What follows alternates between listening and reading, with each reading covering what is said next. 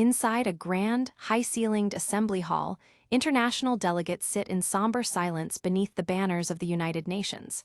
The moderator steps forward, her voice echoing through the chamber. Now, without further ado, she begins, her tone heavy with the weight of the coming announcement.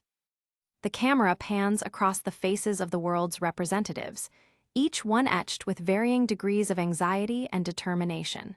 Let us begin the summit, the voice continues, signaling the start of a discussion that will change the course of human history. The scene shifts violently to a jagged, otherworldly landscape of white stone and dark, swirling clouds. This is the heart of the crisis, the narrator explains, revealing the emergence of the alternate dimension known as Motto. Under the glow of a massive moon, the elite protectors of humanity stand ready for war in this strange land. The chapter title fades in over a striking group shot. The birth of a slave, signaling a story of power, survival, and a destiny no one saw coming.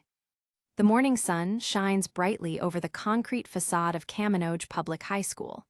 It looks like any other day in Japan, but beneath the surface of normalcy, the world has already begun to shift. Inside, Yuuki Wakura is already hard at work, scrubbing the floors with a groan of frustration. Every darn morning, it's work, work, work. He mutters to himself as his teacher claps his hands, demanding the cleaning be finished before the bell rings. While Yuuki sweats over his chores, his classmates enjoy their free time, tossing a ball and laughing at his expense. "Yeah, but we have you to thank for how easy our job is," one of them jeers, clearly taking Yuki's diligence for granted. Outside the school gates, a crowd of students arrives for the day, their voices filling the air with a cacophony of good mornings. The bells begin to chime, ringing out a rhythmic melody across the courtyard. Yuuki and his friends watch from the hallway as the female students enter the building.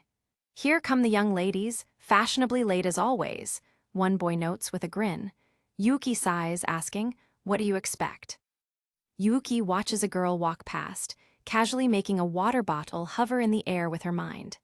Guys can't get blessings from peaches, he thinks bitterly, noting how every girl seems to have been granted a supernatural advantage. From the moment we're born, our lives are on hard mode.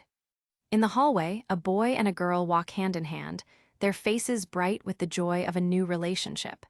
It's a simple sight, but for someone like Yuuki, it's a stinging reminder of what he lacks. Yuuki's eyes bug out as he points toward the happy couple in disbelief.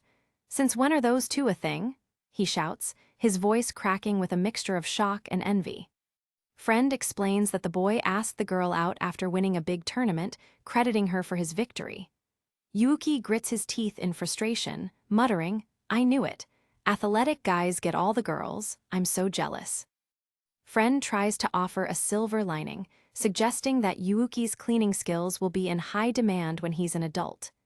Yuuki doesn't want to wait for the future, however, shouting back, "I want to get girls now." Night falls over the city. A commuter train rumbles along the tracks, its headlight cutting through the darkness with a loud blast of its horn. Inside the train car, the atmosphere is quiet and spacious at first, with only a few passengers scattered along the benches. It's the calm before the storm of the evening rush. Suddenly, the car is packed to the bursting point, with commuters pressed against one another in a sea of suits and tired faces. The rhythmic clacking of the train provides the only soundtrack to the suffocating silence of the crowd. Later, Yuuki walks through the glowing lights of the city district, looking exhausted. "Oog, I'm seriously not looking forward to entering the workforce," he sighs. "Commuter trains suck for guys." Friend suddenly stops with a sharp gasp. "Ack!" he cries out, realizing that one of the buttons on his jacket is about to fall off. Yuuki looks over and calmly points it out. "Hey, your button's coming loose." Without missing a beat, Yuuki reaches into his bag and produces a compact, perfectly organized sewing kit. "Leave it to me," he says with a confident glint in his eye, ready to put his domestic skills to work. With expert precision, Yuuki's hands move in a blur as he reattaches the button in seconds. His friend's mouth hangs open in awe. "Whoa, thanks, you're even good at this stuff, huh?" "My older sister taught me," Yuuki explains with a small, nostalgic smile. "She said that since guys can't use special powers, I ought to polish what skills I do have." A memory flashes through his mind of his sister, jokingly pinning him to the ground during a chore mishap. And then I'd get punished if I didn't do the chores right. He adds, rubbing his chest as if he can still feel the impact. The friend's expression suddenly turns somber as he remembers something. Wait, but wasn't your sister in a Mato mishap? He asks, his voice dropping to a whisper. Yuuki doesn't answer immediately, his gaze drifting off as the painful memory of his sister's disappearance resurfaces. The silence between them grows heavy with unspoken grief. The towering skyscrapers of the city loom overhead, their windows glowing like cold, distant stars against the blackness of the night sky. Yuuki continues his walk home alone, a solitary figure moving through the bright, artificial glow of the streetlights. He feels smaller than ever amidst the urban sprawl. He puts his hands behind his head, staring up at the sky with a weary expression. He's right. We really will be working adults soon, he thinks, the reality of his mundane future beginning to set in. The thought of a normal life suddenly feels like a prison sentence to him.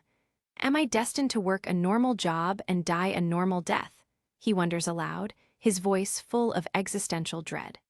The city around him seems to hum with an indifferent energy, oblivious to the crisis of purpose happening within the teenage boy walking its streets. Yuuki stops in his tracks, his posture tense as he struggles with his own lack of direction. No, isn't there something more I could do? He asks the empty air, his hands held out as if searching for an answer. If answering his call, the air in front of him begins to shimmer and ripple with a strange, static-like distortion. The fabric of reality itself is starting to tear open. Yuuki looks down, his face clouded with uncertainty and a desperate longing to matter. Some place where I could be useful, he whispers, unaware that his wish is about to be granted in the most terrifying way possible. A sudden, unnaturally thick fog rolls in, swallowing the street and the buildings whole. Yuuki stumbles back in a panic, shouting, "I can't see what's in front of me." He tries to squint through the white haze, his heart hammering against his ribs. Is it sure? Foggy tonight? He mutters, his voice trembling with an instinctual fear of the unknown. A violent gust of wind whips through the alleyway, carrying with it a sound like a low, guttural howl. Yuuki braces himself, shielding his face as the world around him begins to shift and change. The sounds of the city vanish instantly, replaced by a deafening, unnatural roar of wind and shifting stone. The ground beneath his feet feels different, harder, colder, and utterly wrong. The fog clears as quickly as it arrived, and Yuuki's eyes widen in absolute terror at the sight before him. He isn't in the city anymore. He's somewhere far more dangerous. Yuuki stands alone in a nightmare landscape of towering, jagged rock formations that look like giant white fangs reaching for a bruised, purple sky. Strange, tattered ropes and ancient-looking structures are draped across the cliffs, marking this as a place that belongs to another world entirely. He spins around, looking for any sign of the street he was just on, but there is only the desolate wasteland. No way, don't tell me I'm in, he stammers, the horrific realization dawning on him. The camera zooms in on his dilated pupils, reflecting the alien terrain of the dimension he has just entered. Mato, he gasps, realizing he has just become the victim of a dimensional rift.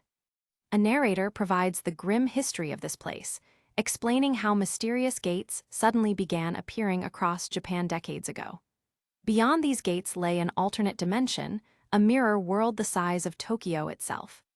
The landscape is beautiful in a terrifying way, filled with ruins and strange geography that defy human logic.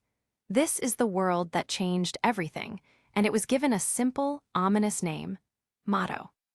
The darkness of Mato is home to more than just strange rocks.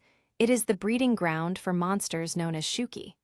These, contemptibles of the underworld, are mindless predators that hunt any human unlucky enough to cross their path. But Mato also holds a miraculous resource: peaches. These glowing fruits grant unique, incredible powers to those who consume them, offering humanity a way to fight back against the darkness. There is a catch, however: the peaches grant these powers only to women.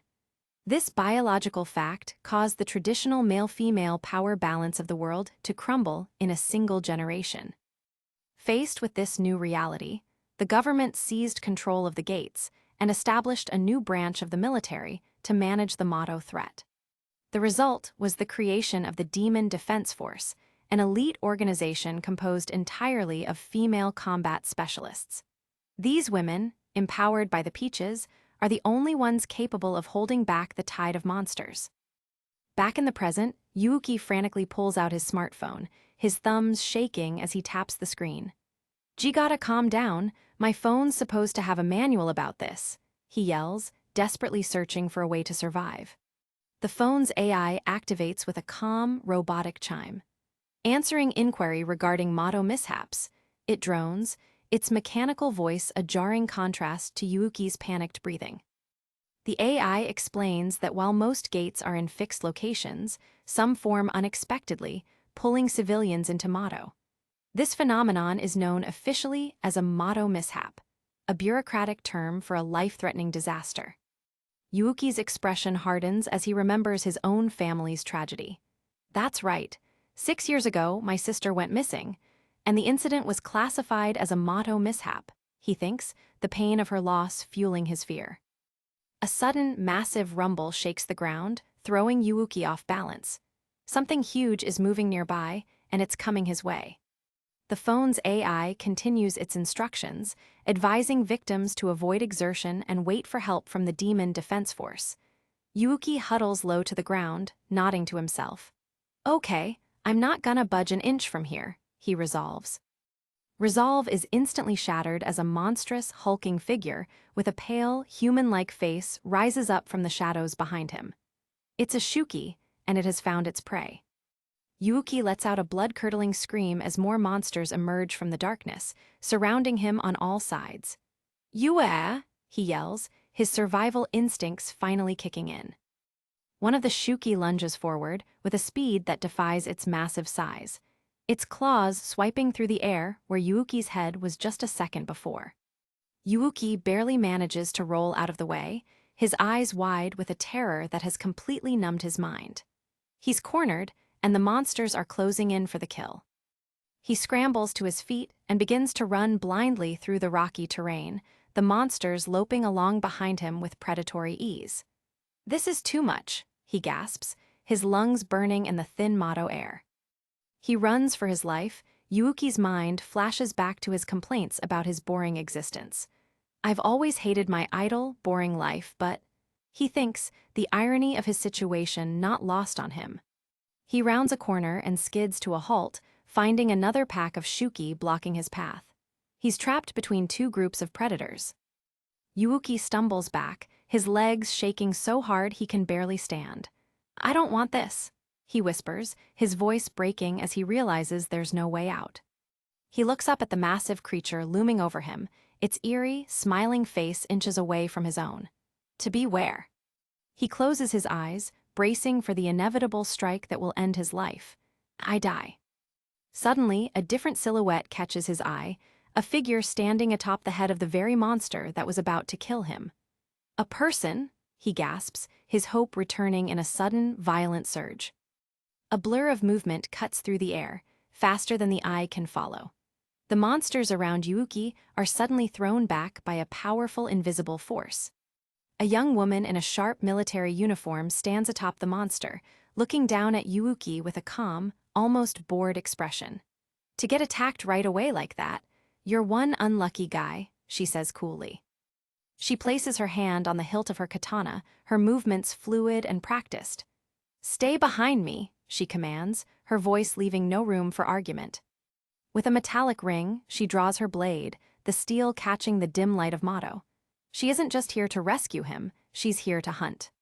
She leaps into the air with superhuman grace, her uniform flapping in the wind as she looms over the pack of Shuki. "Time to submit," she declares, her eyes cold and focused. What follows is a symphony of violence as she carves through the horde of monsters in a single, continuous motion. Limbs are severed and bodies are cleaved apart in a spray of dark blood as she moves through them like a gale of blades. One lone Shuki tries to raise a clawed hand in a desperate counterattack, its face a mask of primal confusion. Before it can even finish its movement, she passes through it like a ghost, her blade leaving a shimmering trail in the air behind her. The massive creature collapses with a heavy thud, split perfectly in two. She lands gracefully beside Yuuki, sheathing her sword with a click. "Tusk, this guy was a weakling after all," she mutters. Behind her, the rest of the monster pack falls apart into pieces, the ground soaked in their remains. She has cleared the immediate area in less than a minute. She turns back to Yuuki, who is still trembling on the ground. "I'm Kyoyuka Yuzin, commander of the 7th Squad of the Demon Defense Force," she says, her tone becoming more official. "You've been the victim of a motto mishap." Kyoyuka leans closer, her gaze intense but strangely comforting. "Don't worry, I'll save you," she says, her words a promise that she clearly intends to keep. Yuuki can only stare up at her in shock, his heart still racing from the adrenaline of the battle. He's never seen anyone, let alone a woman, fight with such overwhelming power. But the respite is short-lived as a deep, low rumble begins to vibrate through the floor, even more powerful than the last one. Something much bigger is coming. From over the horizon, a literal army of Shuki appears, their numbers so great they look like a moving carpet of flesh and bone. There must be hundreds of them, all converging on their position. The monsters let out a unified, deafening roar that shakes the very air, their twisted faces fixed on the two humans in their midst. They aren't just hungry, they're enraged. Yuuki's face pales as he watches the incoming tide of monsters. This is seriously bad news," he shouts, his mind once again spiraling toward panic. Kyoyuka, however, remains perfectly calm. She reaches out a hand toward the massive beast she had been riding earlier, which is now standing submissively beside her. "Get on," she commands, pointing to the monster's back. Yuuki's brain stalls for a second before he yells, "What? Okay." They mount the creature and charge directly into the advancing horde. Kyoyuka slashes at any monster that gets too close, while Yuuki clings to her waist, terrified of being thrown into the fray. A Shuki lunges from the side, its claws missing Yuuki's leg by inches. Kyoyuka's eyes dart around, tracking every threat in the chaotic melee. "Dodge right," she screams at the monster they're riding, her voice sharp as a whip. The creature obeys instantly, banking hard to the side. The monster takes a heavy blow to its armored head, let out a pained groan as it stumbles forward. Their momentum is starting to slow. Kyoyuka grits her teeth, realizing their mount is reaching its limit. His reflexes are slow, she notes, her mind already looking for a new strategy. She continues to fight from the monster's back, her katana a blur of motion as she fends off multiple attackers at once. But they are being overwhelmed by sheer numbers. The monster pack closes in, forming a tight circle around them. Every path of escape is blocked by a wall of snarling, mutated flesh. Yuuki looks around in despair, but Kyoyuka reaches into her uniform and pulls out an ancient-looking charm. "Yua!" Yuuki cries out as the charm begins to glow with an intense, blinding light. A massive, translucent barrier erupts around them, glowing with mystical symbols. The Shuki slam into it with bone-shattering force, but the shield holds firm for now. Kyoyuka looks back at Yuuki over her shoulder, her expression grim. "I've erected a simple barrier. Don't panic," she says, though the sweat on her brow tells a different story. The monsters continue their assault, their claws scratching against the barrier with a sound like nails on a chalkboard. "But it looks like it's gonna break," Yuuki points out, his voice trembling. Kyoyuka adjusts her military cap, a look of somber reflection crossing her face. "It'd be one thing if it were just me, but," she begins, her voice trailing off. "The Peach's blessing. Even I have to admit I got unlucky with this power," she admits, looking down at her own hands. She has strength, but it isn't enough on its own. She remembers the shadowy silhouettes of the other commanders, laughing and whispering that she's a dreamer if she thinks she can lead them. To them, her power is a flaw. A cold, hard light enters her eyes. "Screw them," she mutters, her teeth bared in a snarl. "I swear I will unite the commanders and become Supreme Commander." A massive crack spiderwebs across the barrier as a Shuki delivers a particularly powerful blow. "I have no choice," Kyoyuka says, her decision made. "I've never tested it out on a man, figuring it'd be pointless. But I guess I need to make a decision now. she continues, her eyes fixed on Yuuki with a predatory intensity. She turns fully toward him, the glow of the failing barrier illuminating her face. What's your name?" she asks. "Wakura, Yuuki Wakura," he stammers in reply. "Yuuki, there is a way out of here, but I'm going to need your cooperation," she says, her tone becoming oddly persuasive. Yuuki, desperate to survive, shouts, "If it means saving us, I'll do anything." Kyoyuka's lips curl into a sharp, triumphant smile. "Well said. Then starting right now, I'm making you my slave," she declares, her words ringing with the weight of an unbreakable contract. Yuuki can only stare at her, his jaw dropping in total confusion. "Huh," is all he can manage to say as the world seems to tilt on its axis. She produces a heavy iron chain from thin air, the links glowing with a faint, ghostly light. "My power draws out the strength of anyone I enslave and puts it to use," she explains, the chain rattling ominously. She demonstrates her control by yanking on the chain, which is now attached to the collar of the beast they were riding. The creature lets out a submissive whine, its will completely broken. "If you're physically enhanced, we can survive this place and escape," she adds, looking back at the horde outside the barrier. Yuuki panics. "Why? You mean I'll be fighting these guys?" Before he can protest further, Kyoyuka lunges at him, pinning him to the ground with a strength that shouldn't be possible for her size. She looms over him, her face inches from his. "You said you'd do anything to be saved," she reminds him, her voice a low purr. "But you can't just suddenly tell me to be a slave," Yuuki cries out. Kyoyuka ignores his protests, her eyes locking onto his with an irresistible command. She leans in closer, the air between them thick with magic and tension. "Time to submit," she whispers. Yuuki's mind goes completely blank as he stares up into her beautiful, terrifying face. "Ah," he gasps, his resistance melting away under the force of her will. Internal monologue reflects his confusion and a sudden, overwhelming sensory overload. At that moment, even though I'd never so much as touched a girl, as if it was the most natural thing in the world, I saw her outstretched finger. He thinks, his eyes tracing the line of her hand as it reaches for him.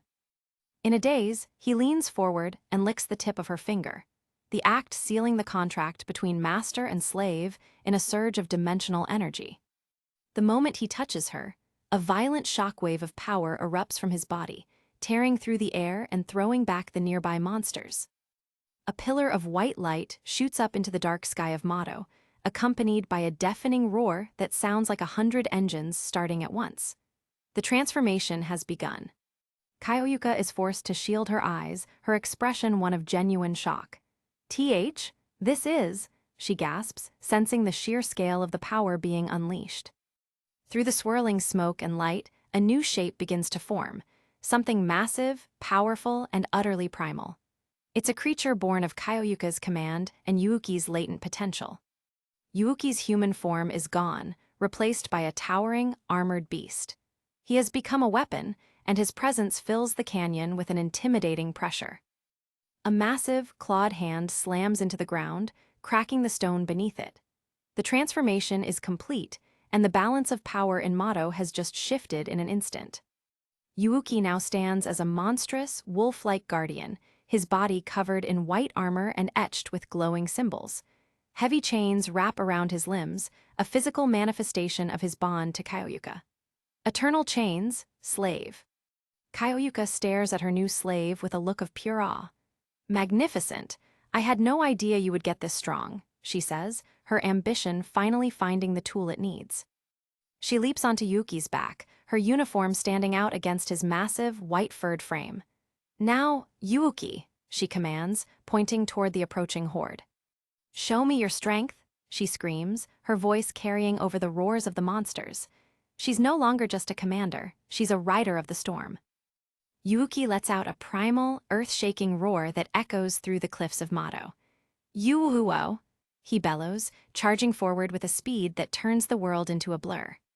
He hits the Shuki line like a freight train, his claws and armored body shredding through the monsters as if they were made of paper. Dark blood sprays across the white stone in his wake. Yuuki moves with a predatory grace that belies his enormous size, leaping between enemies and delivering devastating strikes before they can even react. He is a force of nature unleashed. Kaioyuka clings to his back, her eyes shining with excitement as she witnesses the destruction. His reaction time is great too, she notes, her strategic mind already calculating their new potential.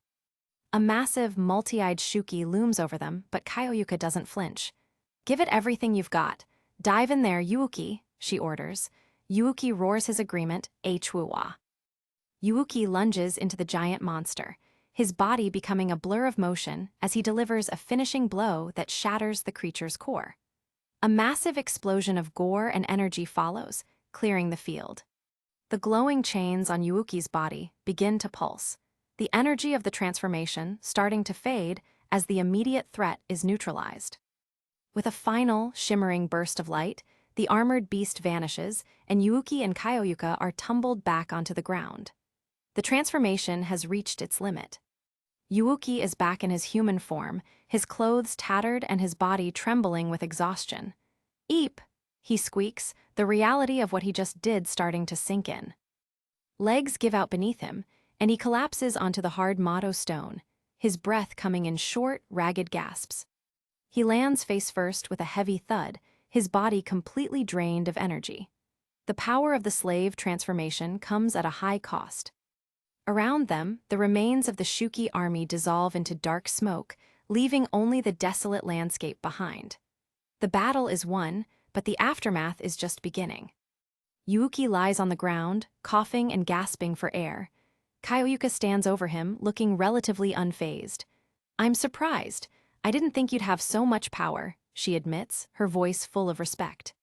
She looms over him, her silhouette dark against the Mato sky. "I hope you'll continue to work for me as my slave," she says, her tone almost playful.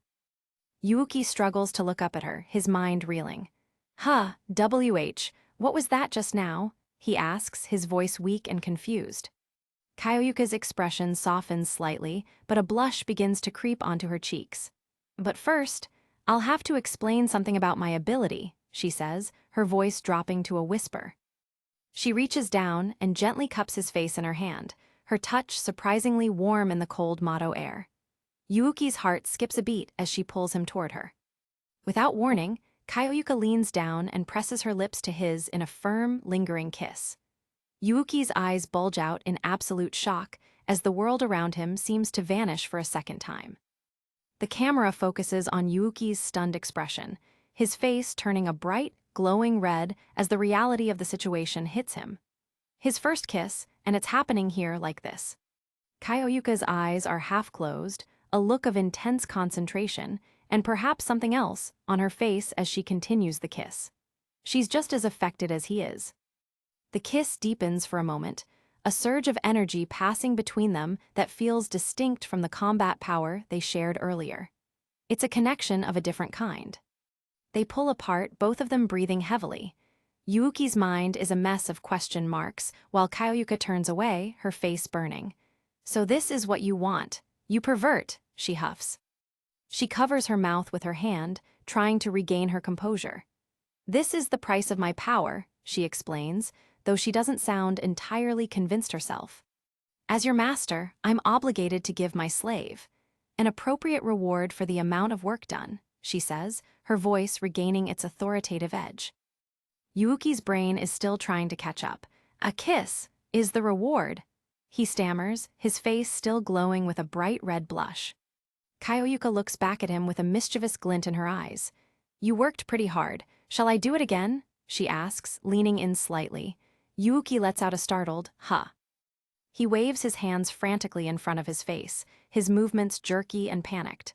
"No, that's okay. I'm the one who was saved, so you don't have to." Kaioyuka's professional facade finally cracks as she lets out a small, embarrassed sound. Her face is now completely red, and she looks like she wants to disappear into the Mato fog. I didn't know this would happen," she admits, her voice small and full of genuine embarrassment. She's out of her depth for the first time since they met. "When I took Shuki as slaves, I only had to give them some pork," she explains, which only makes Yuuki more confused. "What do you mean?" he shouts. Kaioyuka's internal monologue reveals a startling truth. My body is moving regardless of my will. It's the price of my power, she thinks, realizing her own ability is forcing her to reward him. Suddenly, she lunges forward again, grabbing him by the shoulders. I never thought I would engage in this kind of behavior, but, she gasps, her instincts taking over. Before Yuuki can react, she is on top of him, her tongue swiping across his cheek and neck in a feverish, animalistic display of affection. Yuuki's eyes roll back in his head, his mind completely overwhelmed by the absurdity of it all. The scene is intimate and strange, with Kaioyuka pinning him to the Motto stone and licking his face with a desperate intensity. She's no longer the cold commander. She's a victim of her own power's backlash. High up on a nearby cliff, a mysterious, cloaked figure watches them from the shadows. The figure says nothing, its presence a silent omen of more trouble to come. Later, Yuuki sits on the ground, touching his lips in a daze. My first kiss. I never thought it'd happen in Motto, he thinks, the shock of the event still echoing through his mind. He looks over at the charred remains of the monster army, a reminder of the violent power he just wielded. The carnage is absolute. Kaioyuka stands nearby, her back turned to him as she stares out into the wasteland. Her usual stoic posture has returned, but her thoughts are clearly elsewhere. These Shuki. If one of them was to get into the real world, the casualties would be in the dozens, she says, her voice full of a grim, underlying purpose. Yuuki stands up, dust off his clothes. A Motto mishap. They're in the news sometimes, he says, realizing for the first time the true danger his sister and so many others have faced. Kaioyuka turns to him, her expression serious. My goal is to become the supreme commander of the Demon Defense Force and exterminate the Shuki as soon as possible. Our current leader is too lax.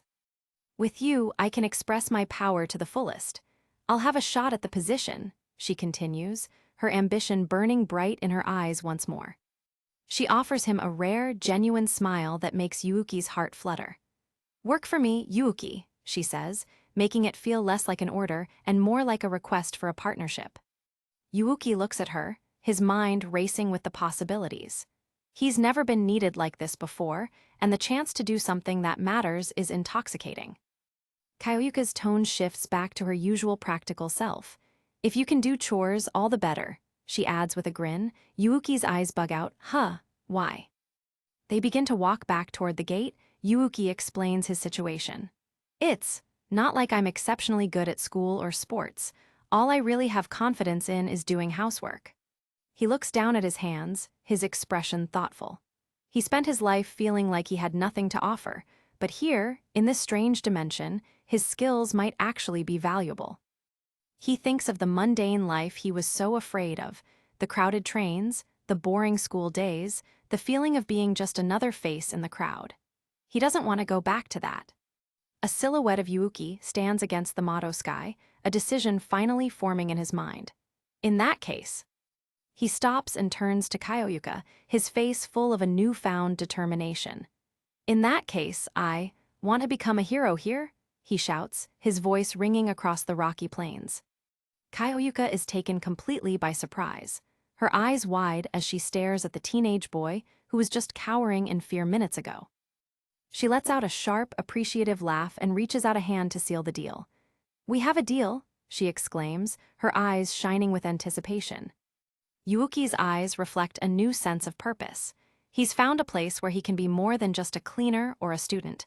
He can be a warrior.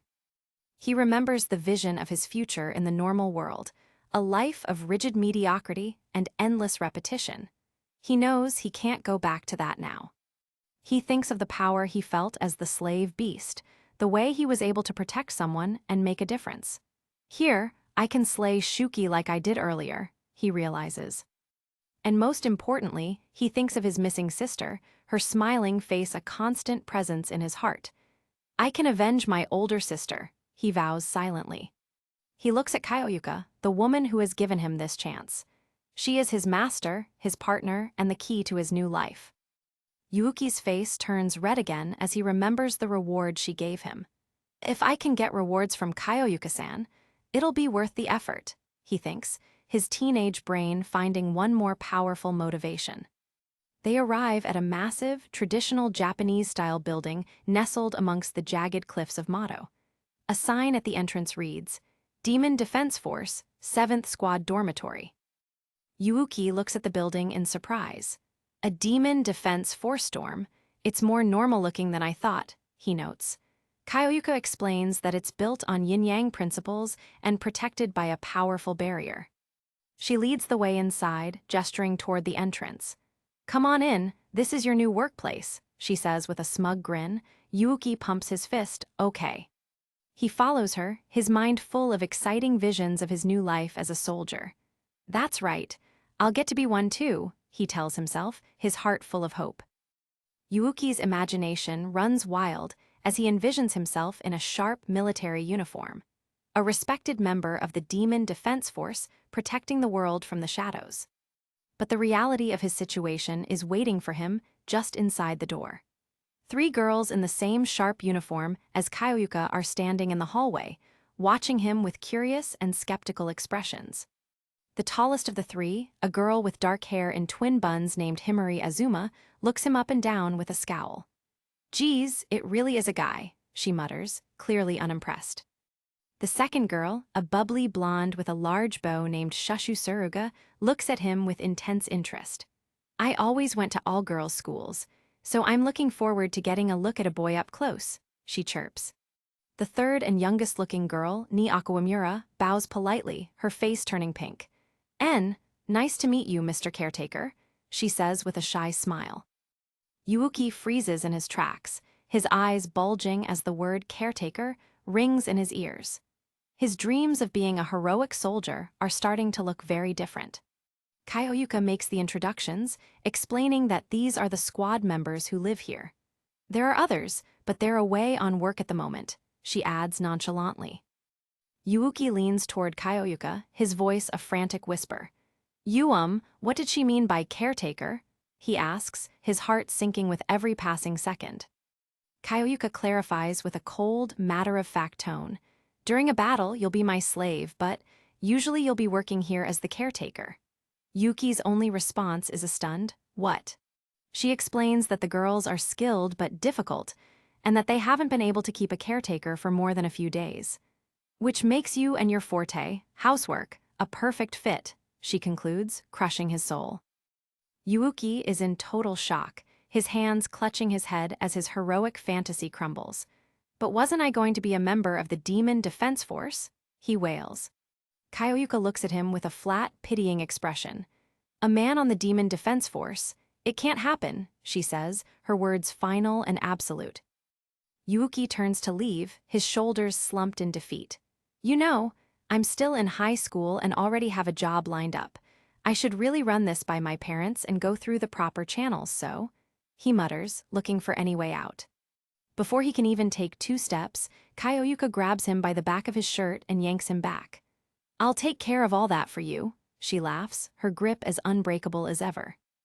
Himari tosses a heavy bag of trash onto his head with a loud poomph. The garbage has been piling up. Deal with it, she commands, already walking away. Shushu drops a pile of groceries into his arms with a wide grin. I'm totally starving. Make me something to eat, she chirps, clearly enjoying having someone to boss around. Even Kaioyuka joins in, tossing her uniform jacket over his head. Let's have you clean my uniform as well, she adds, leaving him completely buried in work. Yuuki is overwhelmed, his voice lost beneath the pile of tasks. WW8, don't put all this on me at once. He cries out, while Ni tries to offer a week, it'll be okay. Ni tries to be helpful, explaining that she joined just before him and will support him as his senpai. When Yuuki asks how old she is, Kaioyuka reveals she's only 11. Himari looms over him, her expression terrifyingly serious. In the 7th squad, she's your superior, so don't you dare disobey her, she shouts. Yuuki can only weep internally, an elementary school kid's my superior. Yuuki looks at the ceiling with a haunted expression, his spirit broken before his first day is even over. This feels like I'm going to be taken advantage of even more than I was in the real world, he realizes. He slumps to the floor in a heap, his energy completely gone. He came to Mato looking for purpose and heroics, but all he's found is a new set of chores and a bossy commander. The 7th Squad poses for a group photo, their sharp uniforms and confident smiles a stark contrast to Yuuki's miserable state. "Welcome to Mato's elite 7th Squad," the narrator says, marking the official start of Yuuki's nightmare. Back at Yuuki's high school, his disappearance has already become the talk of the hallways. The sun sets over the building, casting long, dramatic shadows across the pavement. Friends walk through the hall, discussing his sudden career change with a mixture of confusion and pity. He said he's a caretaker for the Demon Defense Force, that when he wandered in, he got scouted, one of them explains. Friend shakes his head, recalling Yuuki's chronic bad luck. Suddenly, Kaioyuka appears in the hallway, looking completely out of place in her military uniform. "Where can I find their office? I have to speak to the principal about Yuuki," she demands. The boys' eyes bug out as they stare at the beautiful, intimidating woman standing before them. It's at the end of the hall," they stammer, pointing frantically. Kaioyuka offers a sharp, professional salute and a brief, "Thank you," before turning on her heel and marching toward the office, her boots clicking loudly against the linoleum. She walks away, one of the boys manages to find his voice. And you are?" he calls out after her, desperate to know who this mysterious woman is. She stops for a second and looks back, a small, knowing smirk on her face. "Kaioyuka Yuzin, Yuuki's master," she replies simply, leaving them stunned in her wake. The boys are frozen in place, their brains short-circuiting as they process the phrase, Yuuki's master. It's the last thing they ever expected to hear. One of the boys looks down with a look of pure, concentrated resentment. "In fact, I'm pissed at him, not that I'm jealous. I'm not too worried about Yuuki anymore," he mutters, his jealousy palpable. Chapter 2 begins with a striking portrait of Kaioyuka Yuzin, her hand brushing her long hair behind her ear as she looks toward the reader with an enigmatic gaze. The title is revealed: The Pro-Elite Soldiers and the Pro-Caretaker. Back in Mato, Yuuki is hard at work cleaning the porch of the dormitory, his face shining with pride. "There, look at that sparkle shine. Nothing beats the feeling of a job well done," he tells himself, giving a thumbs up. Outside the dormitory's protective barrier, the landscape of Mato is a storm-racked nightmare of jagged rocks and lightning. The contrast between the clean dorm and the chaotic world outside is jarring. Yuuki wipes sweat from his brow, his satisfaction fading as he looks at the desolate wasteland. Though with the location being what it is, it still doesn't feel clean, he sighs, noticing the way the wind carries the smell of decay. A sudden, high-pitched ringing sound fills the air as the barrier ripples and cracks. Something is trying to break through from the other side. A massive, humanoid Shuki slams into the barrier directly in front of Yuuki, its hideous face pressed against the glowing energy field. "Whoa!" Yuuki yells, scrambling back in a panic. The barrier flashes with an intense electric charge, disintegrating the monster in a shower of sparks and dark smoke. The threat is gone, but the message is clear: Mato is always watching. Yuuki stares at the spot where the monster was just a second ago, his heart pounding. They show up this close to the dorm?" he asks, realizing that his workplace is essentially a fortress under constant siege. Ni comes running out onto the porch, looking worried. "Are you all right, Yuuki-san?" she asks. Yuuki tries to sound tough, muttering, "Oh, only because of the barrier." Ni begins to explain the geography of Mato, her childish voice sounding oddly professional. Mato is an alternate dimension as big as Tokyo. The 7th Squad is situated in the unlucky, reverse Ogre Gate direction, so lots of monsters show up here. She produces a map showing Mato divided into 8 cardinal directions, each guarded by a specific squad. She notes that the 4th Squad is missing because the number is unlucky. Yuuki can only nod along, "Ahoo." Yuuki offers her a friendly smile, glad for the company. "You're a real help, Ni-chan. I still don't know left from right here in Mato," he admits. Ni beams back, reminding him that she's his superior. The moment of peace is shattered as Himari appears in the doorway, her arms crossed and a scowl on her face. "What are you flapping your mouth about, Yuuki Wakura?" she barks. Himari grabs Ni and starts to lead her back inside. Get dinner ready, and be sure to make enough for the commander, since she'll be returning soon, she orders Yuuki over her shoulder. Yuuki follows them, rubbing the back of his head with a sheepish grin. I forget, do caretakers usually do the cooking too? He asks. Himari's response is short and sharp. In motto, you do, you ought to be grateful.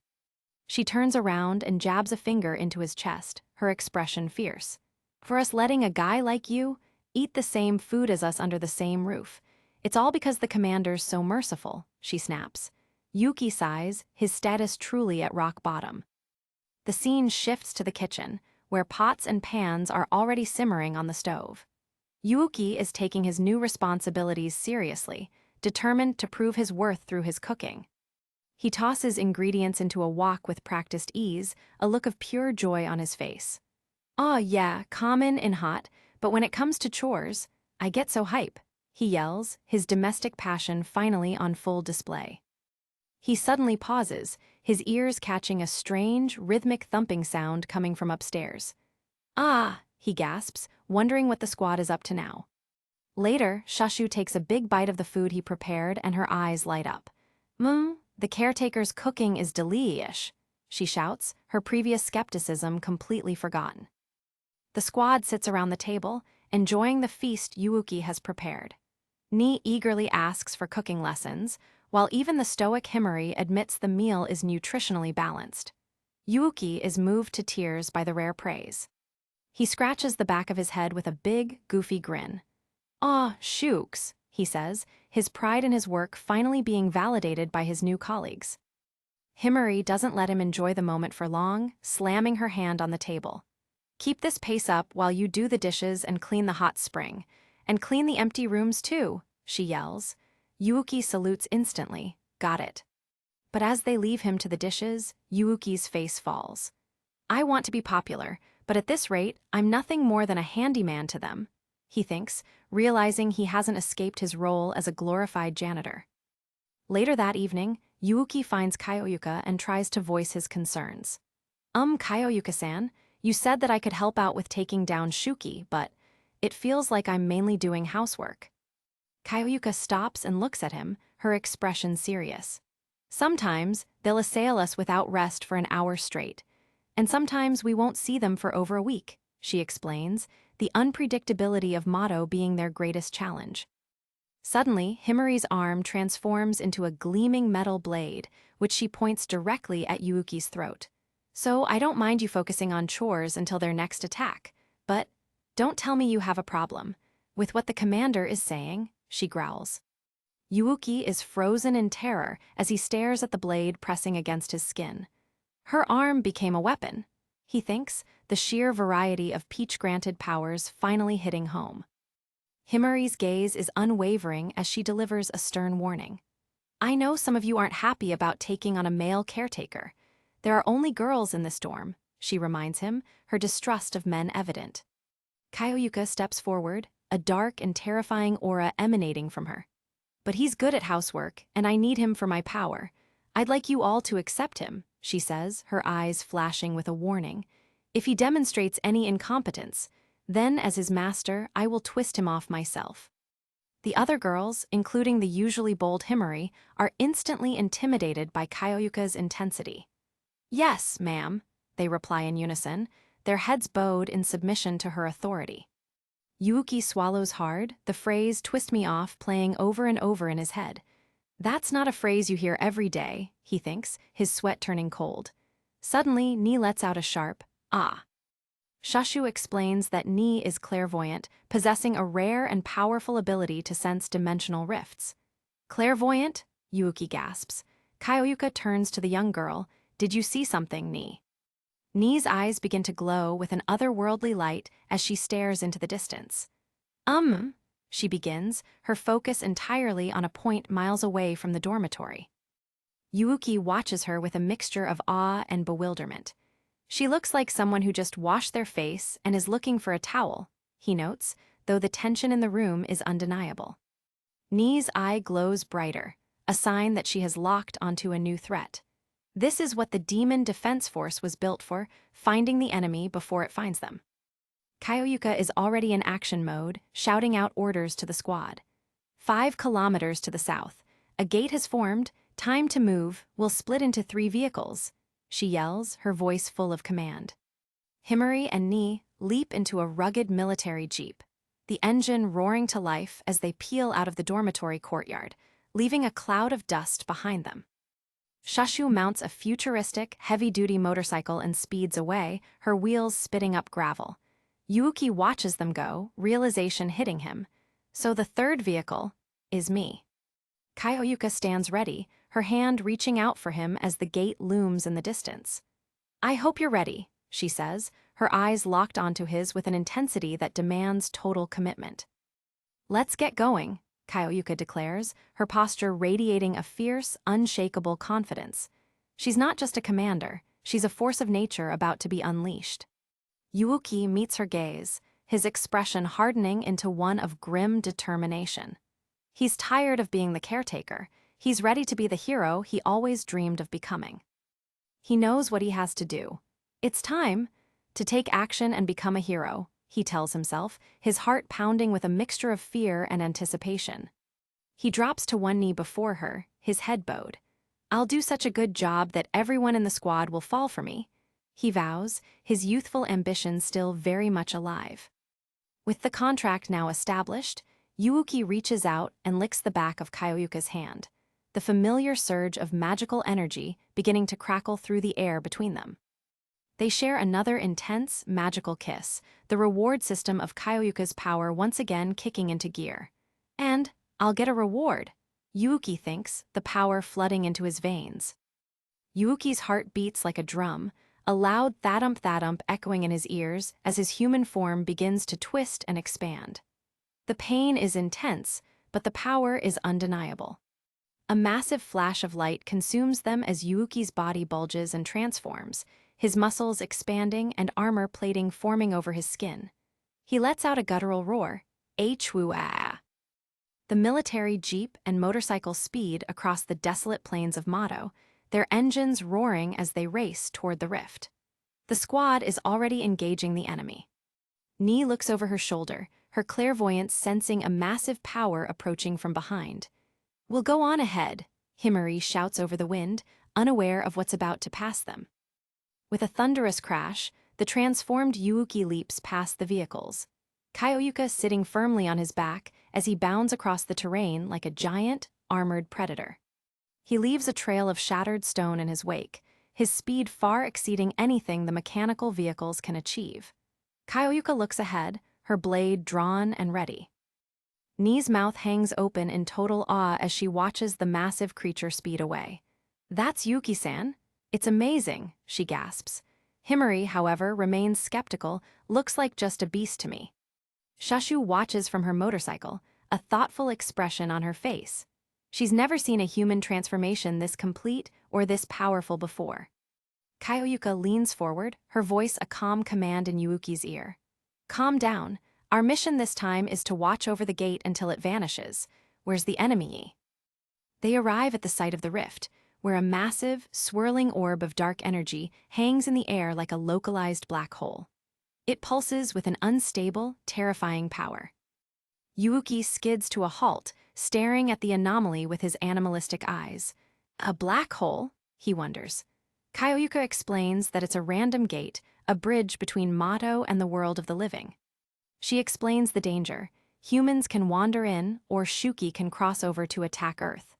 Most of the time, they disappear after a couple of hours, so we'll be guarding it until then, she says, her gaze fixed on the rift.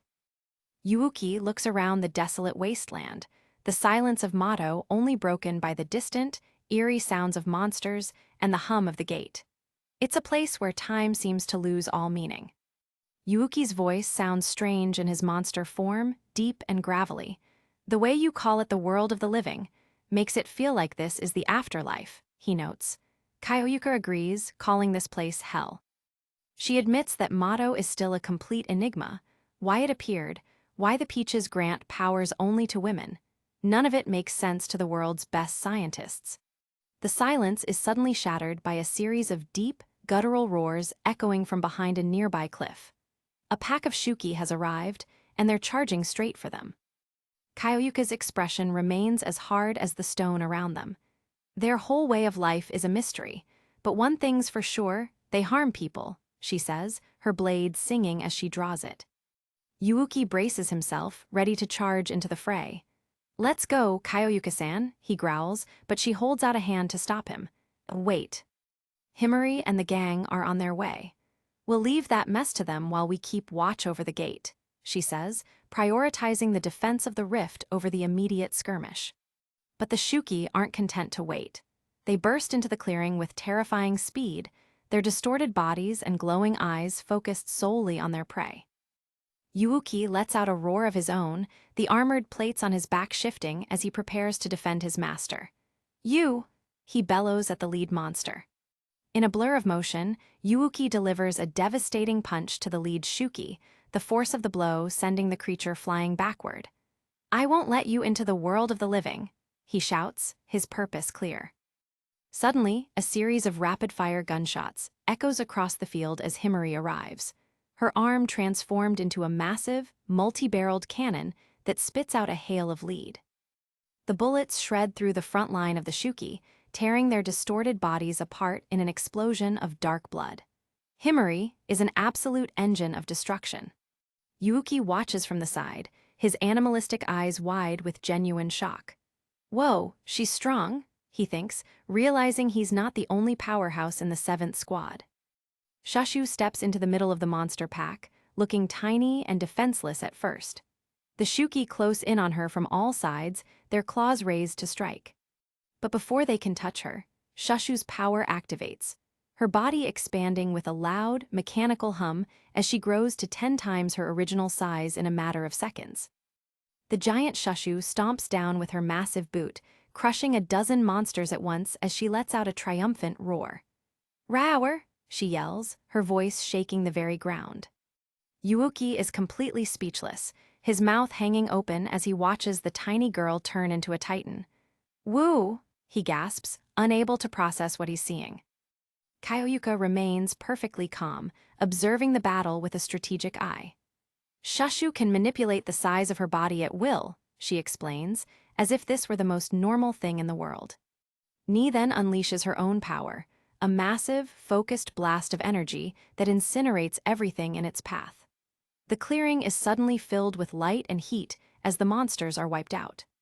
Yuuki watches the smoke clear, feeling a sudden, sinking feeling in his gut. Aren't they plenty strong without me? He wonders, his own sense of importance fading.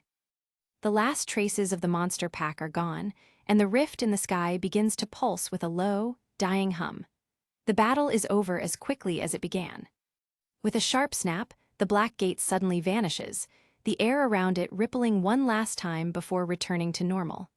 The threat has passed, and Mato is quiet once more. The transformation leaves Yuuki's body, and he is left standing in his human form, his breath coming in short, shallow gasps.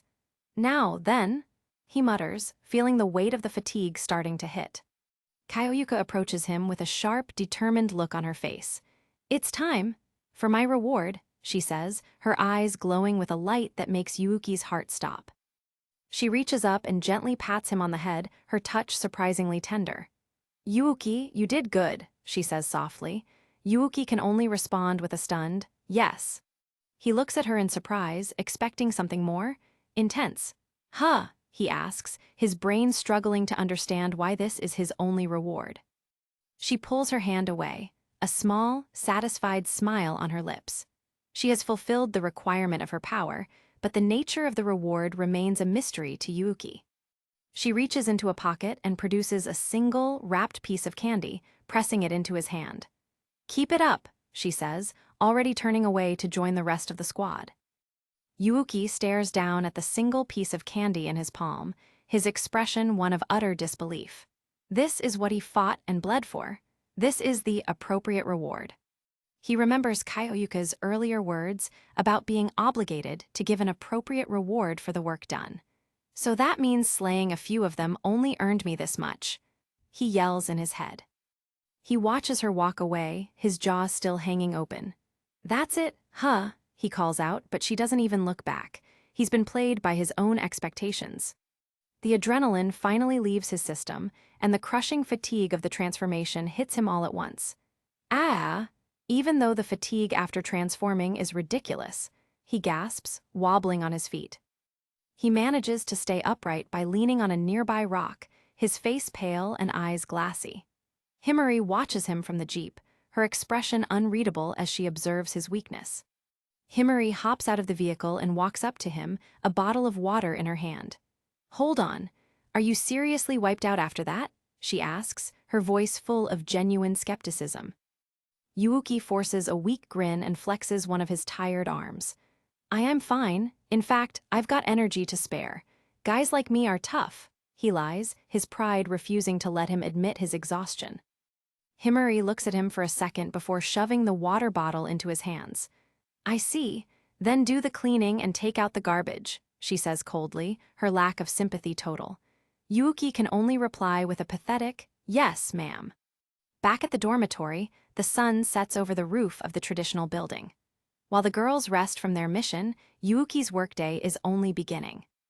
He is once again on his hands and knees, scrubbing the floor of the courtyard with a look of pure misery.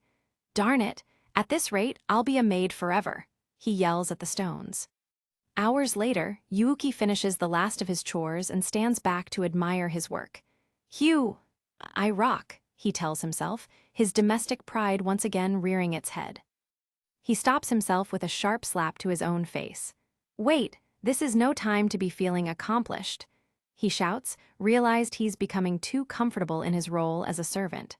He looks down at his reflection in a pool of water, his expression somber. "Am I really needed here?" he asks, wondering if the squad actually values him as anything more than a cleaner. He hears voices coming from around the corner of the training hall and peeks his head out, curious about what the elite members of the squad do in their off time. He sees Kyoyuka and Himari standing in the center of the training grounds, their postures sharp and focused. "You were slow in switching out your weapons in this past fight, Himari," Kyoyuka says, her voice full of authority.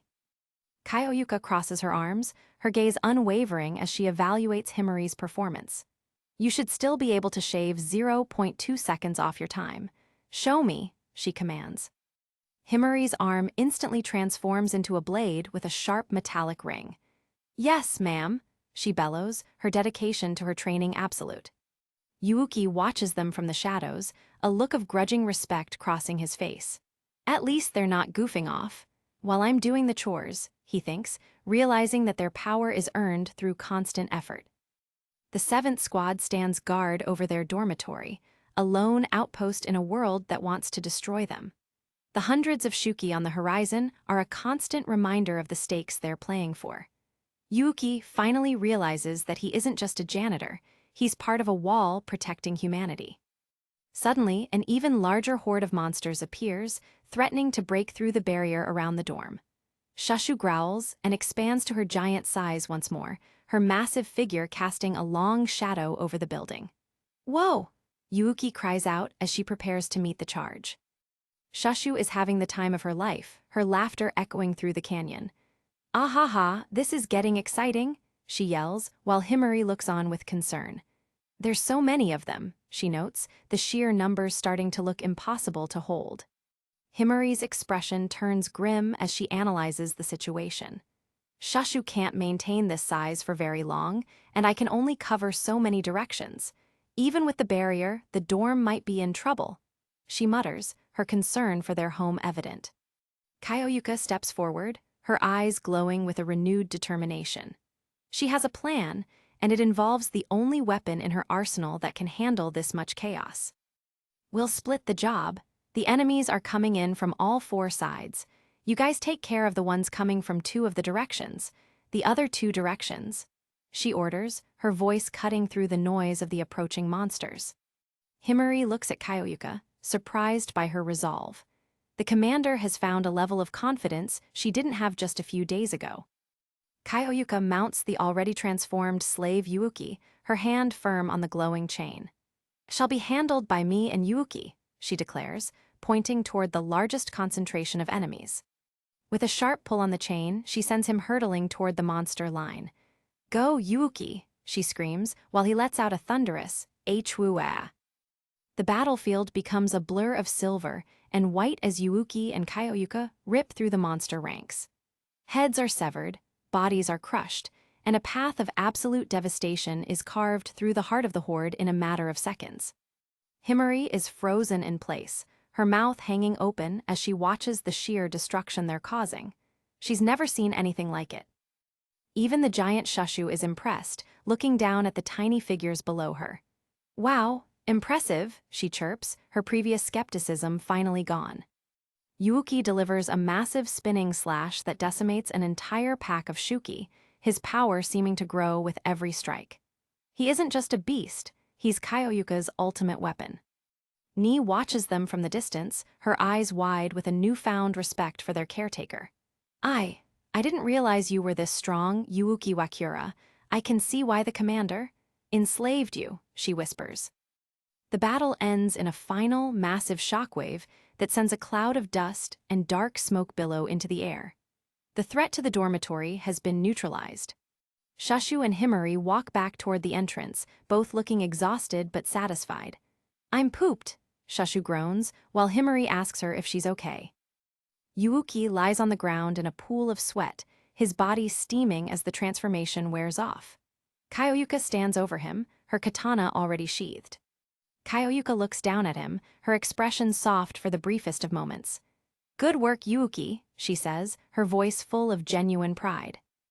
What follows is another surge of magical rewards, the price of Kaioyuka's power forcing another intimate moment between them. "Once again I'm forced to act, like some addle-brained lover?" Yuuki thinks, his heart racing as they share a deep, feverish kiss. Yuuki pulls back, his face burning. "Kaioyuka-san, aren't you doing this yourself?" he asks, starting to suspect that she might be enjoying the rewards more than she admits. Kaioyuka's face turns even redder, and she snaps at him to cover her embarrassment. "I told you, this is the price of my power," she yells, her gaze as sharp as her sword. To drive her point home, she delivers a sharp kick to his side. "My body's moving on its own," she cries out, her embarrassment turning into a violent outburst. She tries to rationalize her behavior by comparing him to her previous monster slaves. "When I've taken Shuki as slaves, they've been satisfied with being given pork," she explains, which only confuses him more. She begins to unbutton her uniform, her hands moving with a life of their own. In other words, it stands to reason that the reward matches the work. She begins, her breath becoming shallow. She pulls her shirt open, exposing her bra as she looms over him. "Is what the slave latently desires, does it not?" she asks, her logic and her instincts warring with one another. Kaioyuka stands before him in her underwear, her face completely red and her expression one of utter mortification. "You pervert!" she screams, as if he were the one responsible for her current state. Despite her words, her body moves to embrace him, and she finds herself pulling his head against her chest. Is this what you want? As your reward?" she whispers, her voice full of an undeniable vulnerability. Yuuki's brain completely short-circuits.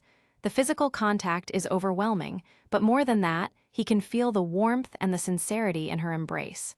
"To be honest, this is the best," he thinks, a goofy smile spreading across his face.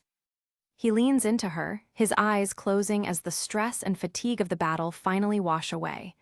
"All my fatigue is fading away, but isn't this a bit too much?" he wonders, the absurdity of the situation finally hitting home.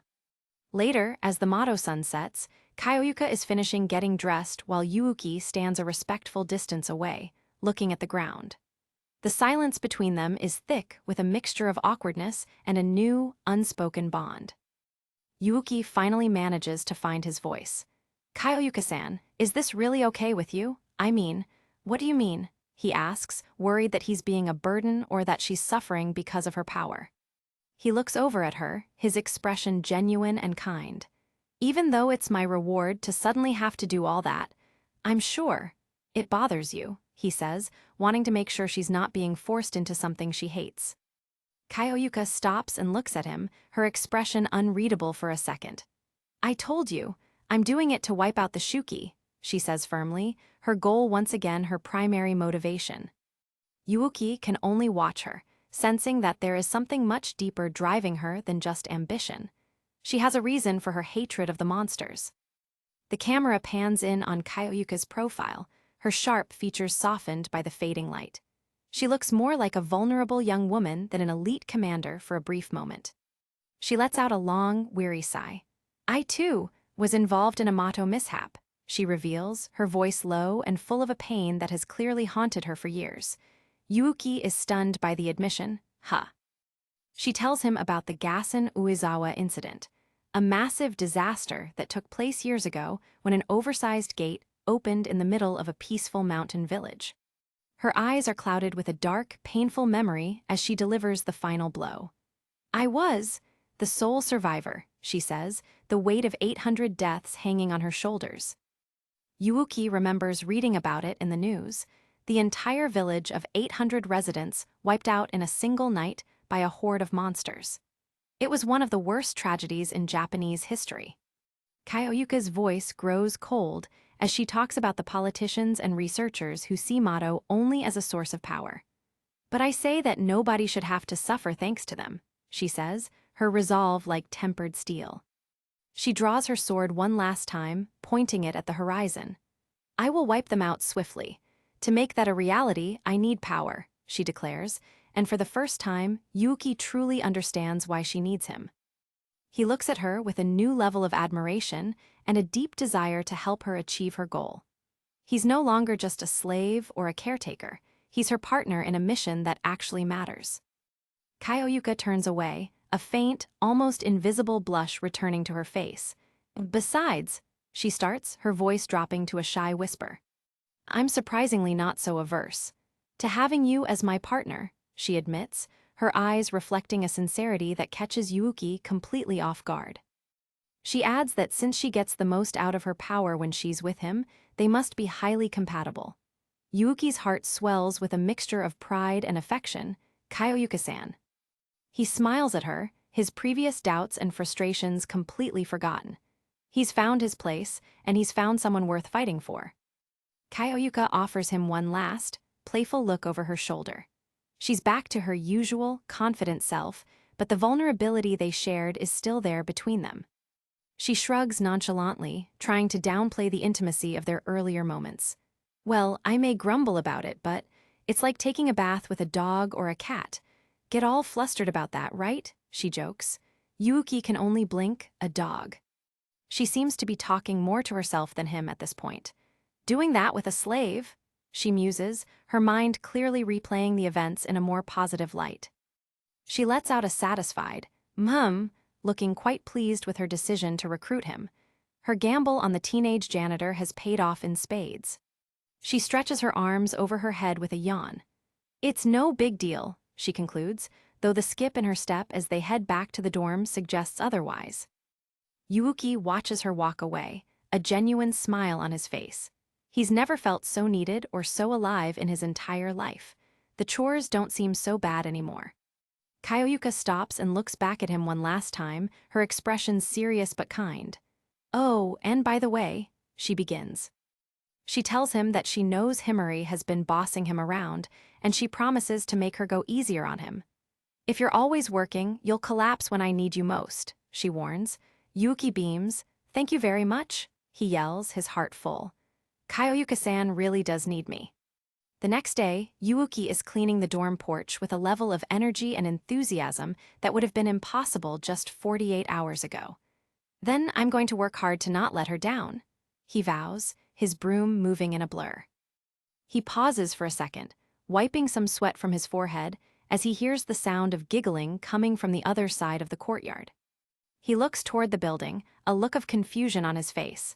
He wonders, trying to pinpoint the source of the noise. The giggling gets louder, followed by a series of playful splashes. Yuuki's curiosity gets the better of him, and he heads toward the back of the dormitory. He slides open the door to the hot spring and is instantly frozen in place by the sight of Nii and Shushu playing together in the water, both of them completely naked. Nii, that tickles. Shushu laughs, unaware of their guest. Yuuki lets out a strangled scream of terror and embarrassment, his face turning a shade of red that defies description. Is the only sound he can make as he scrambles to back away. A few minutes later, Shashu walks into the hallway, casual as ever in a towel.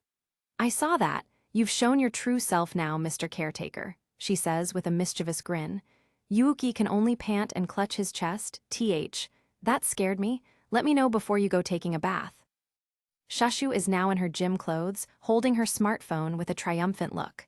Surprised? My power also allows me to shrink, she explains, revealing how she was able to sneak up on him. Yuuki is still reeling. What are you doing here? She turns the phone around, showing him a perfectly timed photo of the exact moment he saw them in the bath. I've been watching you lately, Mr. Caretaker, since I was curious to see what kind of creatures men are. And check out this super great moment I caught, she laughs. Yuki's soul leaves his body. It's not what you think. Yuki is in total panic mode, imagining Kyoyuka's reaction to the photo. Are you threatening me? Is it money you want? He shouts, while Shashu just leans back and laughs. I'm in it for the drama, she says, her smile full of trouble. It seems Yuki's life as a hero is going to be a lot more complicated than he thought. Inside the high-tech dormitory of the Anti-Demon Corps, Shashu Suruga lies sprawled across her bed, eyes glued to her phone. She mumbles, a thoughtful expression crossing her face. Behind her, Yuuki Wakura is up to his neck in laundry and clutter, struggling to find the floor in the absolute chaos of her room. Don't you think so too, Mr. Caretaker? Shashu asks, her voice trailing off as she remains absorbed in her screen. Yuuki pauses, wiping a bead of sweat from his forehead as he surveys the mountain of clothes. Sheesh, he sighs, the weight of his new domestic duties finally starting to sink in. Shashu sits up, a mischievous glint in her eyes as she points a finger at her new assistant. No complaining, no whining. At least keep your own room clean. You're my slave now, Mr. Caretaker, she declares with a playful grin. She turns her phone around, revealing a hidden, embarrassing photo that makes Yuki's heart skip a beat. You wouldn't want this to get around, would you? The commander's corrective measures can be scary, she taunts, her tone dripping with mock concern.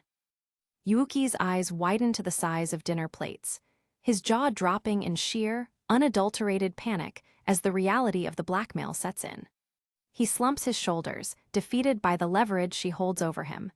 Geez, Shashu-chan's been working me hard lately, he mutters, his voice heavy with exhaustion. Eyes wander downward, landing on a pair of delicate, lacy underwear sitting right in the middle of the mess, and he feels his face begin to heat up. Shashu notices his sudden discomfort and leans in close, her face just inches from his. Oh my, your face is bright red, Mr. Caretaker, she whispers, her smile widening at his obvious embarrassment. Yuuki practically jumps out of his skin, flailing his arms as he retreats toward the door. As a girl, should you really have a guy like me handling things like that? He stammers, his voice cracking with nerves. Shashu rests her chin on her hand, watching him with an amused expression. If you react too strangely, it'll creep me out, sure. But you're a chores person, Mr. Caretaker, so you'll just treat it like one more piece of clothing to put away, she explains coolly. Yuuki is left speechless, a single drop of sweat rolling down his cheek as he stares at her. He chokes out, unable to find a counterargument. He looks at her, a sense of realization dawning on him. This girl, not that much time has passed since I met her, but she knows me well, he thinks, both impressed and terrified by her insight. Determined to finish the job, he reaches down to pick up the stray laundry. Then I'll put this away with the rest, he says, trying to maintain some shred of dignity. Suddenly, a bright flash fills the room as Shashu snaps another photo of him in a compromising position. The shutter sound echoes like a gunshot in the quiet room. Yuuki shouts in frustration, his arms waving wildly. Hey, don't take photos without my permission, he bellows, but Shashu just giggles, looking at the new image on her screen. I think I could use this as blackmail material too, she cheers. A long silence follows as Yuuki stares at the floor, the weight of his situation pressing down on him like a physical force. Later, he walks down the dormitory hallway, his thoughts racing as he tries to find a way out of his predicament. Granted, what she took a photo of was an accident, he reasons with himself. He taps his chin, a desperate plan forming in his mind. Maybe it'd be okay if I explained the situation to Kaioyuka-san, he thinks, his eyes filled with a flicker of hope. Suddenly, a series of rhythmic, sharp thuds echo from the training hall, drawing his attention away from his own problems. Inside the training room, Kaioyuka Yuzin is putting Himari through a brutal combat drill. Faster and sharper, Himari, don't give your opponent a chance to strike back, Kaioyuka commands, her voice like cold steel. Himari grit her teeth, responding with a fierce, "Yes, ma'am." The ground suddenly heaves as a monstrous shuki crashes through the ceiling, dust and debris raining down. Himari's eyes widen in shock as she senses the threat. Ahem, she gasps. Ni Okumura, watching from the sidelines, screams at the top of her lungs. "A shuki!" she cries, her small frame trembling with fear. Kaioyuka doesn't miss a beat, lunging forward with blinding speed. "One alone is just what I needed. Watch this. This is how you do a combo move, Himari," she says calmly, her movements a blur of lethal precision as she strikes the beast. Ni watches the spectacle with absolute adoration, her eyes sparkling like stars. "Without using your power, that's my commander," she cheers, as Yuuki peers through the window in terror. Yuuki clutches his throat, his face pale as he watches Kaioyuka's terrifying strength. Forget it.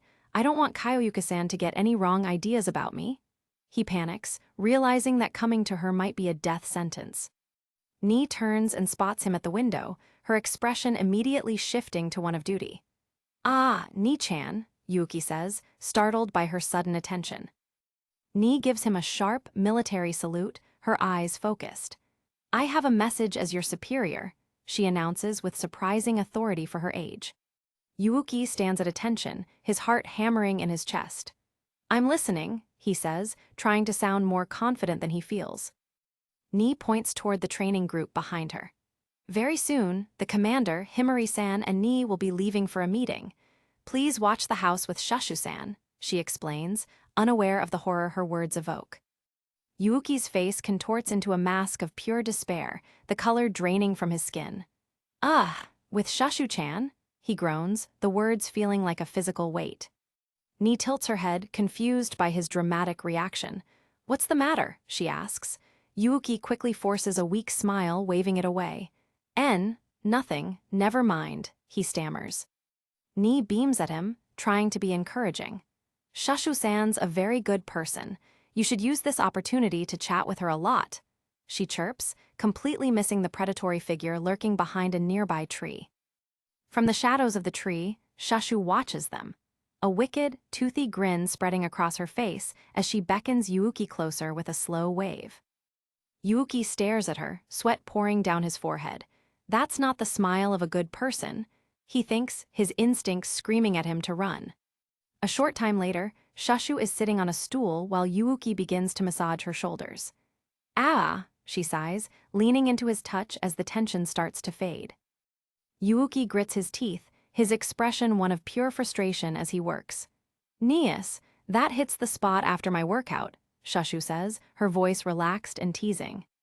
"Ga, I just want to be popular normally, not have this weird manservant role," Yuuki thinks to himself, his fingers digging into her shoulders with more force than intended. He looks at her back, his eyes narrowing with a brief flash of rebellion. Now's my chance to tell her what's what, he decides, preparing to speak up. He focuses his energy into his hands, trying to find the words to confront her about the blackmail. But as he feels the softness of her skin, his resolve begins to waver. Maybe I'll keep massaging her instead. Then again, he wonders, his face turning a deep shade of crimson. Shashu breaks the silence, her voice soft and inquisitive. "Hey, why are you so good at shoulder massages?" she asks, her eyes still closed. Yuuki looks up, surprised by the sudden change in her tone. "I used to give them to my sister, so I got good at it," he explains, a touch of nostalgia in his voice. He looks over his shoulder at her. "Do you have an older sister too, Shashu-chan?" She laughs, her eyes crinkling at the corners. "I'm the youngest of 3 sisters," she exclaims.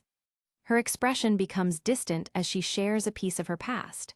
"We lost our dad, and I only ever went to all-girls schools, so I've never held a conversation with a guy before," she admits, her voice quiet. Yuuki listens intently, the silence between them growing comfortable. Is that why I'm such a rarity to you? He asks softly. Shushu leans back, looking at him with a mischievous glint. I've been watching you real close, she whispers. Then, with a sudden thumbs up and a sharp laugh, she shatters the mood. And since it seemed like it would be funny, I decided to make you my slave. She cheers. Yuuki roars in protest. That logic makes no sense. She looks at him with a serious, almost challenging gaze. I think having fun is more important than anything. And since coming to Mado, I've been needing the excitement, she states firmly. Yuuki watches her suspiciously, his guard back up. If I'm this girl's slave, there's no telling what orders she'll give me. He thinks, his mind racing with possibilities. Shushu raises a clenched fist into the air, her energy levels reaching a fever pitch. She stretches her arms over her head, letting out a satisfied groan. My shoulders are so loose now, let's play a fighting game, Mr. Caretaker, she suggests. Yuuki sighs, resigned to his fate. Sure, he mutters. She sets up the gaming console with practiced ease. A game, huh? I can play most any of those, Yuuki says confidently. Shushu smirks, a dangerous light in her eyes. Then let's raise the stakes. Whoever loses has to remove one piece of clothing. Yuuki jumps back in sheer horror, his arms flailing. What? He screams, his face turning pale. Shushu just giggles, looking at him over her shoulder. Of course, a slave has no right to refuse, she points out. Yuuki's competitive spirit suddenly ignites, his expression turning fierce. Why? You're on. I'll beat her and make her apologize for all this, he vows, gripping the controller like a weapon. The battle begins, the screen filled with a flurry of virtual punches and kicks, as the two of them fight with everything they have. Yuuki tries to save face with a weak excuse, but I'm usually so good that my friends say I'm not allowed to play as Kyle. He stammers. Shushu just looks at him sideways. Aren't you a little too skilled at this? She asks skeptically. Yuuki points at his last bit of dignity. If I take this off, it'll be a crime, he warns. Shushu waves it away dismissively. This is Mado. There's no need to worry about that, she replies with a shrug. She leans forward, her eyes twinkling with genuine curiosity. I've never seen a guy naked before, so I'm a little curious, she says, her face just inches from his. Yuuki panics, holding his hands up to keep her at bay. But I'm a guy. If I got some weird ideas, you could be in danger and get hurt, Shushu-chan, he shouts, his voice cracking. He reaches out, his hand trembling as he tries to emphasize the seriousness of his warning. He looks at her with an intense, almost desperate expression. You ought to be more on your guard, he says firmly, his eyes filled with concern for her safety.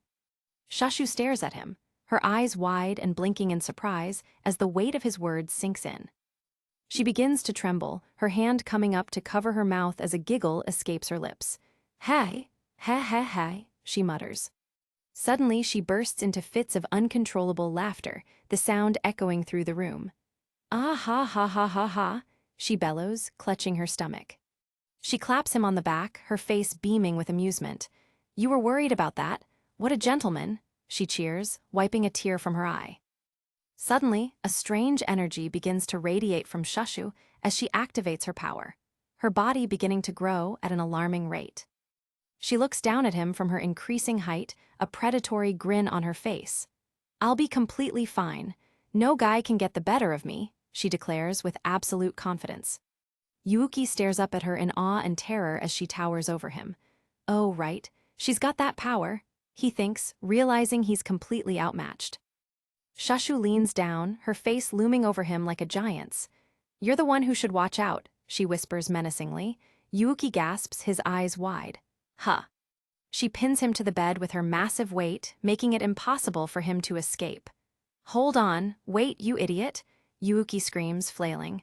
Nope, there, all under control, she says casually, her voice booming in the small room. She reaches for his remaining clothing, a mischievous glint in her eyes. Let's see now. Now, as part of the rules, I'm going to have you show me everything, she commands. Yuuki struggles in vain. Stop, he bellows. He clenches his teeth, his face turning a bright, pulsing red as he realizes he has no way out. He groans in sheer humiliation. Suddenly, a massive explosion rocks the building, the sound shattering the silence. Yuuki and Shushu both freeze, their eyes wide with alarm. They shout in unison. Outside, a gargantuan rocky shuki towers over the dormitory, its multiple eyes glowing with malevolent intent. It lets out a thunderous roar that shakes the very ground. Yuuki's face pales as the realization of the situation hits him. An enemy attack, and now of all times, when Kaioyuka-san and the others are away, he gasps, his heart racing. Shushu immediately springs into action, rushing toward the door. "Wait here, Mr. Caretaker," she commands, her voice no longer playful. Yuuki reaches out toward her. Hey, he yells.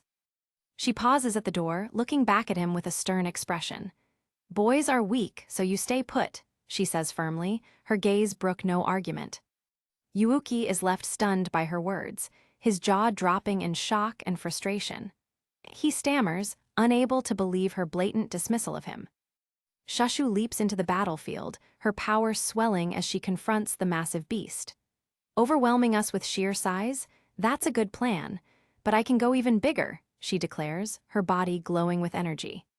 She looks toward the horizon, her eyes narrowing as she spots more movement in the distance. A massive throng of smaller shuki are crawling up the mountainside toward them, their glowing eyes piercing the darkness like thousands of tiny, malevolent stars. Yuuki watches from a distance, helpless and frustrated as the ground beneath him shakes with every massive impact of the battle.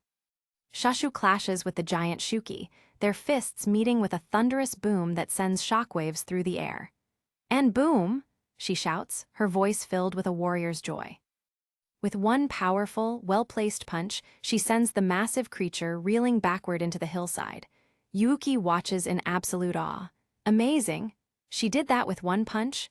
He thinks, his respect for her power growing instantly. Shushu takes a moment to catch her breath, her body beginning to shrink back down toward its normal size. Getting big is so exhausting. "Haya," she sighs, wiping sweat from her brow. Yuuki suddenly spots another shuki lunging at her from the shadows behind her. "Shushu-chan, behind you!" he screams with everything he has. Shushu turns, her eyes wide with shock. "Huh," she gasps. The monster slams into her with a brutal blow, its claws digging into her back. "Gah!" she cries out, the force of the impact knocking the wind from her lungs. She crashes into the dirt with a heavy thud, dust and debris billowing around her as she struggles to regain her footing. She pushes herself up, glaring at the creature.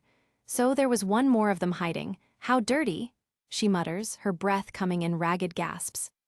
Suddenly, several more shuki emerge from the shadows, surrounding her and blocking any chance of escape.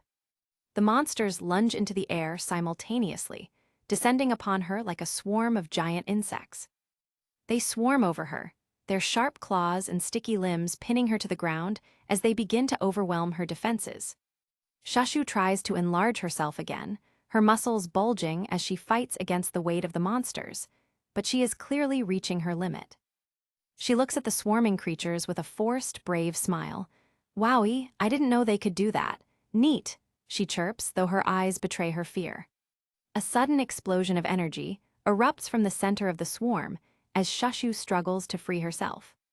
Her clothes begin to tear under the pressure of her expanding body and the claws of the monsters, leaving her even more vulnerable. Shushu stares up at the giant shuki, which has recovered and is looming over her once more. On second thought, this might actually be bad, she admits to herself, her voice trembling slightly.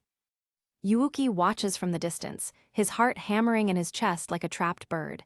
"She's in trouble," he screams internally. He clenches his fists, a look of pure desperation on his face. "I want to transform, but without Kaioyuka-san here, there's nothing I can do."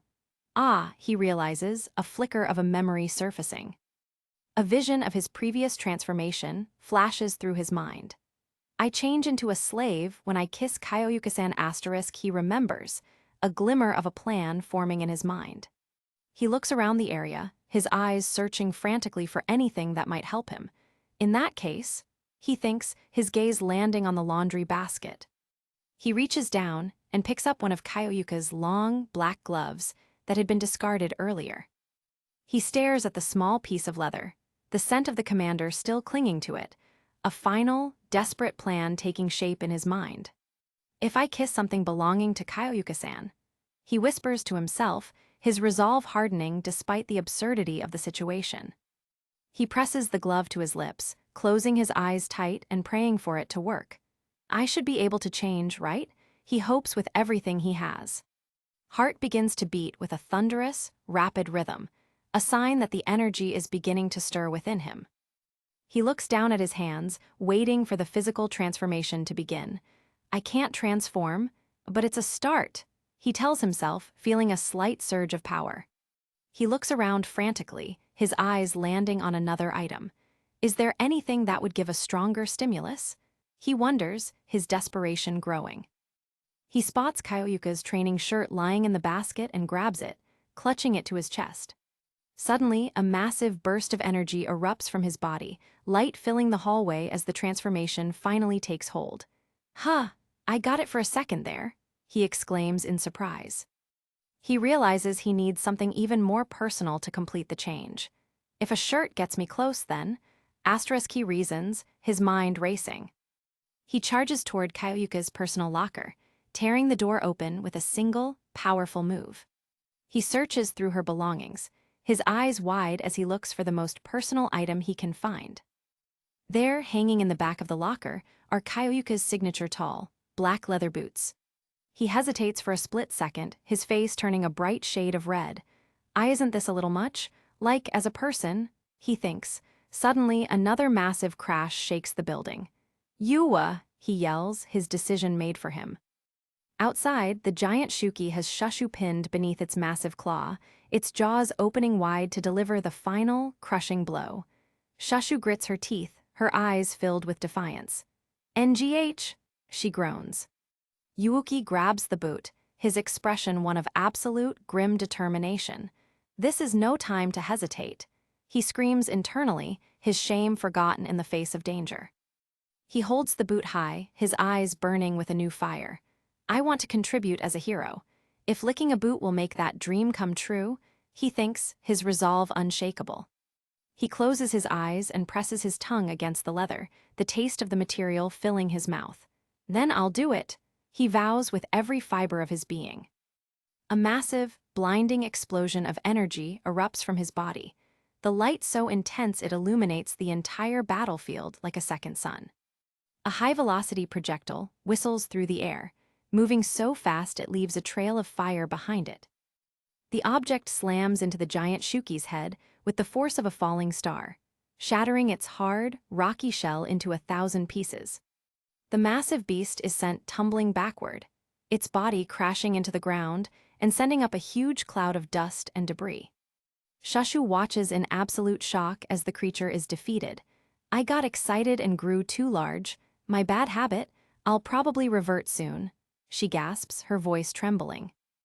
The giant Shuki roars in fury, its remaining eyes glowing with rage as it lunges back toward Shushu. "Ooh-ah!" it bellows, its voice echoing through the valley. Suddenly, a blur of motion streaks across the battlefield as Yuuki, now partially transformed and radiating energy, charges into the fray to save her. Shushu watches in disbelief as Yuuki tackles the giant beast head-on. "Aren't you a little half-baked?" "Like, yikes," she shouts. Yuuki ignores her. "I know better than anyone. This transformation won't last long, he thinks, his energy fading fast. He lets out a roar that matches the monster's own fury. "Hold him down for me, but I'm going to do it," he bellows, his muscles bulging with effort. Shushu's expression softens as she watches him fight for her with everything he has, her eyes filled with a new level of respect and something else. She quickly enlarges her hands, reaching out to grab the beast by its thick neck. "Come on, you," she yells, putting all her strength into pinning it down. Together, they deliver a final, devastating blow. The giant Shuki explodes in a massive cloud of dust and light, its physical form completely disintegrated. "I did it," Yuuki gasps, his body reverting to its human state as he collapses in exhaustion. A short while later, after the dust has settled, Shushu looks at Yuuki, her eyes wide and her mouth hanging open in absolute shock. "Where?" she screams at the top of her lungs. Yuuki looks down at himself and suddenly realizes his predicament, his face turning a deep shade of scarlet. "Ah, I forgot I transformed but naked," he bellows, his voice echoing through the hills. He frantically covers himself with his hands, running in circles as he tries to explain. "It's not how it looks. I get a little excited when I transform," he stammers, his nerves in tatters. Shashu points at him and doubles over in fits of hysterical laughter. "It's so small and cute. Ah ha ha ha ha," she bellows. Yuki screams back, It's not so much cute as," his face burning with shame. Shashu's laughter slowly fades, and she looks at him with a soft, genuine smile. I, it's kinda amazing," she whispers, her eyes filled with a new kind of admiration. Suddenly, Kayuka and the others return from their meeting. Himari is already grinding her knuckles into Yuuki's head in punishment. "Ow, ow, ow, ow," he cries. "Put up with it," Kayuka says coldly, her arms crossed. Yuuki has tears of pain in his eyes as he looks up at her. This is my reward for forcing a transformation?"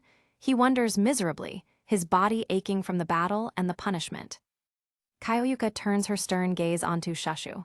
"Shashu, don't go looking for thrills with Shuki. If you treat fights like a joke, you'll be dead meat," she warns. Shashu salutes, her expression sober. "Yes, ma'am, I regret my actions." Kayuka finishes her decree with a final order. "As your punishment, help Yuuki out with his chores." Shashu looks up, a wide, enthusiastic smile on her face. "I will," she shouts.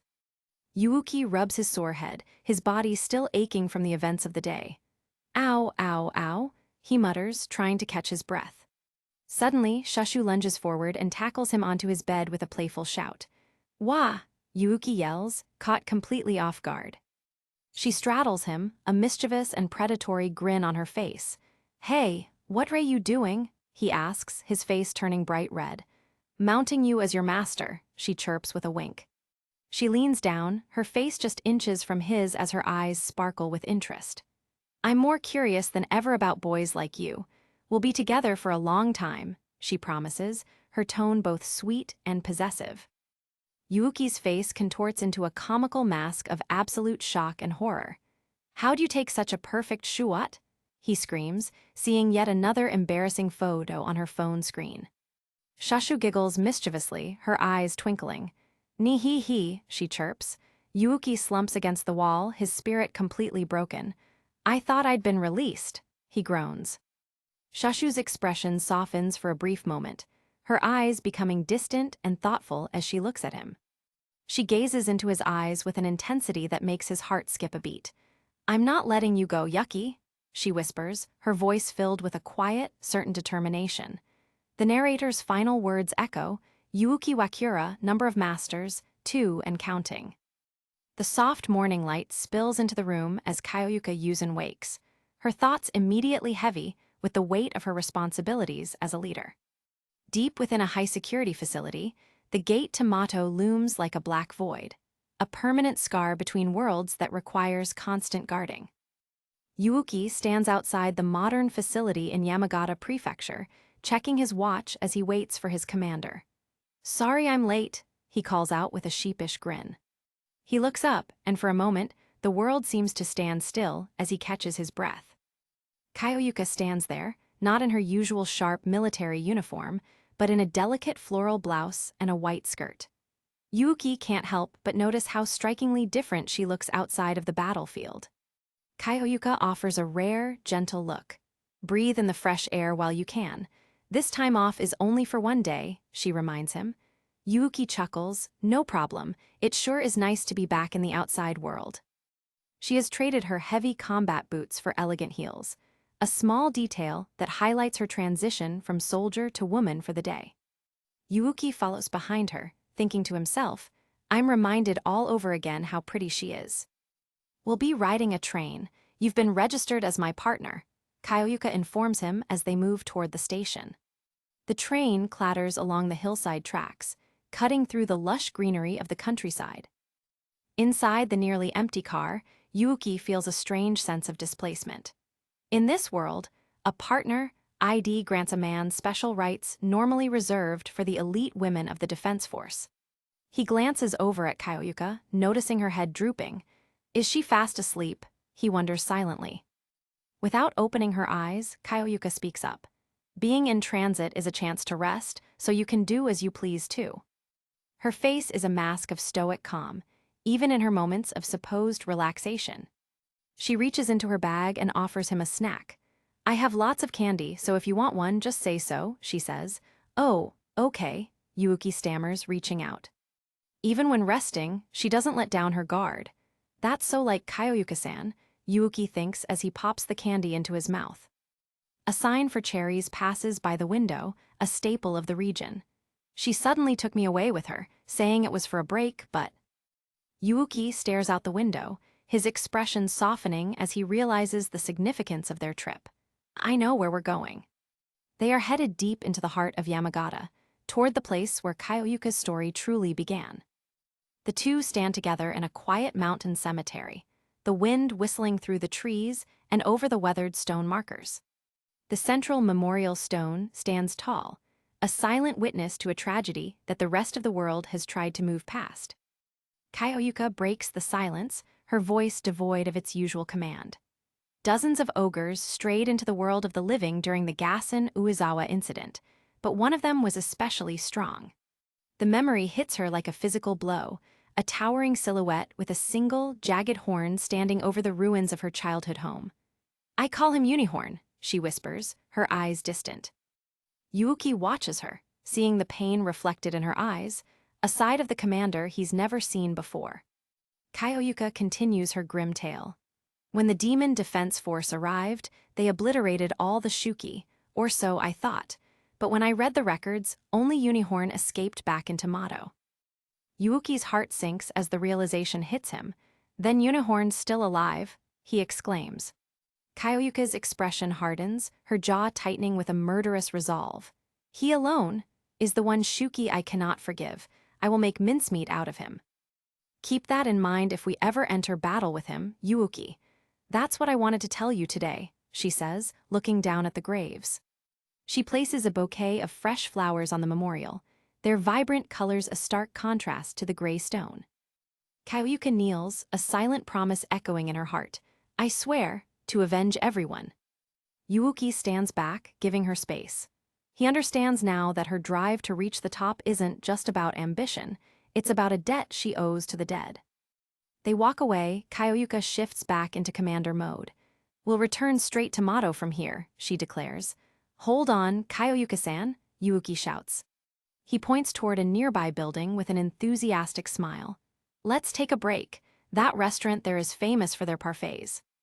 He shows her his phone, showing off a picture of the dessert. Just look at this, doesn't it look scrumptious? He asks. Kaioyuka looks skeptical.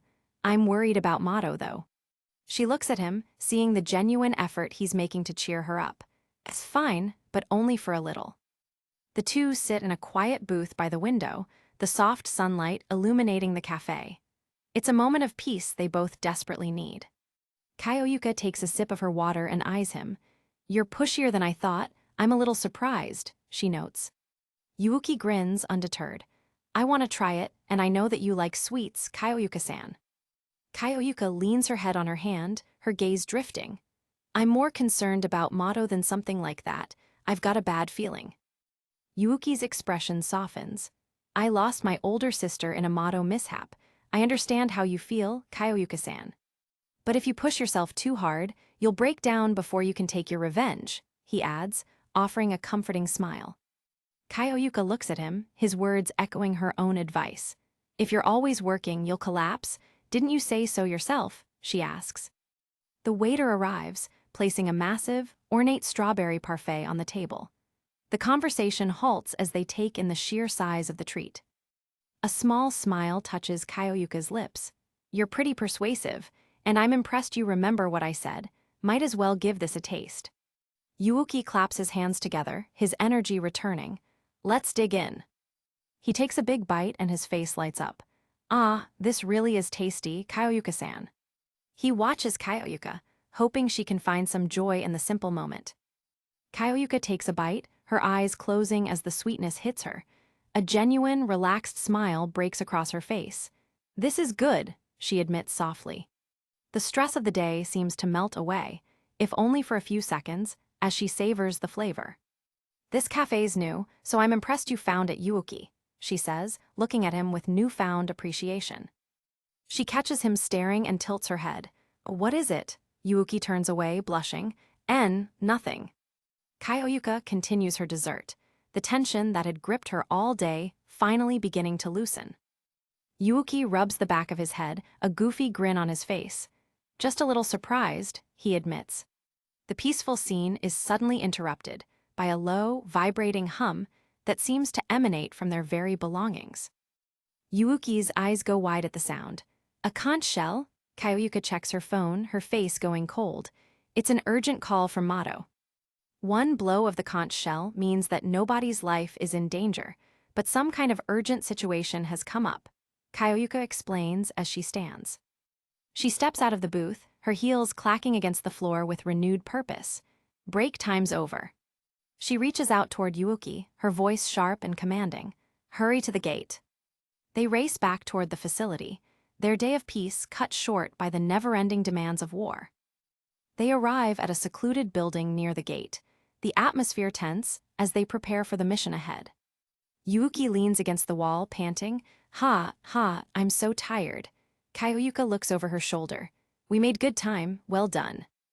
She stops at her door, a sudden flush coloring her cheeks. Help me undress, she says quietly. Yuuki nearly jumps out of his skin. Oh, okay, he yells while Kyoyuka adds, I'll change here. Yuuki stops, his mind racing. Wait. He looks back at her, his face as red as a beet. Is this a reward cost of your power? Kyoyuka snaps back with an embarrassed roar, like I'd say this if I was in my right mind. While Yuuki salutes frantically, Yes, ma'am. He kneels before her, his heart pounding so hard he can hear it in his ears as he begins to pull off her long black stockings. The fabric slides off her leg with a soft sound. But is this lewd reward what I'm subconsciously craving? He wonders, sweat beading on his brow. Kyoyuka looks down at him, her gaze heavy and knowing. It's just what you're thinking, she whispers. She leans back, looking at him with a mix of amusement and exhaustion. You pervert, she says softly as the scene shifts to the briefing room. Ni points to a tablet displaying a topographical map. Something like a crater has appeared 21 kilometers to the south. There's an extraordinary number of Shuki gathered there. Kyoyuka and Yuuki, now back in their gear, listen intently to the report. The scale of the threat is becoming clear. As we speak, Ni is using her clairvoyance to keep an eye on it, the commander explains, gesturing to the young girl concentrate. Ni's eyes are clouded as she looks through the distance. There's no sign of any of them leaving. It's like a nest. Kyoyuka looks at Ni. I'm sorry this had to happen during your valuable off time. No, you were right to call me, Ni replies seriously. Kyoyuka's eyes burn with ambition. A nest is a worthy target for obliteration. We could even discover something about how they live. This is a big job for the 7th Squad. Yuuki throws a punch into the air, his energy infectious. Yeah, let's get 'em all in one go. Ni smiles. Ooh, you're hella on fire. Kyoyuka's mind is already steps ahead. This is a great chance to cut down on the Shuki's numbers. I can use the credit for this to get closer to becoming Supreme Commander. She grips her sword, her resolve absolute. I need even more power in order to exact my revenge. Yuuki's thoughts are a bit more personal. Just hurrying here with her on my back got me that awesome reward. If we strike their nest, who knows what I'll get. Yahoo! I'm in. Night falls over the Mato Mountains, a full moon casting a cold, silver light over the coming battlefield. Deep in the shadows, a mysterious silhouette watches the area. Was that Yuuki I sensed just now? A voice muses. A massive, armored foot stomps onto the earth, cracking the very ground with its weight. A woman sits casually atop Unicorn, her long hair flowing. I wonder if he's come to Mato. If so, I'd better go see him, she says with a chilling smile. In a flicker of the past, two young girls are seen studying together in a warm, brightly lit room, a world away from the darkness of Mato. The 7th Squad reaches the edge of the massive crater, a literal pit of nightmares carved into the earth. Below them, hundreds of pale, featureless Shuki swarm and writhe like insects in a hive. Kaioyuka looks down at the horde, her hand on her hilt. Don't rush into anything yet, wait for my signal, let's wipe them out quick. She raises her voice, commanding her team. We'll destroy them with the 7th Squad's surefire coordinated attack. Shashu steps forward, her body growing to titanic proportions. First, Shashu's opening blow will deliver huge damage. The ground shudders as Shashu's massive fist descends, while Himari unleashes a barrage from her heavy weapon, creating an explosion of dust and debris. Himari's Gatling gun roars, a continuous stream of fire shredding through the ranks of the monsters. The Shuki are torn apart, their gray bodies dissolving as they are riddled with high-caliber rounds. Kaioyuka narrates the slaughter with tactical precision. Next, Himari will mow down the wounded ones. The battlefield is a scene of utter devastation, as the 7th Squad executes their plan with ruthless efficiency. The remaining Shuki begin to clump together, driven by a primal urge to survive. By doing so, the Shuki won't hesitate to fuse. A massive, hulking form rises from the pile of smaller creatures. It'll be quicker than taking them down one at a time. Kaioyuka stands ready, her confidence unwavering. The Shuki are tough, but the way they fight is simple, so if we can crush the big one, then we win. She signals for the final push. Doing it this way, we won't lose. But suddenly, a blur of motion descends from the sky, a force so fast it catches even Kaioyuka off guard. Himari gasps, her weapon dropping as she looks up at the unexpected intruder. Unicorn slams into the crater floor, its massive single horn glowing with a lethal, dark energy. The impact sends a shockwave through the squad, knocking them back as the dust begins to settle. Kaioyuka looks up, her eyes wide with a shock that borders on horror as she recognizes the creature. The monster snarls, its eyes glowing with a malevolent intelligence that marks it as far superior to the common drones. Kaioyuka's heart hammers in her chest. Badump, the nightmare she's been chasing has finally appeared before her. The memories of the village fire and the screams of the lost flash before her eyes. It's him, she screams in rage. A mysterious woman sits atop the beast, waving down at them with a terrifying cheerfulness. We've come to join the party. Himari readies her gun, her voice trembling. What is that monster? The woman lets out a piercing, sonic shriek that shatters the surrounding rocks and pushes the soldiers back. She opens her mouth wide, the raw power of her voice creating a physical blast of energy. Who are you calling a monster? I'm strong when it comes to vocal disputes. Kaioyuka and Yuuki are forced to shield their eyes as the woman's power sweeps across the battlefield. The sheer force of the sound waves creates a vacuum that nearly pulls them off their feet. The woman throws her head back and laughs, her long white hair whipping in the wind. This feels so good.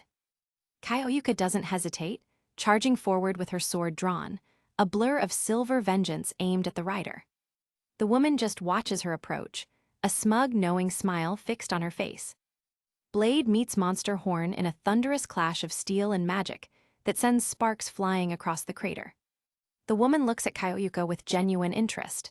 My, aren't you strong? She muses. Kaioyuka stands her ground, her sword pointed at the duo. We finally meet, she says, her voice low and dangerous. Unicorn, she bellows, the name of her nightmare finally spoken to its face. Yuuki watches from the sidelines, realization dawning. So he's the guy who destroyed Kaioyuka-san's hometown. The woman tilts her head. Oh, I didn't know. People called you that, she says to her mount. She looks down at the defeated members of the 7th Squad, their powerful attack neutralized in seconds. Kaioyuka glares up at the rider, her eyes filled with cold fire. You ride a Shuki, what are you?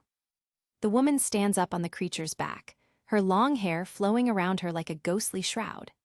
Close up, a mysterious black orb is seen embedded in her outfit, glowing with a dark, concentrated power. She looks down at them with a predatory grin. If I may say so myself, I'm one who fights the demon defense force.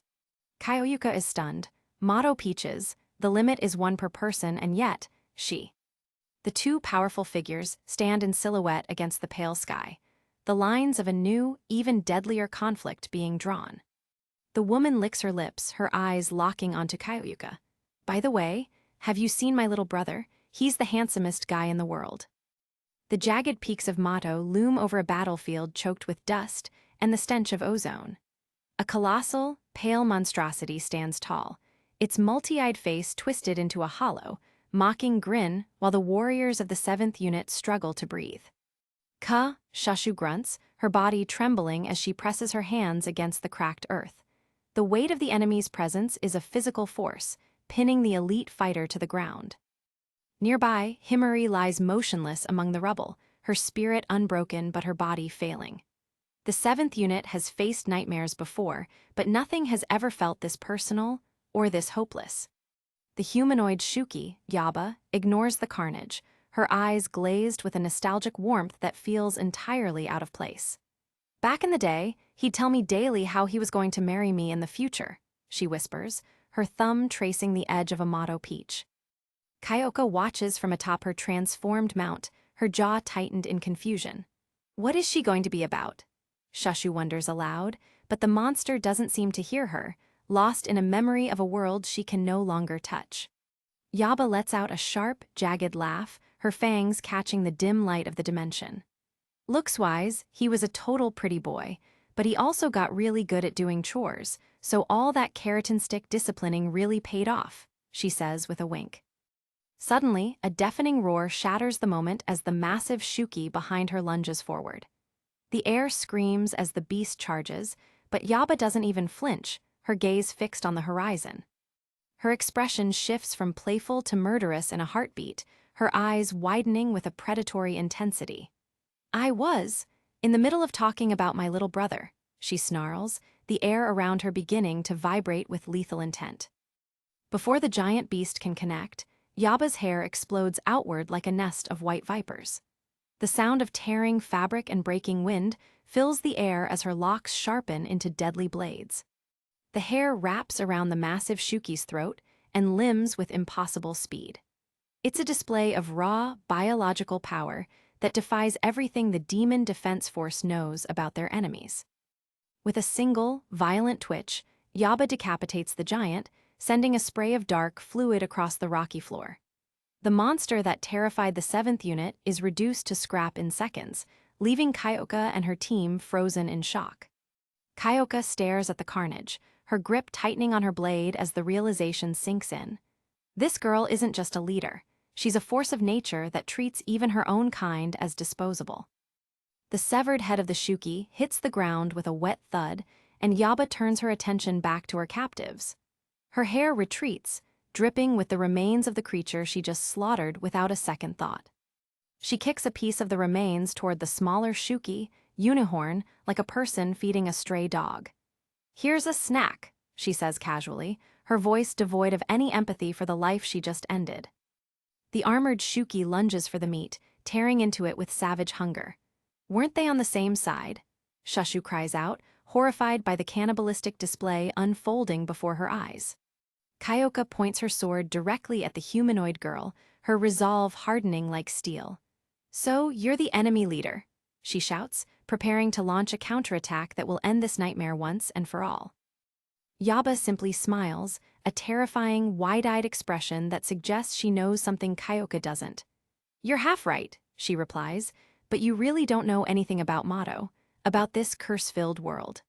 She opens her mouth wide, her jaw unhinging slightly as if she's about to devour the very air between them. The tension reaches a breaking point, the atmosphere becoming so thick it's hard to breathe. Kyoka's eyes widen as she senses a shift in the battlefield, a sudden movement that catches even her refined senses off guard. "Ah!" she gasps, her sword hand twitching as the trap is finally sprung. In the reflection of Yaba's predatory eyes, Kyoka sees the beast-transformed Yuuki being pulled away. The connection between master and slave is being tested by a power that seeks to sever it entirely. The humanoid girl leaps back, her movements fluid and hauntingly human despite her monstrous nature. She's playing with them, dancing through the chaos with a grace that mocks the military training of the Defense Force. Kyoka stands her ground, her gaze fixed on the enemy even as her heart races with the fear of losing her most valuable asset. She needs to understand what this creature wants, and she needs to do it before someone dies. Yaba leans in close, her voice a low purr that sends shivers down Kyoka's spine. "You've got a good shuki there," she says, looking past the commander toward the snarling beast that was once Yuuki Wakura. The beast Yuuki growls, his eyes glowing with a feral hunger that even Kyoka struggles to control.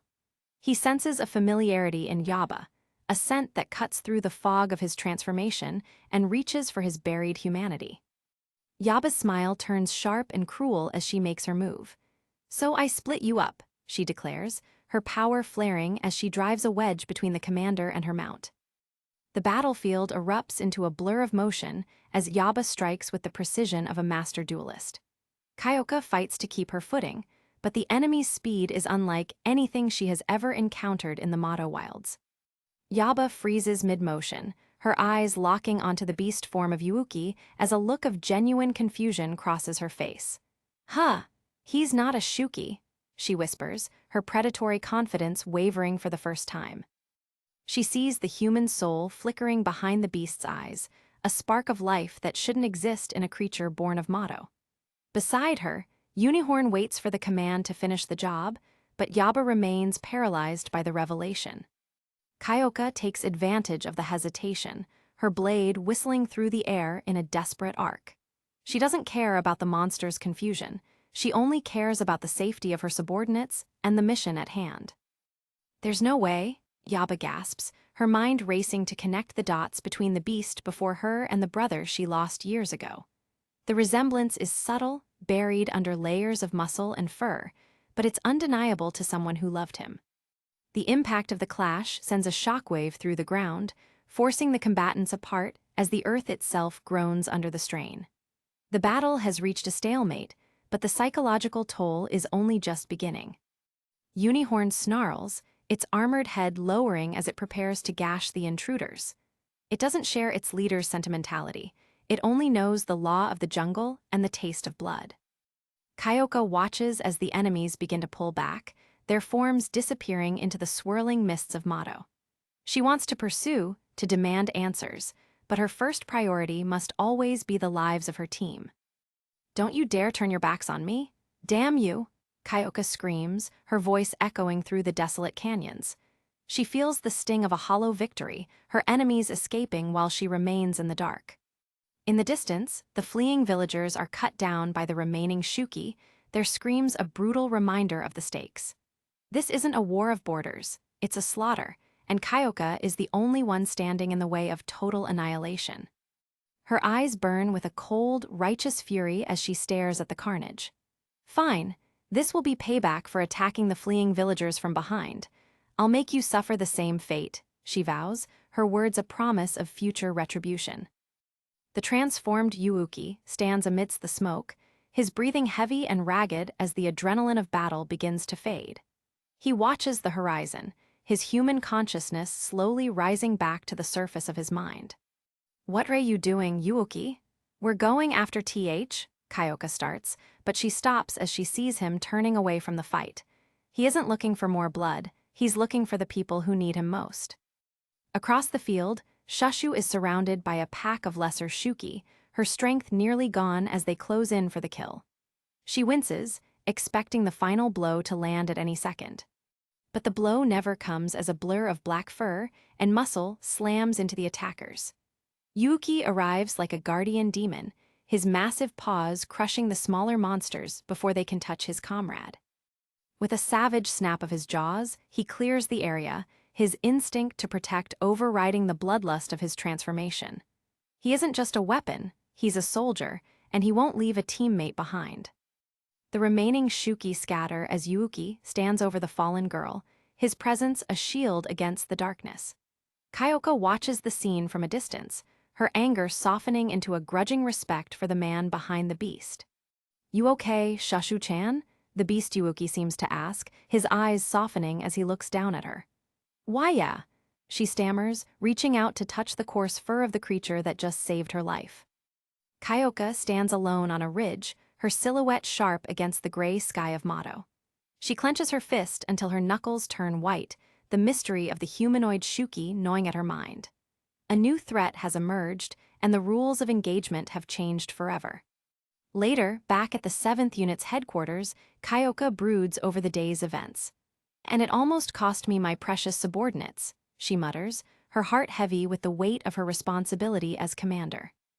She looks out the window at the distant mountains of Mato, where the humanoid girl is likely planning her next move. The calm of the evening is a thin veil over the storm that she knows is coming. The dorms are quiet, the wounded warriors finally resting under the watchful eye of the medical unit. The traditional architecture of the base provides a sense of stability that feels fragile in the wake of such a strange encounter. According to Ni, the two of them should be fully healed by tomorrow, Kyoka thinks, a small measure of relief washing over her. But the physical wounds are easier to mend than the questions left behind by Yaba. Yuuki, now back in his human form, looks up with a weary but grateful smile. "That's great. We must have an excellent medical unit," he says, his voice still carrying the exhaustion of the battle. Kyoka turns to him, her eyes narrowing as she remembers the strange connection between him and the enemy. "But as for you, I can't believe you had a wish for such a reward lurking in you," she says with a subtle, dangerous smirk. Without warning, Kyoka steps forward and pins Yuuki to the floor with her boot. It's a literal interpretation of her slave ability, a physical manifestation of the contract that binds them together. Yuuki cries out in shock. "I'm simply shocked. You pervert," Kyoka says, her face a mask of stern authority that hides a glimmer of dark amusement. She knows exactly how much power she holds over him, and she isn't afraid to use it to keep him grounded. Yuuki stares up at her, his face flushing with a mix of embarrassment and fear. "Me too. I'm also frightened by what I might have hidden inside me," he admits, his voice trembling as he realizes the depth of his own latent desires. The commander presses her foot down harder, her gaze never wavering. "Let's talk. There are loads of things I want to discuss with you after this latest sortie," she says, ignoring his protests. "I have some things to report too, but is this really the time?" Yuuki yells back. "And this reward seems far from over. We have to take advantage of every moment," Kyoka continues, her eyes cold as she maintains her dominant position. She's asserting her control, ensuring that Yuuki knows his place before the next crisis hits. Yuuki can only grit his teeth and endure the reward, his eyes squeezed shut as the weight of the commander's expectations, and her boot presses down on him. "Fine," he shouts, his spirit yielding to the inevitable. The chapter title card appears, The Boss of a Slave. A young girl with a Pomeranian smiles amidst a field of flowers, a jarringly peaceful image that contrasts with the dark, complex relationship between Kyoka and Yuuki. Outside the dorms, the moon hangs high over the traditional rooflines. Inside, the power dynamic remains unchanged, a silent struggle of wills playing out in the quiet hours of the night. Kyoka looks down at the man beneath her feet, her expression softening for just a fraction of a second. "It's a shame about Unihorn, but Shushu and Himari's lives come first. For that, I'm grateful to you," she says softly. Yuuki looks up, his eyes meeting hers. "Wow, this is some way to express your gratitude," he retorts, his blush deepening even as he acknowledges the sincerity in her voice. The moment of tenderness is short-lived as Kyoka resumes her stern demeanor. "Please, hold on, wait," Yuuki cries out as she shifts her weight. "You're the one secretly wanting this," she snaps back, her patience wearing thin. Yuuki sighs and stares at the ceiling fan spinning slowly above them. "That girl who was riding Unihorn. I was thinking how she looks like my older sister who went missing in a Mato mishap," he says, his voice becoming serious. Kyoka pauses, her gaze fixing on him with a new intensity. "So that's why you hesitated for a moment there, though you don't have any concrete proof, right?" she asks, her mind already analyzing the implications of such a connection. "Right, it's just a feeling," Yuuki admits, his eyes distant as he recalls the face of the sister he lost. It's a memory that has driven him for years, a ghost that he's been chasing through the shadows of Mato. He remembers Yaba's eyes, the way she looked at him with a mix of recognition and longing. It was a look that didn't belong on the face of a monster, a look that spoke of a shared past and a broken bond. "But I think she wavered when she took a look at me too," Yuuki adds, his voice barely a whisper. The possibility is too large to ignore, a spark of hope in a world that usually offers only despair. Kyoka stares at him in silence, her mind weighing the evidence. If the enemy leader is truly Yuuki's sister, it changes everything about their mission and the true nature of the Shuki themselves. That's because she said she was looking for her little brother. Her words made you associate her with your sister, Kyoka reasons, her voice clinical as she tries to find a logical explanation for his intuition. She did say that her little brother was the most handsome guy in the world, Yuuki recalls, a small, sad smile touching his lips. It's a detail that feels too specific, a piece of a puzzle that is finally starting to come together. Kyoka presses her foot into his cheek, a playful but firm reminder of their current situation. That part's wrong, she says bluntly. True, Yuuki mumbles, his voice muffled by her boot. Irk. Kyoka's face becomes a mask of grim determination. And judging by her moves and strength, she's not human, she declares, her words cutting through the air like a blade. The reality of their enemy is far more terrifying than they imagined. She continues to apply pressure, her foot shifting as she thinks.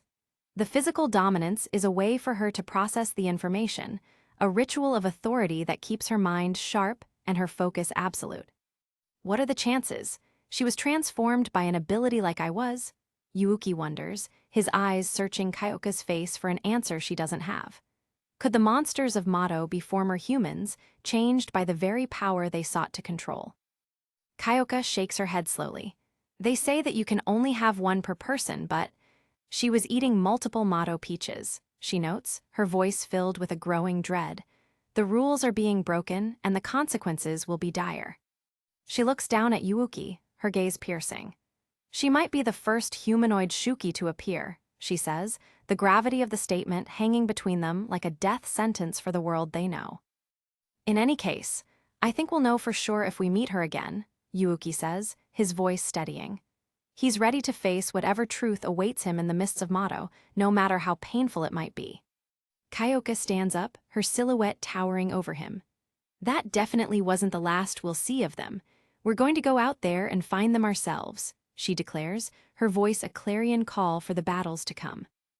Yuuki remains on the floor, his human form vulnerable but his spirit ignited by her words. Okay, he shouts, his resolve mirroring her own as he prepares to follow her back into the nightmare. Kyoka looks down at him, a playful smirk returning to her lips. You sure sound happy. For someone being stepped on, she teases, her voice a mix of commander and companion. Yuuki looks away, his face turning bright red as he struggles to find a retort. Well, the view from here's the best, he mutters, his honesty catching even himself by surprise. Kyoka's eyes widen in genuine shock as she realizes what he's seen. You pervert, she gasps, her authority momentarily shattered by a moment of pure, human embarrassment. The invincible commander is finally caught off guard. From the balcony, they look out over the landscape of Mato, the jagged earth a reminder of the evolving threat. The Shuki we've fought against so far have all been predictable, but they've started to evolve and a humanoid type has emerged, Kyoka observes. Yuuki watches her, his gaze filled with a quiet determination. This news will send shock waves through Japan itself, she continues, her voice low. The secret of the humanoid Shuki is a fire that could consume everything. Morning breaks over the base, and Yuuki is already at work in the kitchen, the domestic rhythm a stark contrast to the violence of the previous day. He works with a quiet efficiency, his mind still dwelling on the sister he might have found. The stove burns with a steady blue flame, a pot bubbling as the aroma of a home-cooked meal fills the air. It's a small island of normalcy in a world of monsters and military contracts. The more she really does remind me of my sister, the more I think about it, Yuuki muses, his hands moving automatically through the chores. The memory of Yaba's face is a weight he can't set down. He sees his sister's face in his mind's eye, her smile a beacon of light from a life that feels like a dream. I'd given up hope, but if she is alive, what can I do to get her back? He wonders, the question echoing in the empty kitchen. Suddenly, a voice breaks through his reverie. Yuuki-san, isn't that pot boiling over? Ni shouts, her small form rushing into the room with wide eyes. Huh, Yuuki yells, snapping back to reality. Steam erupts from the pot, hissing against the hot metal. Sorry, I was spacing out. Yuuki apologizes, scrambling to manage the mess as the young girl watches him with concern. Ni stands with her hands on her hips, her expression serious. Crouch down. As your superior, Ni will give you what you deserve, Yuuki-san, she commands with a wisdom that far exceeds her years. Yuuki can only look at her with a confused. In Yuuki's mind, a comical image of Shushu and Himari being rewarded flashes by, a reminder of the eccentricities of the 7th unit. He wonders what kind of reward a child like Ni could possibly give him. He slowly lowers himself to her level, curious and slightly wary. Ni reaches out her small hands, her gaze fixed on the top of his head with a focused intensity. She gently places her hands on his hair, ruffling it with a tender, rhythmic motion. Today you had to deal with powerful enemies and you saved Shushu-san. You've done a lot. I'm sure you're tired, she says softly. Yuuki feels a wave of genuine warmth wash over him, the simple gesture of kindness cutting through the stress of his life as a soldier and a slave. My meals may be simple, but I can cook too, so I'll take over, Ni adds with a bright smile. Yuuki looks at her, his eyes shining with a newfound appreciation for the small, brave girl who calls herself his superior. Thanks, he says, his voice thick with emotion. Ni's your boss, so it only makes sense, she declares, puffing out her chest as she marches toward the stove. She's a tiny commander in her own right, leading with a heart that knows how to heal as well as fight. Yuuki watches her go, a sense of peace finally settling over him. He isn't alone in this fight. He has a family now, a group of people who care for him in their own strange, wonderful ways. Ni continues to pat her own head as if rehearsing the gesture, her commitment to her role as boss unshakable. In the quiet of the kitchen, the bond between the unit members grows stronger, one head pat at a time. Yuuki returns to his duties, his heart lighter than it has been in years. He knows that the road ahead is filled with danger, but for now, the warmth of the kitchen is enough to keep the shadows at bay. He clenches his fists, a quiet fire burning in his eyes. He will find his sister, and he will protect the home he has found here. The slave has found a reason to fight that goes beyond any contract. Deep in the heart of Mato, the landscape remains a nightmare of twisted rock and swirling mists.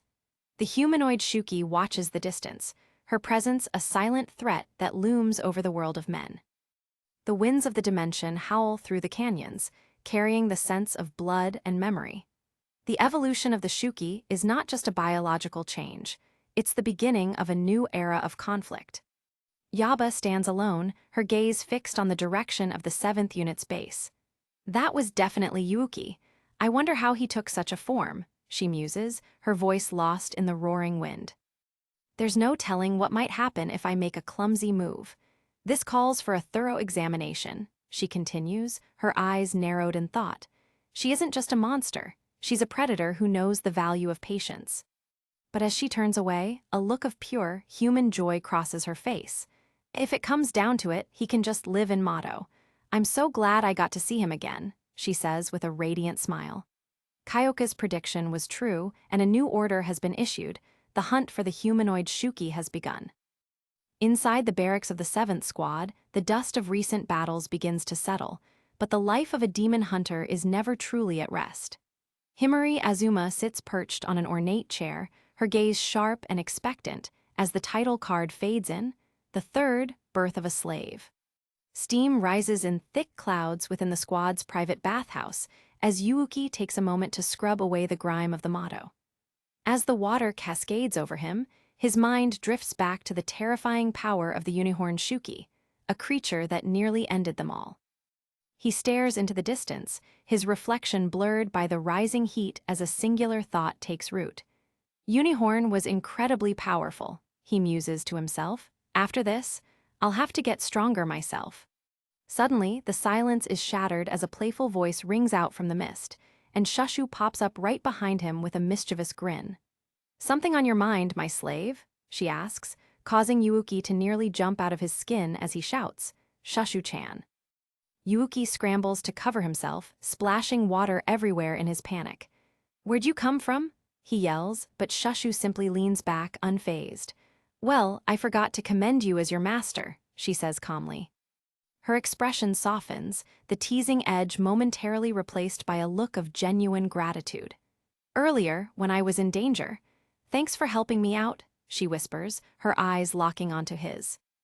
Yuuki looks away, a light blush creeping onto his cheeks as he holds his wash basin like a shield.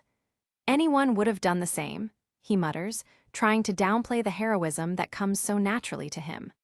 A sweet, satisfied smile spreads across Shushu's face, her playful nature returning in full force as she watches him squirm. With a sudden slap of her hands, she makes her move, her eyes gleaming with intent. Hey, I've had enough of your Tisan, Yuuki begins, but she cuts him off, declaring, as thanks, I'll wash your back for you. The panic reaches a fever pitch as Yuuki realizes the gravity of his situation. I'm butt naked right now, he cries out, his face turning a deep shade of crimson as he realizes the barrier of modesty is about to be breached. With a firm plop, Shushu forces him down into a sitting position, her hands already reaching for the soap. So be quiet and let me wash your back, she commands, leaving him with no room for escape. She begins to scrub, Shushu's own heart starts to race, the proximity causing her pulse to quicken. So this is Yuki's back, she thinks, her bravado momentarily wavering as she hears the steady batum-batum in her ears. Yuuki sits frozen, every nerve ending on high alert as he feels the rhythmic scrubbing against his skin. Is she really naked? He wonders, his imagination running wild as he tries to maintain his composure. Mind races through a dozen scenarios, calculating the risks of turning around versus the certainty of more teasing if he stays still. He suspects this might all be a grand plan to get a reaction out of him, but the path of least risk seems to be staying exactly where he is. Thinking he can finally call her bluff, Yuuki spins around with a determined look. I'm not falling for that, Shushu-cha, he starts, but the words die in his throat as he realizes she wasn't lying at all. The shock is like a physical blow, sending him tumbling backward in a spectacular crash of limbs and bath buckets. Yuki saw me, Shushu realizes, her playful plan having worked perhaps a bit too well. Yuuki doesn't wait for a second look. He scrambles to his feet and bolts for the door in a desperate dash. What the heck? You're actually naked, he screams over his shoulder as he disappears into the hall. Wide, dilated eye tells the whole story. This was a visual he wasn't prepared for, and it has burned itself into his memory forever. In the changing room, the squad commander, Kyoyuka, is already dressed, watching the chaotic scene with an impassive expression. That's sorta hot, Shushu mutters to herself, leaning back and enjoying the aftermath of the spectacle she created. The piece is short-lived as a roar of a chainsaw suddenly fills the hallway, drowning out Yuuki's cries for mercy. The day has finally come for it to be twisted off. A manic voice screams, and Yuuki finds himself being chased by a girl brandishing a buzzing blade. He sprints through the corridors, his towel barely staying in place. Please remember there aren't only girls in the dorm anymore, he begs, but his pursuer shows no signs of slowing down, her intent clearly violent. The air suddenly shimmers with power as a mystical portal opens in the center of the hall, and two figures step through with an aura of absolute authority. The light from the gateway casts long shadows, signaling the arrival of something significant. A woman with striking, two-toned hair waves a casual hand at the chaotic group. Hello there, she says with a serene smile. The 7th squad is looking lively. Kyoyuka stops dead in her tracks, her eyes widening as she recognizes the newcomers. The tension in the room shifts instantly from slapstick comedy to high-stakes military discipline. Himari's expression darkens, her brow furrowing as she stares at the woman standing beside the portal. There is a history here, and it is far from friendly. The air between the sisters crackles with unspoken resentment, Himari's eyes fixed in a hard, unwavering stare that speaks of years of rivalry. She narrows her gaze, her jaw set as she prepares herself for the confrontation she knew was coming, but hoped to avoid. Yuuki, still in his bath towel, drops into a defensive stance, his fists clenched.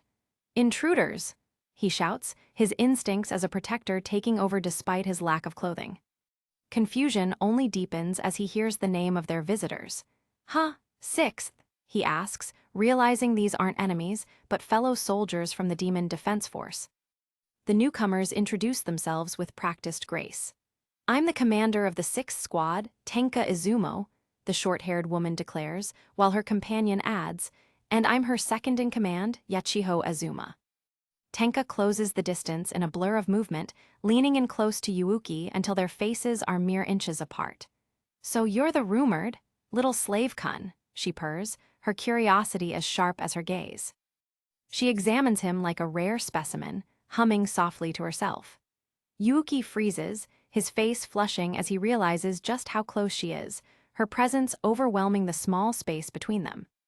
Breaking the awkward silence, Tenka looks over her shoulder toward the common area.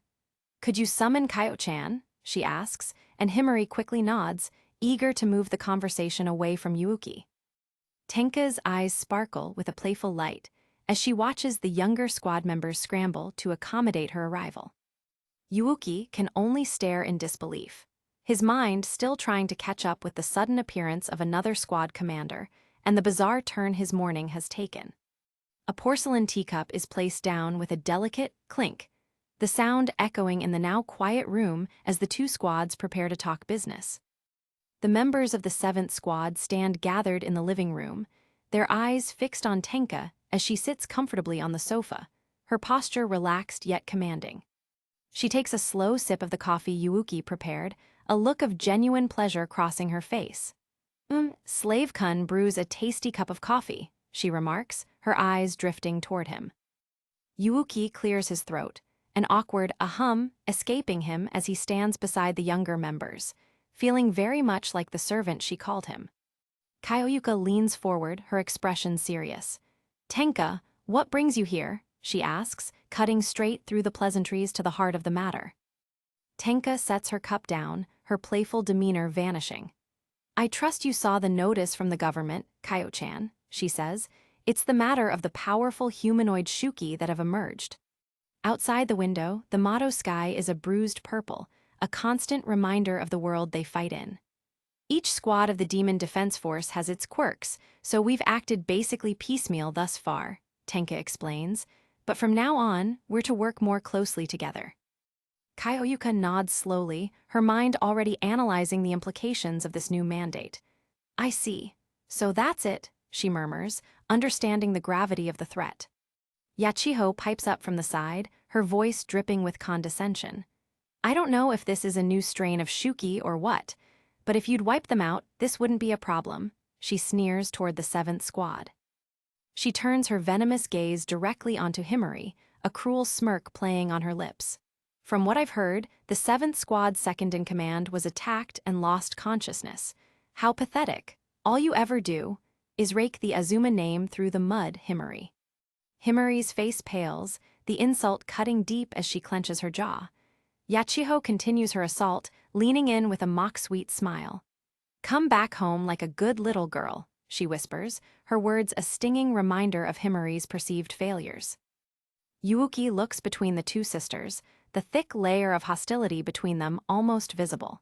He sees the pain in Himari's eyes and feels a surge of protective anger. Tenka intervenes, her tone more measured as she looks at Kaioyuka. Granted, the humanoid Shuki are a force to be reckoned with. You were right to prioritize the safety of your personnel, Kaio-chan. Reports from the field flash through their minds, showing the broken bodies of the 3rd Squad members who chased the Shuki too far. Apparently, the 3rd Squad had a run-in with them too. I understand they'll be out of commission for a while, Tenka notes grimly. She leans in, her eyes narrowing as she delivers the next piece of intel. According to their report, it was a different specimen from the one you encountered, Kaio-chan. Kaioyuka's eyes sharpen as she processes this information. So you're saying there's more than one humanoid type?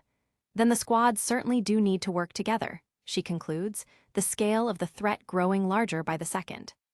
Yachiho folds her arms, her smirk returning.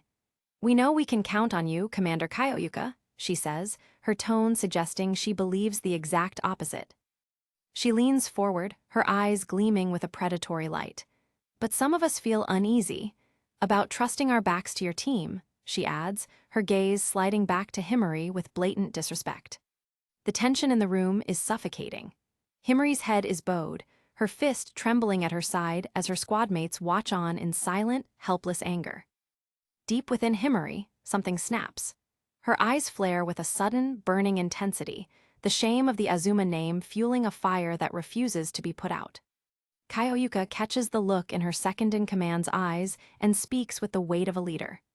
"It's necessary that we ascertain the current combat strengths of our squads," she declares, her voice cutting through the insults like a blade.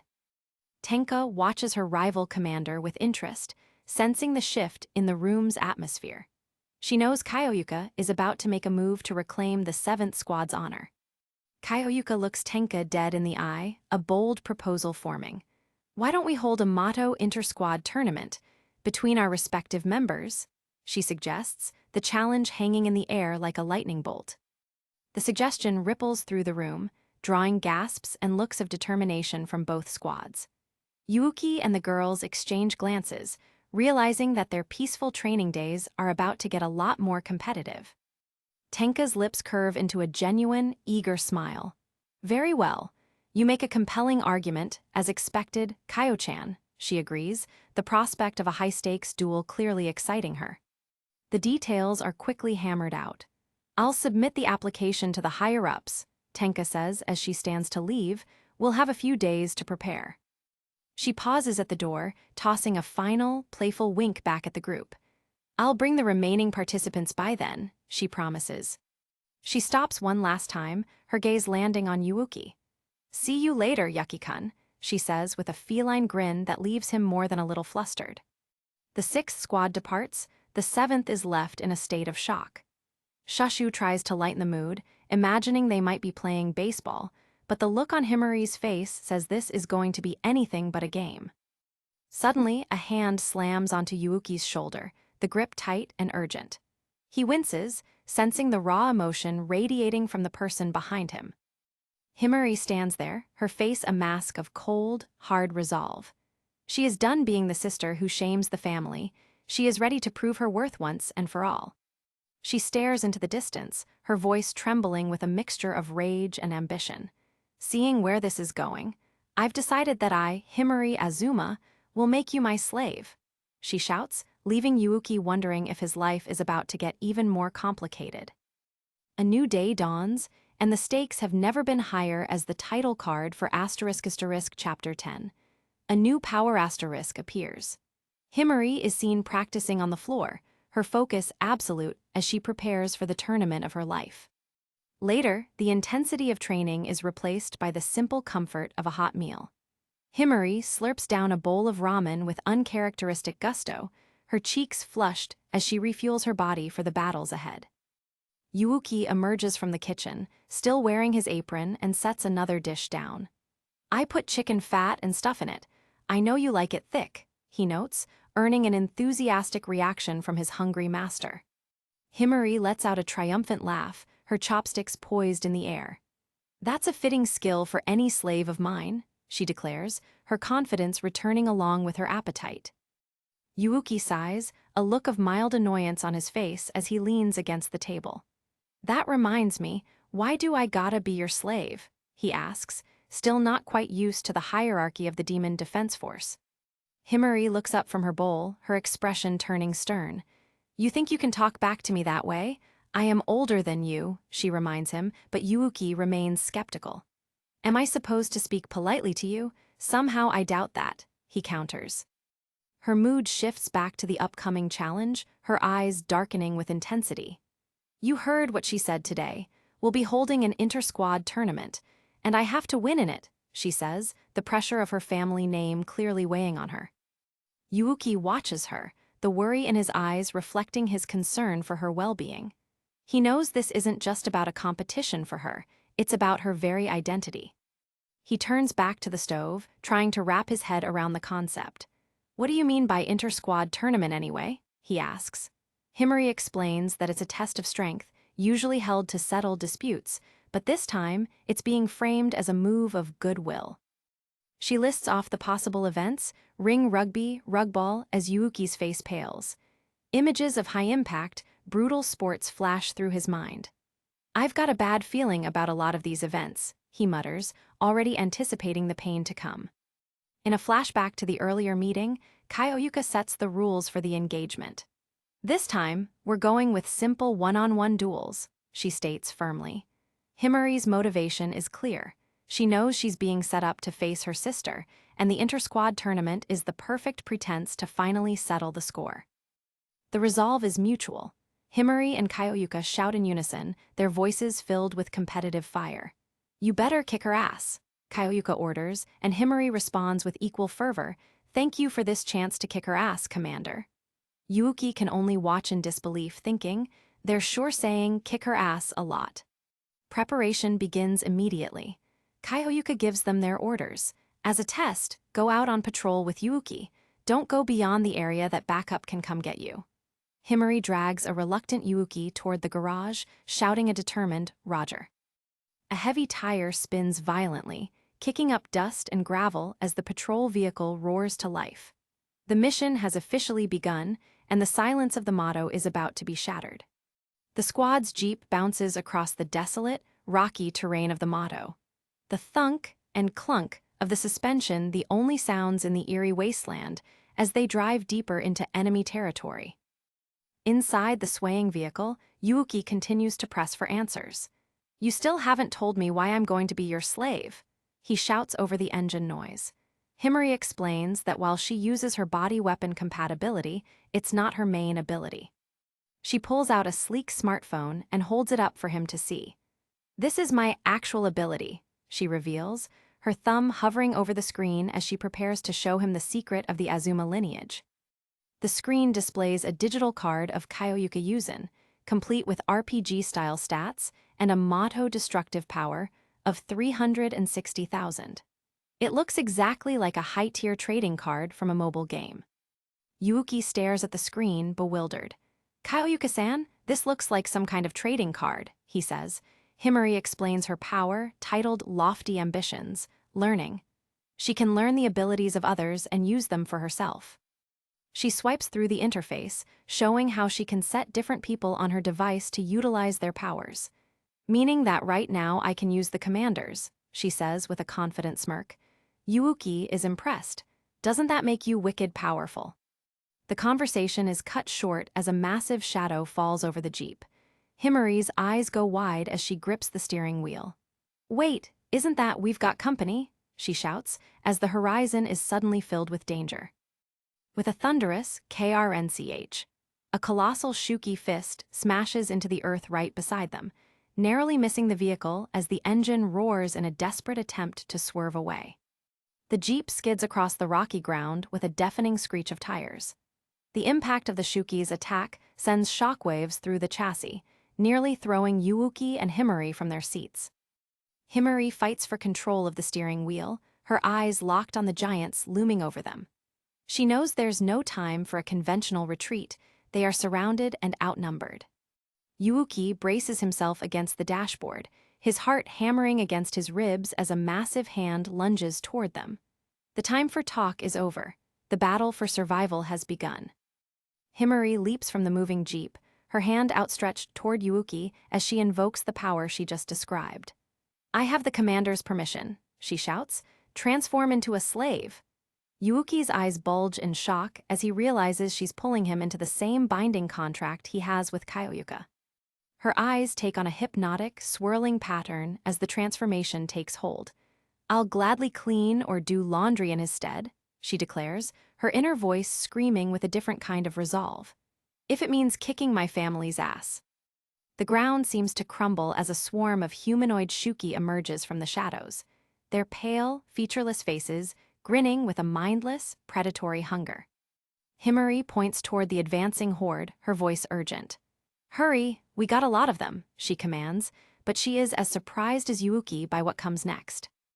Yuuki feels the transformation ripple through his body. A strange new energy surging through his veins that feels entirely different from the power he shares with Kyoyuka.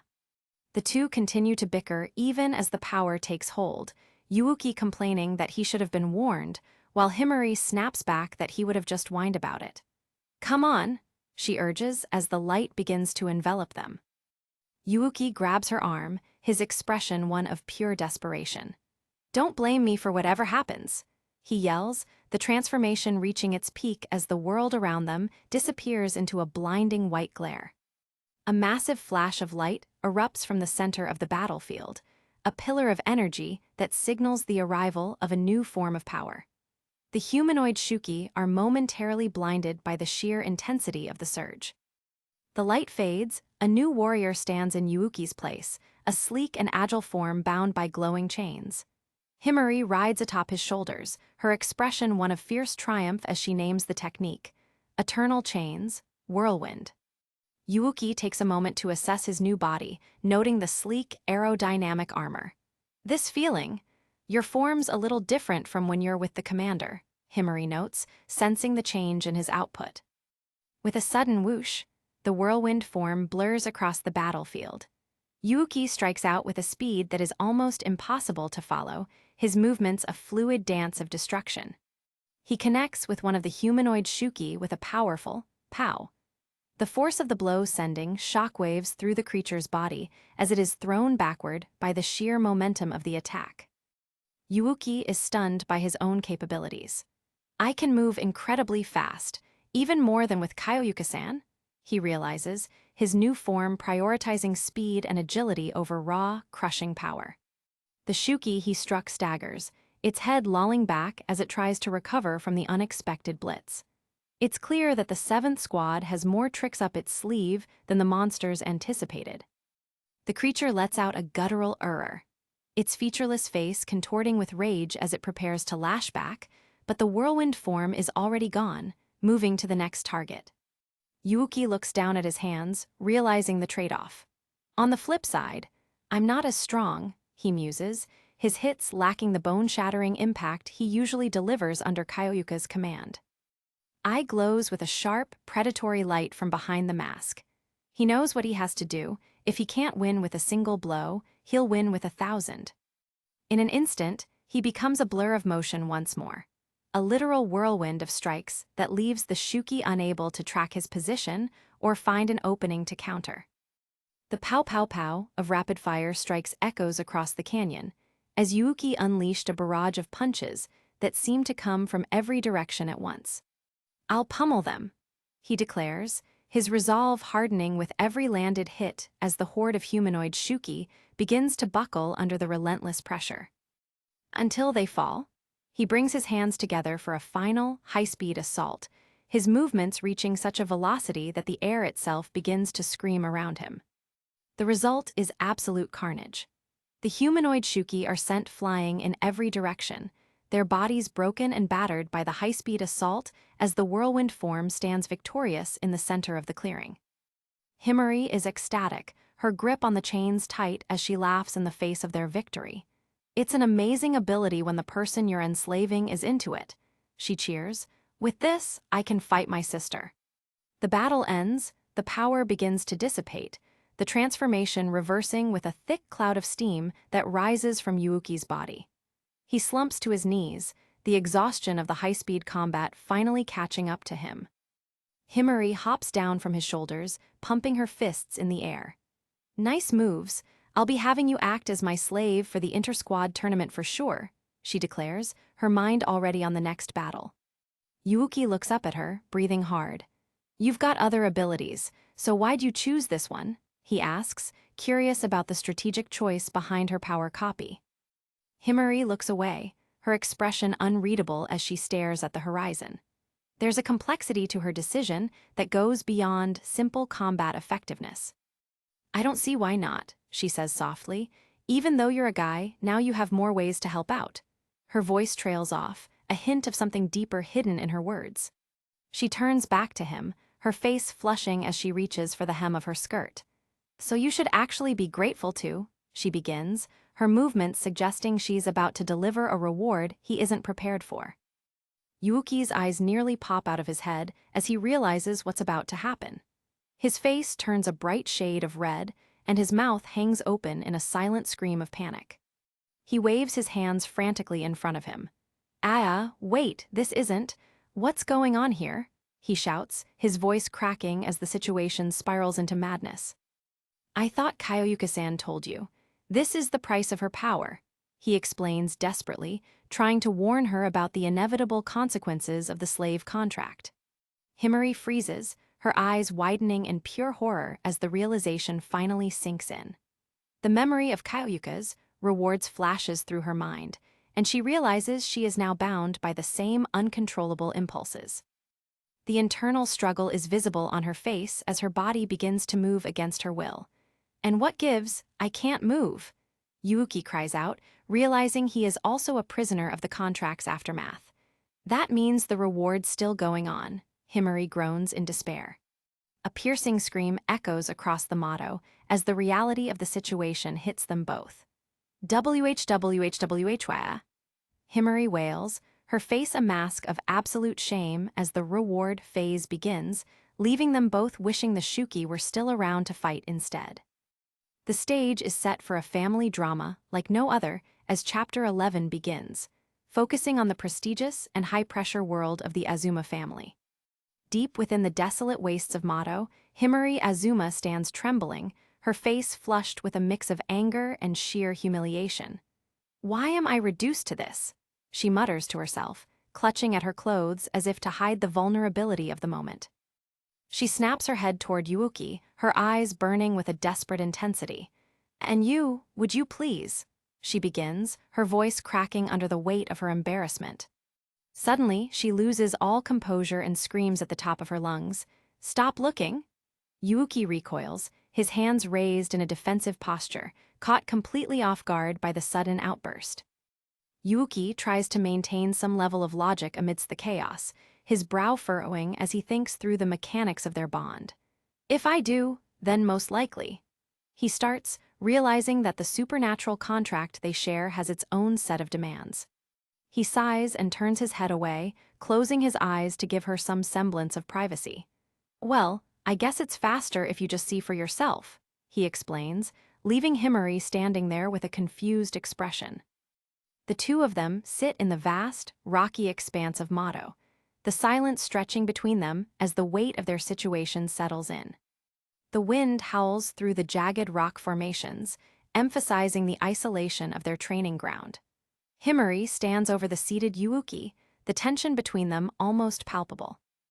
Himari squeezes her eyes shut, her face turning an even deeper shade of red as the physical toll of her ability begins to manifest in ways she can't control. Yuuki winces as he feels the surge of power, realizing the inevitable conclusion of their pact. It's just as I thought, he says grimly, while Himari shouts, how long am I stuck like this? Yuuki points a finger upward, explaining the cold reality of their supernatural connection. This is the price of the ability. It won't end until I've been fully rewarded, he states, his voice devoid of any playfulness. Himari freezes, her eyes widening as the true meaning of his words sinks in, and a small gasp escapes her lips. In a flurry of movement and spiritual energy, the reward is enacted. Himari finds herself physically forced into a submissive yet dominating position atop Yuuki, her face a mask of pure shock as the contract fulfills itself. Is this enough of a reward? She manages to stammer while Yuuki is left completely stunned beneath her. She looks down at him, her body trembling from the sheer absurdity of the moment. How indecent! She cries out, the shame of the situation clashing with the undeniable power flowing through them both.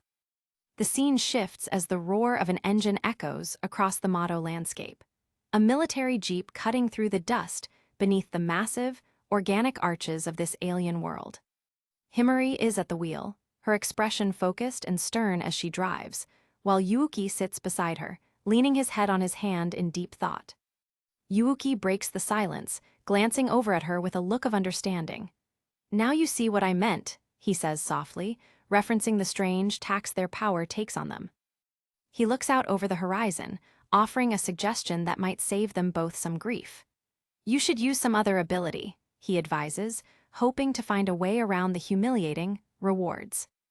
Himari's eyes soften for a moment, the bravado slipping to reveal a hint of sadness as she considers the limitations of her own potential. The jeep continues its journey through the twisted trees of Mato. I can't, Himari replies simply. Why not? Yuuki asks, confused by her refusal to diversify her skills. She explains the harsh reality of her talent, or lack thereof. There are compatibilities tied to lofty ambitions. Learning. Most abilities degrade so much that they become useless to me, she says, her voice tinged with a clinical bitterness. She visualizes the failure, imagining herself trying to use Shushu's paradigm shift. For example, if I were to use Shushu's paradigm shift, the most I could manage would be growing my bust by 3 centimeters, she explains, the mental image emphasizing her struggle with limited power scales. Yuuki looks at her with concern, his mind jumping to their leader. But what about the price of Kyoyuka-san's ability? He asks, wondering if their commander suffers similar humiliations. Himari's resolve hardens, her profile sharp against the Mato sky. The commander is also working hard for her ambitions. This little thing isn't enough to stop me, she declares, her pride returning in full force. Yuuki watches her, silenced by her sudden surge of determination and the clear passion in her voice. He leans in, genuinely curious about the drive that pushes her through such embarrassment. What is your ambition? He asks quietly. Himari stares straight ahead, her eyes reflecting a long history of expectations and the heavy burden of her lineage. The memory of her home, a grand and traditional Japanese estate, fills her mind.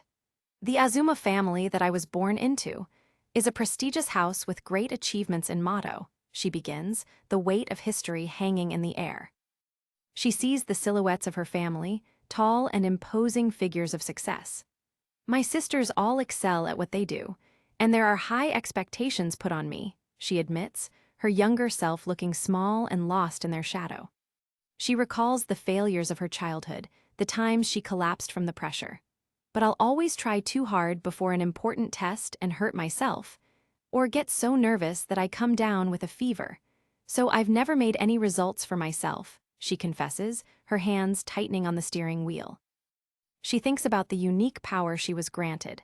As for the abilities of my peach, at first everyone told me how incredible it was, she says. Yuuki nods understandingly. Oh yeah, that happens. Yuuki looks at her with a wry smile. Then they realize the drawbacks you just mentioned? He asks. Himari puffs out her cheeks in frustration, her eyes narrowing as she remembers the turning point in her family's eyes. The memory of her sister, Yachiho, poking her cheek and laughing surfaces.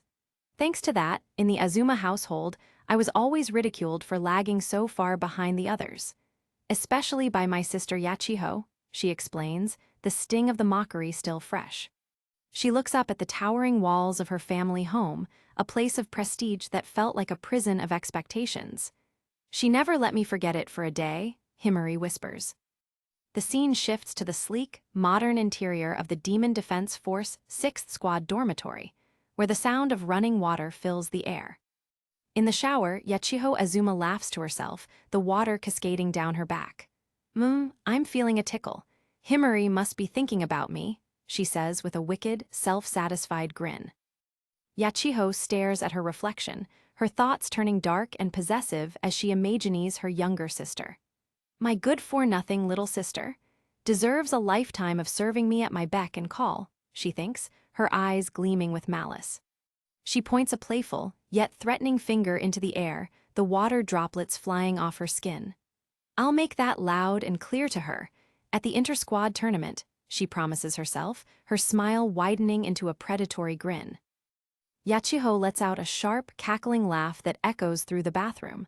I can't wait for the big day, she shouts, the excitement of the upcoming confrontation fueling her arrogance.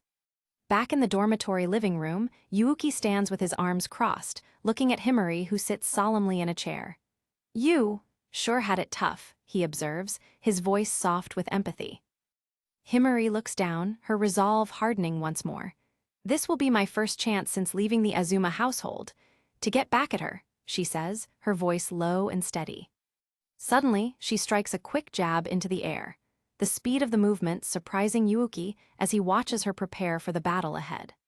She points directly at Yuuki, her eyes burning with a fierce, uncompromising determination.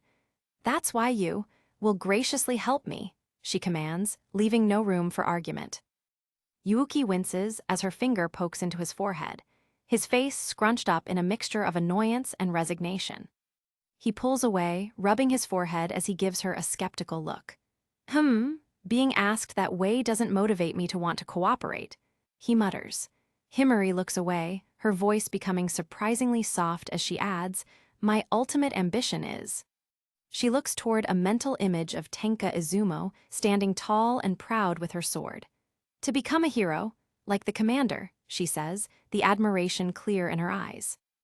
Yuuki stares at her, the honesty of her dream catching him off guard and changing his perspective on her drive. He realizes that they aren't so different after all.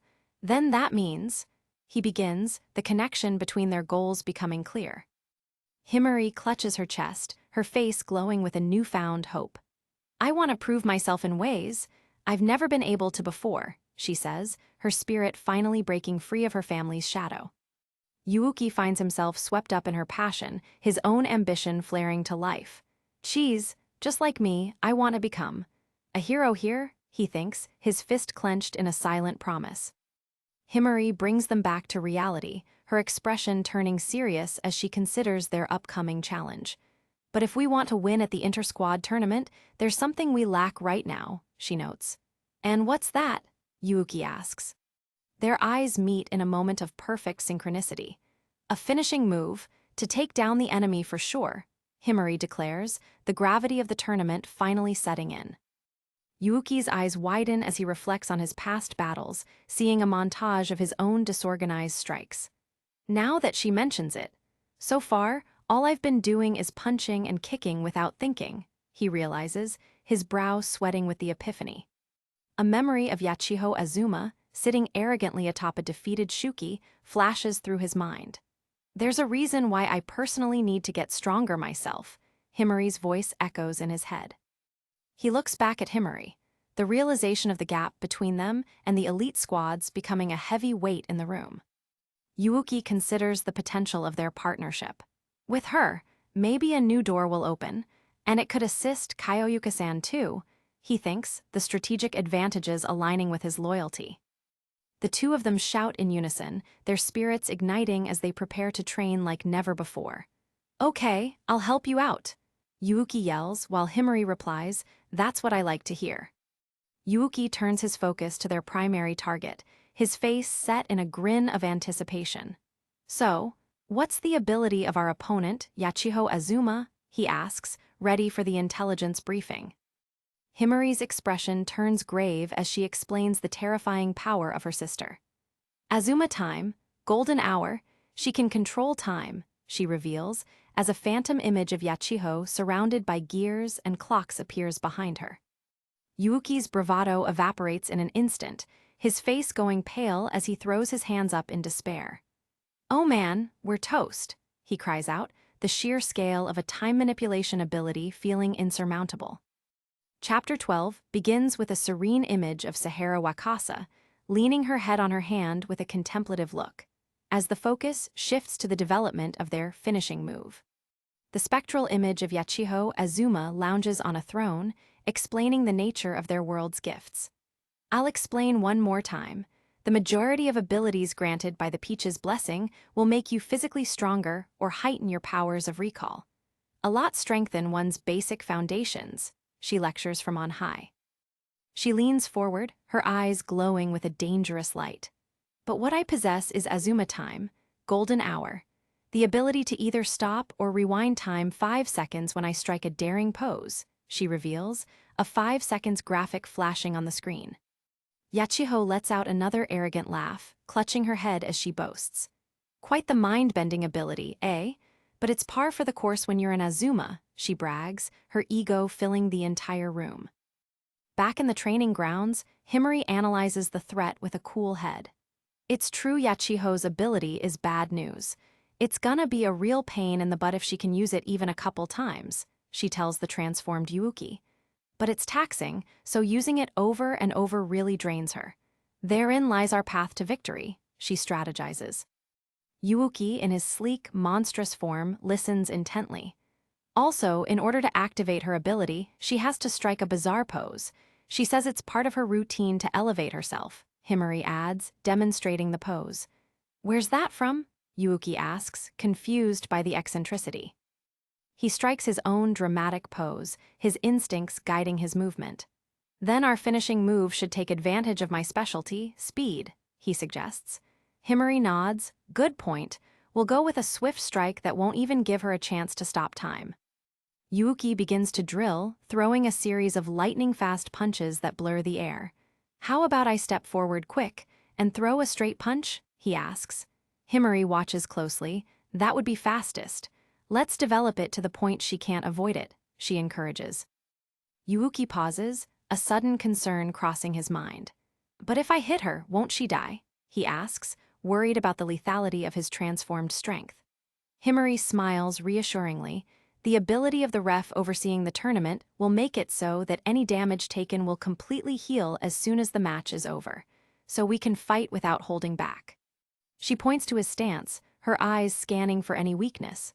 Now try putting some power into your legs, she commands, watching as he adjusts his posture. Yuuki settles into a deep crouch, focusing all of his concentration on his lower body, the ground cracking slightly beneath his weight. The seconds tick by as they both stare at his legs. Nothing's happening, Yuuki observes, his voice tinged with a hint of disappointment. Himari taps her chin, thinking through the mechanics of his transformation. This is based on how I picture it when turning my arm into a weapon, but why don't you try focusing all your body's strength into a single spot? She suggests, her eyes bright with a new theory. Yuuki closes his eyes, reaching deep within his own consciousness to feel the flow of energy throughout his transformed body.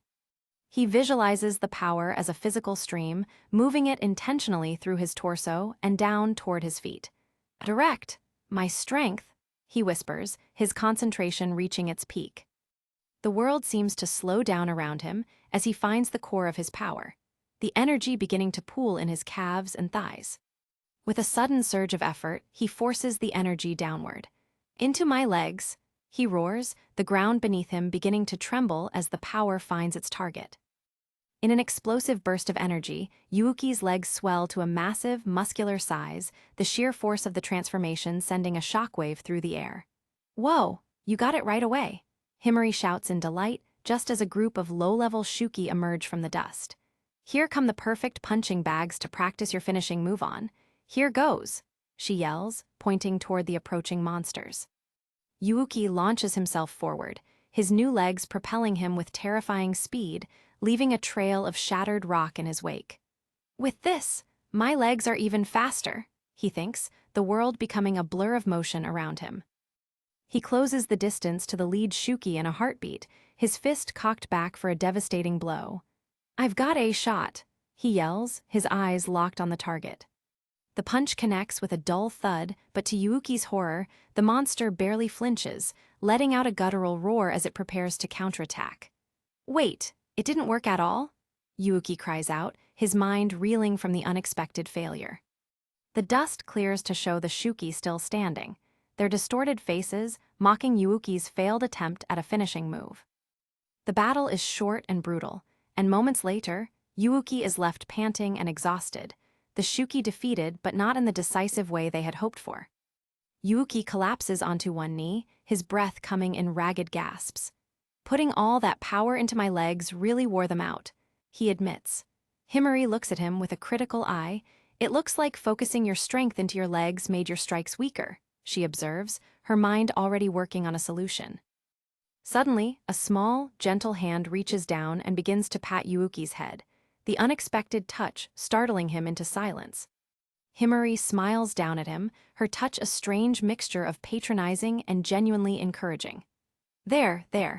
Let's keep at it to make this the best move we can. I guess this is my reward this time around, she says, her words a playful callback to their bond. Yuuki resets his stance, his fatigue temporarily forgotten as he considers her analysis. If I follow my dash up with a kick, I'm always a touch slower, he notes. Himari nods. Then you'll have to switch gears the moment you attack to concentrate your strength into your arm. We should stick to our original plan and come in with a punch instead, she directs. They continue their drill, a familiar voice rings out across the field. Looks like it's coming along, Himari, Tenka Izumo says, her sudden appearance catching Himari completely off guard. Commander, she shouts, her face instantly flushing with surprise and a hint of pride. Tenka walks over, a playful smile on her face as she watches them work. It seems you're making good use of my ability, she notes.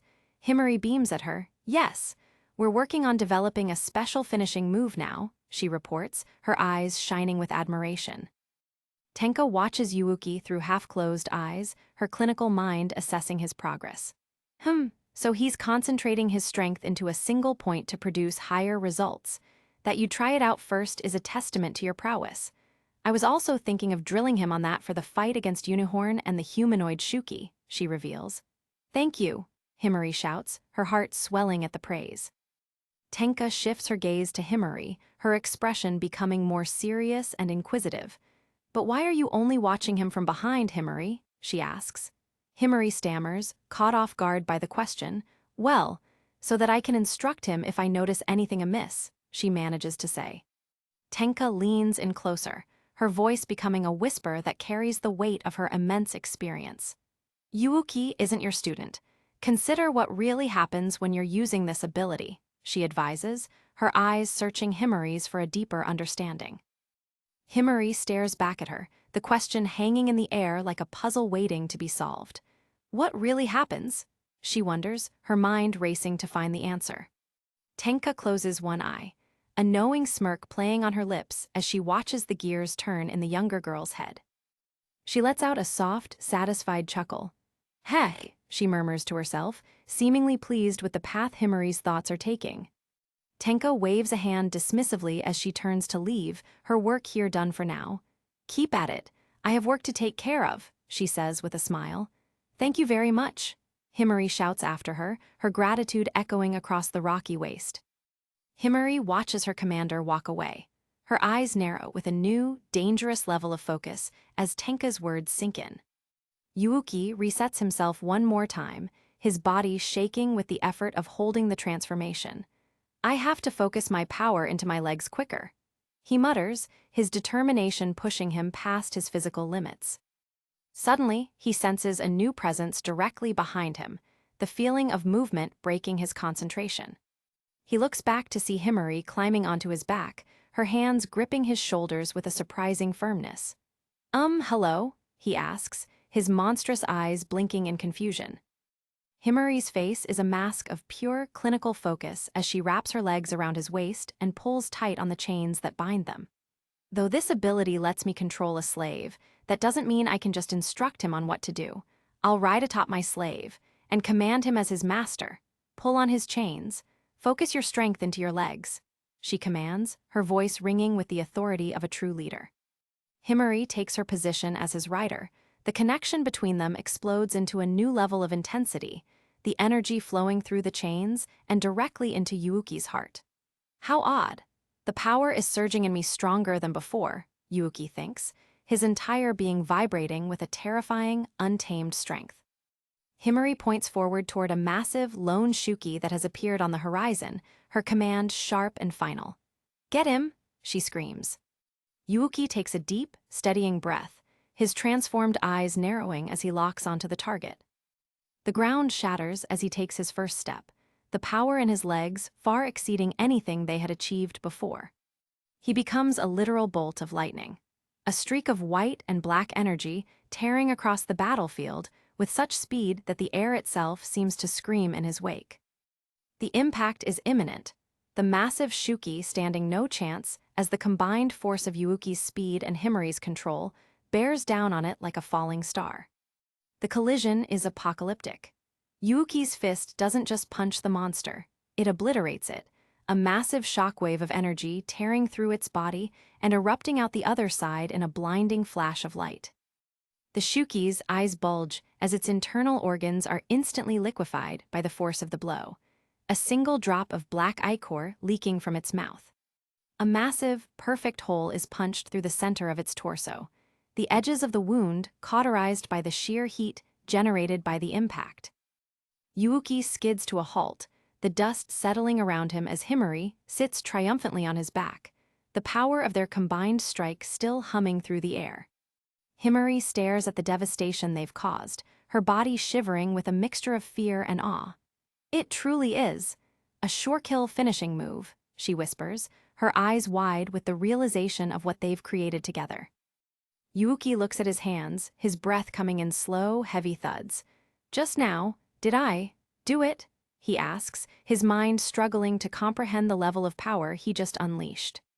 Himari looks down at him, a genuine smile breaking through her focus. Don't worry, I was so swept up in the moment. Do you think I can do it again? She asks, her voice light with a newfound confidence. She looks out at the army of Shuki beginning to swarm toward them from the distance, her grin turning predatory. Mato is the perfect training ground, she declares, her spirit finally matching the legendary reputation of her family name. The sounds of battle fill the Mato landscape for hours. The crunch of rock, the roar of monsters, and the explosive impact of their new finishing move repeating over and over again. The sun begins to set over the jagged horizon. Yuuki collapses into the dirt, his human form returning as the transformation breaks. By executing the finishing move repeatedly, Yuuki's fatigue approached its limit, the narration notes, as his ragged breathing fills the quiet air. A digital readout appears over the scene, a grim circle showing his exhaustion levels at a staggering 95%. He wheezes, his lungs burning with every breath. I'm way more tired than usual, he gasps, his body feeling like it's made of lead. Himari stands over him, her face partially obscured as she watches him struggle to recover. Sometimes your movement got sloppy, but, she begins, her voice surprisingly gentle. She starts to unbutton her military jacket, her face flushing as the inevitable tax of their bond begins to demand payment. Once we train you to stabilize it, it shouldn't be a problem, she says, her hands trembling slightly. Suddenly, the fabric of her undergarments snaps under the strain of the spiritual energy. The sound a sharp, sudden crack in the silence of the waist. Yuuki's eyes bulge out of his head as he realizes what's happening, his exhaustion instantly replaced by a fresh wave of panic. He shouts, pointing frantically at her. Himari lets out a long, frustrated sigh, her face burning with shame as she covers herself. Sheesh, it's the price for this ability, so indecent, she mutters, her heart racing as she waits for the spiritual contract to be satisfied. Yuuki turns his head away, his entire face turning a deep, vivid red as he stares into the dirt to avoid looking at her. A digital circle appears again, showing his fatigue dropping rapidly to 30% as the reward begins to work its supernatural healing. Works for me, he thinks, the physical relief battling with his mental embarrassment. He scrambles to his feet, pulling his shirt tight over his face as he prepares to get back to work. When I finish with my chores, let's get right back to training. I swear I'll master this move and put it to good use in the future too. He shouts, his dedication overriding his shame. He dashes away, his hands still covering his eyes as he runs toward their camp. Yeah, he yells, his spirit burning with a new fire. Himari watches him go, her expression a mix of amusement and genuine admiration. That's the spirit, she says softly, her eyes glowing with the first taste of true victory she's ever felt. The sun sets over the dormitory, the passage of time marked by a simple box. Some days later. The day of the tournament has finally arrived. The sixth squad stands ready, their uniforms pristine and their expressions determined. Our objective as the sixth squad is to win with a clean sweep, an elegant, crushing victory, Sahara declares with a confident grin. Tenka smiles, let's make it elegant too, while Himari and Yachiho stand in the background, the sibling rivalry about to reach its breaking point. The Mato Inter-Squad tournament begins. Morning light spills into a room filled with stuffed animals, but for Tenka Izumo, there's no time for rest. Chapter 13 begins as she stretches, the weight of the upcoming inter-squad tournament hanging in the air. In the soothing steam of the hot springs, Himari Azuma and Shushu Suruga find a fleeting moment of peace. The inter-squad tournament is finally here, Shushu remarks, the water rippling as they prepare for the trials ahead. Himari looks over, her expression serious as she reveals her strategy for the matches to come. We're all set. Unlike my body weaponization, I'll be using an ability the enemy won't know how to counter, she explains. The tension shifts to a more personal note as Shushu points out a reality Himari might be avoiding.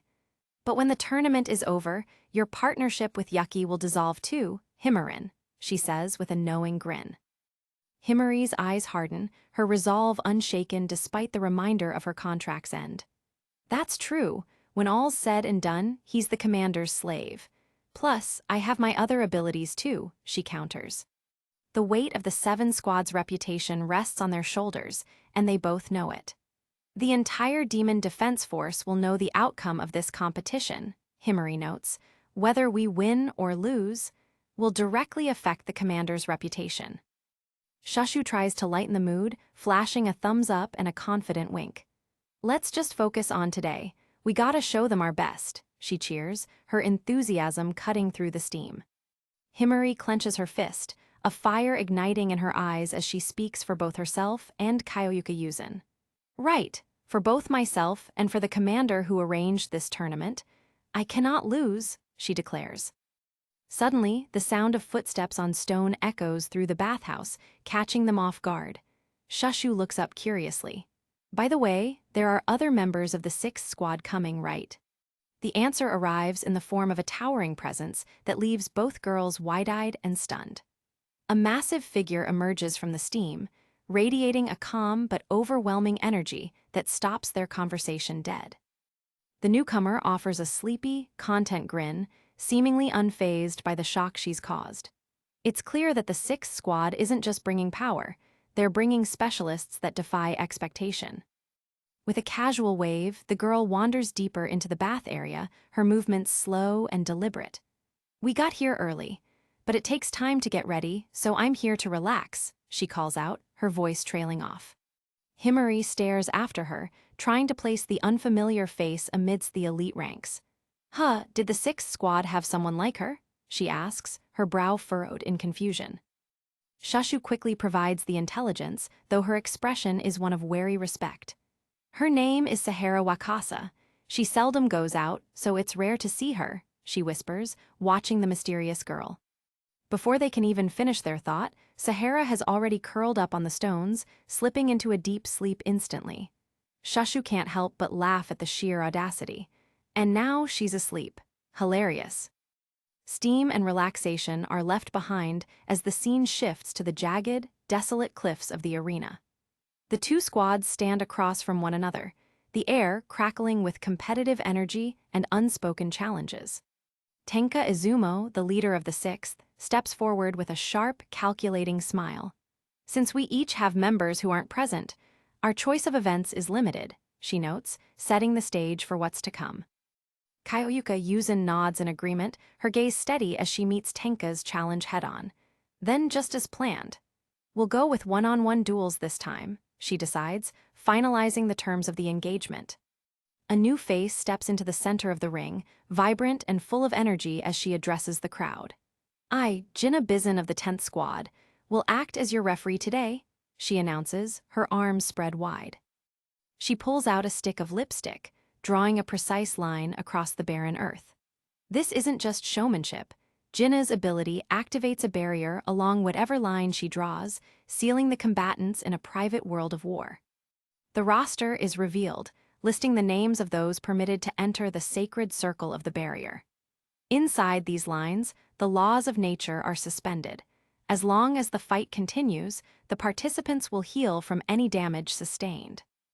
Jinna is practically vibrating with excitement, her eyes shining as she looks at the captains.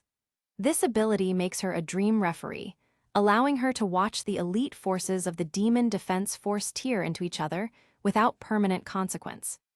The barrier shimmers into existence, a dome of energy that isolates the battlefield from the rest of Motto.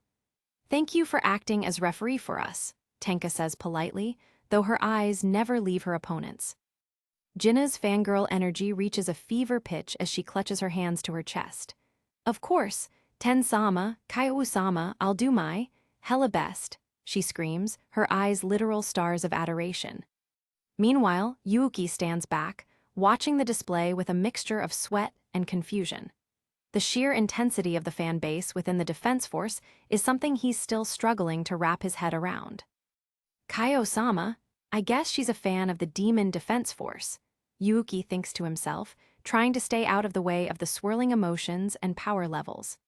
He's interrupted as Jinna turns her attention toward him, her bubbly demeanor vanishing in an instant. The sudden shift in atmosphere is chilling, as if a predator has just spotted something that doesn't belong in its territory. Her eyes narrow into a terrifying scowl, the playful stars replaced by a cold, judging stare directed solely at Yuuki. It's a look of pure disdain that catches the young man completely off guard.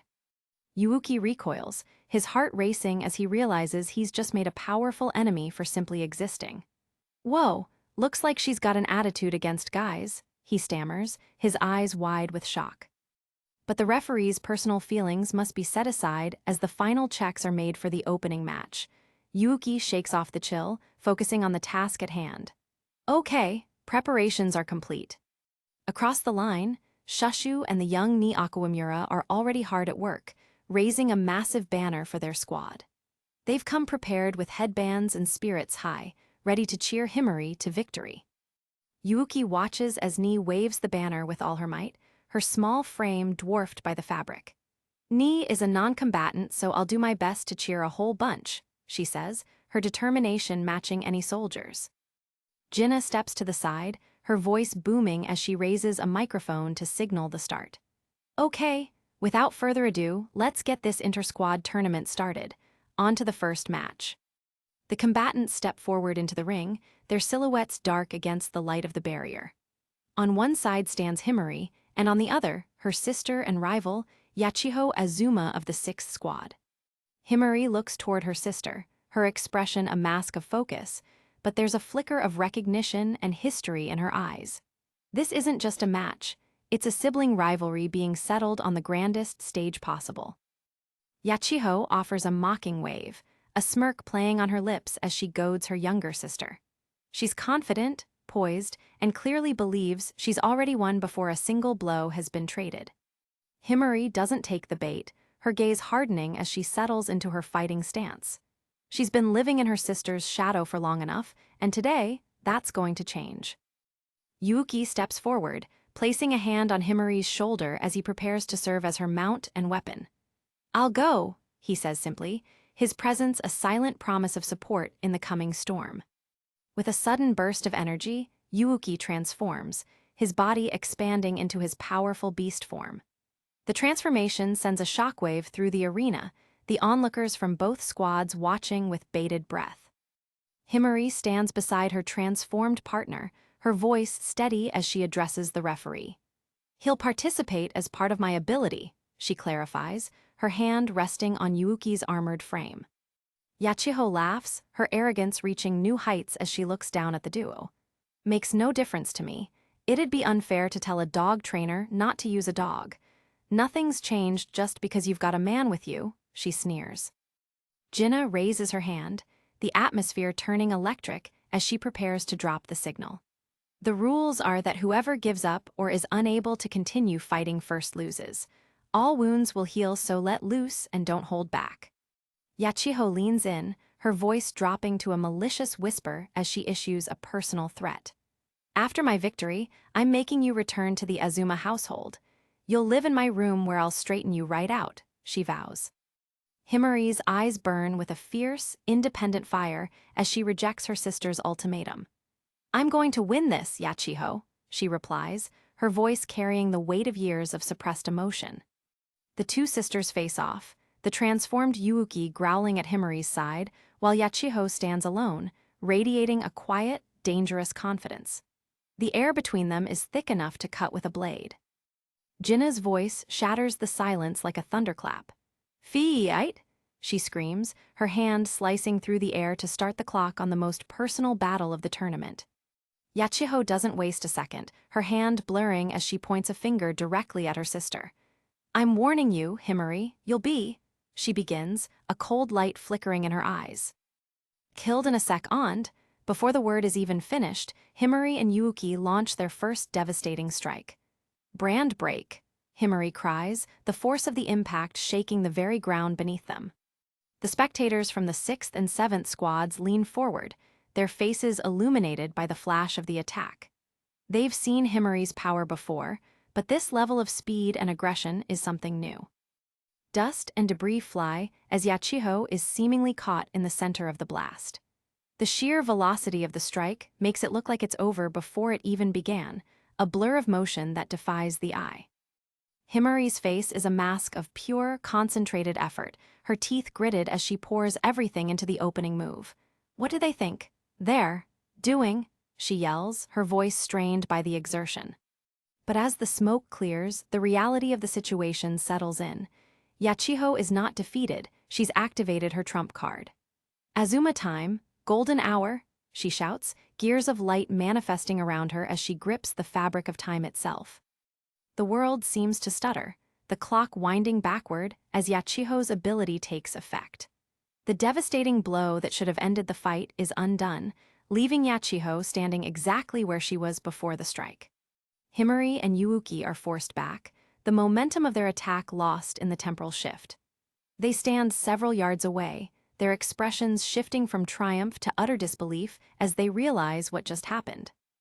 Yachiho stands calmly, adjusting her collar with a smirk that says it all. She's unhurt, her power allowing her to simply erase any mistake or injury that befalls her in the heat of battle. Himari stares at her sister, her mind racing to understand the scale of the power she's facing. The ability to rewind time even for a few seconds makes Yachiho nearly untouchable, a ghost that can't be pinned down. A bead of sweat rolls down Yachiho's cheek, the only sign of the effort required to manipulate time on such a scale. She's smiling, but there's a predatory hunger in her eyes that Himari knows all too well. Himari's breath hitches as she confirms her fears. She's tired. She turned back time, she realizes, the weight of the task ahead sinking in. This isn't just a fight, it's a war against time itself. Jinna's voice cuts through the confusion, reminding them that the battle is far from over. "Fiye it!" she roars, the barrier pulsing with renewed energy as the combatants reset. Yachiho leaps back into the fray, her movements as fluid and confident as ever. So she managed to use her ability even after being hit with brand break. I anticipated as much. We'll continue as planned, she thinks, her strategy already forming. Himari watches her sister closely, analyzing every twitch and shift in her posture. So she's changed moves. I'll have to see and find out whether it was a coincidence or strategic, she muses, her tactical mind seeking a weakness. Yachiho's smirk widens into a grin of pure arrogance. My carelessness is gone, and Himari, you don't know that my ability's grown, she thinks, the power of golden hour pulsing through her veins like a drug. She stares up at her sister and the beast she rides, her conviction absolute.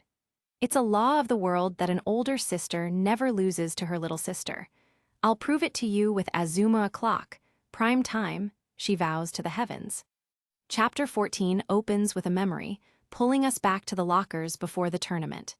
The air is quieter here, the steam of the showers, a distant echo compared to the violence of the barrier. Himari stands with Sahara Wakasa, her expression uncharacteristically hesitant as she prepares to ask for a favor.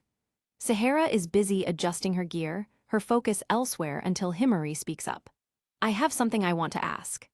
Sahara looks over, her expression sleepy and vaguely curious. She asks, her voice soft. Himari doesn't hesitate, her eyes boring into Sahara's. In preparation for today, has Yachiho been doing any special training? Sahara pauses, her finger tapping her chin as she tries to recall the details of their training sessions. Anything you can share is fine, Himari prompts, her voice tinged with a desperate need for information. The response is a loud, rhythmic snore as Sahara slips back into a standing slumber. Himari's patience snaps, her finger pointing accusingly at the sleeping girl. Hey, she shouts, her frustration boiling over. Sahara wakes with a start, a confident but dismissive smile returning to her face. Yakai's been acting no different than usual. I guess she's feeling confident. In other words, she's not taking you seriously, Himarin, she explains, her words cutting deep. Back in the present, the memory fuels Himari's rage as she charges forward. I swear I'll beat her, she screams, her voice echoed by the roar of Yuuki as they close the distance once again. Yachiho watches them come, her hand reaching into her holster with a fluid, practiced motion. She's not running, she's waiting, her thumb hovering over the hammer of a weapon that shouldn't exist in Mato. She draws a sleek, modified handgun, its metallic surface gleaming in the barrier's light. This isn't a standard issue firearm. It's a specialized tool designed specifically for combat against both Shuki and the defense force. Himari's eyes lock onto the weapon, her tactical mind cataloging the threat instantly. I knew that'd be her main weapon, a modified gun for Mato use, she thinks, her muscles tensing for the inevitable fire. She gives a sharp tug on the chains, signaling Yuuki to alter their course. They can't afford to be stationary targets, especially against a sister who can erase her misses with the snap of a finger. Yuuki responds instantly, his eyes narrowing as he locks onto Yachiho. He's more than just a mount. He's a sentient weapon, his reflexes tuned to Himari's every command. With a powerful kick, Yuuki launches them into the air, his talons digging into the earth before propelling them upward. The sheer force of the jump creates a shockwave, but Yachiho's smile doesn't waver. Yachiho raises the gun, her arm rock steady as she tracks their flight through the air. What an idiot, jumping into the air where she can't change course. The moment they land, I'll stop time and shoot them, she thinks, her finger tightening on the trigger. The moment of impact approaches as they plummet toward her, Himari's face a mask of grim determination. Yachiho's eyes widen, her voice a sharp command that cuts through the wind. Now. A flash of light erupts from the barrel of the gun, the sound of the shot muffled by the temporal distortion. Yachiho has pulled the trigger, her power and her weapon working in perfect, deadly unison. Himari's eyes bulge in shock as she realizes the shot has already been fired before she could even land. The world around her seems to freeze, the bullets path a shimmering line in the air that leads straight to her heart. But Himari hasn't come this far to be taken down by a single shot. Brand break! She roars, the energy of her own ability clashing with the temporal field in a blinding explosion of force and sound. Debris and dust fill the air as the two powers collide, the impact throwing both sisters backward. Himari clings to Yuuki's back, her eyes searching the haze for any sign of her sister's next move. Through the clearing smoke, she sees Yachiho and her heart sinks. Her sister is grinning, a trail of blood trickling from the corner of her mouth, but she looks anything but defeated. Azuma time, golden hour, Yachiho's voice is a raspy whisper as she activates her power once again. The gears of time manifest once more, the world spinning in a reverse kaleidoscope of light and sound. Rewind 5 seconds. The command is absolute. The explosion, the clash, and the injury are all erased as if they never happened, resetting the board for yet another attempt at the perfect kill. The world resets, pulling them back to the moment of the jump. Yuuki is in midair once again, his talons poised to strike, but this time, something is different. The déjà vu is palpable, a heavy weight on both fighters. Yachiho watches them with a calculated gaze, her mind processing the events of the timeline she just erased. He kicked the air and sped up. They squeezed that attack in by a hair's breadth, she notes, her confidence unshaken. But there's a flicker of doubt in her eyes, a realization that her sister is adapting faster than she anticipated. The gap between them is closing, and even the power to turn back time might not be enough to keep Himari at bay. She resets her stance, her mind already moving 5 seconds ahead of the current reality. If I use my ability sooner, then they'll be within range when I stop time. Azuma time, golden hour, stop time for 5 seconds. The world plunges into an eerie, silent darkness as time grinds to a halt. Yachiho stands alone in a frozen landscape, the only living thing in a world that has ceased to move. She raises her gun, her finger poised over the trigger. She turns, her eyes searching the frozen air for her targets, but her scream of frustration echoes through the silence. "They're gone!" she cries, her gaze darting frantically across the barren arena. In the distance, she sees them. Himari and Yuuki are already outside her immediate reach, their silhouettes small against the jagged rocks. They've moved beyond the range of her stop time, anticipating her every move. Yachiho's face contorts in a mixture of rage and disbelief as she realizes her sister has seen through her tactics. They're out of range. They're changing their actions on purpose. She realizes, her teeth bared in a snarl. The seconds of her stop time tick away, the numbers flashing in her mind like a countdown to her own defeat. 5, 4, 3. The advantage she worked so hard to gain is slipping through her fingers. Time resumes with a violent jolt, the sound and motion of the arena returning in a disorienting rush. Himari and Yuuki are already in motion, their distance giving them the safety they need to reset for a counterattack. Himari looks over her shoulder, a small, triumphant smile tugging at her lips. She's managed to outmaneuver the master of time itself, and the look of pure shock on Yachiho's face is more rewarding than any trophy. Yachiho hunches over, her breath coming in ragged gasps as the physical toll of the time manipulation begins to mount. "Hugh!" she exhales, her eyes never leaving her sister's retreating form. Himari's eyes shine with a cold, tactical light as she watches her sister's exhaustion. "Good, we made her waste her ability," she thinks, her resolve hardening into a razor-sharp edge.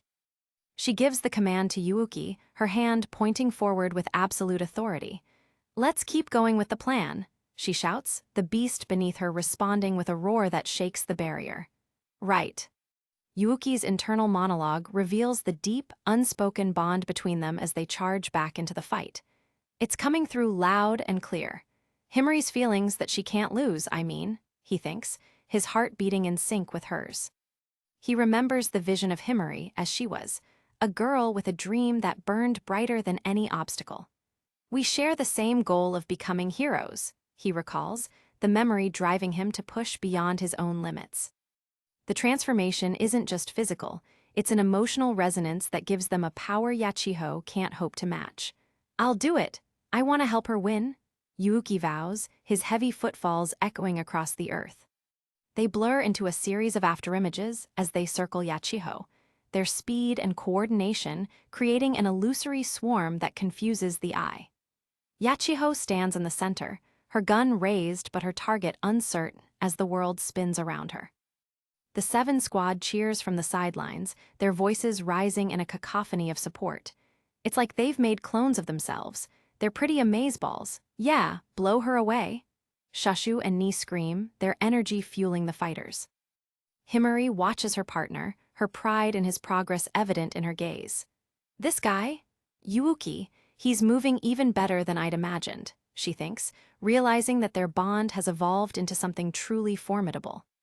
A shadow of regret passes over her face as she remembers her earlier skepticism. "I'll have to apologize for how much I made fun of him," she muses, her smile softening for just a moment before the battle demands her full focus. But the softness is gone in an instant, replaced by the grim reality of their situation. "That's another reason. I must win against Yachiho," she declares, her eyes locking onto her sister's with predatory intensity. She begins to analyze Yachiho's movements, her mind identifying the tiny tells that signal the use of the time-altering power. "Azuma time, golden hour, has a weakness in that it takes a moment to use," she notes, watching Yachiho's posture. The strategy is simple but dangerous. Depending on their range, they must either crush Yachiho before she can trigger the power, or run far enough away that the stop time doesn't matter.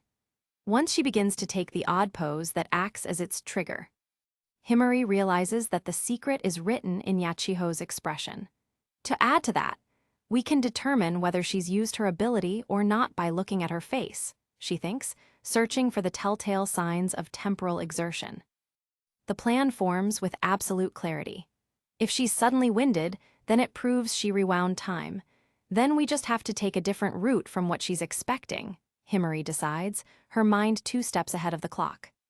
She knows they only have to endure a few more cycles before Yachiho's strength fails completely. She should only be able to use her ability a few more times. If I can get her to waste it, then victory is ours. But Yachiho is not so easily outplayed. She sees the calculation in Himari's eyes and responds with a grin of pure, unadulterated madness. Must be exactly what Himari is thinking. I've already mapped out all her thoughts and plans. She strikes a dramatic, exaggerated pose, her fingers splayed as she prepares to unleash her final gambit. Now is the time to use my trump card, Behold the superiority of your sister, she screams, her voice filled with a terrifying glee. Himari's eyes widen as she recognizes the start of the ritual. She's going to stop time. At this distance, we can avoid her. She shouts to Yuuki, their path already diverging to escape the frozen zone. A pillar of white light erupts from Yachiho's position, the sheer volume of power she's drawing on creating a vortex of energy that threatens to consume everything within the barrier. The real battle starts now. The command echoes through the void, a decree that bends the very laws of Mato to her will. Azuma o'clock, prime time, Yachiho roars, her form silhouetted against the blinding light of a weaponized timeline. A massive void of darkness opens beneath her, a temporal black hole that sucks the light and sound out of the arena. This isn't just stopping time, it's an absolute erasure that leaves the world in a state of primal chaos. The onlookers are frozen in place, their cheers and banners trapped in a moment of perpetual stillness. Even the air seems to have turned to stone, a silent witness to the power of the Azuma lineage. Yachiho stands at the center of the void, her silhouette sharp and menacing against the dark. She's no longer just a soldier. She's the master of her own pocket of reality, and she's coming for her sister with everything she has. She tracks Himari and Yuuki across the desolate landscape, her movements effortless in a world that has stopped moving for everyone but her. The distance that Himari worked so hard to build is erased in a single heartbeat. She raises her gun, her smirk returning as she pulls the trigger again and again. If it were only 5 seconds, they'd be outside my firing range. But they can't avoid me when I've got 10 seconds on them, she thinks, the bullets carving trails through the frozen air. She knows the risks, but the thrill of the hunt has overridden her sense of self-preservation. The bottleneck with this technique is that its activation takes longer than Azuma time, golden hour. But I knew that if I used it at this distance, you'd try to evade. The countdown begins again, the numbers 10, 9, 8, 7, 6 burning into the atmosphere as the prime time ticks toward its conclusion. Every second is a death sentence, and Yachiho is the executioner. Time crashes back into reality with a deafening boom as the bullets find their mark. Yuuki is thrown backward, the impact of the high-caliber rounds tearing through his armored form and sending him spiraling through the dust. Himari is thrown from his back, her body skipping across the hard-packed earth as she lets out a ragged scream of pain. "Goo!" she gasps, the world spinning as she tries to find her footing in a world that has just been rewritten. The arena falls into a stunned silence as the dust settles, revealing the scale of the destruction. Himari lies on the ground, battered and bleeding, while the transformed Yuuki is crumpled nearby, his strength finally failing him. Yachiho stands over them, her chest heaving as she explains the true nature of her power. By striking a supreme pose, I can double the amount of time I can manipulate. Azuma o'clock, prime time, she announces, her victory nearly absolute. Himari looks up, her face streaked with dirt and blood, her eyes wide with a mixture of shock and reluctant admiration. "I can't believe you had such a move," she whispers, her strength fading with every word. Yachiho's laughter is a manic, echoing sound that fills the barrier. "My growth is also genius level. Your downfall was not taking that into account." "Ka ka ka," she crows, her hand reaching out as if to grasp her sister's future. But far above the barrier, a shadow moves across the moon, a dark, pulsing energy that has nothing to do with the tournament. The ground beneath the arena trembles, a deep, primal groan that silences Yachiho's laughter. A mysterious figure watches from the shadows, her long hair blowing in the wind as she observes the battle with a detached, chilling interest. Well, well, they seem charged up," she muses, her voice like ice. She turns her gaze back to the fallen Himari and Yuuki, her eyes flashing with an ancient, terrifying power. "Let's see how things go for a bit," she decides, a dark promise of things to come lingering in the air. The volume ends, new threats emerge from the darkness of Mato. "Since you had your way with that 7th squad or whoever they were, I'll handle it this time. Our targets might increase, but the more the merrier," they declare. "The tournament was just the beginning. The real war is about to start." Long ago, in a world before the battlefield, two sisters shared a quiet morning. Yachiho leans over the bed, marker in hand, ready to prank her sleeping younger sister, Himari. But the past is a ghost, and the present is a war zone. Himari lies defeated on the scorched earth, gasping for breath as her sister towers over her. From the sidelines, Team 7 watches with bated breath. The 7th squad still has a chance, they just gotta get up. Shushu cheers, refusing to accept defeat. Yachiho stands confident, her mind calculating every limitation. Because her ability, lofty ambitions, copies powers with a price, she knows Himari is locked into her current state until that price is paid. She looks down with cold eyes, a smirk playing on her lips. "Think back, Himari. I've got this in the bag, no problem," she whispers mockingly. The weight of Yachiho's boot on the ground feels like an anchor. "You never could deliver results when it really mattered," she sneers as Himari struggles to even lift her head. "You can't handle prime time. Give it up, Himari," Yachiho demands, her voice full of absolute certainty. Himari's fist trembles against the dry earth, her body screaming in protest. A guttural sound escapes her throat, a mix of pain and fury. Tears of frustration blur her vision. "Are you saying that even here? My efforts will come to nothing?" she thinks, the doubt beginning to claw at her heart. Suddenly, a voice breaks through the despair. "Hey!" Yuuki stands there, battered and bloody, but his eyes are fixed on her. "You'd better not give up," he commands, his spirit unbroken despite the damage. Himari looks up, her eyes wide. "Yuuki," she whispers, seeing the sheer determination in her slave's face. Yachiho's eyes narrow as she watches them. "Look at your sister's face. That attack took a lot out of her," Yuuki reminds Himari, sensing the opening. Yachiho clicks her tongue in annoyance, checking her weapon. She huffs, the irritation visible as she readies her pistol. Himari stares at her sister's stance, a realization finally dawning on her. The sweat beads on Himari's forehead. This is the moment where everything changes. She catches Yuuki's eye, and in that split second, a silent plan is formed. Yuuki leans in close, his voice a low growl. "We're so close. Are you really gonna give up here?" He doesn't stop, pushing her further. It'd be pathetic to have such an idiot for a master. Yachiho laughs, her arrogance reaching its peak. "Any more of this and you'll disgrace your commander. I can always stop time again." Himari erupts, her voice echoing across the wasteland. "Isn't what we call a disgrace in the 7th squad." Yachiho's eyes sharpen as she prepares her final move. "I thought that if I broke her heart, it'd make educating her after this a breeze," she thinks callously. Himari shouts to her partner, she's going to use her ability. "Do the you-know-what, Yuuki." A blinding flash of light suddenly consumes the center of the battlefield. Eternal chains release. Himari cries out, triggering the tactical reversal they needed. Yachiho reacts instantly, her hand moving to her face. "They're trying to blind me," she realizes, but she won't be stopped so easily. She strikes her pose, her power surging. "Azuma time, golden hour, stop time for 5 seconds, this ends now." The world freezes in a gray hue, but the smoke from Yuuki's release is everywhere. Yuuki stands motionless, caught in the stasis. Yachiho's eye twitches as she looks through the haze. What the? She can't see her target, the smoke is too thick even in frozen time. "I can't see, Himari." 2 seconds remain. Yachiho grunts in frustration, her finger hovering over the trigger. She fires blindly into the smoke. The muzzle flashes are the only light in the gray world. 3 seconds. She unloads her clip, hoping to catch her sister by surprise as the smoke swirls around her. 4 seconds. The world begins to vibrate as the ability reaches its limit. 5 seconds.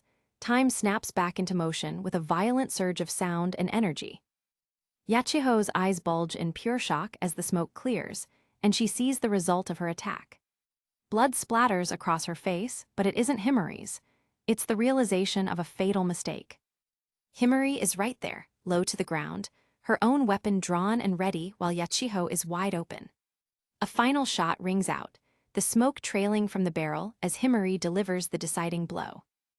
Yachiho stumbles back, clutching her side. "To think you'd struggle this much," she gasps, her pride shattered. Her head lolls back as the world begins to spin. "That's so. Cheeky," she whispers before her knees give out. The 3 of them collapse onto the dirt. Yuuki, Himari, and Yachiho, all pushed to their absolute limits. Shashu stares at the scene, her jaw dropping. Is this what I think it is?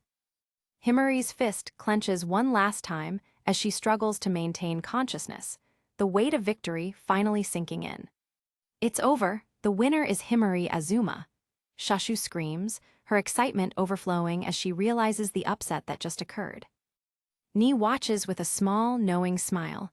They really studied the ability well, both of them, she notes, impressed by the tactical depth of the 7th squad. Sahara looks on, her arms crossed. Let's hope she learns from her defeat, she says, eyeing the fallen Yachiho Azuma. Ni moves quickly, her healing abilities surging through the group. Don't you worry, they'll heal right up, she assures them as a golden light envelopes the injured. Yuuki looks at his hands as the wounds stitch themselves together in seconds. Wow, they vanished in an instant, he marvels. Gah, my throat's parched, Yuuki groans. Himari looks over at him, exhausted but proud. You were running around a lot, go rehydrate at the dorm, I'll come with you. They start to leave, a weak voice calls out from behind them. Himari, wait. Himari stops, her back turned to her sister, her expression unreadable. Yachiho sits up, a shaky grin returning to her face. You've gotten stronger, I'll give you that, I'll treat you accordingly. Then there's no problem if you return to the Azuma household, right? Himari looks at Yuuki, then back at her sister, her gaze now steady and unwavering. Yachiho, the 7th squad is where I belong now, Himari states firmly, cutting off any hope of her return. Her eyes are clear, the doubt from before completely gone. No matter what you say, I'm not going back home. Sahara giggles as she watches Yachiho's stunned reaction. The mighty older sister has finally been put in her place. Himari and Yuuki walk away together, leaving the battlefield and the family legacy behind them. Ni and Sahara catch up to Yachiho. The thing with you, Yakai, is that you've got a snarky way of expressing yourself, Sahara teases as Yachiho continues to freeze up. The scene shifts to the quiet hallways of the 7th Squad dormitory, the setting sun casting long shadows through the windows. Inside the kitchen, the soft hum of the refrigerator is interrupted by the sound of a door opening. Himari stands there, her silhouette outlined against the light. She pulls a bottle of water out and begins to drink greedily, the cool liquid a welcome relief. Yuuki watches her from the side, a bit awkward in the silence. I'll have some too, Yuuki starts to say, reaching out for the bottle. Before he can finish, Himari's hand snaps out, grabbing his wrist with surprising force. Yuuki freezes, his eyes wide. Huh. Himari looks him in the eyes, her face flushing crimson. The air in the room suddenly feels heavy with unspoken tension. She pulls him in, her lips meeting his in a sudden, desperate kiss that catches him completely off guard. The moment lingers, the only sound being their synchronized breathing as the reward mechanism takes hold. Himari pulls back slightly, her face buried in his chest, her heart hammering against his ribs. Yuuki stands there stunned, his face burning. Is this my reward? He thinks, the reality of their contract crashing down on him. Himari looks up at him, her eyes soft and vulnerable. It looks like it started, she whispers, referring to the power's price being paid.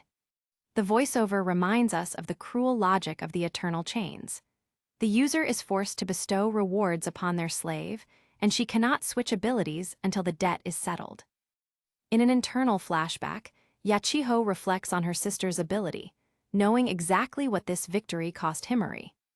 Later, back in the locker rooms, Yachiho stands in her underwear, reflecting on the match. Let's review the first match. Listen up, Yachiho, Sahara says as she walks in. From what I've heard, that was Slave Kun's first fight against a human. Even knowing wounds would be healed, chances are he was subconsciously putting the brakes on his finishing move, Sahara explains. Sahara leans against the wall, her expression serious. You need to remember that under normal conditions, you would have lost to that first attack. Yachiho's shoulders droop, her confidence replaced by a rare moment of humility. Okay, she murmurs. Sahara looks at a photo of the battle. To think that he worked so hard and even became a decoy at the end, she muses, gaining a new respect for Yuuki. Sahara smiles slightly. He really is a slave through and through, she thinks, but there's no mockery in her voice anymore. Outside, the jagged peaks of Mato pierce the sky, a reminder of the harsh world they still have to conquer. Ni stands with Sahara, looking toward the dormitory. Those two are taking a long time. I'll go fetch them, Shashu says, heading off to find Himari and Yuuki. Ni looks over at Sahara. Anything out of line in Mato, Ni? Sahara asks. Ni simply shakes her head. No, nothing. Chapter 16, Burning Master. The focus shifts to the next fighters, Shashu and Sahara, as they prepare for their own trial by fire. Back in the dormitory kitchen, Himari is still pressed against Yuuki. Thanks to you, Yuuki, we beat my sister, TH. Thank you, she stammers, her face still bright red. Yuuki looks at her, his voice trembling. Himari. She looks away, but doesn't let go. I didn't just say that because I had to as part of your reward, she insists. She turns back to him, her eyes locking onto his. I said it because I mean it. She leans in again, this time more gentle, her lips brushing against his in a soft, lingering touch. Yuuki's heart skips a beat as the intimacy of the moment deepens, the world outside the kitchen disappearing completely. The reward continues, a physical manifestation of their contract, but now it feels like something more. Suddenly, Himari pulls back, her face a mask of embarrassment. I was forced to do that as the reward, obviously, she shouts, trying to reclaim her tough exterior. Sheesh, what a dirty reward, she huffs, though her expression betrays a very different feeling. She leans her forehead against his, a quiet sigh escaping her. This is so, honestly. Yuuki looks at her lips, his mind racing. Himari has a sharp tongue, but her lips are so soft, he realizes, his heart pounding in his chest. He looks at her, a serious question on his mind. You sure you shouldn't return home? Himari yanks on his shirt, pulling him close again. It's fine, she whispers, her gaze intense. The commander took me in when I was going through a tough time, she explains, her voice dropping to a soft murmur. I belong by her side, she says with absolute finality, her eyes closing as she leans in once more. Yuuki can't help but respond, his own emotions swirling. Come. Himari's voice is muffled against him. I've been kind of hard on you, so I'm sorry. She looks up at him with a shy, genuine smile. I guess guys aren't so bad, she admits. Yuuki's eyes go wide, the sincerity of her words hitting him harder than any attack from the Azuma sisters. They stand there in the dim kitchen, the tension finally breaking into a quiet, shared moment. But the silence is shattered as the door creaks open. A voice says from the doorway. Shashu stands there, her eyes narrow and suspicious. But the kisses really are the price of the ability, so don't get any weird ideas, she warns Himari. I know already, Yuuki shouts, his face turning another shade of red. Himari-san, you can talk more casually. Being formal would just be awkward at this point, Shashu adds. Himari looks down, her pigtails hiding her face as she tries to process the sudden intrusion. The awkwardness in the room is palpable, with Yuuki and Himari caught in a compromising position. Shashu stares at them, her hands on her hips. She's seen enough to know exactly what's been going on. A reward where you put your body on the line, so this is what they meant by, she thinks, her eyes sparkling with a mix of jealousy and curiosity. The scene closes on the three of them, the complicated dynamics of Team 7 only getting more entangled. No fair, Shashu's internal scream echoes as she realizes she's missing out on the action. Outside, the voice of the commentator rings out. Now for the second match. Himari and Yuuki stand ready, their bond stronger after the battle with Yachiho. Sahara Wakasa steps forward, her eyes fixed on her opponent. Sahara, Ni calls out, signaling the start of the next phase. Sahara stretches her arms high above her head, a wide yawn escaping her. I'm sleepy, but here I go, she shouts with infectious energy. Shashu points at her with a confident grin. I'm gonna win too, good luck, she cheers, the competitive spirit of the squad coming alive. I'm gonna show off big time, so you just watch, Shashu tells Yuuki, giving him a playful wink. Yuuki smiles back at her, his nerves finally settling. Okay, he says. The two fighters face each other, the air crackling with anticipation for the clash between two of the squad's most physically gifted members. Sahara leans in, whispering to Yuuki as she passes, "And I'll expect you to show appreciation equal to my success." She gives him a quick thumbs up, her eyes full of mischief as she walks toward the center of the ring. Yuuki stands there, his hand raised in confusion. Himari watches Sahara with a flat expression, her mind still back in the kitchen. Yachiho Azuma stands to the side, looking bored and defeated as she's forced to watch the rest of the matches. Sahara reaches out, playfully twisting Yachiho's pigtail. "Yachiho," she says with a grin. "Guh, you lost, so put your all into cheering her on," Sahara commands, handed Yachiho a pair of pom-poms while Ni watches with a deadpan stare. The two combatants take their positions in the middle of the wasteland, the wind whipping their hair as they prepare to engage. Shashu gets into her stance. "You fight with your fists too, don't you? Wanna try having a go at it without powers first?" she challenges. Sahara waves her hand casually. "Sure," she chirps, her carefree attitude hiding the dangerous warrior beneath. Ni grabs a microphone, her voice booming across the field. "I'll be giving live commentary to make it more exciting." "All right, fight!" The call rings out, and the two girls blur into motion, their speed incredible even without their special abilities. Sahara leads the charge, her leg sweeping through the air in a powerful, sharp kick that whistles as it cuts the wind. Shashu is just as fast, her hand coming up to deflect the strike. "Buo, Bashi," the sounds of their impact echo across the rocks. But Sahara isn't finished. She uses the momentum of the blocked kick to spin into another strike, keeping Shashu on the defensive. Shashu's eyes widen as she sees an opening. She lunges forward, her arms reaching out. "Yua!" she cries as she manages to grab Sahara's leg midair. She doesn't hesitate, spinning Sahara around with all her strength, and throws her, Ni calls out into the mic. Sahara hits the ground with a dull thud, but she's already rolling back to her feet. She follows up with an elbow drop. Ni continues, the excitement in her voice rising. Shashu manages to dodge the crushing blow at the last second, the ground shattering where Sahara's elbow connects. "Ow!" Shashu yelps as the shockwave hits her. Before Shashu can recover, Sahara is on her, but Sahara grapples her from behind. She locks her arms around Shashu's waist, lifting her off her feet in one smooth, powerful motion, and nails a German suplex. Sahara slams Shashu headfirst into the earth, the impact sending dust and debris flying in every direction. Shashu groans, her ribbon askew, but she manages to push herself up. "I'm not through yet," she grunts, her eyes full of fire. Sahara stands back, breathing hard, the exertion of the raw physical fight finally showing. "Aw, I'm bushed," she sighs, wiping sweat from her brow. She looks at Shashu, her grin returning. "That does it, I'm using my ability." The audience leans in, the real battle about to begin. "How many will Sahara go with?" Yachiho asks, waving her pom-poms half-heartedly. "Probably about 3, Ni guesses. 1 maybe?" Sahara counters with a laugh. The energy in the air shifts as both girls activate their powers.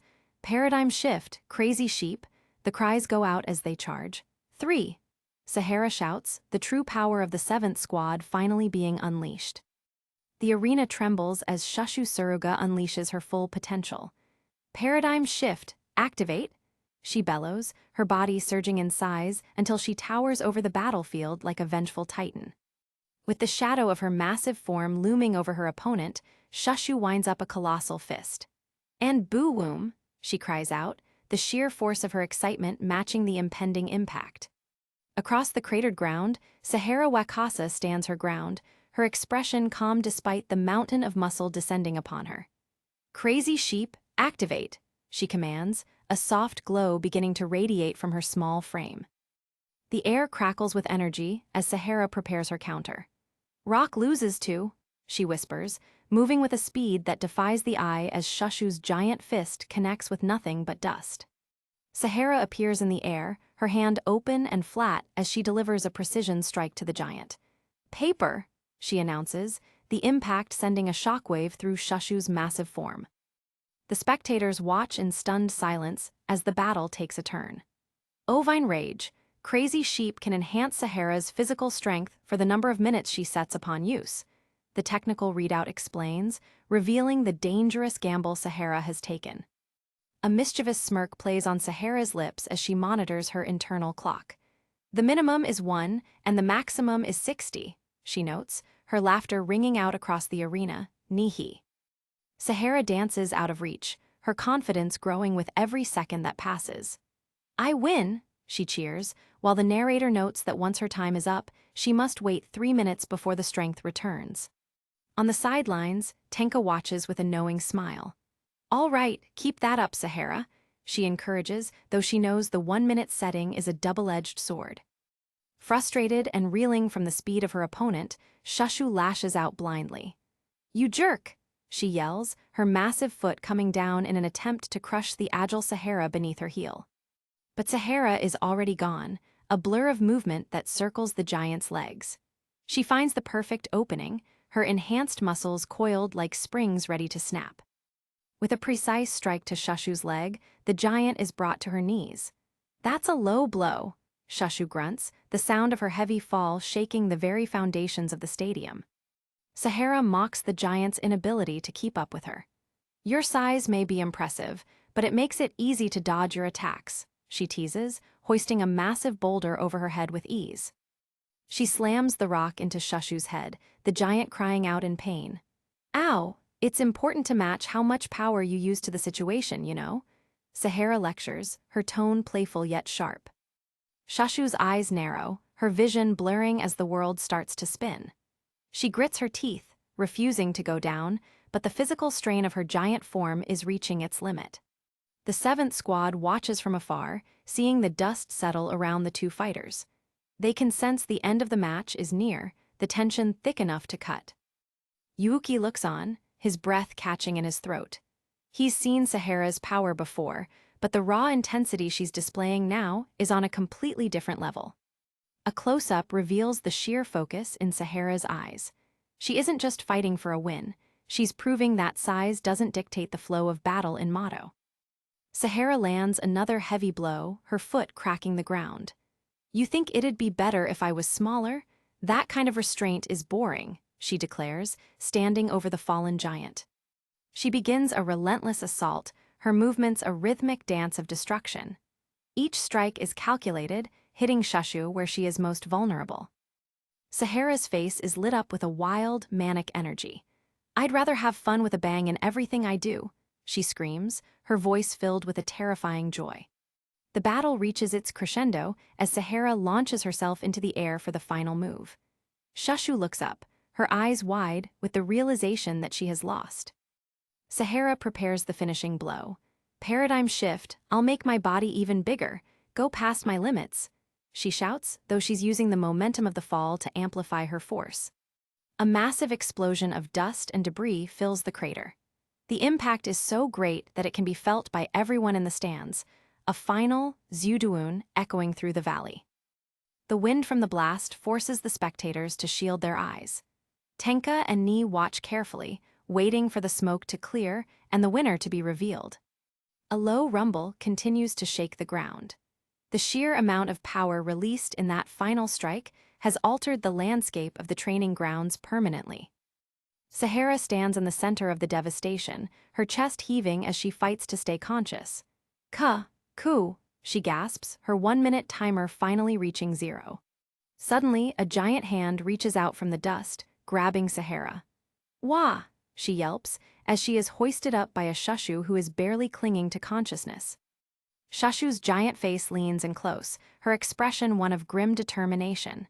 See, I'm so big you can't avoid me, she whispers, her voice a low growl of defiance.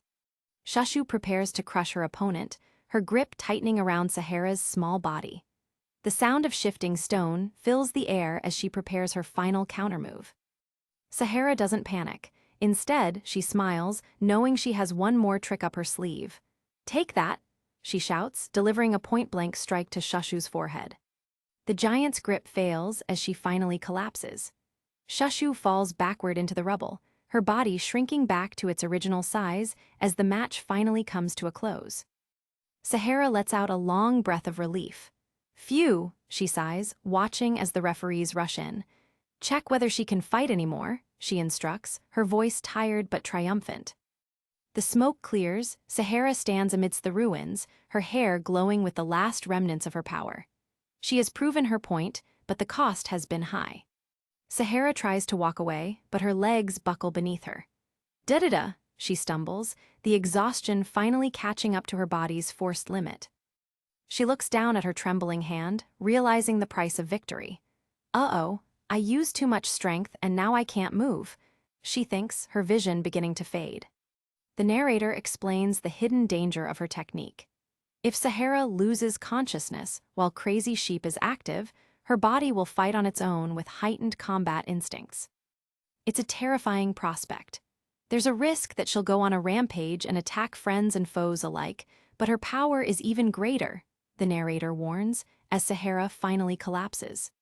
In a flurry of movement, the unconscious Sahara continues to fight the air, her body moving with a savage grace. This is the hidden mode of a girl who can fall asleep anywhere and anytime. Yuuki and the others watch in a mix of awe and fear. They see the raw power of the Sixth Squad on full display, and it's clear that the tournament is far more serious than they anticipated. The dust finally settles as Shushu lies defeated on the ground. Ni approaches the fallen girl, her expression one of concern for her fellow soldier. The official announcement rings out across the crater. The winner is Sahara Wakasa, the voice booms, while Shushu remains down, her spirit crushed by the defeat. Sahara is fast asleep, being carried off like a prize. Ka, it's thanks to my great cheering, her teammate laughs, while others note she won in exactly 3 minutes flat. Shushu groans as she starts to wake up, her body aching from the transformation. NNNGH, she moans, her eyes slowly focusing on the blurry faces of her teammates above her.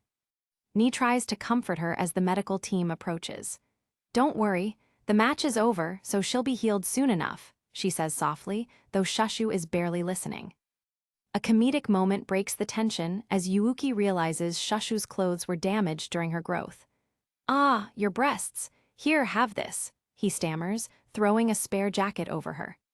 Shushu pulls the jacket tight, her face flushed with more than just exertion. She looks away, muttering to herself, "No, so I."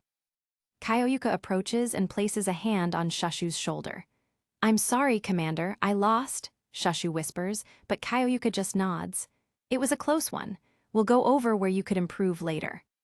The mood is somber as Shushu stands up. "You should go and get changed," Himari suggests kindly, to which Shushu simply replies with a quiet, "Yeah."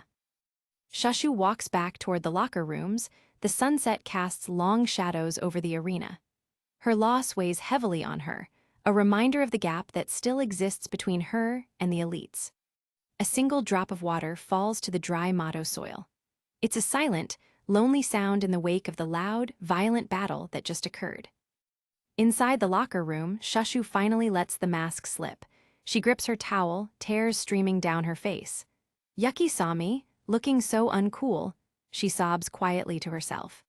She closes her eyes tight, trying to block out the memory of her defeat. The shame of losing in front of her caretaker is more painful than any physical injury she sustained. Outside the door, Yuuki stands silently. He can hear her crying and his heart aches for her. He knows he has to do something to cheer her up. He turns to Himari, who is watching him with curiosity. "I'm the caretaker, so I can help with anything she might need. I'm going to go with her," he says firmly. Himari watches him go, a small smile on her face. "Give her some alone time. If that seems like what she wants, I'll come right back," Yuuki promises as he walks away. Meanwhile, the other members of the squad remain in the arena. Ni and Kyoyuka stand together, their expressions turning serious as the atmosphere in Mato begins to shift. Kyoyuka turns to the sensory specialist.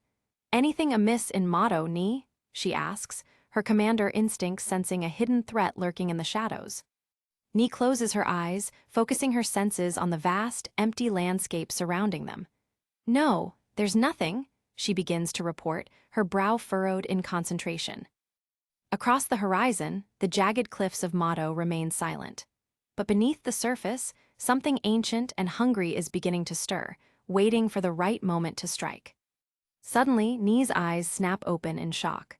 "Huh," she gasps, as she sees two mysterious figures standing on a distant cliff, watching the squad with predatory interest. One of the figures turns, revealing a face that is chillingly human yet undeniably alien. A predatory grin spreads across her face as she locks eyes with the squad from miles away. Ni is frozen in fear, the sheer presence of the enemy overwhelming her. "You saw us, and just as I put down my blackout curtain."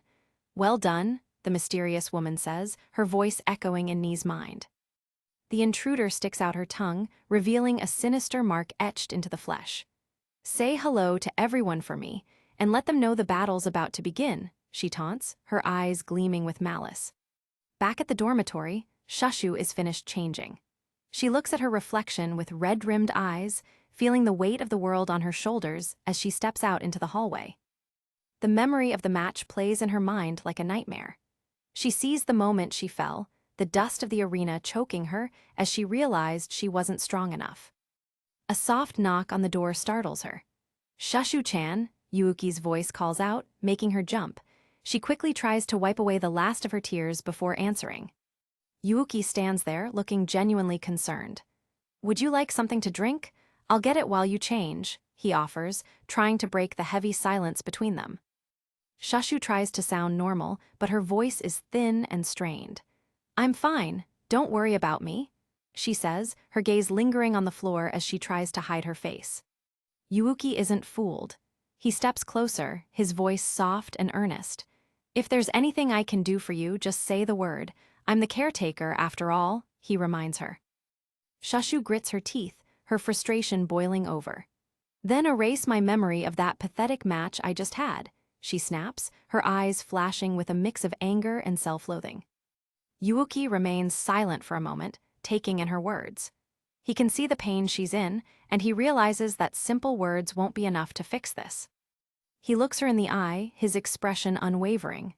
"I know it's too bad you lost, but I don't think it was pathetic," he says with conviction. Shashu looks up, a glimmer of hope in her eyes. "Really?" she asks, her voice barely a whisper as she searches his face for any sign of a lie. Yuuki smiles, a warm and genuine expression. "In fact, I wanted to see more of that wrestling at the start. You were incredible," he praises, his heart pounding in his chest. Shashu lets out a small, shaky laugh. "Heh, it's her fault for not playing along," she says, a bit of her old spirit returning to her voice. A brief moment of peace settles between them. For the first time since the match, Shashu feels a little less alone, the weight on her shoulders starting to lift. Shashu's expression suddenly turns mischievous. "Hey, Yuki, close your eyes for a sec," she requests, her voice dropping to a playful, secretive tone. Yuuki is confused but complies. Okay," he says, shutting his eyes tight and waiting for whatever surprise she has planned for him. The sound of a soft kiss fills the quiet hallway. Yuuki freezes, his eyes still closed as he processes the sudden, unexpected contact against his lips. There's a soft, squishy sensation as Shashu leans in, her body pressing against his in a bold, direct gesture of affection that catches him completely off guard. Shashu pulls back slightly, her face flushed deep red. Yuuki stands there, stunned into silence, his heart racing as the world around them seems to fade away.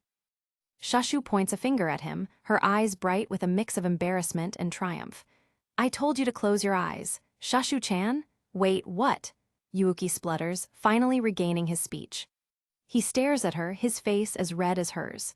"Well, what'd you do that for?" he asks, trying to find some logic in the chaotic moment they just shared. Shashu looks down at the floor, her fingers tracing the edge of her jacket. She can't quite look him in the eye, the gravity of what she just did finally sinking in. She gives him a playful, defiant look. "I figured I'd blow away the shock of my loss with another shocker. Like bang," she declares, her voice full of false bravado. She turns her back to him, her shoulders shaking with a quiet laugh. Yuuki can only watch her, his mind a whirlwind of confusion and a strange, new warmth. Shashu walks away, her heart still hammering against her ribs. "I'll have to tell him, after I've proved myself more," she thinks, a new determination taking root in her heart. Outside, the sky over Mato has turned a dark, bruised purple. The quiet of the evening is shattered by a low, ominous rumble that vibrates through the very ground. Back at the arena, the squad is on high alert. Kyoyuka stands at the center, her hand on the hilt of her sword as she stares into the darkness. "Something is coming," she whispers. A horde of Shuki suddenly bursts from the ground, their grotesque forms lunging toward the squad with mindless ferocity. The peace of the tournament is officially over. Kyoyuka draws her blade in a smooth, practiced motion. "Shuki!" she shouts to her team, her eyes burning with a fierce light. "You can hella relax," Ni adds, though her voice trembles slightly. The battle begins in a flash of steel and energy. The squad moves as a single unit, their years of training turning the arena into a killing field for the invading monsters. Tenka stands at the front, her spatial powers creating an impenetrable defense. "My barrier is invincible. I may not look it, but I run a tight ship," she boasts, while she shreds the attackers into pieces. One particularly large Shuki lunges at the barrier, but it is halted by an invisible force. A deep, resonant voice rumbles from the shadows, its owner unimpressed by their power. A massive, humanoid figure steps into the light. He is Raern, a leader among the Shuki, and his presence alone is enough to chill the air. "You call this a barrier?" he asks with a sneer. The squad stares in horror at the new arrival. They've never seen a Shuki this articulate or this powerful. Kyoyuka grits her teeth, her mind racing for a way to defeat him. With a single, effortless motion, Raern shatters Tenka's barrier. The sound is like breaking glass magnified 1,000 times, and the shockwave sends the squad reeling. Raern throws back his head and laughs, the sound a harsh, grating noise that echoes through the valley. "It's so ridiculous. It makes me," Raern burst out laughing, he shouts with arrogance. He stands before the shattered remains of their defense, a wall of pure muscle and lightning. "Obsolete rejects. It's time to meet your end," he declares, his eyes glowing with murderous intent. Raern unleashes a wave of lightning that incinerates anything in its path. The squad is forced to scramble for cover, the sheer heat of the attack melting the very stone beneath their feet. Kyoyuka sees Yuuki and Shashu running back toward the arena. "Commander," Shashu shouts, while Kyoyuka issues a direct command. "The tournament's cancelled. Annihilate the Shuki." Yuuki steps forward, his body already beginning to transform. "Roger Dodger," he bellows, his voice merging with the roar of the oncoming storm as he prepares for the ultimate fight. Tenka begins to warp the noncombatants to safety. "I'll take the noncombatants to the dormitory. Make sure to hear Out Ni's report on the enemy," she instructs, her face set in a grim line. Kyoyuka leads the charge, her blade a blur of movement as she cuts through the first wave of attackers. The battlefield is a chaotic mess of blood, lightning, and steel. Sahara, now back on her feet, joins the fray with renewed energy. "I feel 100 times better now," she yells, her enhanced fists pulverizing the Shuki with every blow. A Shuki lunges at Sahara from behind, but she senses it before it can strike. The narrator notes that her combat instincts are sharper than ever, even without her power active. Sahara delivers a devastating kick that sends the Shuki flying into a nearby wall. "Take that!" she screams, her eyes bright with the thrill of the battle. She begins to spin, her body a whirlwind of destruction that clears the area around her. The air hums with the sound of her movements, a rhythmic shurururu of pure energy. Ni provides support from the sidelines, her sensory powers allowing her to predict the enemy's movements. "Keep it up with the big attacks, and I'll watch your back," she shouts to Sahara. Himari Azuma steps into the battle, her massive gun hammer ready to deliver justice. She unleashes a blast that clears out an entire squad of Shuki in a single zuba of light. Raern turns his attention to Himari, his eyes narrowing. "You are not our target," he states coldly, his voice cutting through the noise of the battle like a knife. He raises a hand, and the sky responds with a deafening crack of thunder. "But either way, I'll reduce you to ashes," he promises, his power surging to a terrifying new level. A massive bolt of lightning strikes the ground where Himari was standing. She barely manages to dodge, the air around her smelling of ozone and burnt earth as she scrambles for safety. Raern looks down at the crater he's created, his expression one of bored amusement. "What's this?" he asks, as he sees Himari and Yachiho standing together in the rubble. Yachiho looks up at him with a mix of fear and defiance.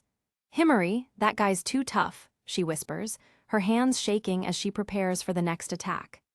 Yachiho grits her teeth, a determined look crossing her face. She knows they can't win by force alone, and she's ready to try something desperate to save her teammates. Himari looks at her, realizing what she's planning.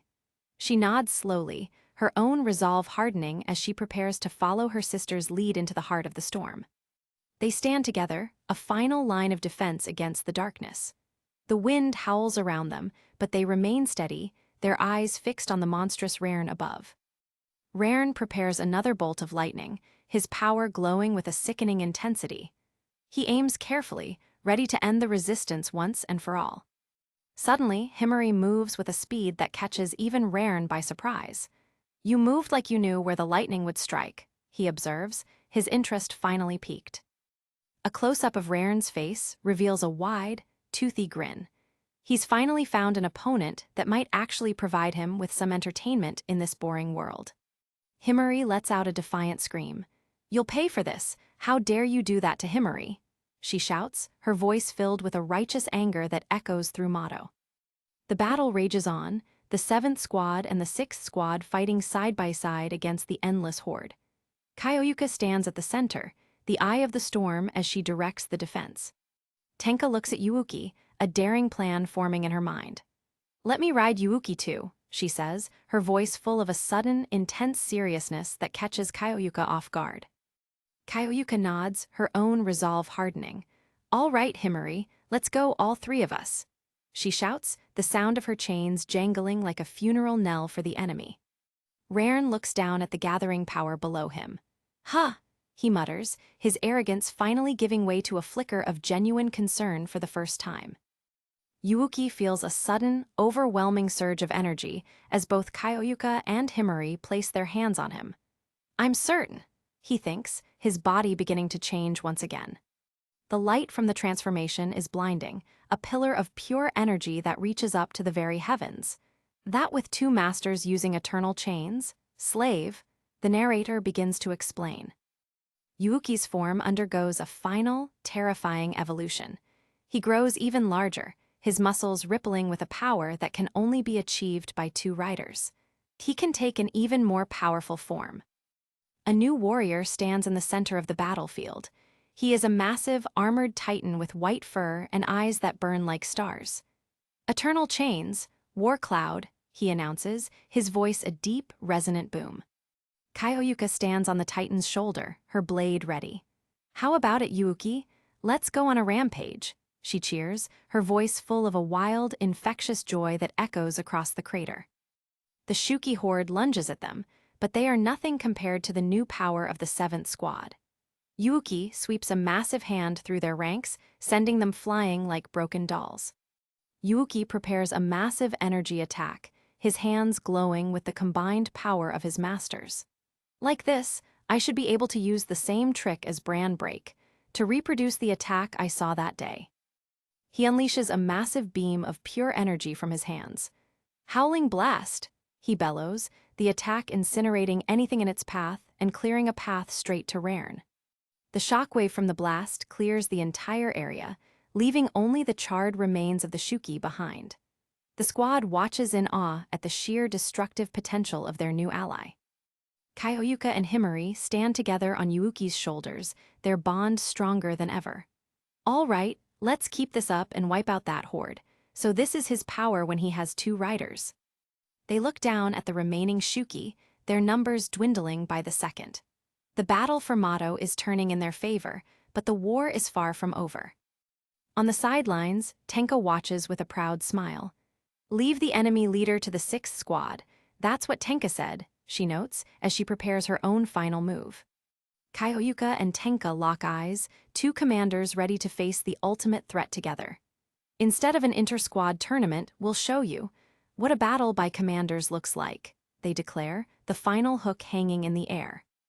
In the safe confines of the dorm, Shushu grips her head in frustration, her face twisted in a dramatic display of agony.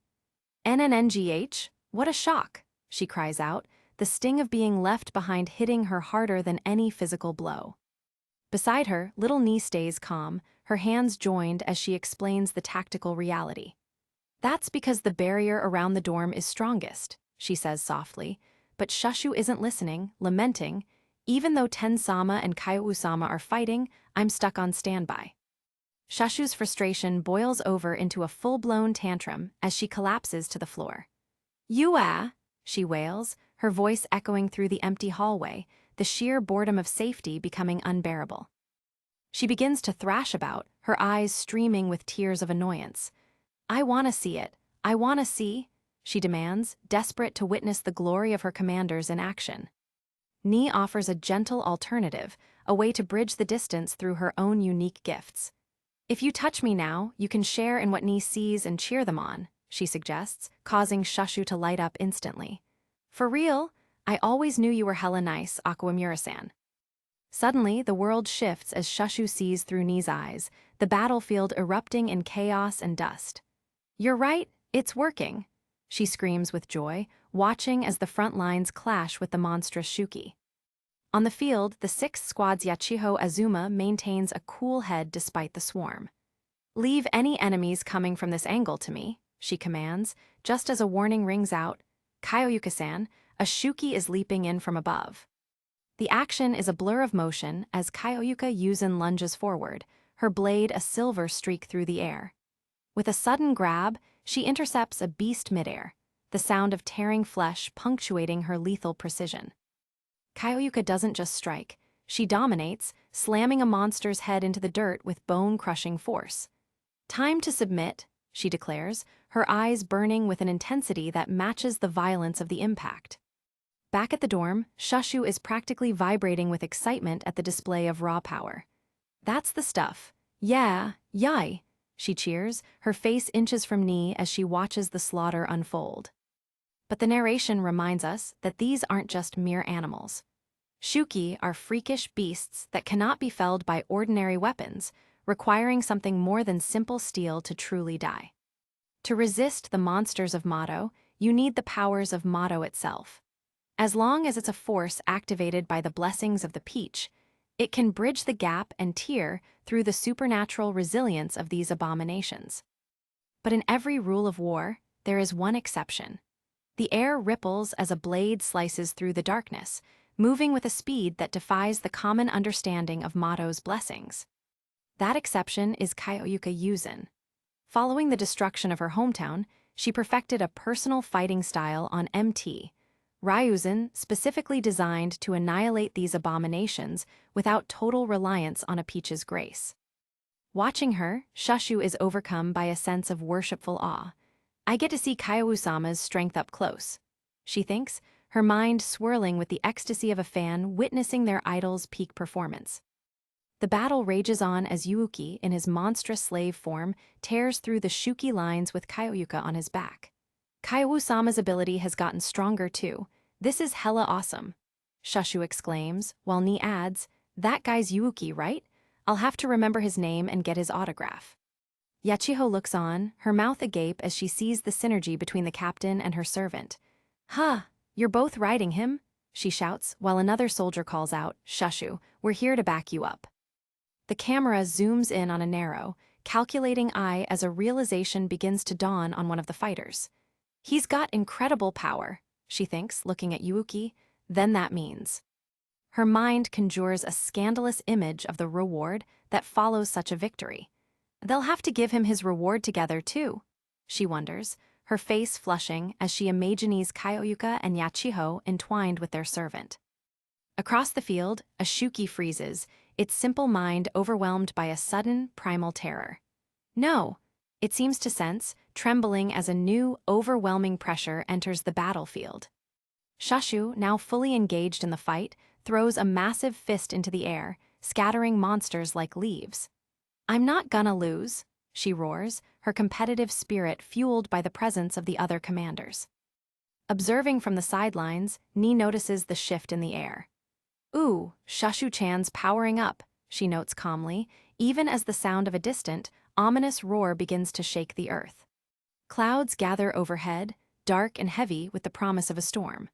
A bolt of lightning splits the sky, illuminating the battlefield in a jagged, terrifying flash of white light.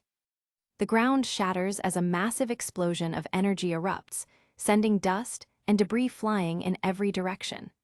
The fighters are forced to shield their eyes as the sheer force of the blast levels the terrain. Yachiho grits her teeth, her pistol raised as she stares through the smoke. He's clearly unlike the other Shuki, she realizes, the sweat beads on her brow reflecting her growing concern. This guy's got some firepower. Out of the dust emerges a hulking, armored figure, its face a mask of cold, mechanical cruelty. It draws a deep breath, the air around its mouth beginning to glow with a malevolent, concentrated energy. With a thunderous boom, the armored Shuki leader unleashes a projectile of pure darkness. It streaks across the battlefield, carving a path of destruction through the earth itself. Yachiho's eyes widen in horror as the blast nears, her instincts barely kicking in. "Ka!" she gasps, the world around her becoming a blur of shadow and flame as the impact draws near. The strike connects with a sickening slash, sending a spray of blood into the air.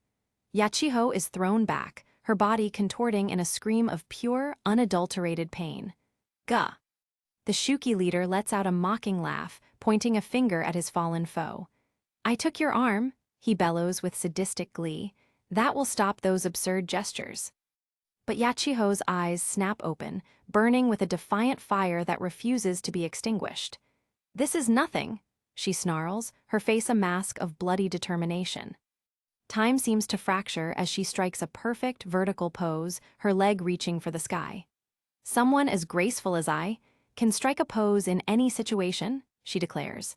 "This is it, Azuma time, golden hour ***. The world flickers like a broken film reel, rewinding the carnage.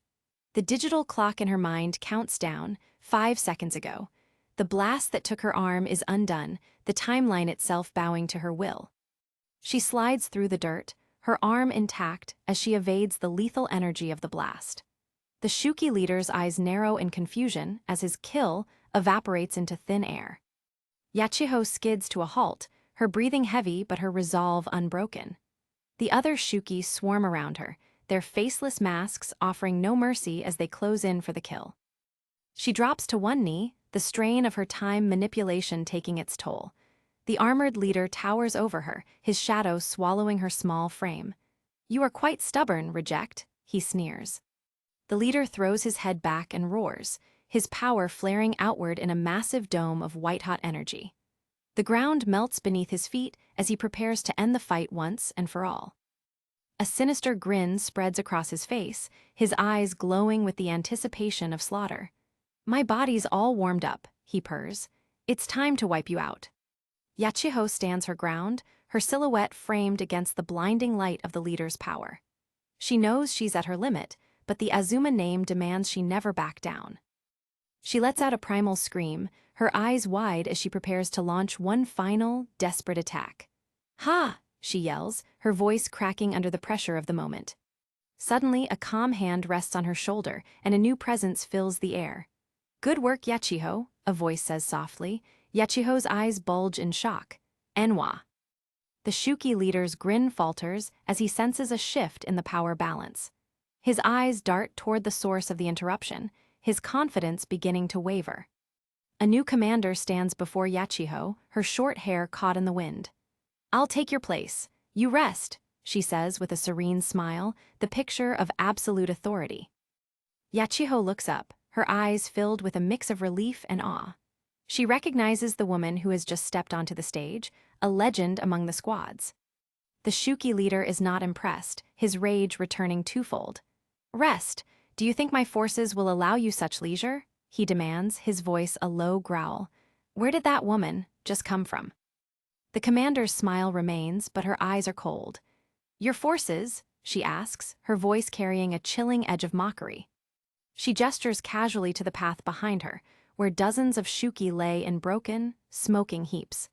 "I already got rid of all the nuisances who might get in the way," she explains, as if discussing the weather. The leader's jaw drops, his eyes bulging as he looks at the carnage behind her. He can't fathom how his entire vanguard was wiped out in seconds without a sound. The commander steps forward, her eyes locking onto the leader with lethal focus. According to the report, there should be 2 more leaders left, she notes, her mind already moving to the next objective. She raises a single finger, pointing it directly at the armored beast like a death sentence. First, I'll start by taking care of you, she declares, her smile growing sharper. The Shuki leader regains his composure, his fist clenching as he prepares to strike. HMPH, this ought to be fun, he counters, oblivious to the fact that he is already outmatched. Target. A title card punctuates the moment. Chapter 20, Chain Soldier, introducing Ten Yamataga, the commander of the 6th Squad. The two stand in the middle of a wasteland, the silence broken only by the wind whipping across the dirt. I'm angry, the leader growls. I waited around, but in the end there are still only 2 of you targets. Why aren't there more of you? Ten remains unbothered, her thoughts moving with mechanical precision. So there are 2 targets, myself included, she muses. They must be after the commanders. The leader's power begins to crackle, zapping the air around him with electric intensity. Then let's get right to it, he snarls. This fight is as good as over. He unleashes a massive, blinding beam of light, the flash illuminating the entire sector. Ten doesn't move, her eyes wide as the energy rushes toward her with the speed of a thunderbolt. A thunderous boom echoes across the plains as the blast connects, sending a massive plume of smoke into the sky. The power of the attack seems absolute, leaving nothing but scorched earth behind. The Shuki leader lowers his arm, a smug look on his face. HMPH, this is their leader? What a joke, he scoffs. Rejects are nothing more than rejects in the end. Suddenly, a shadow falls over him from above. Ten drops from the sky, her leg extended in a powerful kick. The leader's eyes widen as he barely manages to raise his guard against the surprise assault. Ten hovers in the air for a fraction of a second, her expression bored. It'd be easier if you let yourself get hit, she remarks, her voice flat and devoid of any effort. The leader snarls, his armor absorbing the impact. How arrogant for a reject to think she can kick me, he retorts. My flesh is as hard as steel. He unleashes a series of explosive punches, the air booming with the force of his blows. You can't hurt me, he roars, believing his superior defense will eventually wear her down. But Ten doesn't block, she simply ceases to be in the path of the attack.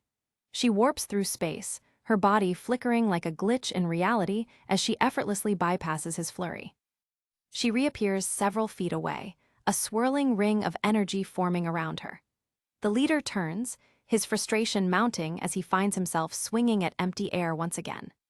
He charges forward with a roar, his heavy fist cutting through the air. Ten leans back, the wind of the punch ruffling her hair, but she remains untouched, a ghost in the machine of battle. With a quick flick of her wrist, she creates a small, concentrated vortex. The air vorps and spins as she prepares her counter, her eyes never leaving her opponent's face. The vortex expands instantly, creating a massive, sucking hole in the fabric of space. The Shuki leader is caught in the pull, his armored body beginning to groan under the sheer pressure of the void. He lets out a pained grunt as a stinging sensation ripples through his torso. She hurt me, he gasps, realizing that his steel-hard flesh is being bypassed by a force he doesn't understand. Ten watches him struggle, her hands moving through a series of complex seals. She is the master of this space, and he is nothing more than an ant caught in a collapsing star.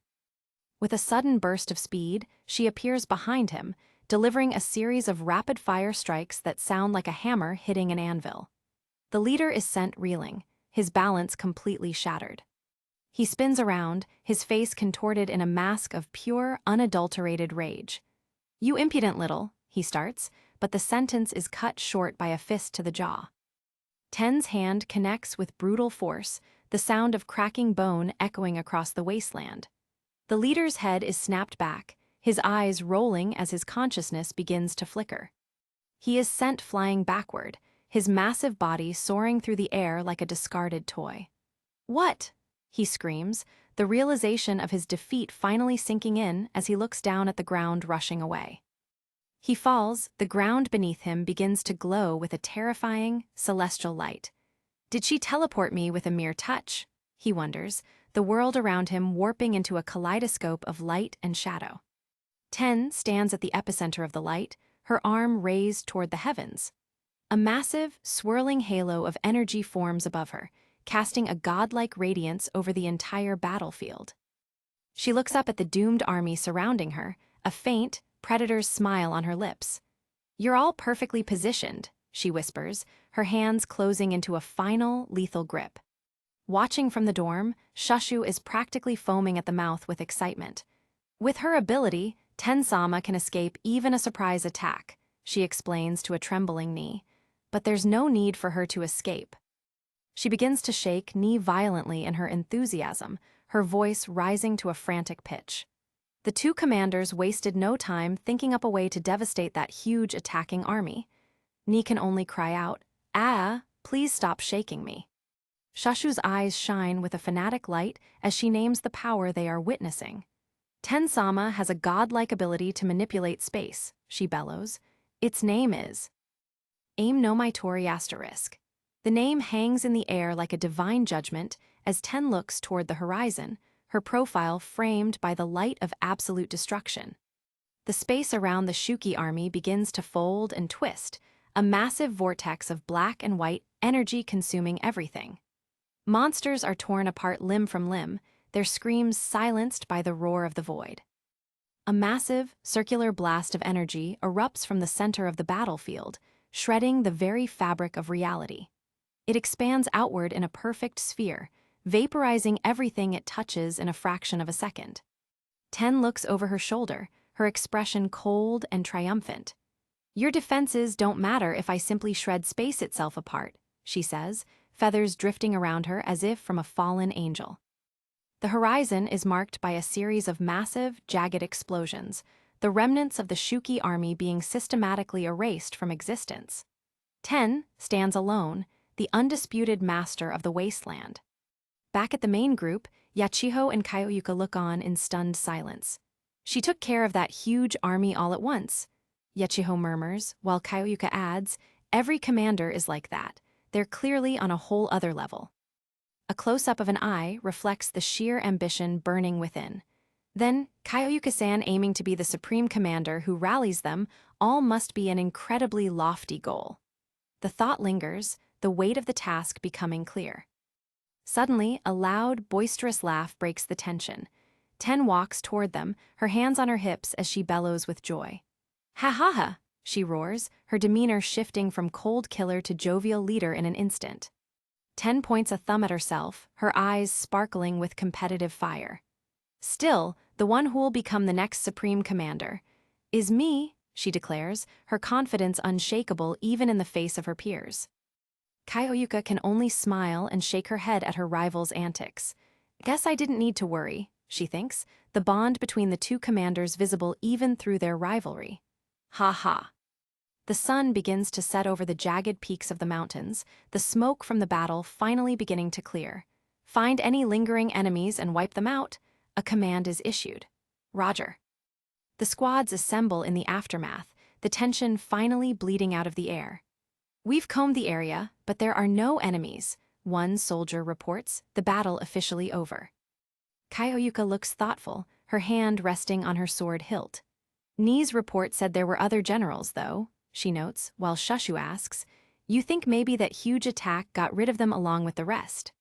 Ten taps her chin, her mind already analyzing the missing pieces of the puzzle. "Maybe, that was an odd enemy," she admits, her eyes narrowing as she considers the possibility of survivors. Ni stands with her head bowed, her voice small and filled with regret. "I'm sorry, everyone," she says, her pigtails drooping as she shoulders the burden of the near miss. She looks up, her eyes watery as she confesses her failure. "Even though I have clairvoyant powers, I failed to detect the enemy until they were already on us," she laments, her small frame shaking. Ten and Kaioyuka look at her, their expressions softening as they see the pain on the young girl's face. They know the burden of Mato's gifts is a heavy one to carry alone. Ten reaches out and gently pats Ni's head. "It's not your fault. The enemy probably has the ability to move stealthily," she consoles. Kaioyuka adds, You realized they were here before they launched their attack, so they weren't able to ambush us. Just remember that. And don't beat yourself up too much. Ten pinches Ni's cheeks, forcing a wide, goofy smile onto the girl's face. Okay, she says with a grin, and Ni can't help but let out a small giggle of relief. Funi funi. The two commanders share a knowing look as they prepare to head back. It'll be hard to write up a report for this, Ten notes, to which Kaioyuka replies, you're right. The inter-squad tournament is a draw. Ten turns toward Yuuki, who is still in his massive, armored form. You did well, slave-kun, she says, her tone playful but genuinely appreciative of his efforts on the front lines. Yuuki hums, his voice deep and vibrating through his mask. You were far more impressive than anything I did, Izumo-san.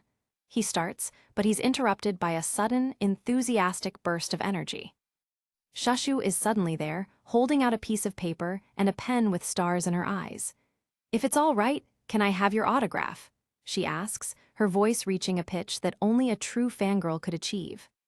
Yuuki freezes, his eyes wide with disbelief as he points at himself. Mine, he asks while Ten laughs beside him. Look, you made a fan, she teases, enjoying his sudden discomfort. Yachiho stands to the side, her arms crossed as she watches the exchange. She starts, her expression unreadable as she waits for a moment to speak to her captain. Kaioyuka turns to her, her face returning to its usual stoic mask. HMPH, what do you want? She asks, but Yachiho's response is softer than expected. She looks at Kaioyuka with a rare, genuine smile, her eyes sparkling with gratitude. Thank you for before, she says simply, acknowledging the rescue that saved her life. But the moment of sincerity is short-lived as she immediately starts berating Kaioyuka again. That's the only reason why I saved you, and if you admit that you feel your inadequacies sorely, then I'll retrain you as a favor, she rants, while Kaioyuka just stares at her. So what do you say to returning home? I'm staying with the 7th squad. A comedic panel shows Yachiho's face practically shattering with frustration. Pishi PSSHD. She fumes, her pride wounded by the blunt rejection of her generous offer. Ten leads the 6th squad away, waving a casual goodbye to the survivors. Well, we're heading back now. See you, she calls out, while one of her subordinates carries a small, sleepy Ni over her shoulder.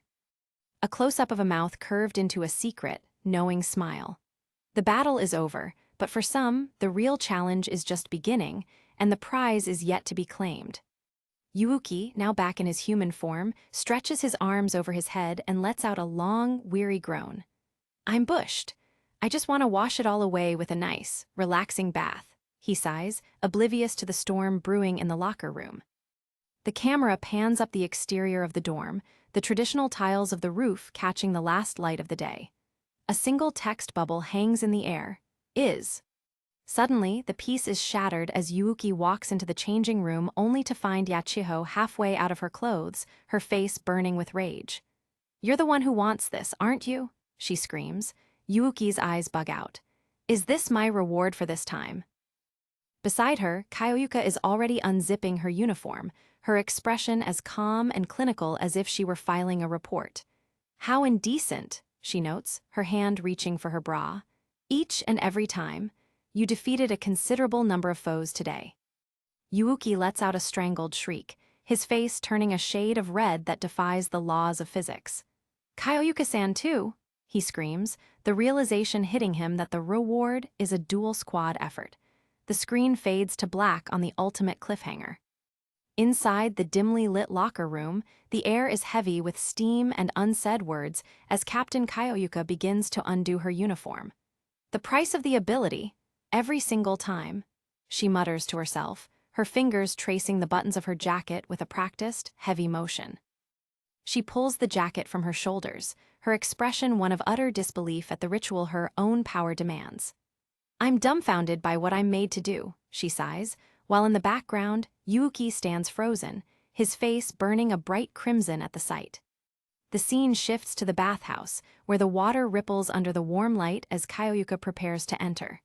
She casts a sharp look back at Yuuki, her voice trembling slightly with embarrassment as she calls out, "Coming with me? Into the bath, you pervert." Yuuki's eyes go wide, his breath hitching in his throat as the reality of the situation hits him with the force of a tidal wave. He's trapped between duty and a level of awkwardness he never expected when he signed up for the Defense Force. Himari, already standing by, gives Yuuki a stern, impatient glare as she prepares her own gear. "You get ready too," Kyoyuka orders from across the room, and Yuuki can only stammer back, "Why yes, ma'am," as he fumbles with his clothes. A moment later, the three are seated on small stools in the washing area, the sound of trickling water filling the space. Himari and Kyoyuka have taken their places on either side of Yuuki, their expressions focused as they begin the next phase of the reward. Kyoyuka gently applies soap to Yuuki's hair, her movements surprisingly tender compared to her usual stoic demeanor. Yuuki sits rigidly, his mind racing as he thinks, "I guess he just wanted his body washed. I put a towel around my waist, so I was wondering what kind of reward this would be. I was just thinking, I'd like a nice, relaxing bath." Himari, however, isn't being nearly as gentle, scrubbing Yuuki's arm with frantic energy to hide her own blushing face. "Whatever. This is like washing a dog who did a good job. It's nothing to be so embarrassed about," she shouts, her words coming out in a rapid-fire blur that leaves Yuuki dizzy. The atmosphere shifts as Kyoyuka's hand slides down, the sponge squeaking against Yuuki's skin with a soft, squishing sound. The physical contact sends a fresh jolt of electricity through the young man, his eyes darting around as he tries to find literally anything else to focus on. Kyoyuka leans in closer, the warmth of the steam bringing them into a tight, intimate circle as she reaches around him. "Yuuki," she whispers, her voice barely audible over the sound of the water, a sudden softness in her eyes that pierces through his defenses. She looks directly into his eyes, her face just inches from his as she makes a quiet observation. "You're more tired than usual, aren't you?" she asks, catching him off guard with her sudden perceptiveness. Yuuki lets out a long, shaky breath, his shoulders finally beginning to drop as he admits the truth. "Yes. The strain from both of you riding me at once is staggering," he confesses, the weight of his transformation finally catching up to him. Himari pauses her scrubbing, the shower head in her hand spraying a gentle mist as she considers his words. "So it made you strong, but you can't use it flippantly," she remarks, realizing the heavy toll their victories take on their caretaker. Kyoyuka pours a bucket of warm water over Yuuki's head, rinsing away the soap as she looks toward the future. "Now we know another way to use eternal chains. We'll have to keep searching for more of its potential," she says, her mind already analyzing their new tactical options. She reaches out and takes his hand in hers, a rare gesture of pure, unadulterated comfort. "Anyway, for now, just rest," she tells him, her grip firm yet gentle, letting him know that the burden doesn't have to be his alone. She squeezes his hand, her gaze softening further as she offers him a small, genuine smile. "The dorm's hot spring works great on a tired body," she adds, the steam swirling around them like a protective veil. The three of them finally sink into the large, stone-rimmed hot spring, the heat of the water soaking into their muscles. It's a moment of rare peace for the 7th Squad, a quiet reprieve before the inevitable storm of their next mission. The surface of the water remains still, reflecting the quiet resolve of the warriors resting within its depths. But outside these walls, the world continues to turn, and new threats are already beginning to stir in the shadows. Meanwhile, back at the main dormitory under the dark, overcast sky, a pen scratches rhythmically against paper. Inside a well-lit room, someone is working with intense focus, recording details that could mean the difference between life and death. Yuuki and Himari stand behind Ni, watching in silence as the young girl works at her desk. The only sound in the room is the constant scritch-scritch of her pen as she brings her memories to life on the page. Ni stops and holds up her drawing, her face set in a determined expression as she looks at her squadmates. "These are the enemies I saw," she states plainly, her eyes searching theirs for any sign of recognition. The drawing reveals two figures, humanoid demons with intricate designs and powerful auras. "Ooh, I see. You're quite skilled, Ni-chan," Himari observes, impressed by the accuracy and detail of the young girl's work. Yuuki leans in to get a better look, his brow furrowing as he examines the sketches. She's good, but they'll make an official portrait at HQ later, he points out, thinking of the formal protocols they usually follow. Ni holds the drawing close, a flicker of sadness crossing her face despite her pride in the work. It's my masterpiece, she exclaims, before her voice drops an octave. Neither of these enemies is my sister. Yuuki stares at the drawing, his mind racing as he considers the implications of Ni's observation. Why wasn't she there this time? Was this simply a separate group, or is there some reason? He wonders, the mystery of the humanoid demons deepening. Far away, the scene shifts to a desolate, jagged mountain range where the clouds hang low and ominous. This is the heart of the enemy's territory, a place where no human would dare to tread unless they were seeking their own end. At the base of the tallest peak, a massive, yawning cavern leads deep into the earth, lined with twisted, bone-like structures. It's a gateway to another world, a place where the rules of man no longer apply. Inside the depths of the cave, a single brazier burns with a flickering, unnatural flame, casting long, dancing shadows against the rough stone walls. It's the only light in the oppressive darkness of the demon's stronghold. Deep within the inner chamber, 3 figures are gathered, their forms silhouetted against the glowing crystals in the ceiling. Shikoku lounges on a rock, lazily scrolling through a stolen smartphone as her snake familiar hisses nearby. Rairn, a massive and imposing demon with a jagged mask, looms over Shikoku with a low, rumbling growl. "Shikoku, why did you interfere?" he demands, his voice echoing through the hollow chamber like a roll of thunder. Shikoku doesn't even look up from her screen, a small, mischievous smirk playing on her lips. "Because I look after my comrades," she replies simply, her tone light and airy, as if discussing the weather rather than a failed battle. The memory of the battle flashes through the air, a whirlwind of blades and blood as the Shuki were torn apart in an instant. The 7th Squad's power was undeniable, a force that had caught the demons completely off guard. A close-up reveals the sheer ferocity of the attack, a blur of motion that left only destruction in its wake. The demons had been arrogant, and they had paid the price in blood and shattered pride. Rairn's massive fist slams down onto the stone table, the impact sending cracks radiating through the rock. "You were this close to being twisted apart," he snarls, pointing an accusing finger at the nonchalant Shikoku. The stone table groans under the pressure, the sheer physical power of Rairn evident in every line of his tensed muscles.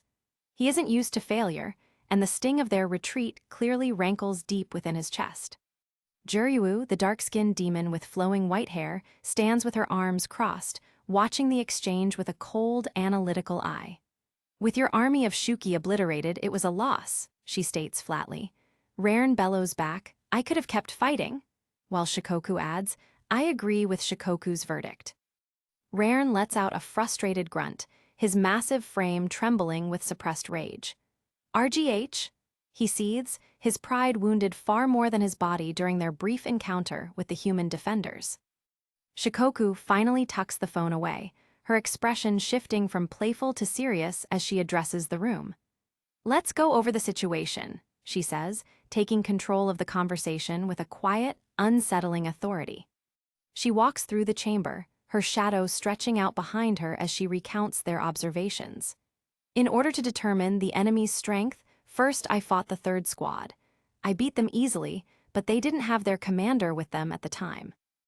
Images of the 7th Squad's battle flicker in her mind, Kyoyuka's unwavering command and the raw power of the transformations. This time was a test to see just how strong a commander can be, and it's clear that they're a whole different beast. She turns back to Rairn, her gaze sharp and piercing. "So Rairn's strategy of launch a decisive frontal assault on the Demon Defense Force HQ with all our currently available forces is rejected," she declares.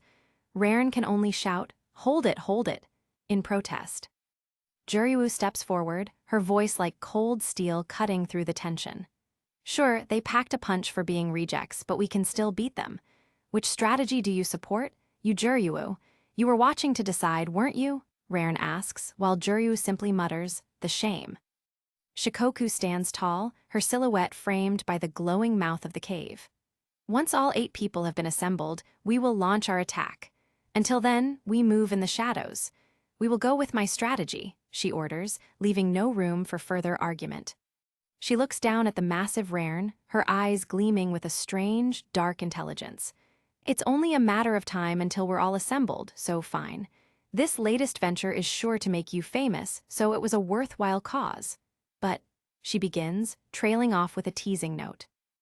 Rairn's face contorts into a mask of pure fury, his teeth bared in a terrifying snarl. People, you dare liken us to humans? We're nothing like them. Gah, he screams, his voice shaking the very foundations of the cavern. Shikoku just laughs, a bright, chilling sound that rings through the dark. Ah ha ha, sorry, she chirps, while Juryu watches her with a mixture of annoyance and curiosity. Shikoku is truly fascinated with humans, Juryu observes silently. Shikoku leans in toward her snake, a dark light dancing in her eyes. Humans are funny. Their souls are more complex than I'd thought, she muses, her mind already spinning a web of new plans for their next encounter. The scene shifts abruptly to a peaceful room where the only sound is a soft, rhythmic snoring. Yuuki is fast asleep, his face relaxed and free from the worries of war for the first time in days. He lies tucked under a clean blanket, the moonlight filtering through the window and bathing him in a soft glow. It's a picture of perfect tranquility, but a shadow is moving across the floor toward his bed. The shadow resolves into a figure standing over him, Captain Tenka of the 6th Squad. She watches him sleep with a strange, unreadable expression, her hand reaching out as if to touch him, though she stops herself at the last second. She looks down at him, a soft, almost wistful smile touching her lips. There's a hidden depth to her interest in the young man, one that goes far beyond his role as a simple caretaker or a pawn in their tactical maneuvers. The next morning, a military jeep pulls up in front of a grand, traditional-style building. A sign prominently displays the words 6th Squad Dormitory, marking the arrival of the 7th Squad for their scheduled visit. Tenka stands at the entrance, waving a cheerful greeting as the group approaches. "Welcome, and thank you for coming," she says warmly. Kyoyuka smiles back, noting, "It's nice for us to be the ones to visit you from time to time." Tenka looks sharp and poised in her captain's uniform, her eyes sparkling with a welcoming energy that seems to put everyone at ease. She's the perfect hostess, though her gaze lingers just a second too long on Yuuki. Yuuki stands at the back, feeling a bit out of place in the grand surroundings. He's hyper-aware of the eyes on him, especially after the strange events of the previous night, though he has no idea he was being watched. The group walks through the pristine corridors of the dormitory. "You're early. I take it nothing happened on your way?" Tenka asks.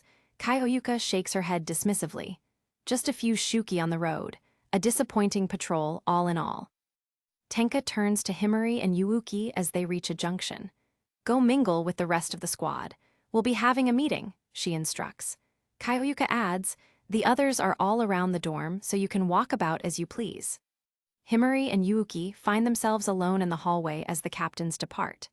The building is beautiful, with high ceilings and sunlight streaming through large windows, creating a peaceful, airy atmosphere.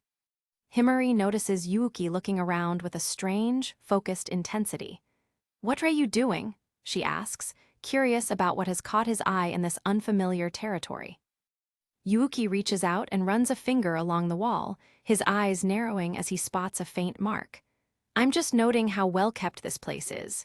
But," he begins, his inner cleaner already taking over his thoughts. He leans in closer, his brow furrowed in deep concentration as he analyzes a tiny smudge. This stain, judging by its makeup, rather than baking soda, it'd probably respond better to spray number 5, or, he mutters, his voice trails off as Himari walks away, sighing, "I'm going on ahead." Alone in the hallway, Yuuki's attention is diverted by a set of stairs leading upward. The dormitory is massive, and his curiosity, or perhaps his cleaning instincts, pushes him to explore further than he should.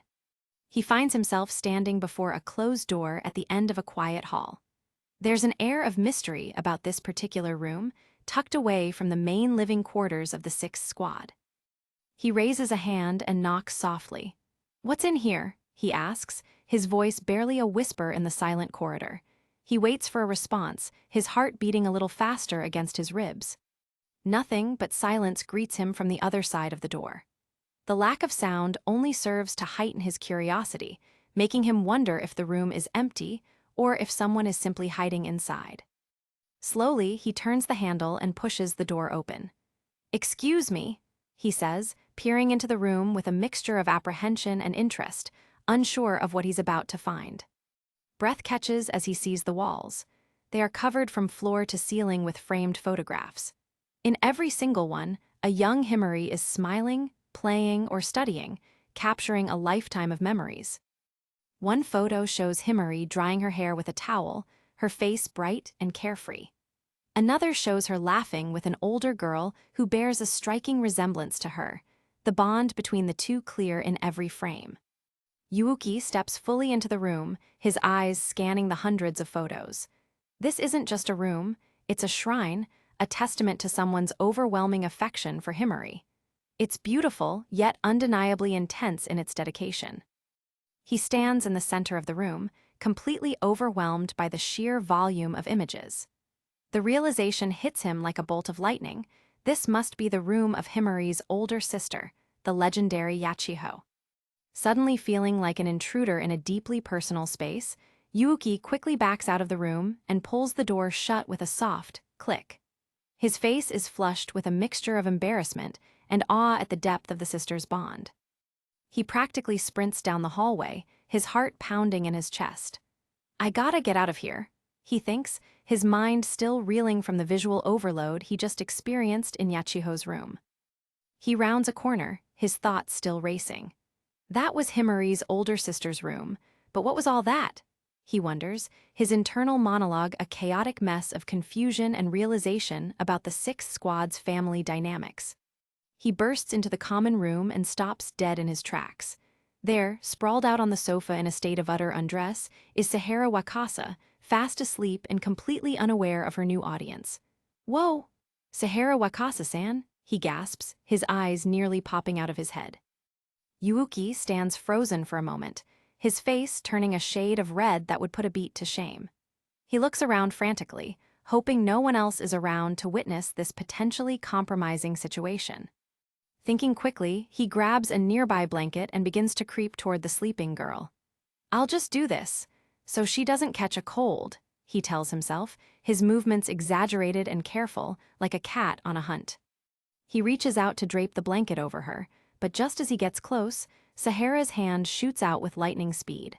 Before he can react, she's grabbed his wrist in a vice-like grip, her eyes still tightly shut in sleep. With a sudden, powerful heave, Sahara pulls Yuuki down onto the sofa, trapping him against her with the strength of an elite warrior. Juwu," she mumbles, her arms and legs wrapping around him like he's a giant plush toy. Yuuki's face is pressed firmly against her, his muffled voice rising in a panicked wheeze. "Hey, is she mistaking me for her pillow?" he wonders, his heart hammering a frantic rhythm against his ribs as he struggles to breathe.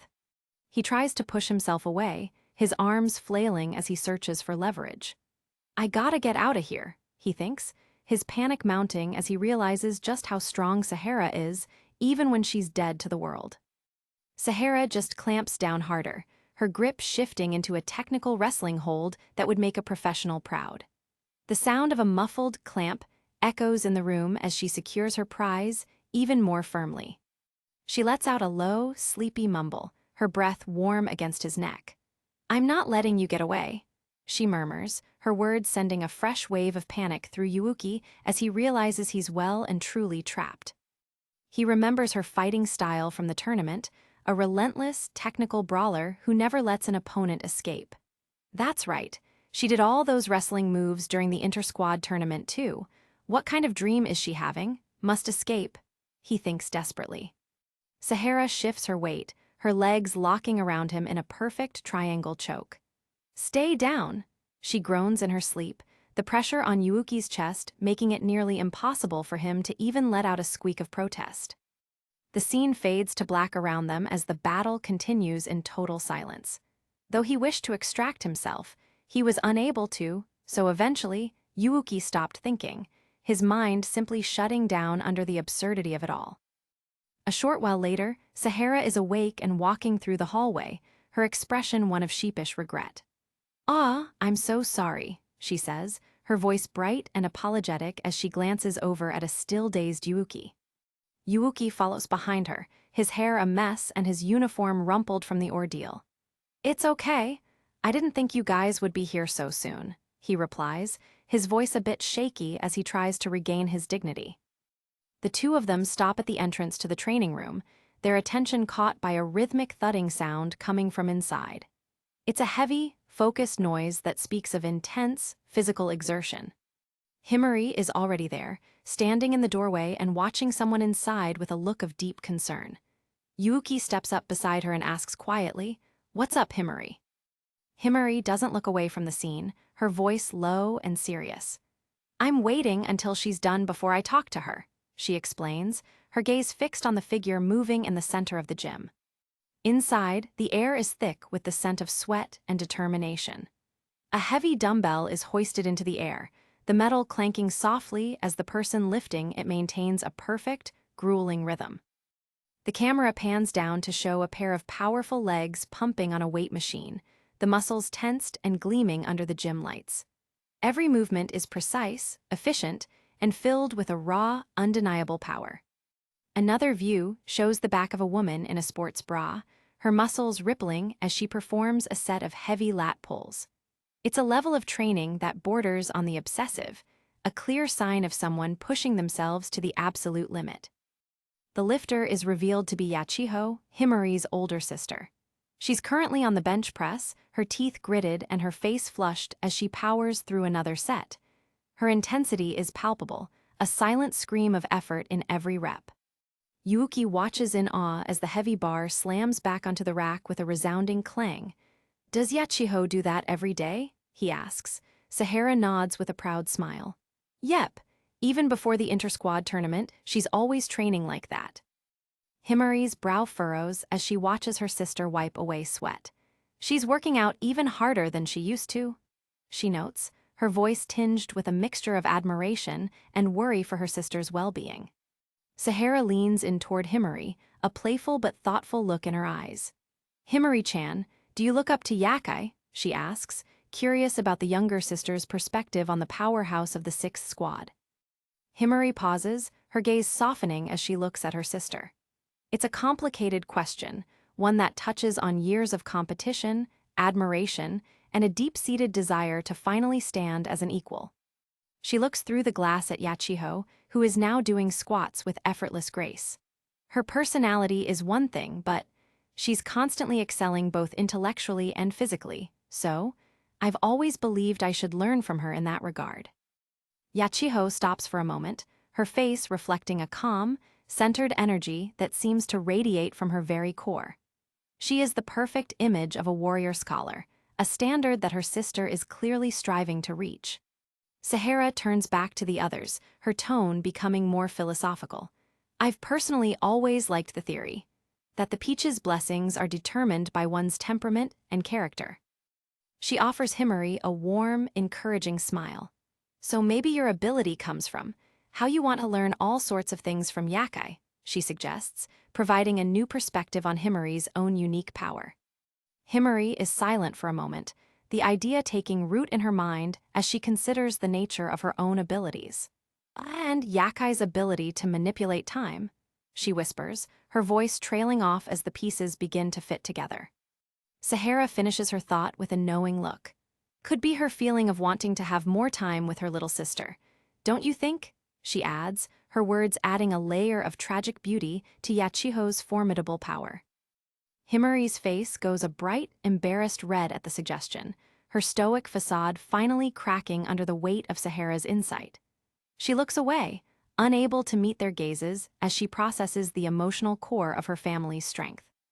Sahara just laughs, waving her hands in the air with her usual infectious energy.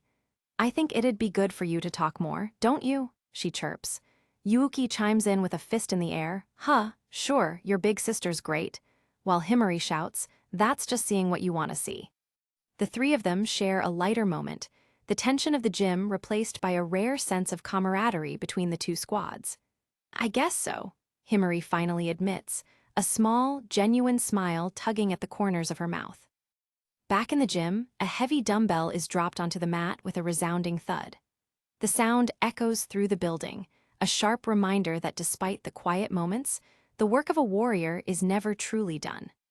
Yachiho sits on the bench, her chest heaving as she takes a moment to recover. Ha, ha, she pants, the sheer intensity of her workout having pushed her to the very edge of her endurance. A towel is suddenly thrust into her field of vision, offered by a silent, supportive hand. Yachiho looks up, her eyes wide with surprise as she sees who has come to offer her a moment of relief after her grueling session. It's Himari, standing before her with the towel and a look of quiet, unshakable support. The two sisters lock eyes, a lifetime of shared history and unspoken affection passing between them in a single, powerful moment. Yachiho's expression softens, a rare look of pure, sisterly warmth replacing her usual fierce determination. In this small gesture, the gap between them seems to bridge, if only for a few fleeting seconds. Himari fumbles with the towel as she hands it over, her movements slightly awkward as she tries to maintain her cool. She's still learning how to be the sister Yachiho needs, but she's clearly making progress. Sahara and Yuuki watch from the doorway, their faces lit up with genuine happiness for the two sisters. "Isn't that nice? They seem to be getting along better, don't they?" Sahara asks. Yuuki just nods with a simple, "Sure." Sahara leans in toward Yuuki with a mischievous glint in her eyes.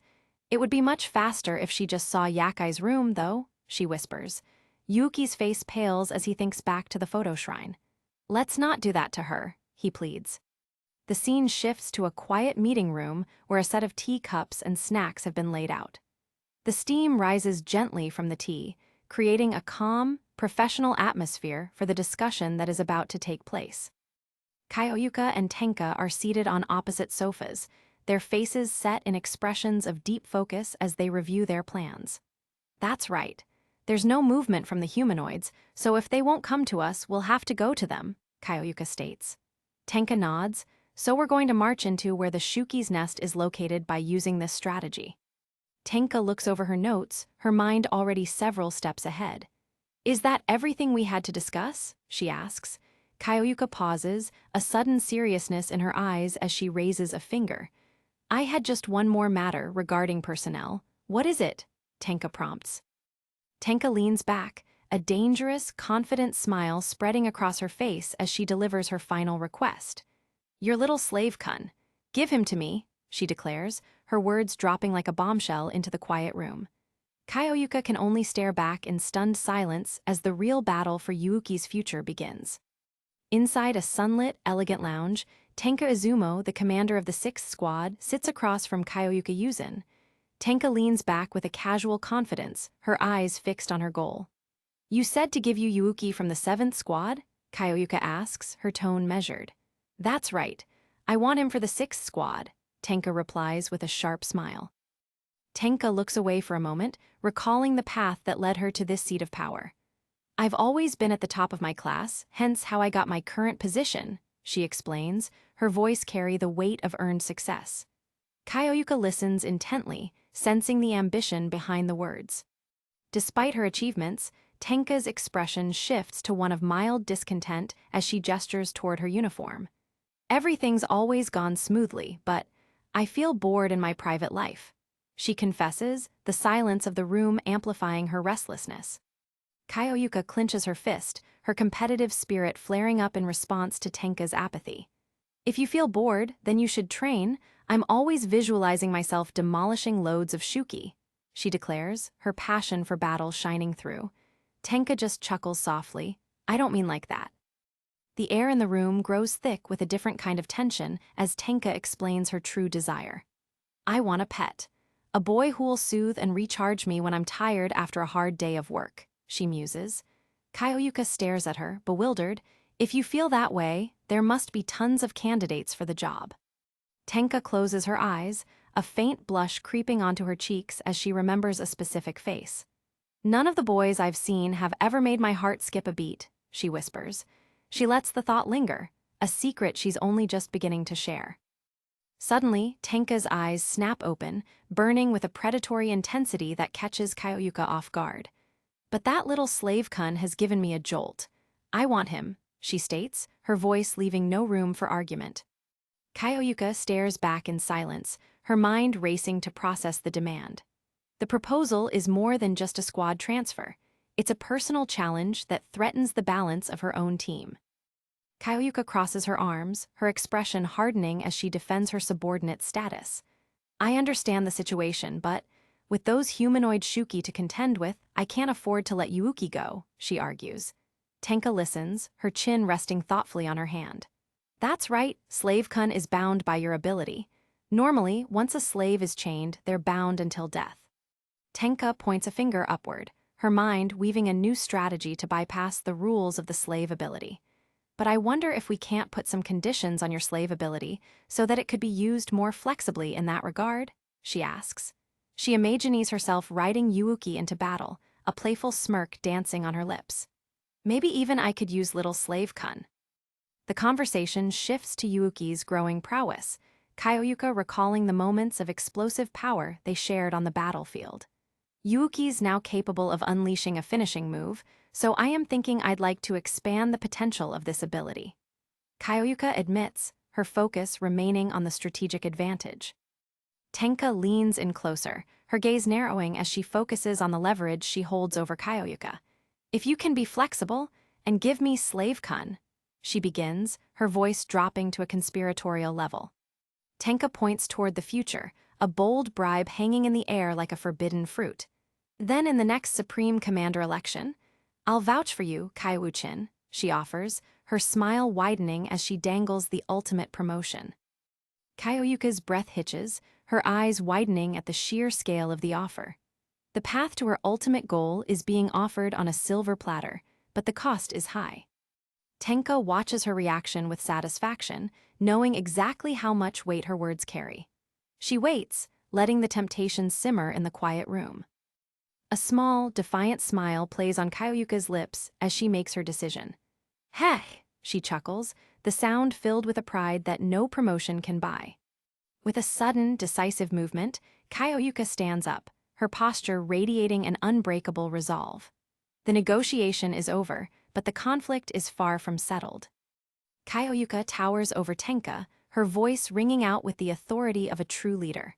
I'll become Supreme Commander by my own strength. I won't use one of my subordinates as a bargaining chip, she declares, her honor unshaken by the temptation. Tenka sighs, her eyes closing as she accepts the rejection with her usual casual grace.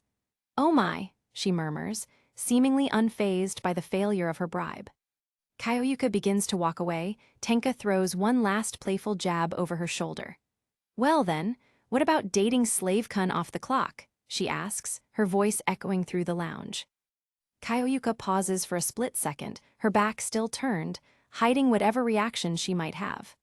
I can't comment on what you do in your private time, she replies coldly, resuming her exit. Tenka watches her go, a mischievous glint remaining in her eyes. I see. Let's go drinking together sometime, Tenka. I found a great barbecue place. I'll keep you from being bored, Kaioyuka calls back, offering a gesture of friendship despite their rivalry. Thanks, I look forward to it, Tenka replies softly.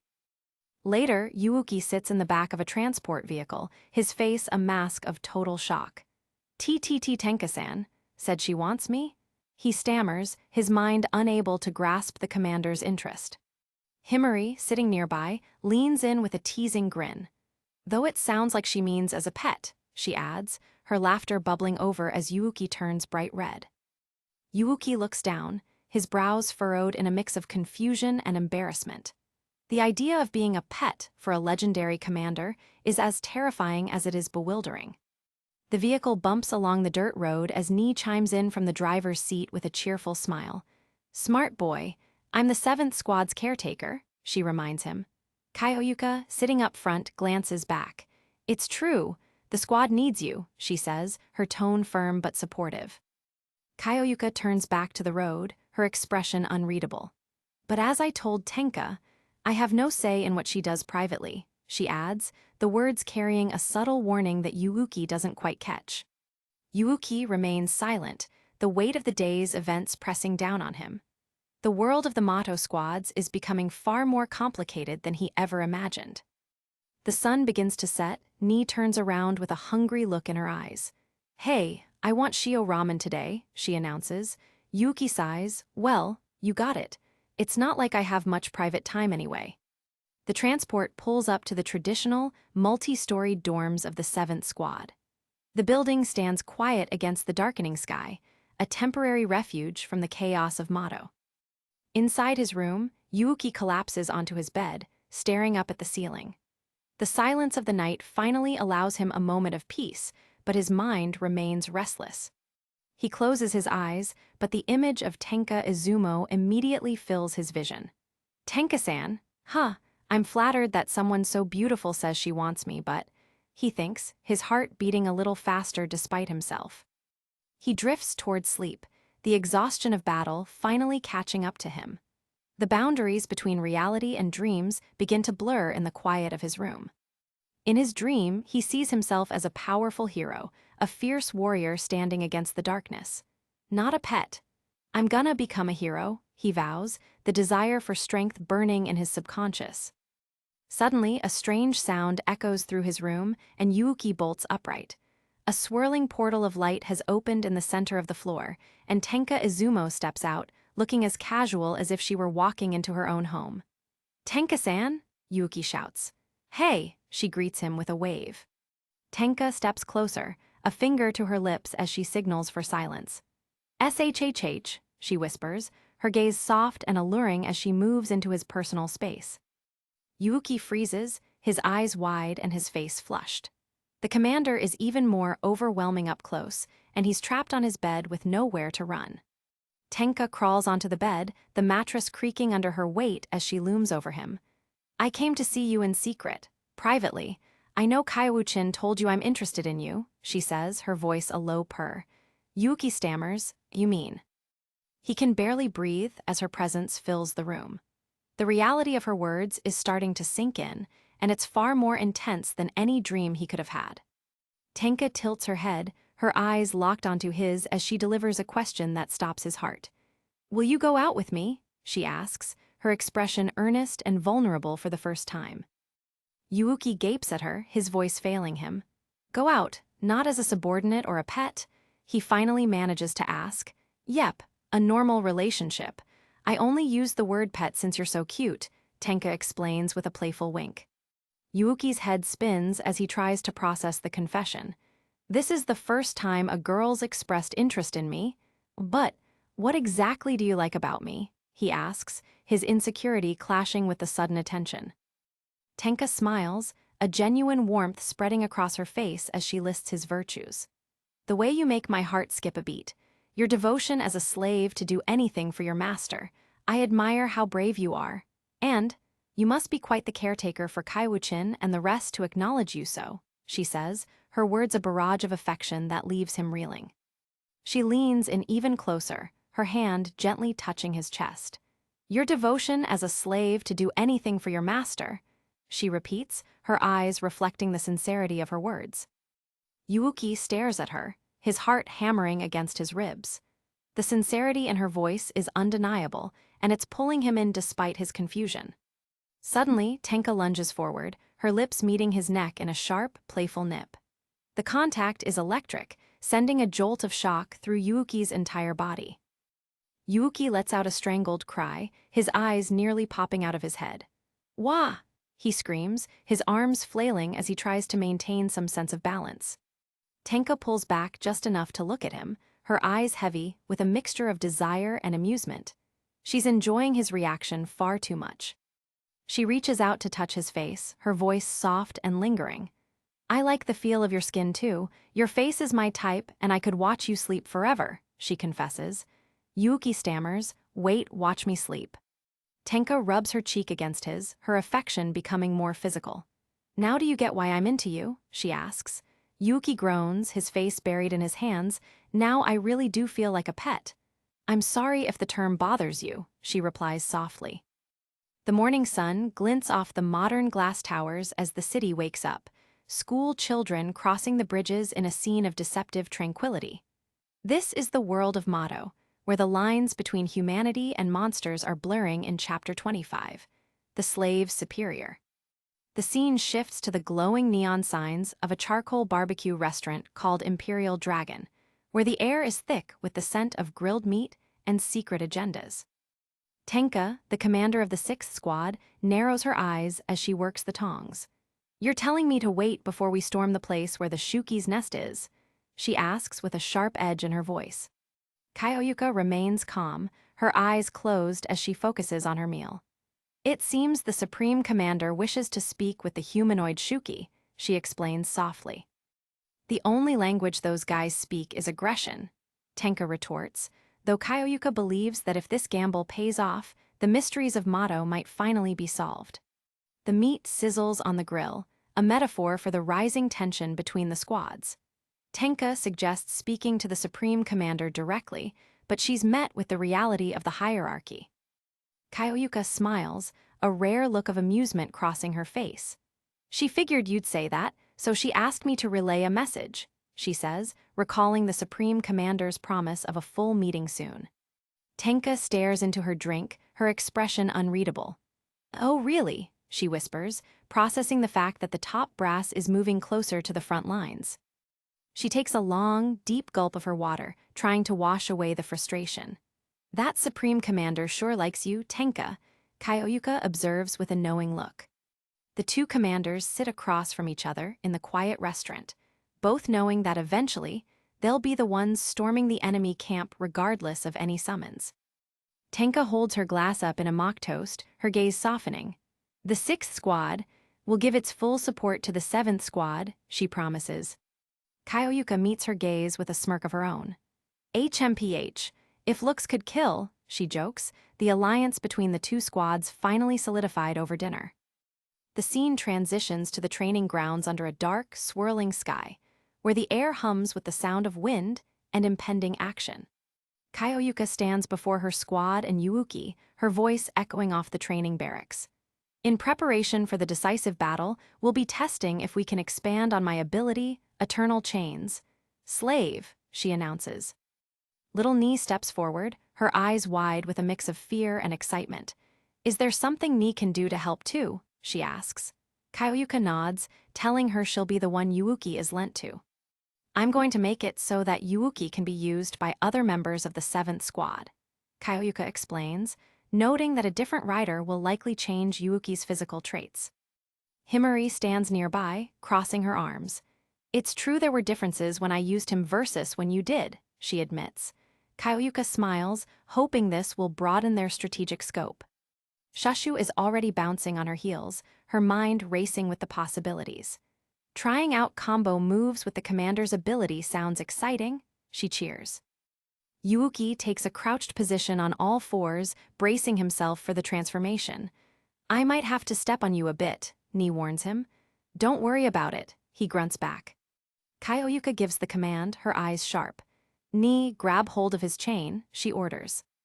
The metal links jangle as Nee's small hands grip the cold iron, the connection between borrower and slave finally established. A sudden, rhythmic thrumming sound fills the air as their heartbeats sync up, a powerful energy beginning to flow between them. Suddenly, a blinding flash of light erupts from the center of the field, consuming Yuuki and Nee as the transformation begins. The light fades to reveal a sleek, white robotic form. Yuuki has transformed into Shining Star, with Nee mounted securely on his back, her hair whipping in the wind of his aura. Himari's eyes go wide as she watches the new form. "His form changed from how it was with the commander and Himarin," she exclaims. "This is promising." But Kyoyuka isn't celebrating yet. She clutches her chest, her breath hitching. "Lending him to another saps quite a bit of my strength," she realizes with a pained grimace. Her leg wobbles beneath her, the weight of the technique taking a visible toll on her body as she struggles to stay upright. Nee looks down at the powerful form she's riding. "Well, Yuuki, how's Nee's form?" Kyoyuka asks, eager to see the results of the experiment. "Nee-chan, I'm going to experiment a little," Yuuki says through the mask. Nee grips him tighter, yelling, "Go right ahead, I'll hold on tight." In a blur of motion, Shining Star vanishes from his spot, leaving behind nothing but a series of sonic booms as he tears across the field. He moves with a speed that defies the eye, a streak of white and black that Ni can barely keep up with as she clings to his shoulders. They come to a sudden halt, Yuuki looking down at his hands. I'm slower and not as strong, I'm sorry. It's all Ni's fault, Ni apologizes, sounding dejected. But Yuuki looks up, his visor glowing with a new intensity. But, he begins, sensing something he couldn't feel before. Both my sight and hearing, my senses are the sharpest they've ever been, Yuuki reports. Shashu is impressed. Ooh, so you're specialized for detecting the enemy, how far can you see? Yuuki focuses his energy, the internal mechanisms of his visor clicking. Using the same method as Bran Break, if I focus my energy on my eyes, I can really. He stops mid-sentence as his vision suddenly pierces through Himari's uniform, revealing her in her underwear. He rubs his eyes in disbelief. Eyes go wide behind the mask, as the realization of what he's seeing hits him like a freight train. He frantically rubs his visor again, desperately trying to shut off the X-ray vision before he sees too much. The vision shifts to Kyoyuka and Shashu, their clothes vanishing before his eyes as his bolstered senses refuse to dial back. I can see some serious stuff. I'm sorry. Yuuki screams, backing away as Ni looks on in confusion. Himari realizes exactly what's happening and her face turns beet red. You mean you can see through things? That's so indecent, she shrieks, while Kyoyuka realizes his eyes have been bolstered to a terrifying degree. Yuuki holds his hands up to the sides of his head. And if I strain my ears, I can hear your heart beating, he adds. Kyoyuka nods, seeing the potential to expose hidden Shuki. That's a form worth looking into, Kyoyuka says, her voice steady even as she looks visibly worn down. Suddenly, the commander's world begins to spin. She lurches forward, her balance failing her entirely. Commander, are you okay? Himari screams as Kyoyuka collapses onto the dirt, the girls rushing to her side while Yuuki watches in concern. Kyoyuka winces, clutching her stomach. It's very draining, I'll have to get used to this too, she admits through gritted teeth.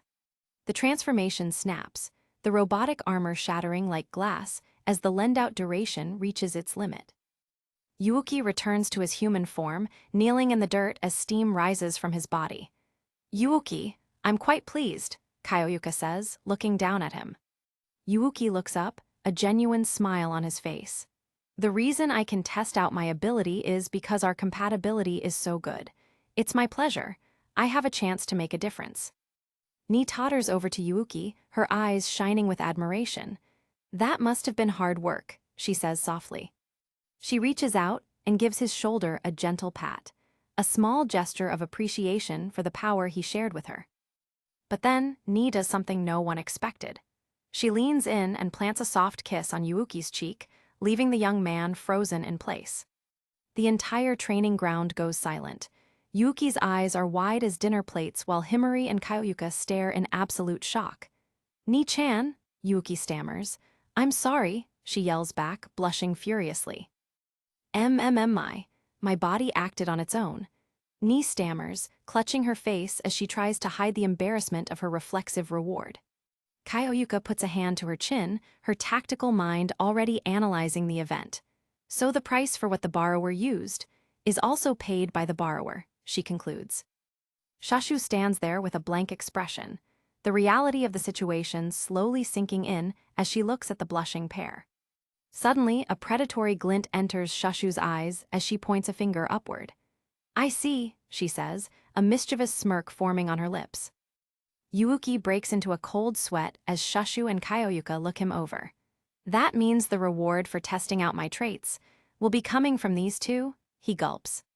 Shashu looms over the scene with a smug grin while Ni remains tucked away in her shell.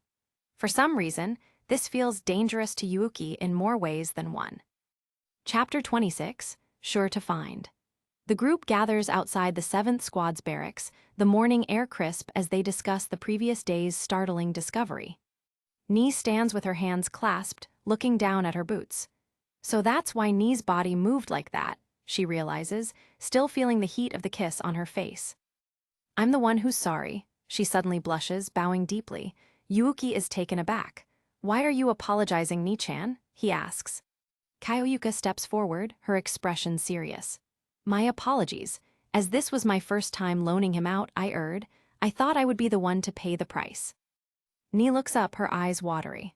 Suddenly having that done to you, I thought maybe you'd be upset, she whispers to Yuuki. Yuuki rubs the back of his neck, giving her a reassuring smile. Upset? Not at all, he insists, trying to put the young girl's heart at ease. Himari pipes up, her tone teasing but factual. Yeah, I hear the reward is what the slave is subconsciously wishing for too, she adds, causing Yuuki to groan in irk-style discomfort. Ni's eyes light up with sudden joy. If your wish is to get closer to Ni Yuki-san, then I'm happy to hear it, she cheers, pumping her fists. Yuuki can't help but smile at her innocence, while Himari watches the exchange with a bewildered look on her face. Ni-chan, Yuuki murmurs. Ni bows even lower this time, her voice sincere. The truth is I really look up to you, Yuuki-san, for being a master of housework, she declares, leaving Yuuki shocked at the unexpected praise. Kyoyuka looks on, her gaze thoughtful. You don't fight, so you probably won't be rewarding him with anything risky, but if anything happens, tell me, she instructs Ni. Okay, the girl replies. From the side, Shashu lets out a series of loud, exaggerated coughs. Ahem, she interrupts, her face a mask of faux patience. Your stamina's recovered, right, Commander? Shashu asks with a thumbs up. I'm going to test out Yuki's form too. Kyoyuka looks at her seriously. There's a chance you'll go into battle, so your reward might be more intense than Ni's, she warns. Shashu's face turns bright red as the word intense echoes in her mind, her imagination immediately taking a sharp turn into the scandalous. In Shashu's mind, a fantasy plays out where she's rewarding Yuuki for his hard work in a much more intimate setting. Is this what you want done to you, Yuki? You perv, she imagines herself whispering. Ah, she screams, snapping back to reality with wide eyes and a betrayed face. Kyoyuka looks at her with concern. Are you listening? We're ready to go. Shashu shakes off the fantasy, raising her arms high. It's fine. The extermination of Shuki is the Demon Defense Force's job. Bring on the rewards, she shouts. Kyoyuka tells Yuuki to get on. Yuuki lets out a "gah" as Shashu hops onto his back, her enthusiasm hitting him like a physical blow. Shashu Suruga, heading out, she yells with a slam. Himari and Ni watch from the sidelines. She's quite pumped up, Himari notes. So cool, Ni adds, her eyes sparkling. Shashu leans in close to the mask, her eyes burning with determination. Okay, Yuki, time to be dyed in my colors, she declares as the light begins to swell once more. A massive, hulking figure emerges from the flash. This is Iwatushi, Yuuki's form when paired with Shashu, a mountain of armored muscle with a spiked head and oversized limbs. With a thunderous smash, Iwatushi brings his fist down, the ground shattering beneath the force of the strike as dust and rock fly everywhere. Yuuki stands up, his heavy breathing audible through the suit. My strength is incredible, but I'm pretty slow, he admits. Himari nods, seeing it's exactly what she expected from Shashu's build. Kyoyuka crosses her arms, unimpressed. It's powerful in its own right, but such a simple trait isn't worth lending him out for, she sighs. W8, hold on, please, Shashu begs. Shashu leans forward, her mind already on the next power-up. It's possible that when I get bigger, Yuki gets bigger too, she theorizes. She clenches her fist, her voice rising in a battle cry. Paradigm shift, heroes are always supersizing, right? Don't lose heart, come on. But the result is a disaster. Instead of growing, the weight of the transformation collapses, crushing Yuuki into the ground in a cloud of dust as the girls watch in horror. Back in human form, Yuuki dusts himself off. For now, we'll focus on his traits when paired with Ni, Kyoyuka decides. Ni bows to him. Thanks for having me, it's an honor. Shashu stands there with drooping shoulders, her tail tucked. There might be a change that manifests during battle. You can test yours out sometimes too, Shashu, Kyoyuka adds, trying to cheer her up. Shashu looks up, a bit of hope returning. Does this mean you'll test him out with members of other squads too? She asks cautiously. Kyoyuka shakes her head. The 7th squad is the only one in which I can freely order the members. There's no point if I don't have the borrowers when I want them. Tenka, standing in the distance, smiles to herself. Good, I still have an advantage since I can ride Yuki, she thinks, her secret ambition remaining intact. Yuuki watches Kaioyuka walk away, her presence commanding even from behind. The commander gives off a vibe of only being Yuki's master, Ni observes as Yuuki prepares for his next task. Shushu watches Himari walk past.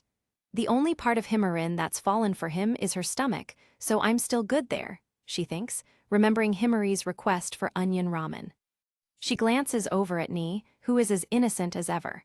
And of course Nikai's not any kind of rival, Shushu concludes with a smug grin. Shushu strikes a heroic pose in her mind. I'm gonna beat the Shuki and get Yuki all for myself. I'll be happy to the max, she dreams, calling herself the Heart Burglar. The scene shifts to the quiet interior of the 7th Squad's traditional-style dormitory, the wooden beams reflecting the calm before the next storm. Ni stands by the door, wearing a simple white shirt and gray leggings with her school backpack on. Well, I'm off, she says brightly. Yuuki and Kaioyuka are there to see her off. Oh, right, today's a school day, Yuuki remembers. Take care, I can't wait to see my friends, Ni replies. Yuuki looks at her, his expression softening with a sudden thought as he watches the little girl prepare for her normal life outside Mato. He turns to Kaioyuka, a small request on his lips. Mind if I walk Ni-chan to school? I'd like to talk to her, he asks. Kaioyuka pulls out an exit pass, handing it to him without hesitation. I'll allow it. Get to know your superior better, she says with a subtle nod of approval. They walk down the grand stone stairs of the facility. If you want, we can make time later. I'm sure you're busy, Ni offers considerately. You're too considerate, Ni-chan, Yuuki smiles. They approach a massive, ornate stone gate engraved with glowing runes, a portal that hums with a low, magical frequency. A sign hangs above the exit, marking it as the Kochi Passage, the gateway back to the world humans know. The gate inside the 7th Squad's dorm connects directly to Shikoku in the real world, allowing the members to travel between dimensions in an instant. They emerge in the real world, the lush green mountains of Japan rising in the distance behind a modern elementary school building. They walk through the quiet streets, school children pass by them. It must be hard attending school while working in the Demon Defense Force, Yuuki muses. I don't have school every day, though, Ni explains. The narration explains the layout of Mato. The 10th Squad is located in the heart, monitoring all other regions and alerting them when there's a disturbance. Exceptions are the 2nd Squad at the Ogre Gate and the 7th Squad at the Reverse Ogre Gate. Both areas have frequent Shuki outbreaks and need specialized spotters. So that's how you alternate days and take breaks, Yuuki realizes as they stroll past the manicured bushes of the school route. Ni looks down, her voice becoming a bit smaller. The Demon Defense Force is a worthwhile cause for me. I might find my parents through it, she admits. Yuuki stops in his tracks, his heart sinking. Huh, he asks, needing her to clarify what she just said. One day, Ni's mom and dad suddenly went missing. They were written off as a Mato mishap, she says with a sad, brave smile. Yuuki stares at her, his own past echoing in her words. Ni-chan's also lost family. He realizes, a new bond forming between them in the silence. Ni looks at her hands as if she can still feel the magic. After that, I ate a peach and gained the power of clairvoyance, so maybe Ni's feelings became her ability. Yuuki's eyes widen with understanding. Oh, I see, so the name of your ability, he begins. Ni beams a bright, hopeful smile that could light up the entire street. Sure to find, promise, just like its name says, she exclaims with a fist pump. Yuuki gazes at her, moved by her unwavering spirit in the face of such a tragedy. Haven't you heard stories like this before, Yuuki-san, of someone who's supposed to have gone missing in a Mato mishap, and the family receives calls from them or sees them? Yuuki nods solemnly. I have. There are lots of people who claim that in victim groups, he confirms, his mind racing. Ni looks toward the school, her gaze fixed on the future. That's why Ni still hasn't lost hope, she says firmly. Yuuki looks at her, a spark of renewed determination in his own eyes as he realizes they share the same goal. Yeah, I'm sure they're alive. Right now, I believe my own sister's alive too, Yuuki shouts, his voice filled with newfound conviction. He remembers the battle, the humanoid Shuki staring back at him with those familiar eyes. This isn't mere consolation. The more I think back on it, the more I'm sure that was my sister. They continue their walk, the atmosphere much lighter now. So, Yuuki-san, you said you wanted to talk to Ni about something, she reminds him. Oh, he realizes. Yuuki gives her a thumbs up and a warm grin. What you said about looking up to me for my housework, I respect it. Things have been so comfortable since you came. Ni smiles brightly, a shadow of her guardian in the background. The person who took me in is always busy and doesn't ever take care of the house, so I want to help out with the chores at least when I get home. Yuuki looks at her as if she were an angel. Is this girl a saint? He wonders. Then next time we have a day off, I'll teach you, he offers. Really? Ni asks, her eyes wide with excitement. Yuuki laughs, won't you be tired? He winks at her, feeling a sense of peace he hasn't felt in a long time. Now that I'm used to it, I've got some energy to spare, he promises with a musical note of cheer. Ni looks at him with pure, unadulterated joy, her heart full of gratitude for her new friend and mentor. She can't contain herself and lunges forward, wrapping her arms around Yuuki in a tight, heartfelt hug. Thank you, she yells with glee. Yuuki stands there with a stunned, happy smile, the weight of his responsibilities suddenly feeling much lighter as he holds the small girl. A passerby looks on, a bit confused by the public display. Ah ha ha, Ni-chan, people are looking, Yuuki laughs, gently trying to pull away. The scene transitions back to the dorm as evening begins to fall, the shadows growing long across the traditional tiled roofs. Shashu skips through the hallway, her mood light and her stomach grumbling. I think I'll have some pudding, she says to herself with a hop. She stops at the doorway of the kitchen, her ears twitching at the sound of laughter coming from inside. The door is slightly ajar, a warm light spilling out into the hallway as the sounds of domestic bliss echo from within. Shashu peeks inside, her eyes going wide as she sees a scene she didn't expect to witness. Yuuki and Ni are in the kitchen together, both wearing aprons and laughing as they work on chores side by side, looking for all the world like a happy family. Shashu's smile falters, a cold sweat breaking out as she watches them. She's not any kind of rival, right? She wonders, the seed of jealousy finally beginning to sprout. Dust and debris rain down as the final blow connects, shaking the very foundation of the surrounding ruins. Standing amidst the carnage of defeated Shuki, Kyoyuka surveys the battlefield from atop her transformed mount. There, we beat them all into submission, she declares, her voice steady despite the intensity of the skirmish. Suddenly, Yuuki senses a lingering presence beneath the cracked earth. With a burst of strength, he smashes through the stone, shouting, "Found one underground." The ground shatters completely as the last of the hidden monsters is crushed beneath his power, the threat finally extinguished. Kyoyuka hops down and gives him a firm, approving pat. I'm impressed, Yuuki. Good spot on that last one, she says with a rare, genuine smile. The words hit Yuuki harder than any physical blow. She praised me, he thinks, his heart racing with a newfound sense of validation. He looks at his hands, feeling the surge of power still humming through his veins. We're doing well. At this rate, I'll keep getting stronger, he muses to himself. He gazes at the woman who gave him this chance, a silent vow forming in his mind. Maybe someday, I could even protect Kyoyuka-san. But victory in this world always comes with a price, and the rewards are rarely what one expects. Before he can react, Kyoyuka scoops him up in a sudden, intimate embrace. Yuuki's eyes widen in total shock as he stammers, "What kind of reward is this?" He flails slightly in her arms, his face turning a bright shade of crimson. "I'm not even injured. I don't know either," he yells, his composure completely shattered. She pulls him closer, her gaze intense and unyielding. "It'd make sense if it were Ni, but isn't doing this with me pointless?" Yuuki asks, his voice trembling. He tries to defend his logic, shouting, No, in no way, is that true at all." Kyoyuka leans in, her eyes narrowing as she studies his flushed face. "Is that so?" she whispers, the air between them growing heavy with tension. She places a hand on his cheek, her expression a mix of amusement and something deeper. "I don't get your tastes. You pervert," she mutters softly. And then she kisses him. It is a moment of quiet intensity that stands in stark contrast to the violence of the battle they just finished. Later, back at the headquarters, the rest of the squad is left reeling from the report. "So Yuuki's gotten even better?" one of them asks, the tea nearly forgotten on the table. Shashu leans back, clearly impressed by their comrade's growth.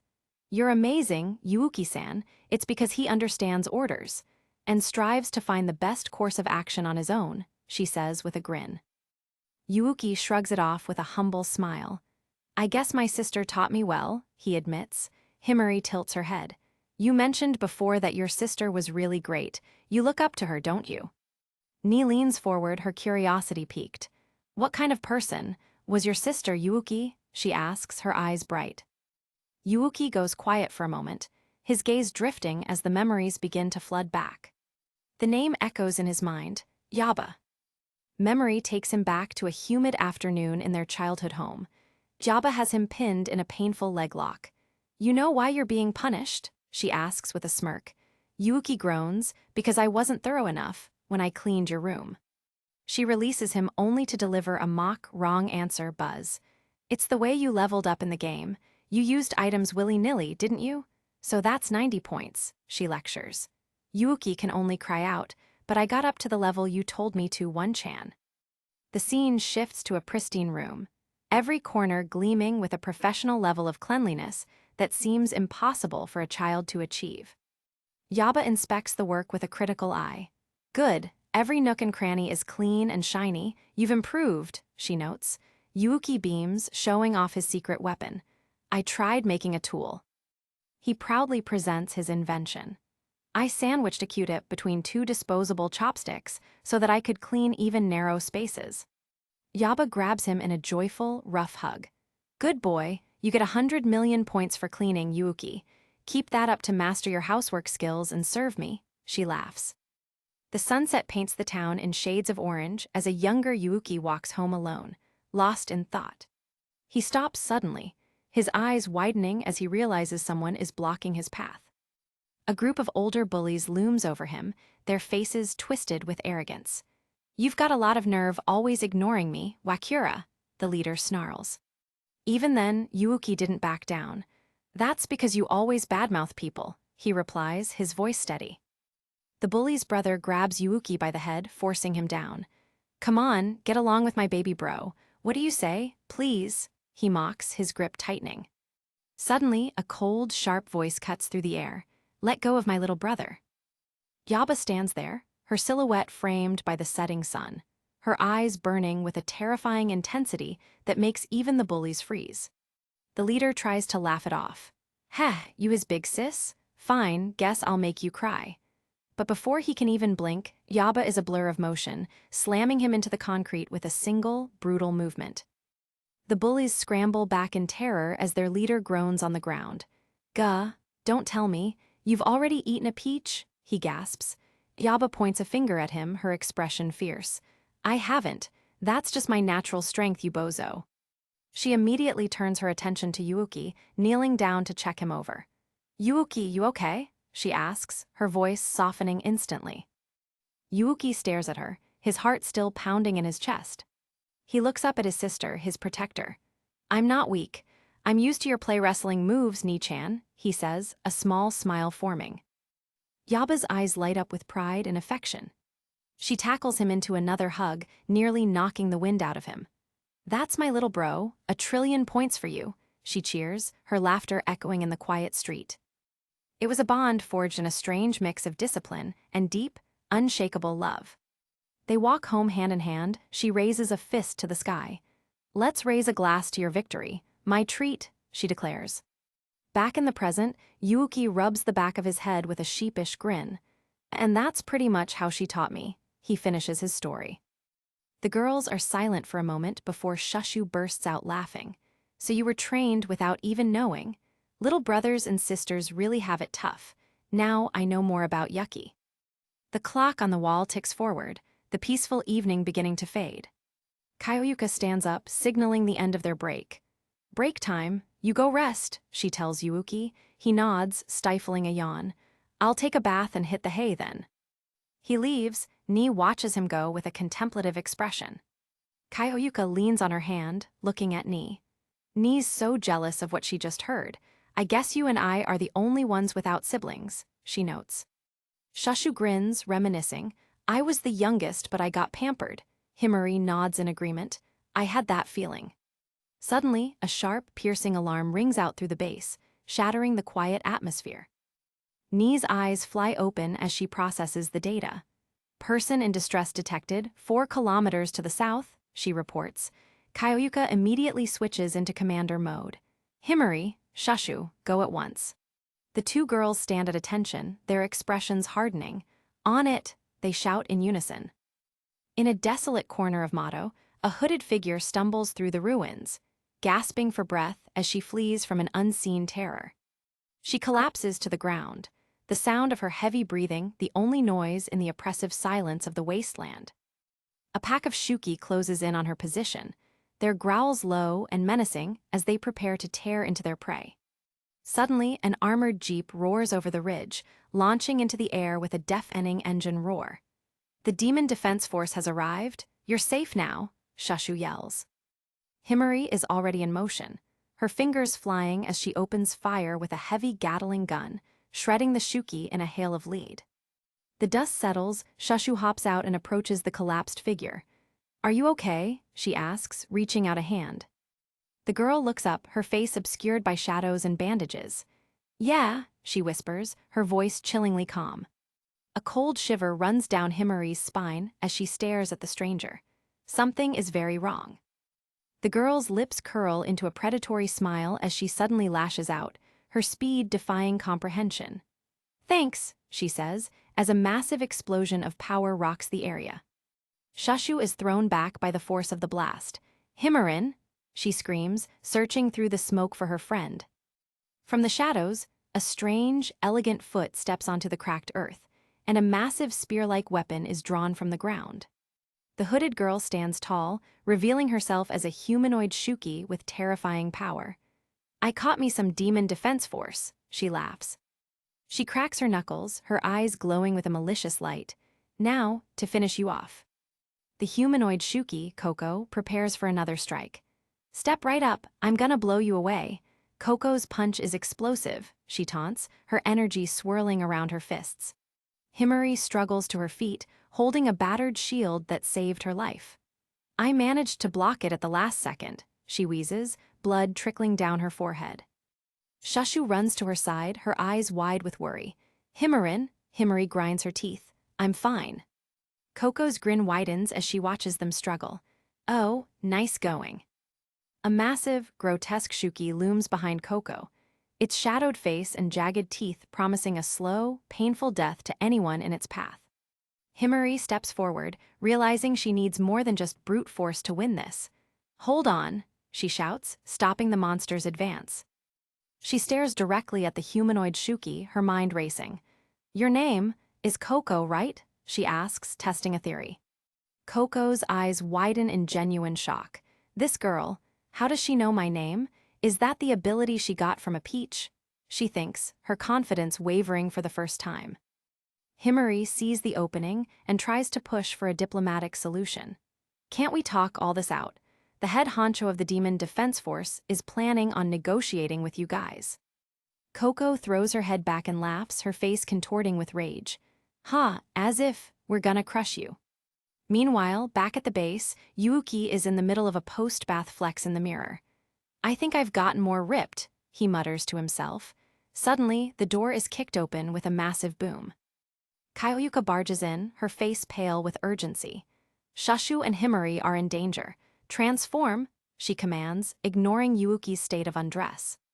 Yuuki barely has time to register her presence before the transformation begins, his body shifting into his combat form. Back on the battlefield, Shushu is laying down suppressive fire, her eyes locked on the charging Coco. The massive Shuki behind Coco absorbs the bullets effortlessly, the metal bouncing off its rock-hard skin with dull metallic clangs. Shushu's frustration boils over as she realizes her primary weapon is useless. He's tough, my bullets aren't penetrating. Coco laughs, hidden behind the beast's massive bulk. How do you like that? Kuma's rock hard. But Himari sees something in Koko's expression, a flicker of hesitation that she intends to exploit. "Huh!" Koko gasps as the tide begins to turn. Shashu plants her feet, a new resolve burning in her eyes as she prepares to push her abilities to the absolute limit. A fierce, determined grin spreads across her face. "Even I can evolve," she declares, her weapon beginning to glow with an intense, pulsating light. She unleashes a massive blast of energy, the sheer power of the shot carving a path through the earth and sending a shockwave that rattles the nearby mountains. The ground shatters under the weight of the attack as the beast, Kuma, is sent flying back by the force of the evolution. Koko is caught in the backwash, her body spinning through the air as she tries to regain her balance. Shashu doesn't let up, her eyes wide with the strain of holding the transformed weapon. "Ability release," she screams. She focuses her entire will into the final strike, the energy around her crackling with untamed power. The explosion is blinding, a literal crater forming where the monster once stood as Shashu's evolved blast connects with its target. A massive plume of smoke and fire erupts from the impact point, the heat so intense it melts the surrounding stone into slag. Koko stares into the inferno, her expression shifting from arrogance to a savage joy. "Interesting, it's a real firefight," she yells, welcoming the challenge. Nearby, Himari finishes off the last of the smaller Shuki, her movements a blur of lethal efficiency. She takes a breath, surveying the area. That's all the small fry taken care of. Now to help Himarin out, she starts but stops mid-sentence. A sudden sense of dread washes over her as she feels a powerful presence approaching from behind. She spins around, her eyes wide. A massive impact sends her flying, as a second humanoid Shuki enters the fray with a thunderous boom. Himari stares up from the ground, her vision blurring as she looks at the new arrival. This guy has a weapon, she realizes in terror. The newcomer, Neon, looks down with cold, calculating eyes, her long white hair flowing behind her like a shroud. With a flick of her wrist, Neon prepares her spear, her movements elegant and terrifyingly precise. She moves like a shadow, closing the distance between her and Shashu in a heartbeat. Yaba appears, her presence so overwhelming it seems to distort the air itself. She looks down at the struggling soldiers with a mix of pity and cold resolve. Shashu tries to bring her weapon to bear, but she's already been outmaneuvered. "Yua!" she cries out as she's knocked aside. Far across the Mado, Kyoyuka and Slave Yuuki are racing toward the battle. There forms a streak of black and white across the wasteland. Kyoyuka grinds her teeth, her mind racing through the tactical implications. Disguising themselves as a victim, to think a humanoid type would set such a trap. She pushes Yuuki to move faster. Rescue ops are emergency sorties in a race against time. They thought this through. We don't have time to assemble our full personnel for them. She looks over her shoulder at the base they left behind. After this, wouldn't it be best to take the entire squad for search and rescue? We'll have to consider the difficulty of managing any incidents that break out elsewhere then. A sudden realization hits her like a physical blow. She looks ahead, her eyes narrowing as she sees a silhouette on the horizon. A single figure stands in the middle of their path, waiting for them with an air of calm authority that stops Kyoyuka in her tracks. The figure smiles, her voice echoing across the desert. "You showed up." Kyoyuka's eyes go wide with recognition and alarm. "It's her," she yells, her hand going to the hilt of her sword. The woman looks at Yuuki, her expression unreadable behind her mask of calm. Yuuki feels a jolt of shock go through his entire being as he recognizes the eyes staring back at him.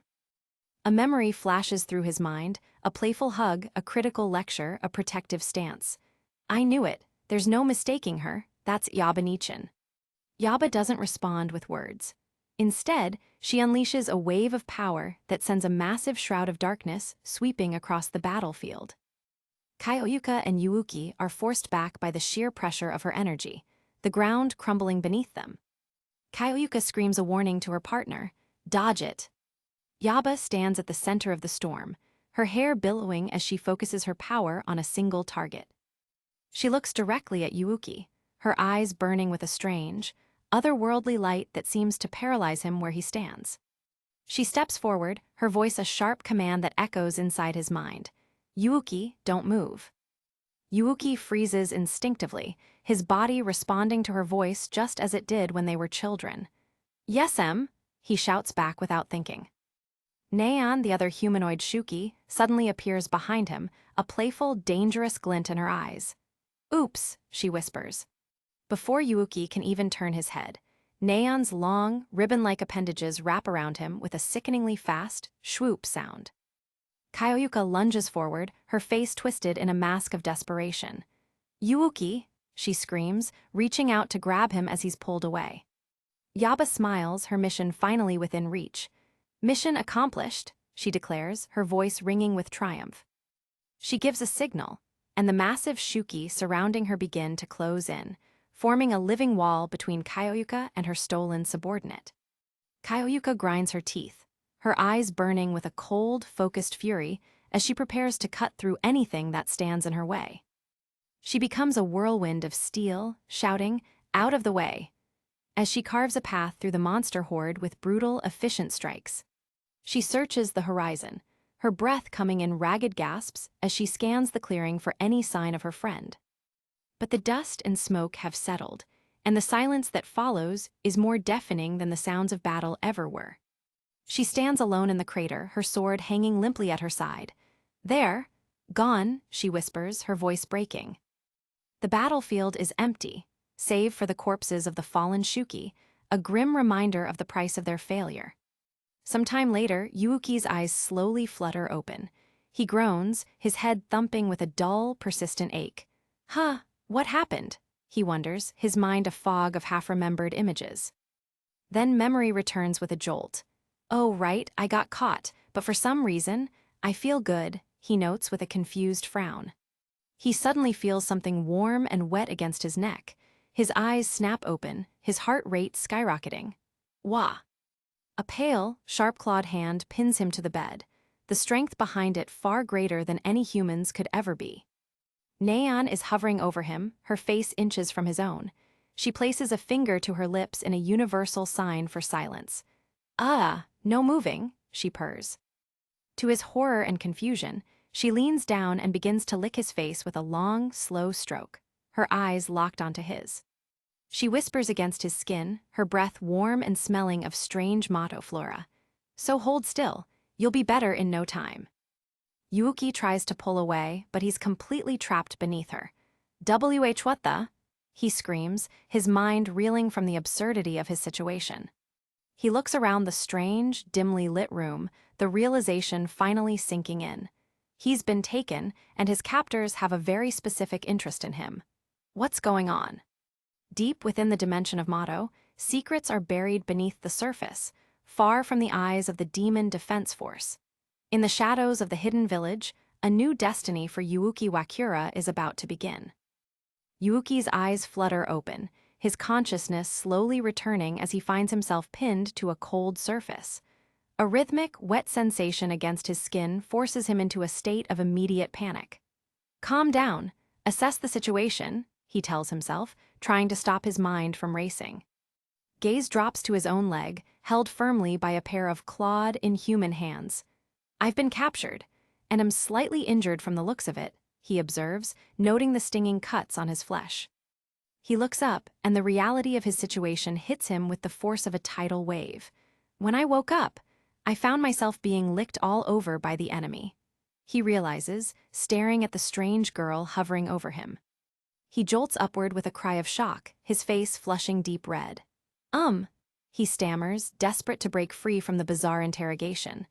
Behind him, another woman watches with a wide, predatory grin, chirping, "That's right, Yaba Ni-chan, she must be around here somewhere."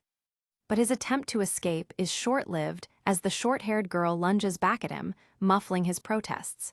He can only manage a muffled MMPH as she continues her sensory inspection. The girl leans in close, her eyes filled with a terrifyingly playful intensity. "I said not to move. I'm checking out every inch of you," she whispers, her tongue darting out to taste the air near his cheek. She ignores his discomfort completely, pinning him down and continuing her strange ritual. The sounds of her work fill the quiet room, leaving Yuuki completely at her mercy. Yuuki lies there, his head spinning as he tries to process the absurdity of it all. Am I being assaulted by the enemy? What do I do? He wonders, his eyes swirling with confusion. Suddenly, the heavy door to the room creaks open, and the long-haired woman from before steps back inside. Okay, nobody's coming after us, she announces, closing the distance with a casual stride. She looks toward the bed with an expectant smile, her voice bright. How's Yuuki? Is he awake? She asks, clearly eager to see their guest. The sight that greets her is Yuuki being held in a compromising position by the short-haired girl, both of them freezing like statues under her gaze. The silence in the room becomes deafening. The atmosphere shifts instantly as the newcomer's expression hardens, her aura flaring with sudden anger. Yabani, great timing. I was just... Coco starts to explain, but she's cut off by a sharp impact. I give. She screams as she's physically disciplined for her lack of restraint. Deep within the traditional halls of the 7th Squad dorm, the air is heavy with effort and the scent of floor wax. It's a quiet afternoon, but the work inside never truly stops. Yuuki Wakura grinds his teeth, his face beaded with sweat as he exerts every ounce of his strength into his task. His knuckles pop with a rhythmic crackle, sounding like dry wood snapping under pressure. He pushes against a massive, yielding surface, his small frame looking like a child trying to move a mountain. Ah, yucky, a voice moans out in pure bliss. The mountain is actually Shushu Suruga, who has used her ability to grow to a titanic size, sprawling across the room like a goddess in repose. You're so good at massages, she sighs, her eyes closed in relaxation. Yuuki grunts, leaning his weight into her back. I mean, it's easier for you to target my pressure points this way, he replies, though he knows he's essentially a glorified human vibrator for her aching muscles. Officially, his job is dorm caretaker, but slave is a much more accurate title. The door slides open, and Himari Azuma marches in, looking fresh from a skirmish with a massive Gatling gun over her shoulder and laundry in hand. In the hallway, Yuuki is already lugging baskets that tower over his head. Wash these too. It's hard to get monster blood out of clothes, you know, Himari orders without a second thought. Yuuki pauses, breathless, and asks, when's your slave training? In an hour, she replies over her shoulder. Ni Akawamura suddenly appears at the table, her eyes sparkling with hunger. Then before that, could you make lunch? I'd like salty ramen. Yuuki becomes a whirlwind in the kitchen, tossing noodles and boiling water as the steam rises to meet his determined face. There's no time to complain, he has a schedule to keep. He looks down at the lace and fabric in his hands, his face flushing a deep red. Officially, he's a soldier in the Demon Defense Force, but in truth, he's a slave handling their most intimate laundry. He leans against the doorway, a basket of clean clothes resting against his hip. I'm done with the laundry, he wheezes out to the room. Ni smiles from where she's sitting on a cushion, her pencil moving across her homework. I was watching with my clairvoyance and cheering you on. Yuuki-san, now's a good time for you to go wash the baths. Ni Akawamura, the youngest of the group, yet just as demanding as the rest. Realization sinks in, he's the slave of all the dorm's residents, not just his commander. An hour later, the chores are momentarily cleared. Yuuki sits on a wooden bench in the locker room, the silence of the dorm finally settling in as he prepares for the next phase of his day. He clenches his fist inside his fingerless training glove, the fabric pulling tight. This is the only part of his day where he gets to feel like the warrior he trained to be. He slides on his headgear and steps toward the heavy sliding door. A metallic kachak echoes through the room as he prepares to face the commander. We move to the world outside the dorm, Motto. It is an alternate dimension connected to the human world, a jagged, hellish landscape swarming with monsters called Shuki that hunger for human flesh. Yuuki steps onto the training grounds, his posture straightening. Sorry to keep you waiting, Kyoyuka-san, he calls out into the desolate air. Commander Kyoyuka Yuzan sits atop the cooling corpse of a massive beast, her gaze sharp and unapologetic. No problem. There was a Shuki, so I killed it, she says simply. This is the world of the 7th Squad. The Mato Demon Defense Force is an organization where those with abilities that can fight Shuki are gathered, forged in the fires of this dark dimension. Suddenly, the air whistles as Kaioyuka lunges forward, her fist connecting with Yuuki's guard with a deafening wham. Training has begun, and she isn't holding back. "What's the matter, Yuuki? Such half-hearted strength won't cut it here in Mato," she shouts as they trade a flurry of blows. Yuuki winces, pleading, "A little easier, please." Kaioyuka answers with a powerful kick that sends him tumbling across the dirt. "You won't find a Shuki who goes easy on you," she bellows, her long hair whipping in the wind. Yuuki struggles to his feet, panting heavily as he glares at his commander. This isn't just training, it's a reminder of the gap between them. Narration: Women who eat peaches from Mato gain unique, reality-bending abilities. It is the foundation of their civilization's defense. But the mystery remains, even if a man eats one, he experiences no change whatsoever. Because of this restriction, the force is composed entirely of women. But due to some special circumstances, Yuuki Wakura is an exception to the natural law of this world. He is the first male to truly enter the fight. "Thank you for today's training session," Yuuki says, his voice raspy as he accepts a towel from Kaioyuka. The intensity of the spar begins to fade into a mutual respect. They walk back. Yuuki looks at her with concern. "Kaioyuka-san, haven't you been working too much lately? You can go in the hot spring whenever you want." "I took a break 20 days ago, didn't I?" she asks defensively. Yuuki remembers that break. She was hanging upside down from the rafters doing core training the entire time. "I'll get sick if I don't keep busy," she says, her back to him as she walks away. Yuuki sighs, watching her go. "I have a superhuman master." Back in his private room, Yuuki collapses onto the tatami mats, his body feeling like lead. He's completely limp, the exhaustion finally catching up to him. Phone begins to buzz on the floor, the bright screen illuminating the dim room with an incoming call and a cheerful melody. It's an old friend from the human world. "Hey, we haven't talked since high school. You gotten used to Mato?" the voice asks through the speaker. Yuuki stares at the ceiling, his voice hollow. "I'm managing, but I'm worked to the bone every day. I miss the human world. Guys have it rough no matter where they are." He thinks of his dreams, his voice softening. "Everyone around me's so much more incredible. I thought I could make a difference like those TV superheroes, but..." The door is kicked open with a loud rattle. Kaioyuka stands there, already in her combat gear. "Yuuki, we're heading out." There are Shuki in the vicinity of a gate that opened up 3 kilometers to the south. She shouts, her eyes burning with a sudden urgency. Yuuki drops his phone and stands up. He doesn't need to be told twice. Kaioyuka lunges forward, her hand reaching for his neck as she prepares to trigger the bond. "Let's go." A zap of spiritual energy explodes between them. The contract is activated, and Yuuki's body begins to surge with an uncontrollable, primal power. Heavy chains manifest in the air, clanging together with a sound that echoes like a prison door shutting. Kaioyuka's ability is taking hold. It draws out the dormant power of any creature she's formed a slave contract with, forcing them to serve her will and her cause. A glint of light reflects off the metal.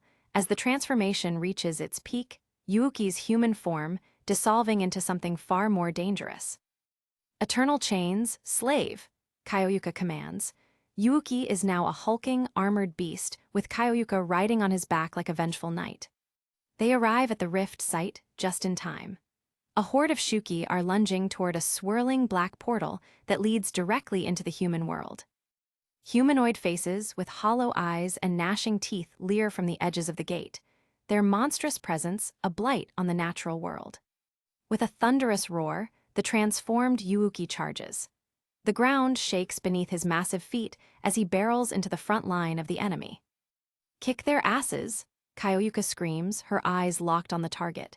She is the brain and he is the brawn, and together they are a force of nature. Yuuki swings a massive, clawed arm, the force of the blow shattering a Shuki's skull and sending the others flying like autumn leaves in a storm. One monster lets out a high-pitched ah of pain as it's trampled underfoot. The battle is a chaotic mess of blood and steel. "Kaioyuka-san, a Shuki is going through the gate." Yuki bellows, his voice a deep, gravelly rumble. He points toward a monster already halfway through the portal. Kaioyuka's face hardens. If even one gets through, the results will be catastrophic. She won't let her world be defiled.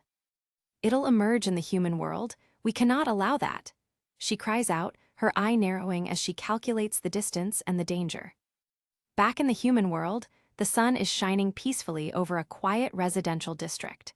The only sound is the chirping of birds and the rustling of leaves. A young boy chases a soccer ball as it rolls down the sidewalk, his laughter echoing through the empty street. He has no idea how close death truly is. He stops, hearing a strange zuzu sound in the air. He looks up, his curiosity quickly turning into a paralyzing, primal fear. The space above him rips open with a violent crackle of lightning. A massive, muscular Shuki steps out of the rift, its shadow looming over the terrified child. Wah! The air hums with electricity as the barrier between worlds continues to fail, the monstrosity preparing to strike its first victim. Oh no, you don't! Kaioyuka's voice thunders from within the rift. A massive, armored hand reaches out and grabs the Shuki, yanking it back toward the portal. Kaioyuka-san, over here! Yuki roars as they tackle the beast back into Mato. As the gate slams shut, he looks at the boy one last time. It's okay now. With the threat isolated, Kaioyuka delivers the finishing blow. Time to submit. Her sword flashes in the dim light of Mato, ending the monster's life in a spray of darkness. Much later, the dust has settled. The 7th Squad dorm stands quiet in the twilight, its paper walls glowing with soft light from within. Kaioyuka hangs up the mission telephone with a final chin click. The reports are in, and the threat has been neutralized. We got confirmation. There were 0 casualties, she says, her voice low and steady, though her eyes betray a hint of relief. Yuki beams at her, a genuine smile breaking through his fatigue. Oh, good, I'm glad we made it in time. Kaioyuka stares at him, her expression becoming uncharacteristically soft, and then quickly shifting to an awkward, blushing frown. I worked up quite a sweat, she mutters, her fingers fidgeting with her collar. Here you go, no. Yuki's heart skips a beat as he realizes what's coming. Huh, you can't mean, he stammers. The master must give her slave a reward befitting his efforts, regardless of her will. Get it over with, she commands, leaning back against a desk. Yuki holds a damp cloth in his trembling hand, his face burning with embarrassment. But I can't move until you accept the reward. She snaps, her eyes wide with a mix of anger and physiological compulsion. Yes, ma'am, Yuki shouts in response. Narration: the reward given is based on what the slave subconsciously desires, and Yuki's mind is currently a very dangerous place to be. Kaioyuka sighs. I said it before, and I'll say it again. I believe the reward given is based on what you desire. Kaioyuka leans forward, her uniform partially removed as Yuki begins to wipe the sweat from her skin. You pervert! Ever since I made you a slave, it's been nothing but this, she growls, her face red. You say something? She asks, sensing his hesitation. No, ma'am, he replies instantly, though he thinks to himself that this is pretty light compared to the usual madness. He moves the cloth along her shoulder, Yuki's eyes widen. He stops, his gaze fixed on her skin. Taking a closer look at Kaioyuka-san, he realizes she has so many small, jagged scars, reminders of every battle she has fought for humanity. He understands now. Kaioyuka isn't just a master, she's a protector who bears the wounds of everyone she saves. I'll support her with my entire body and spirit, he vows silently as he finishes his task. Kaioyuka sighs, that's enough, I can move now. The final part of the physiological reward must be paid. Yuki leans in, and their lips meet in a soft, lingering kiss that bridges the gap between master and slave. Kaioyuka pulls away, her eyes looking anywhere but at him. The reward's finished, she says, her voice barely a whisper. Yuki stands there, his mind a complete blank, his face the color of a ripe tomato as he processes the intimacy of the moment. Thank you very much, Yuki bows deeply. Kaioyuka scoffs, walking away. Rewards for my slave are like playing with a dog, they're no big deal. She tries to act cool, but as she rounds the corner, her face is glowing with a blush she can't hide. Yuuki watches her go, his heart still racing. A few days later, Yuuki is back to his usual routine, scrubbing dishes in the dorm kitchen with a rhythmic kacha-kacha sound of ceramic on ceramic. Ni bursts into the room, waving a small envelope in the air. Yuuki-san, a thank you letter addressed to you from the human world came in. Yuuki wipes his hands and takes the letter, his eyes widening. Ah, it's from that kid we saved from the gate. He looks at a crude drawing inside the letter. I figured he'd think I was a Shuki too, Yuuki laughs. Kyoyuka, Shushu, and Himari gather around to see. Kyoyuka looks at the drawing and then back at Yuuki. But to that kid, you probably looked like a superhero, she says with a proud smirk. Yuuki looks at the drawing of his armored form. He might be a slave, but from time to time, he feels like he's finally found his purpose. Okay, let's get to work. To exterminate the Shuki, Kyoyuka rallies the squad. Yeah, Yuuki shouts, ready for whatever Mato throws at them next. Chapter 31, A Glimpse of Darkness. Neion Yuno, Yuuki's long-lost sister, begins to recount her history. I will beautifully explain how my body came to be like this. 3 years ago, she was working in the human world as a successful model, but one foggy day, she wandered into a Mato mishap that changed everything. She was chased through the jagged canyons of the alternate dimension, terrified and alone before the Demon Defense Force could arrive to help. Exhausted and cornered, she saw a strange, glowing tree standing in the middle of the wasteland. A peach tree. Before her eyes, it felt like a sign from God.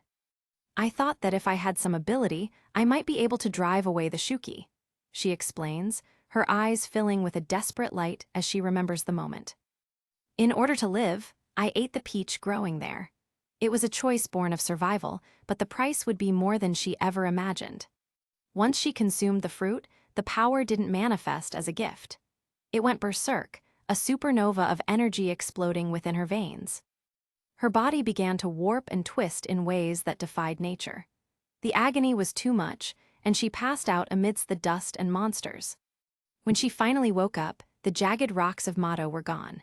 She was lying on a cold floor, the air smelling of incense and old paper. In the shadows of the room, figures dressed in traditional robes were kneeling, their presence silent and predatory as they watched her every breath. An old woman with a headband sat before her, flanked by 2 assistants with their eyes closed in meditation. The atmosphere was one of clinical judgment. Neion sat up, her eyes wide with confusion. She looked down at herself, feeling a strange, heavy sensation in her limbs she couldn't explain. You were discovered unconscious in Mato and taken to a specialized hospital. However, the old woman begins, her voice as cold as ice. When they saw your symptoms, you were transferred here.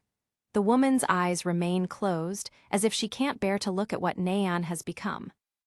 Neion looks around the room, her heartbeat thundering in her ears. She can't find the words to ask what happened to her. This is the Onmyu Bureau, a research facility where captured Shuki are studied, the woman explains. The words hit Neion like a physical blow. Neion reaches out, her hand hitting an invisible electric barrier that zaps her with agonizing force. Shuki, but I'm human, she screams, her voice cracking. She looks at her own hand as smoke rises from her skin. The transformation is continuing even now, her human essence being consumed by something monstrous. Everything at the Onmyu Bureau is controlled through the abilities of Peaches. Don't do anything reckless, the old woman warns, her face a mask of indifference. She leans forward slightly, her voice dropping to a chilling whisper. Look at your fingertips, specimen. Neion looks down, and the horror finally sets in. Her fingernails have become long, blackened claws, sharp enough to rend steel.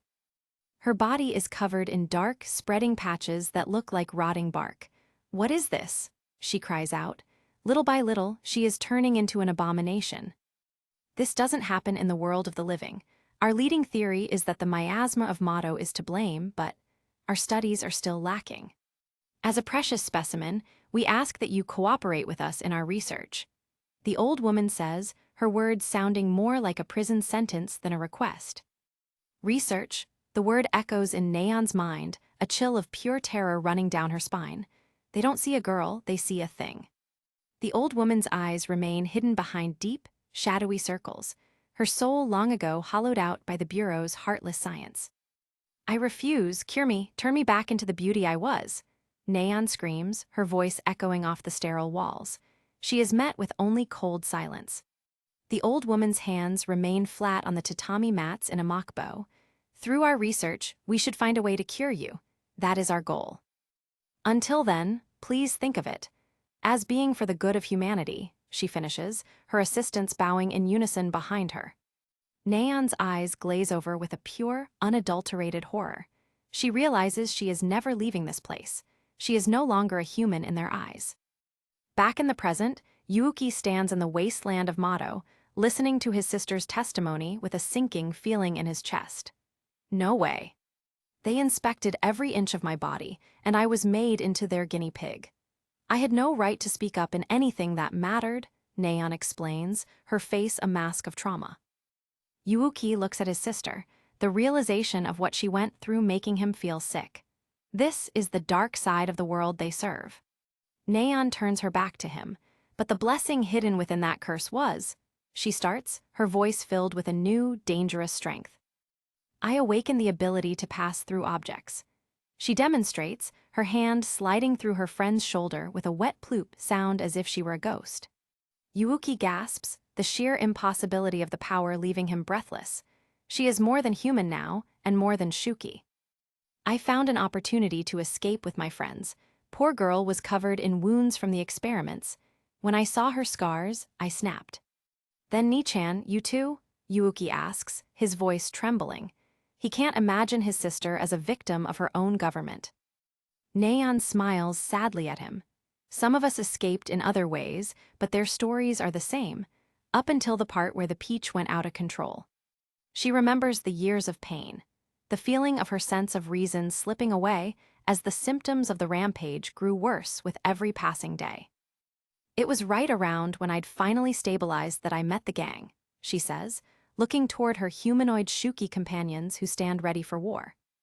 Now you see why I was so adamant to rescue you, Yuuki. Mato's darkness runs deep, and the Bureau is at the heart of it.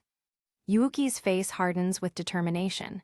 That's awful. We should tell someone about this. We should go to the authorities. Neon looks at him with a mix of pity and frustration. We tried, but they used their abilities to suppress it. There is no one to listen. The Onmyu Bureau is an organization that believes Mato is a beneficial resource for the nation. They have influence, so they'll use force with gusto. And that's why we'll force our way through too, she declares, her fist raised high. We're gonna storm the Onmyu Bureau and obliterate them. Yuuki takes a step back, his eyes searching hers for some sign of his old sister. Hold on, you can't just kill everyone. We've trained our Shuki and readied our fighting forces. We aren't the helpless girls they imprisoned anymore, she says coldly. I get that you're mad, but if you go through with this, there will be tons of casualties. If the Demon Defense Force heard about this.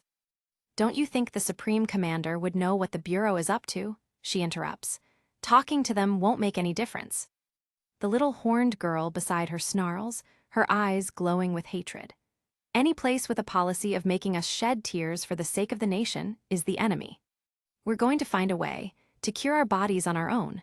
Neon shouts, her voice filled with a righteous, terrifying conviction. Yuuki is left speechless, the weight of her words and the scale of the conflict threatening to crush his resolve. The scale of this is huge. What should I do? He thinks frantically, caught between his family and his duty. Suddenly, Neon stops, her gaze snapping toward the horizon. A glint of steel catches her eye, and her expression shifts to one of grim expectation. She lets out a dry, mirthless laugh. We're not done explaining ourselves yet, but speak of the devil. Tell everyone to move just like we planned, she orders her squad. Yuki shouts after her, what's going on, Nichan? A massive, armored hand slams into the earth with a deafening boom, shaking the very ground beneath their feet. Neon stands her ground before the giant warrior that has emerged from the shadows. This is the prelude to the end. High above, the very fabric of reality begins to tear, as a massive rift opens over the wasteland with a whoosh of displaced air. Tenka and the rest of the squads emerge from the portal, their faces set in grim masks of duty. We're almost all the way to the border. it seems. They look down at the jagged rocks below, noticing the subtle signs of concealment that have been used to hide the hideout. Yucky, where are Yao? Tenka points toward a group of boulders with a sharp movement. So a cave, they've concealed the entrance. My feet are heading toward those boulders. Thanks to you, Tenka, we got here in good time, Kaioyuka says, her eyes locked on the dark opening in the earth. The time for talking is over. Tenka's smile is thin and dangerous, her eyes glowing with an possessive, intense light. Today's the first time I realized what it feels like to have your lover stolen from you. She cracks her knuckles with a sound like thunder. HMPH, the battle for Yuuki's soul is about to begin. Deep within the treacherous Mado caves, the sound of grinding stone echoes through the darkness as a swarm of Shuki emerges from the walls. We've got company, one of the soldiers shouts, her eyes widening as the monsters close in. From the shadows, a figure watches with a predatory grin, sensing the chaos. Time for me to take the field, she declares, her voice carrying a chilling weight that suggests the real battle is only just beginning. Coco leaps forward, her small frame belying a savage intent as she bared her teeth at the newcomers. So you guys are my prey? She cackles, relishing the prospect of a new game to play. Himari Azuma doesn't flinch, her fist tightening as she prepares to meet the charge head-on. Okay, Sahara, she calls out, while her sister nods, responding with a sharp, go all out, I'll match you. The standoff is set, the Azuma sisters standing their ground against the pint-sized Coco and her massive, hulking mount. The air grows heavy with the scent of ozone and killing intent as the Shuki growl behind their master. Meanwhile, deeper in the cavern, the air becomes thick and humid, the walls pulsing like the interior of a living beast. The commanders of the demon defense force sprint through the winding tunnel, their boots echoing against the ribbed stone. Kaioyuka surveys the strange environment, her brow furrowed in concentration. It's more cramped here, and there aren't any peaches, she observes, noting the lack of resources in this hostile territory. Tenka glances toward the flickering light at the end of the corridor, her hand hovering near her waist. This is enemy territory, but should we try teleporting deeper inside? She asks, weighing the risk of an ambush. They reach the edge of a massive chamber, and the sudden expanse of space makes them stop dead in their tracks. Something is waiting for them in the dark, and it's massive. At the center of a wide stone plateau, a multi-armed humanoid Shuki sits like a king on a throne, flanked by 4 massive guardians. It's a display of power designed to intimidate anyone foolish enough to intrude. The guardian's eyes glow with an unnatural light behind its bone-white mask, tracking their every move. It doesn't breathe, it simply waits for the order to kill. Kaioyuka narrows her eyes, assessing the threat level of the central figure. That Shuki holding weapons?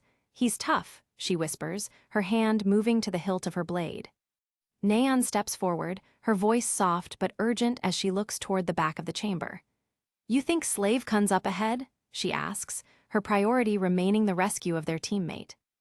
Himari looks back at the tunnel they just left, her expression hardening as she realizes they are being followed.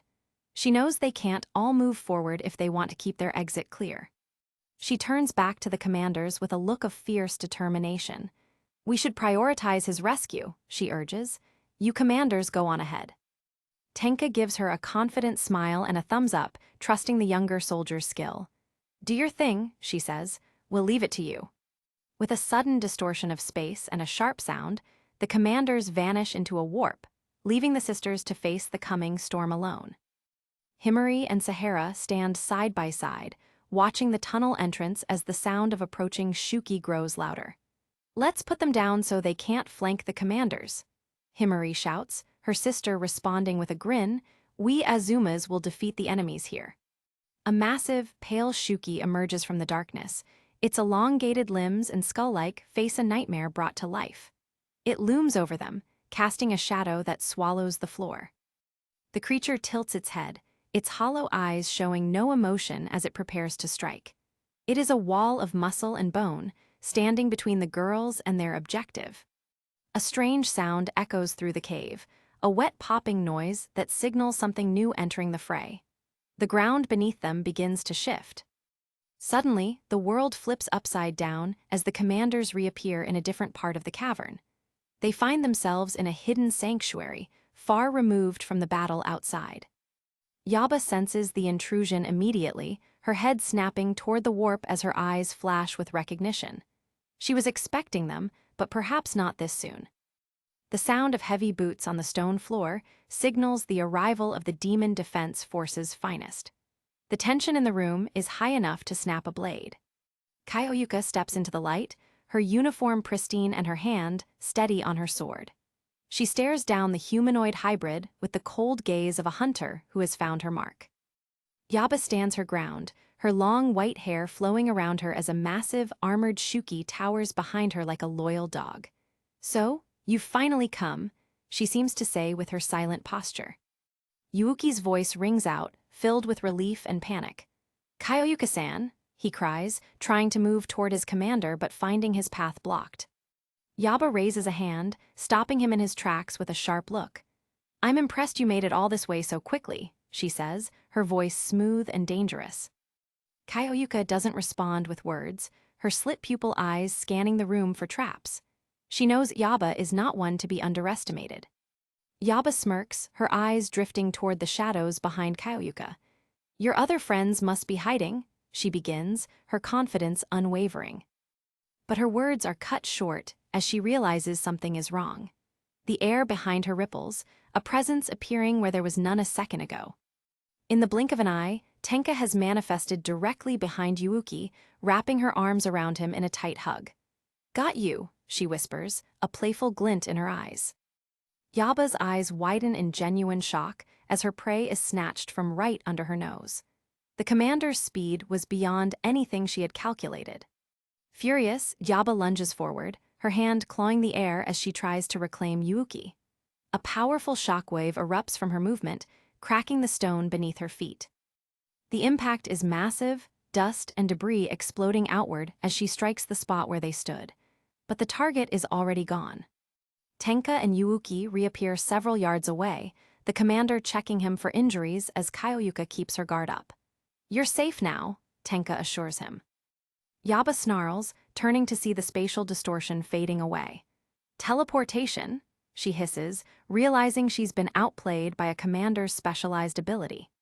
She stares at Tenka with murder in her eyes, her face contorting with rage. No one steals from her and lives to tell the tale.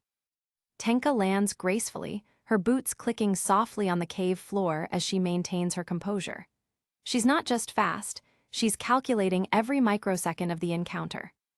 The giant armored Shuki behind Yaba let out a low rumble of discontent, its eyes fixed on the intruders.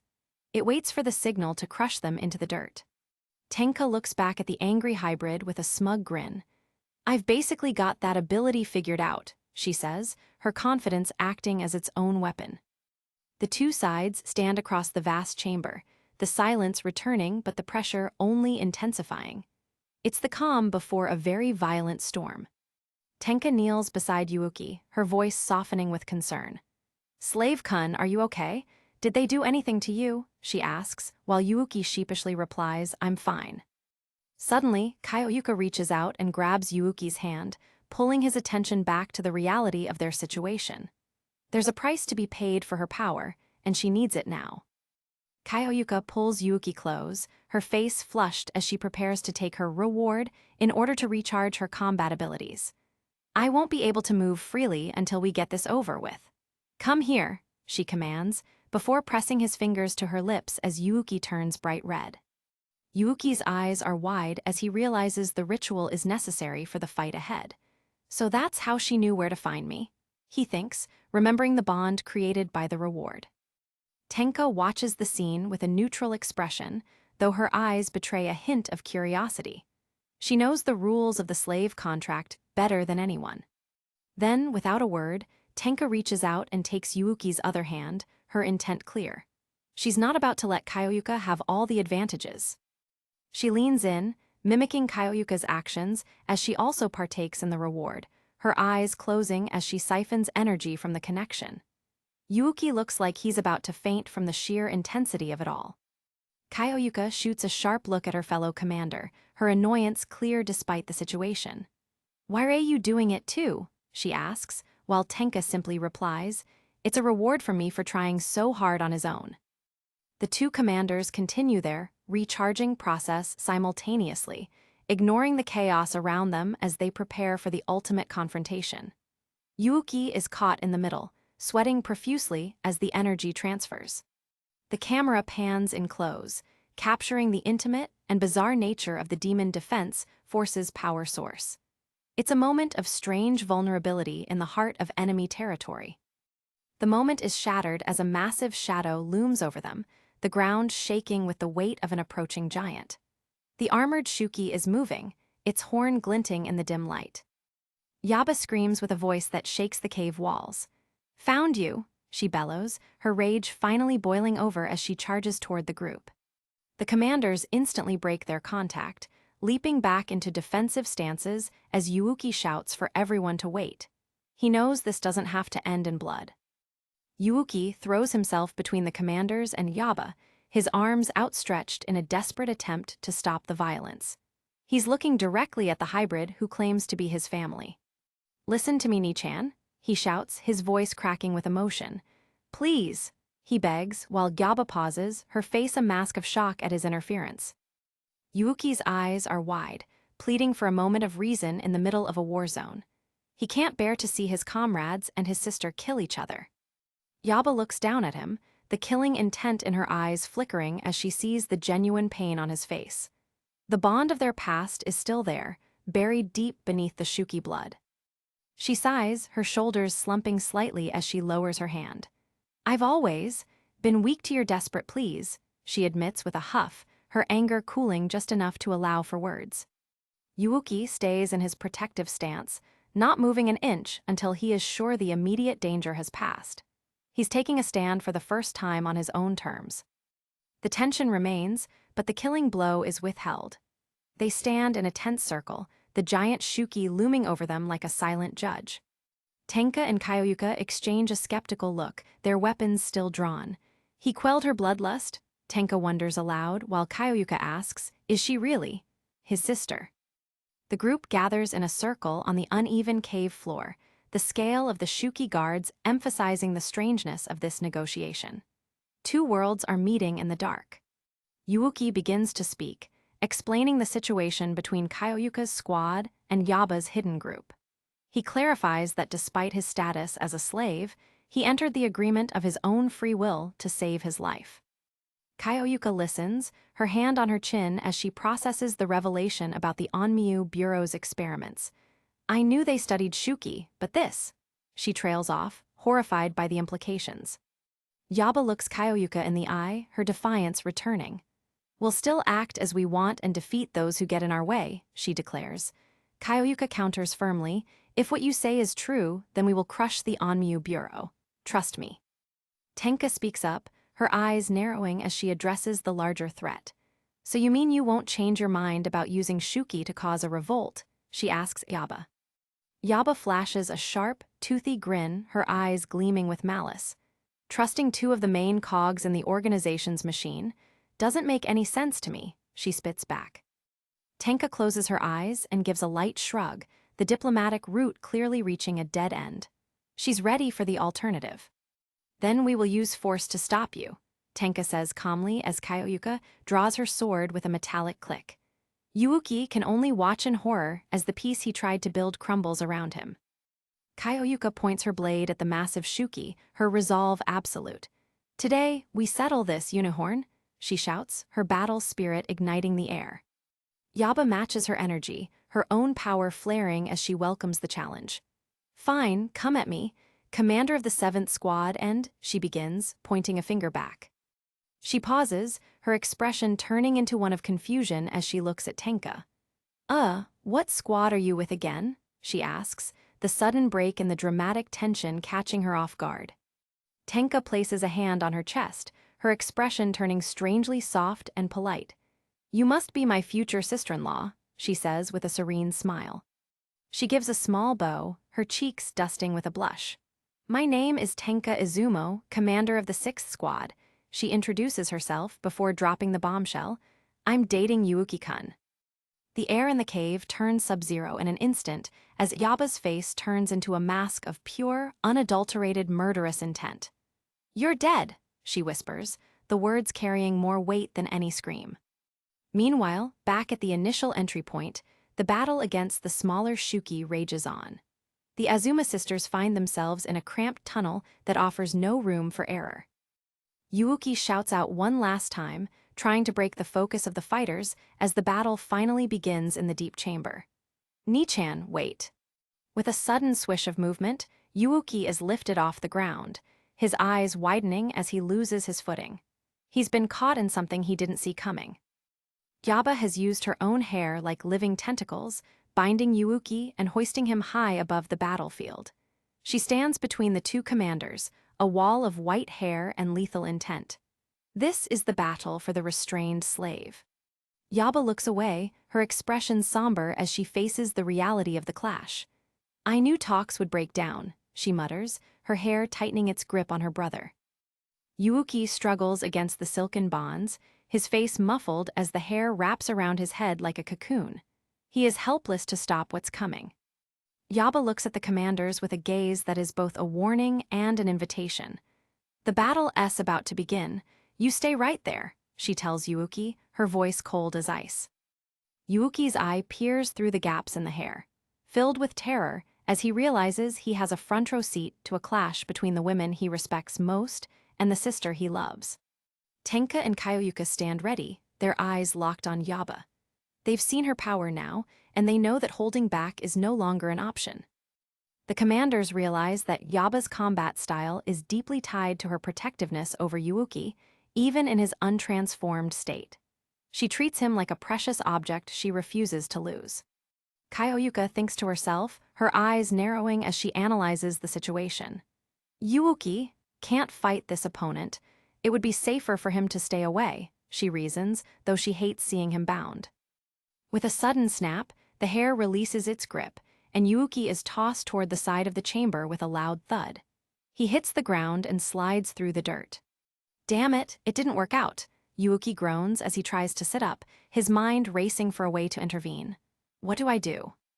The two sides are separated by a wide stretch of stone, the air crackling with energy as they prepare for the first strike. It's a standoff between the established order and the victims of its shadow. Neon steps forward again, her expression soft as she looks at her fellow hybrids. "Are you sure you want to fight the Demon Defense Force?" she asks, her voice full of a sadness that speaks of shared history. She reminds them of their original goal, her eyes pleading for a different path. "You said you were going to find a way to treat your condition yourselves, but—" Yaba turns her head slightly, a small, knowing smile playing on her lips. "We have a way," she says simply, her confidence returning. She gestures toward the young woman standing with them. "One of our people has the ability to lift curses," she explains, revealing a secret that changes everything. The curse lifter closes her eyes and focuses her energy, her hands forming a complex sign as she lets out a sharp breath. HFF. A massive wave of spiritual energy erupts from her, sweeping through the chamber like a gale. The light is blinding as it washes over the humanoid Shuki. Yaba feels the power surging through her, her body glowing as the Shuki features begin to peel away like old skin.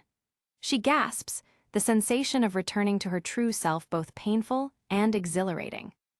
Coco also reacts to the power, her aggressive form softening as the biological armor vanishes. They are being reverted to their original state before the Mado infection. The light fades, revealing three beautiful women standing naked on the cave floor. They are human again, if only for a fleeting moment, their skin pale and their eyes clear of the Shuki corruption. One of them looks at her hands in wonder, her voice barely a whisper as she realizes what has happened. "We're cured," she begins, hope flaring in her chest. But the light is already fading, the energy dissipating into the cavern air. The humanoid features begin to creep back over their skin like a shadow returning at sunset. The girl who cast the spell falls to her knees, panting heavily from the exertion. The same thing happens when it's just with one person. "I can only lift it for a moment," she gasps, her power exhausted. Yaba and the others return to their hybrid forms, the brief taste of humanity leaving a bitter aftertaste. I'm sorry, the caster says, her eyes downcast. Yaba looks back at the commanders, her resolve now tempered by the knowledge of what is possible. First, we have to find someone with the ability to increase her powers, she says, her goal now crystal clear. Tenka sees an opening for cooperation. Sister, she calls out, her voice gentle, in that case, you should cooperate with us. Yaba silences her with a heavy stomp, the ground shattering beneath her heel. She's done talking, and she's done with the defense force's empty promises. She tilts her head back, a dark energy swirling around her as she prepares to unleash her full power. She begins, her voice echoing with 1,000 years of resentment.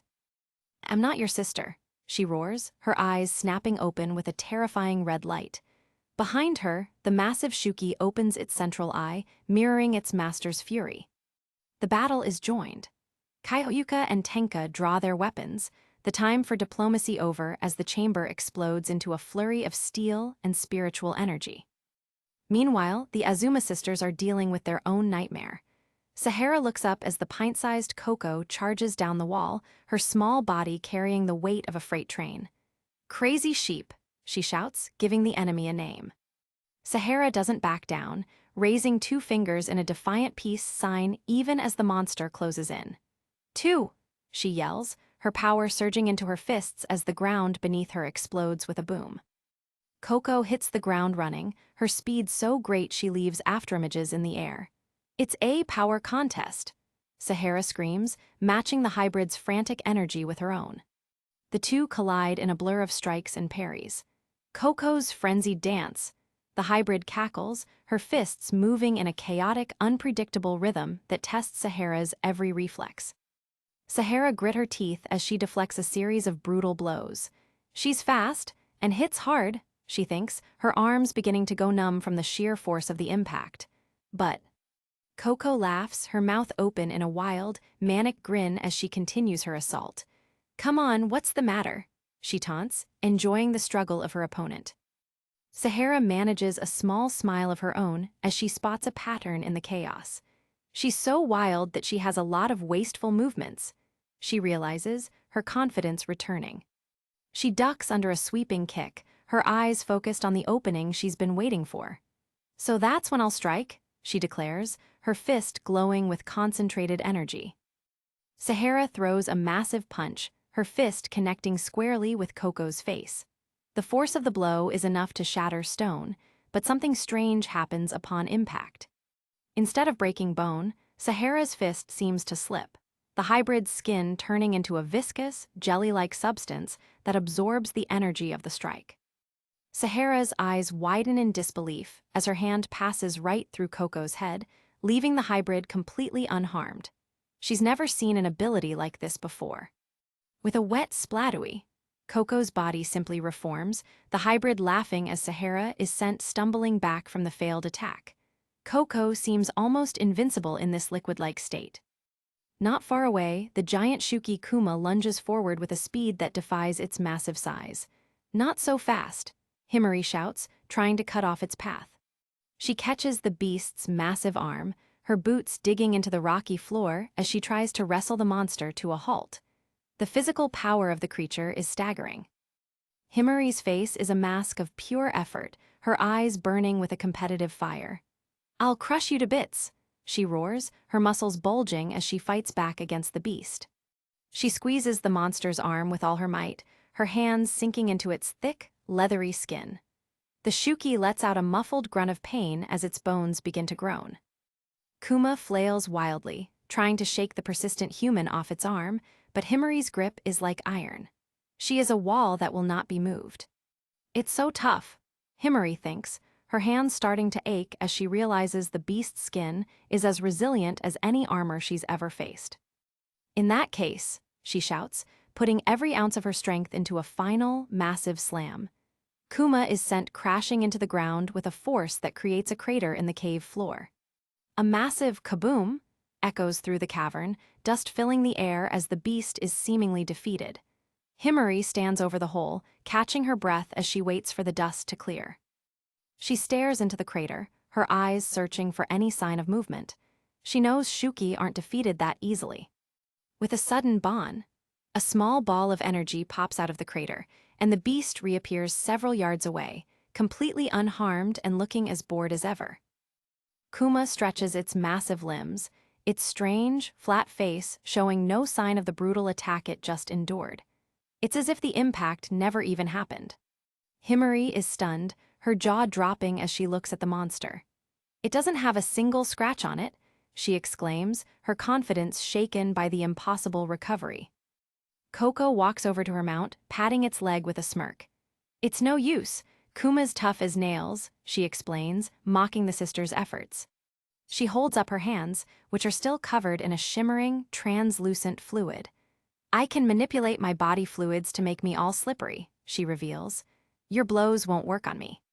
Sahara and Himari exchange a grim look, realizing they are facing two opponents whose abilities perfectly counter their physical combat styles. This isn't just a fight, it's a death trap. "For you guys, Kuma and I are the worst possible opponents," Coco declares, her voice filled with a cruel certainty. They are trapped in a corner with nowhere left to run. In a lighter moment, a set of Chibai sketches shows the Azuma sisters and Yaba in a much more peaceful setting. A reminder of the humans they used to be before the motto changed everything.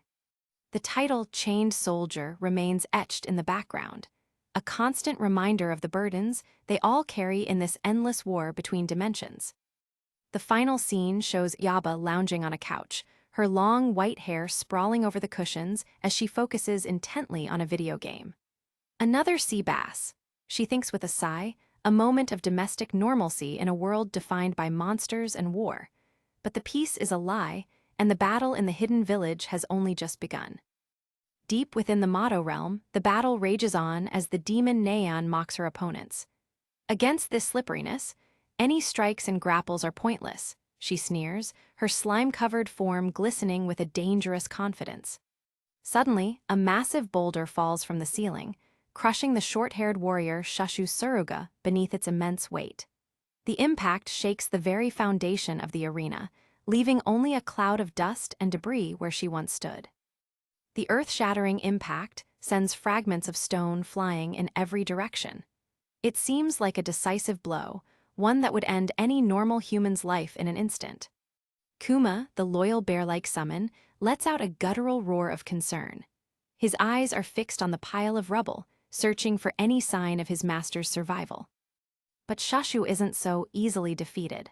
From beneath the crushing weight, she begins to exert a tremendous force, the sounds of shifting stone echoing through the chamber. Her legs strain as she pushes against the massive rock, her determination visible in every tensed muscle. She isn't just surviving, she's fighting back. Ni Akanogi calls out in worry, "You okay?" Shashu grinds her teeth through the pain, shouting back, "It hurts like heck, but I'll manage." Spider web-like cracks begin to spread across the surface of the boulder. The pressure from within is becoming too much for the solid stone to contain.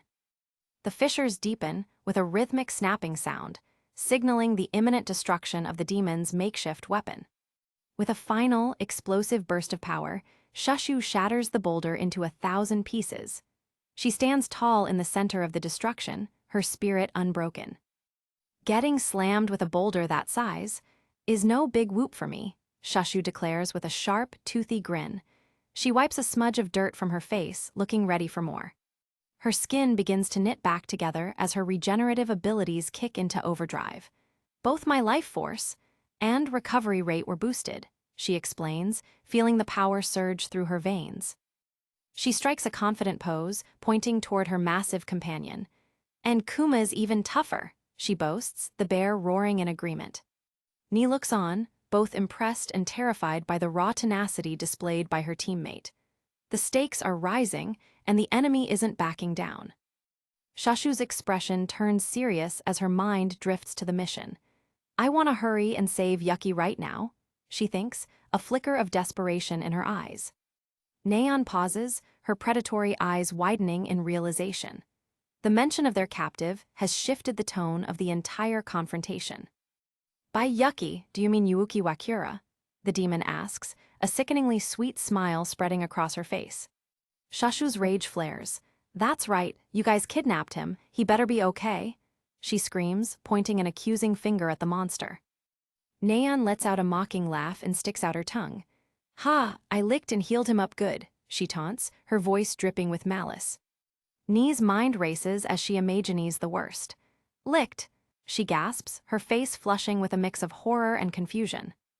And our boss is taking good care of him too, Neon adds, winking as she implies a level of intimacy that drives Shashu over the edge. Shashu stands frozen for a second, the demon's words echoing in her mind. The thought of Yuuki in their clutches is more than she can bear. She envisions Yuuki being held by their demonic leader, a sight that fuels a fire deep within her soul. Taking good care, she whispers, her voice trembling with fury. Her eyes narrow to slits as she stares down the demon. Yuuki Wakura belongs to us now, so give it up, she commands, her voice booming with authority.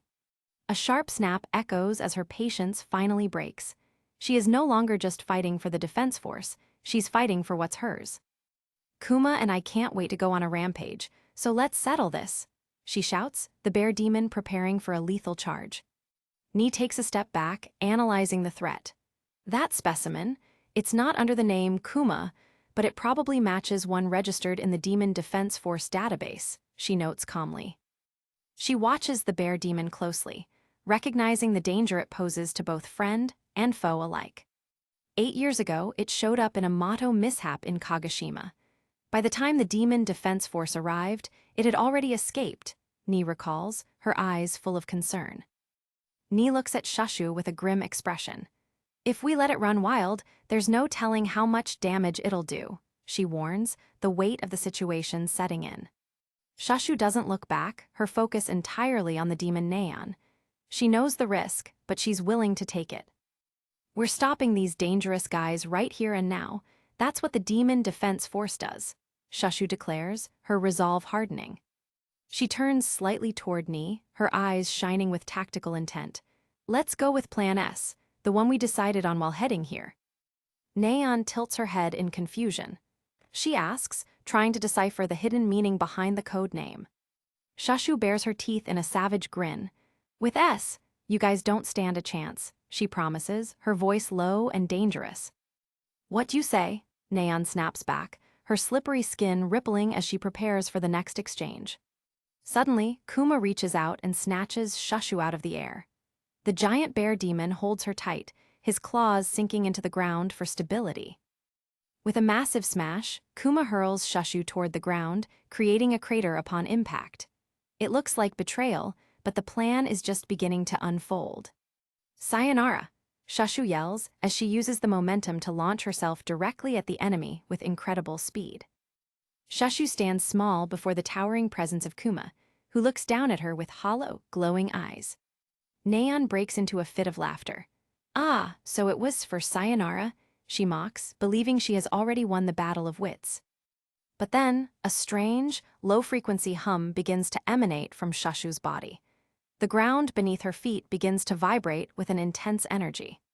She begins to shrink, her silhouette fading as she collapses into a smaller and smaller form. The demon watches in silent confusion as her target disappears. A blinding light consumes Shashu entirely, leaving only a shimmering trail in the air where she once stood. Neon's patience is gone. Don't you dare think you can rile me up and then run away, she screams, lashing out at the air. Meanwhile, Nee sprints across the cracked battlefield, her detection abilities focused on tracking Shashu's rapidly moving signature. Neon looks around frantically, unable to find her opponent. One's missing. They're hoping at least one of them survives, huh?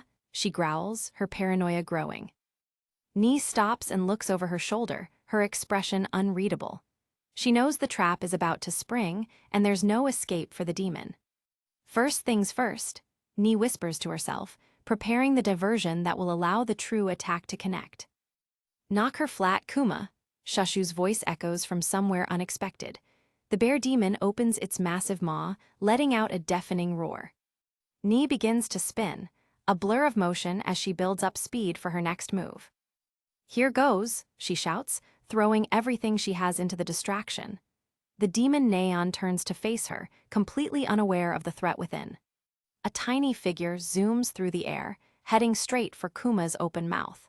It's a maneuver so daring that the demon hasn't even considered it.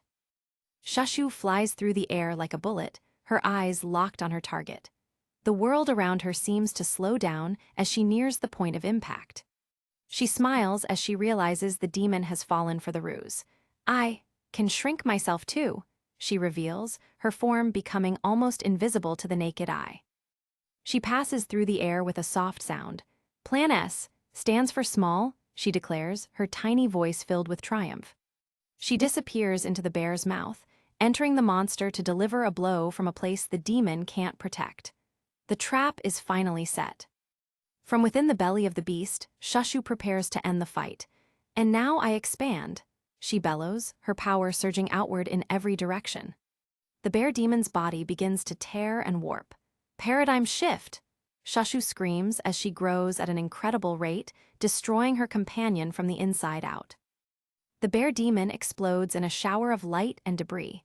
Shashu emerges from the wreckage, standing tall and triumphant as she returns to her normal size.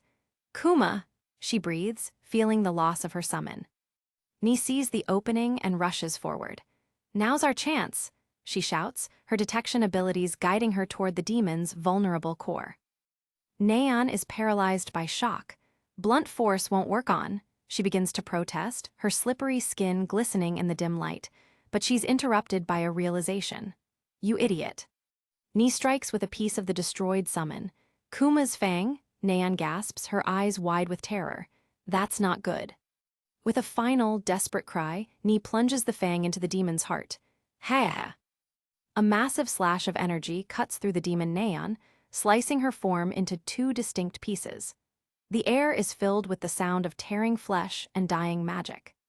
The demon's remains are scattered across the battlefield, her power fading as her physical form is completely destroyed by the precision strike. Neon's eyes glaze over as she stares into the void. I lost," she whispers, her arrogance finally extinguished by the sheer will of the 7th unit. Shashu stands over the fallen demon, her breathing heavy. She looks down at the remains with a cold, unrelenting gaze. "You." She leans in, her eyes burning with a protective fire. "Provoked a girl in love," she says softly, her voice carrying the weight of a death sentence. "So there was plenty reason for you to lose," Shashu declares, pointing her finger at the dissipating essence of her enemy. "The victory is hers, but the war for Yuuki is just beginning." Meanwhile, in another corner of the motto, the Azuma sisters, Himari and Yachiho, prepare for their own confrontation. They stand together, two warriors of the same blood, ready to face whatever comes next. A group of humanoid demons, their faces twisted into silent screams, begin to encircle the sisters. They move with an unnatural, fluid grace, their weapons glinting in the dark. The sisters stand in the center of the arena, surrounded on all sides. The air is thick with tension as they wait for the first move in this deadly game of survival. Yachiho looks at her sister with a confident smirk. "You may have shown off in the inter-squad tournament, but you're still green, Himari. Don't overwork yourself and just follow the orders of your glorious sister." The demons dash forward with a sudden, coordinated movement. They are fast, but the sisters are faster, their training kicking in as the fight begins. Himari's machine gun begins to whir with a high-pitched mechanical sound. She grips the handles tight, her eyes locked on the approaching horde. "Riddle 'em with holes," Himari shouts, unleashing a hail of bullets that cuts through the front line of demons like a hot knife through butter. A spear-wielding demon lunges at Yachiho from the side, its weapon aimed directly at her heart. She doesn't even flinch as she prepares her defense.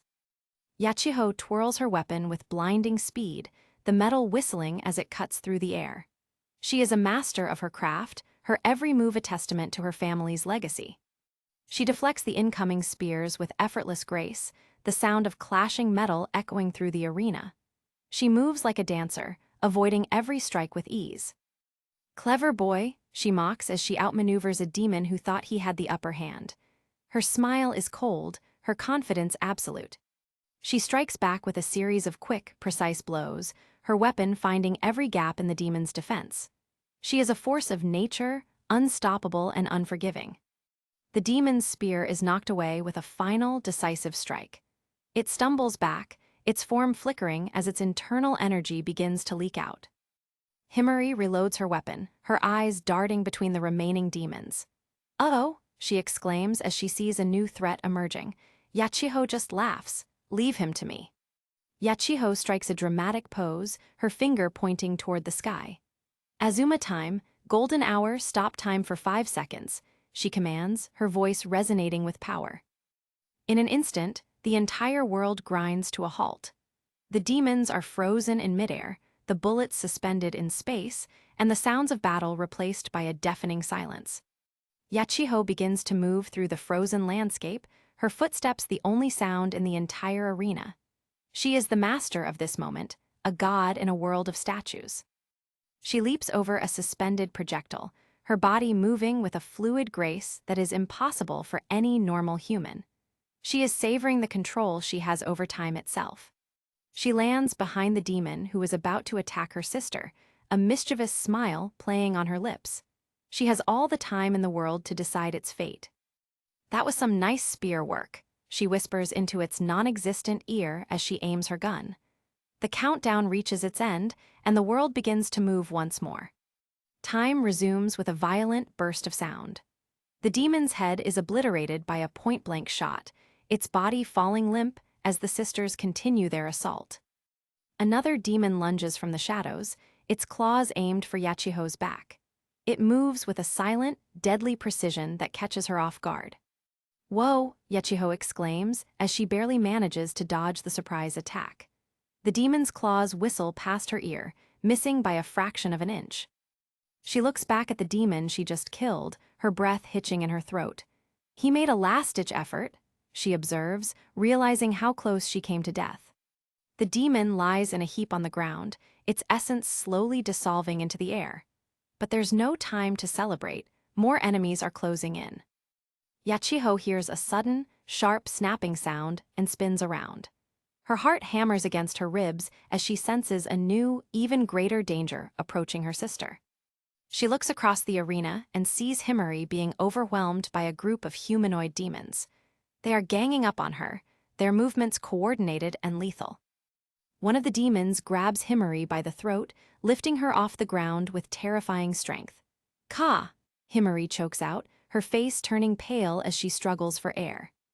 Yachiho's eyes widen with panic. "Himari, Azuma time, golden hour, rewind 5 seconds," she screams, her power surging as she attempts to undo the nightmare. The world begins to blur and warp as time pulls backward. Yachiho feels a familiar tug in her soul as she is transported 5 seconds into the past. Back in the past, she immediately warns her sister.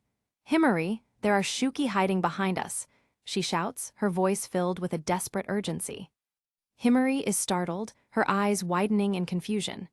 "Huh?" she asks, completely unaware of the threat that was about to take her life. How did she know? The hidden demon thinks as its camouflage is compromised. It peeks from the shadows, its plan foiled before it could even begin. The demon, known as Neon, uses her ability Hidden Beauty, Hitori Shizuka, to merge with the rock wall. It allows her to pass through objects, the narrator notes, but she doesn't like doing it with things that move a lot. Himari quickly spins around, her machine gun aimed at the wall where Yachiho pointed. She doesn't see anything yet, but she trusts her sister with her life. The rock begins to crumble and crack as the demon Neon attempts to escape the sister's trap. The sounds of shifting stone fill the arena as her position is revealed. Trying to slip in from behind is so indecent, Yachiho scolds, her eyes flashing with a cold, protective fire. She won't let anyone touch her sister again. The demons retaliate with a sudden barrage of spears, their weapons flying through the air with a terrifying speed. The air is filled with the sound of incoming fire. Yachiho activates her ability once more. "Azuma time, golden hour, stop time for 5 seconds," she commands, the world grinding to a halt in a blinding flash of light. She navigates the frozen battlefield, dodging suspended spears and silent demons as she searches for the primary threat. Every second counts in this world without time. She looks for the humanoid demon, her eyes scanning every shadow and crevice. "Where's the humanoid Shuki? What a pain in the neck," she grumbles, her exhaustion beginning to show. She spins around quickly, sensing a movement that shouldn't be possible. "She's gone," Yachiho gasps, her heart racing as she realizes the demon has escaped the time stop. A sudden warning flashes in her mind. Warning, Himari must have alerted her to me, she thinks, the pieces of the puzzle finally falling into place. Yachiho stands paralyzed for a fraction of a second as time begins to tick once again. She has lost her tactical advantage, and the enemy is still at large. The spear demon recovers its footing and readies another attack. Its form is a blur of motion as it prepares to unleash a final, decisive strike against the sisters. A series of spears are launched from different angles, their tips aimed for the sisters' vital points. The air is thick with the scent of ozone and impending death. Himari opens fire, her machine gun creating a wall of steel that intercepts the incoming projectiles. The sound of clashing metal fills the arena once more.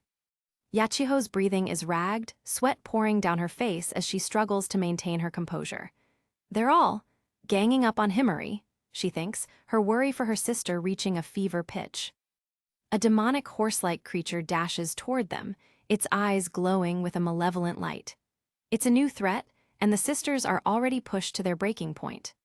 The spears pierce the ground all around them, pinning the sisters in place. They are trapped, surrounded on all sides by an enemy that refuses to give up. Yachiho's face is a mask of determination and exhaustion.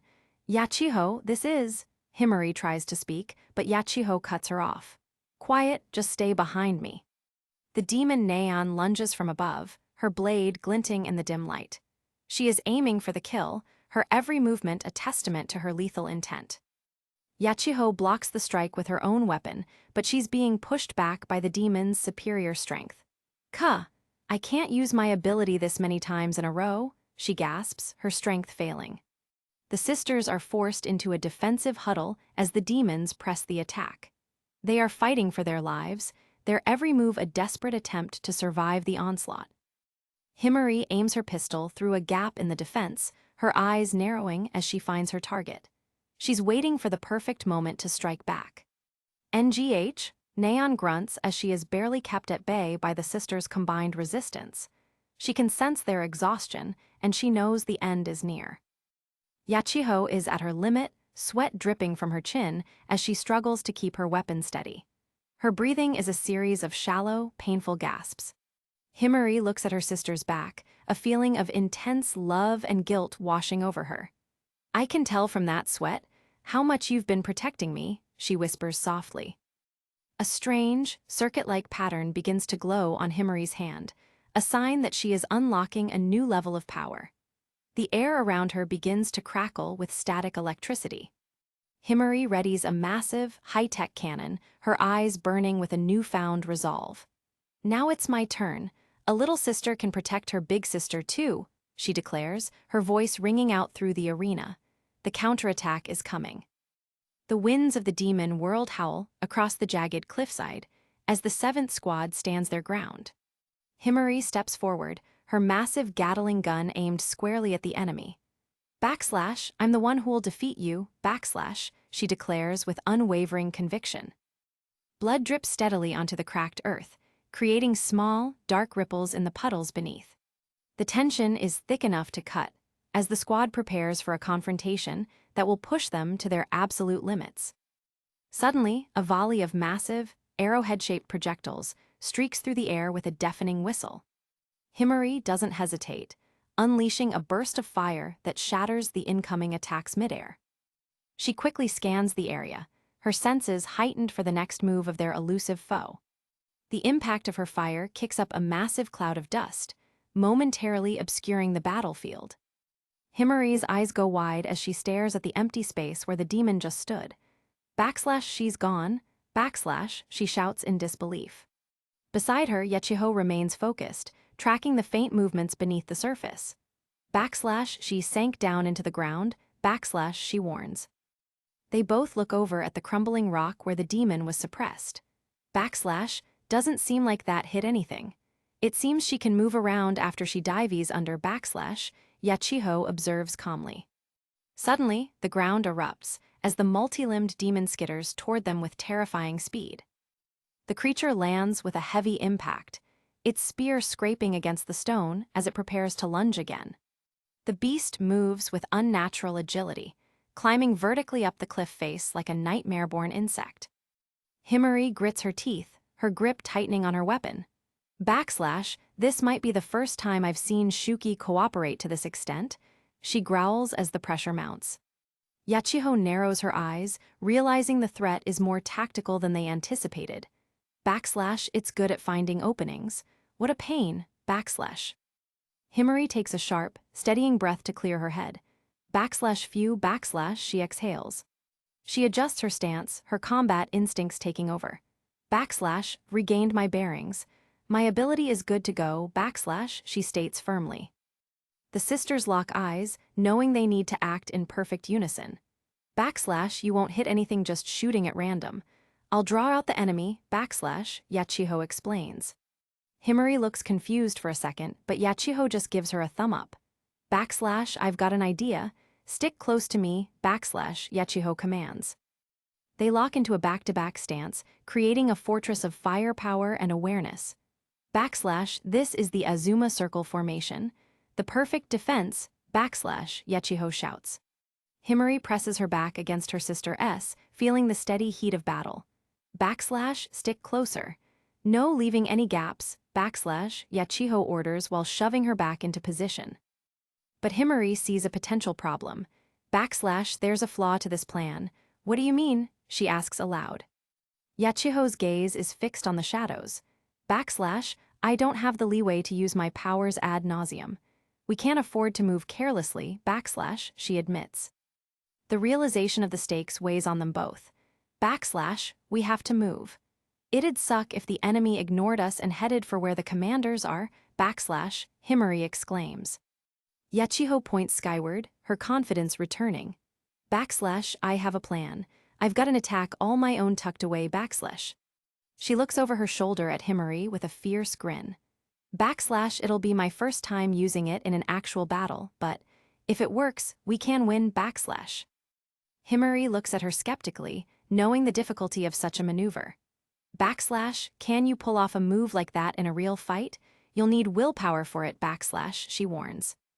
Yachiho flashes back to a memory of Himari exhausted after a test, lying weak in bed. You always used to overdo it before tests and come down with a major cold from sheer nerves, The memory lingers as Yachiho continues her assessment. You may look tough, but you're pretty sensitive. You'll get hurt again, Himari shakes off the ghosts of the past, her eyes hardening. That was a long time ago. I'm different now, Memories of brutal training under their commander flood back. Days of endless physical and spiritual hardening. The commander's voice echoes in their minds. In every trained body lies a strong spirit, Himari screams as she channels that training into the present moment. I took part in a special regimen following the inter-squad tournament, so I've evolved even further, She thinks of her comrades, her rivals, and even her slave. Even Yuuki is developing his skills. I can't fall behind, Yachiho sighs, realizing how much the 7th squad has changed her sister. That sounds very much like the 7th squad, Himari's confidence surges as she reminds Yachiho of their last bout. And I was able to beat you in the inter-squad tournament. That gave me more confidence than anything, She pleads with her sister for this one chance. So let me do this, Yachiho, Yachiho looks at her and sees a true warrior staring back. If you insist, then be my guest, she smiles softly. Himari reaches behind her head, her fingers clicking a mechanism into place. She tosses an object into the air, the light reflecting off its polished surface. She stands tall as an aura of immense power begins to coalesce around her. Energy begins to spiral outward, whipping her long hair into a frenzy. Even if I shoot haphazardly, she thinks. A metallic shimmer appears in the air, manifesting from pure will. One by one, firearms begin to blink into existence, floating around her like a halo of steel. The sound of hundreds of hammers cocking back fills the silent canyon. Dozens, then hundreds of handguns form a massive, radial sphere around her head. What if I shoot even more haphazardly? Backslash, she muses with a terrifying intensity. With a primal shout that shakes the foundations of the earth, she gives the command. Backslash asterisk asterisk full burst, asterisk asterisk backslash. A wall of white-hot lead and energy erupts from the sphere, carving deep furrows into the ground. The landscape itself is torn asunder, rocks vaporized by the sheer volume of the barrage. Light floods the battlefield as Himari stands in the center of the storm, a goddess of destruction. The projectiles seek out every shadow and crevice, leaving the demon nowhere to hide. The humanoid demon is caught in the crossfire, her eyes widening as the impact sends her reeling. Backslash Yuwa, backslash, she cries out. Himari spots her through the carnage. Backslash found her, backslash, she shouts over the roar of her guns. The rock behind the demon crumbles, unable to withstand the relentless assault. The smoke clears to reveal a massive crater where the cliffside once stood. The demon stares at the sisters, a mix of horror and anger on her face. Backslash, are you trying to bring down the whole cave? With yourselves in it? Backslash, she asks breathlessly. Himari and Yachiho stand amidst the falling debris, their formation still holding firm. Himari stares the demon down, her gaze cold and determined. Backslash, that's not gonna happen, backslash, she retorts. Suddenly, Yachiho activates her true power as the world around them begins to turn into a clockwork nightmare. Backslash, Azuma o'clock, prime time, rewind 10 seconds, backslash. Reality flickers and jumps, the world resetting to a moment just before the final strike. The click of Himari's bow resetting marks the shift in the timeline.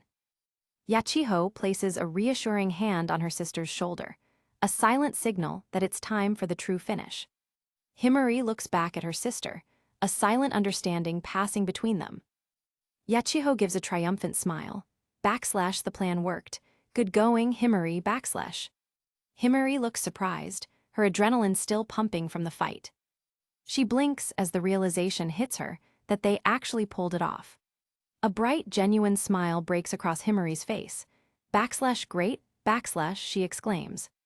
She pivots her weapon, calculating the final trajectory with pinpoint accuracy. Backslash 45 degrees up and to the right. Let us go, backslash. The final blast connects, the force of the impact sending the demons screaming into the rubble. Yuwa. Yachiho looks at her sister with pride, the sibling rivalry momentarily forgotten. Backslash, well done, Himari. I'll reward you when we get home, backslash. Himari's eyes soften as she looks at the sky. Backslash, I'm not going back home, but backslash. She lets out a sigh of relief as the threat is neutralized. Backslash, thanks, backslash. Meanwhile, elsewhere in the caverns, the battle continues between Tenka and another powerful foe. Backslash ka. Backslash, the opponent grunts from the floor. Tenka and Yaba stand opposite each other, the air between them crackling with spatial distortion. The multi-armed Shuki draws a bow string, energy gathering at the tip of an ethereal arrow. Backslash bow before the Azumas, backslash, he shouts. Tenka stands her ground, her expression bored as she stares down the barrel of a demon's weapon. She effortlessly twists through space, appearing right in the creature's path as it collapses into shadow. The demon grits her teeth, her form battered but her spirit unbroken. Backslash, I have to regroup with Yaba, she thinks desperately. Nearby, Sahara has grown to a massive size, wrestling a gigantic Shuki with her bare hands. Small energy bursts indicate that Sahara's internal power is struggling to keep up. Backslash, Sahara's ability is currently recharging, backslash, the narration notes. The captain shouts encouragement from below. Backslash, you can do it. Tenka dodges another strike, her movements like water. Backslash, this Shuki's in my way, she mutters. The demon on the ground looks up, blood pooling around her as she laughs weakly. Backslash heth, so you noticed it. Tenka observes the strange black substance coating the floor. Backslash, so that black stuff was your skin, backslash. The demon's flesh begins to pulse and churn with a sickening sound. Backslash, not that, I'm regenerating, and so is Kuma, backslash, she declares. She looks up with a defiant, jagged-toothed grin. Backslash, so what? I don't think I'll lose to an opponent I already beat once, backslash. She gathers her strength, preparing to return to her master's side. Now that it's come to this, I should get back to Yabani. A low, vibrating sound fills the cave as energy begins to surge again. The fighters regroup in a central chamber, the scale of the battlefield dwarfing their forms. Yaba stands ready, a strange, dark orb glowing inside her mouth. Here comes a hot one. She snarls. She unleashes a focused beam of absolute energy that rips through the air toward Tenka. Tenka simply blinks out of existence, using her spatial manipulation to bypass the attack entirely. The beam impacts the far wall, causing a massive explosion that sends shockwaves through the cavern. Tenka reappears behind her opponent, her blade already unsheathed and moving in a lethal arc. The demon tries to react, but Tenka's speed is far beyond her comprehension. A sudden spatial distortion catches the demon mid-turn, locking her in place. With a single, elegant slash, Tenka cleaves through the creature's defenses, blood spraying across the ground. The demon stumbles back, her body unable to withstand the precision of the strike. She growls in frustration, her power beginning to flicker as her wounds refuse to close. GRRR. Tenka sheathes her blade with a quiet click. Phew, I'm pretty calm, all things considered. She notes to herself. A quiet moment of reflection washes over Tenka as she thinks back to her training. I'm glad I went and cooled my head after putting my subordinates in danger last time. She reaches up, her eyes closed in deep thought. My soul may be burning, but I can fight calmly. The battle resumes with a flurry of strikes as Tenka faces off against a hulking, armored Shuki. Though my firepower's lower without Yuuki, she realizes mid-clash. She parries a heavy blow, the impact sending sparks flying. In that case, She focuses her resolve, her sword becoming an extension of her very spirit. Every life you took, She steps into a killing strike. I will carve into your flesh. The ground shatters as Tenka unloads a massive spatial pressure wave. Yaba watches from the sidelines, her eyes narrowed as she evaluates the strength of the 7th Squad's captain. Energy begins to swirl around Tenka's hands as she prepares her next technique. The air begins to scream as the spatial pressure reaches its breaking point. A massive crater is carved into the earth as the attack connects with devastating force. Tenka stands at the edge of the pit, looking down at her handiwork with a cold detachment. She turns toward Yaba, her hand outstretched. Your turn, she seems to say without words. Yaba stands firm as the spatial distortion begins to pull at her very being. She glares at Tenka with a primal hatred, her teeth bared in a snarl. She stomps her foot, shattering the rock beneath her and sending a wave of dust toward her opponent. She moves like a blur, her speed rivaling even Tenka's spatial jumps. Tenka's eyes go wide as she realizes Yaba has matched her pace. Dozens of spatial rifts appear throughout the chamber, crisscrossing the air like deadly ribbons of darkness. Tenka looks around, realizing she's being boxed in. I can't catch her with a single point, ultra-fast movement, she thinks as the pressure rises. She narrows her eyes, a dangerous light gleaming in them. From my sister-in-law, just what I'd expect. She brings her hands together, focusing all her energy into a single, massive rift. I'll have to cover a wider area. Yaba lunges forward, her claws outstretched to tear through the air.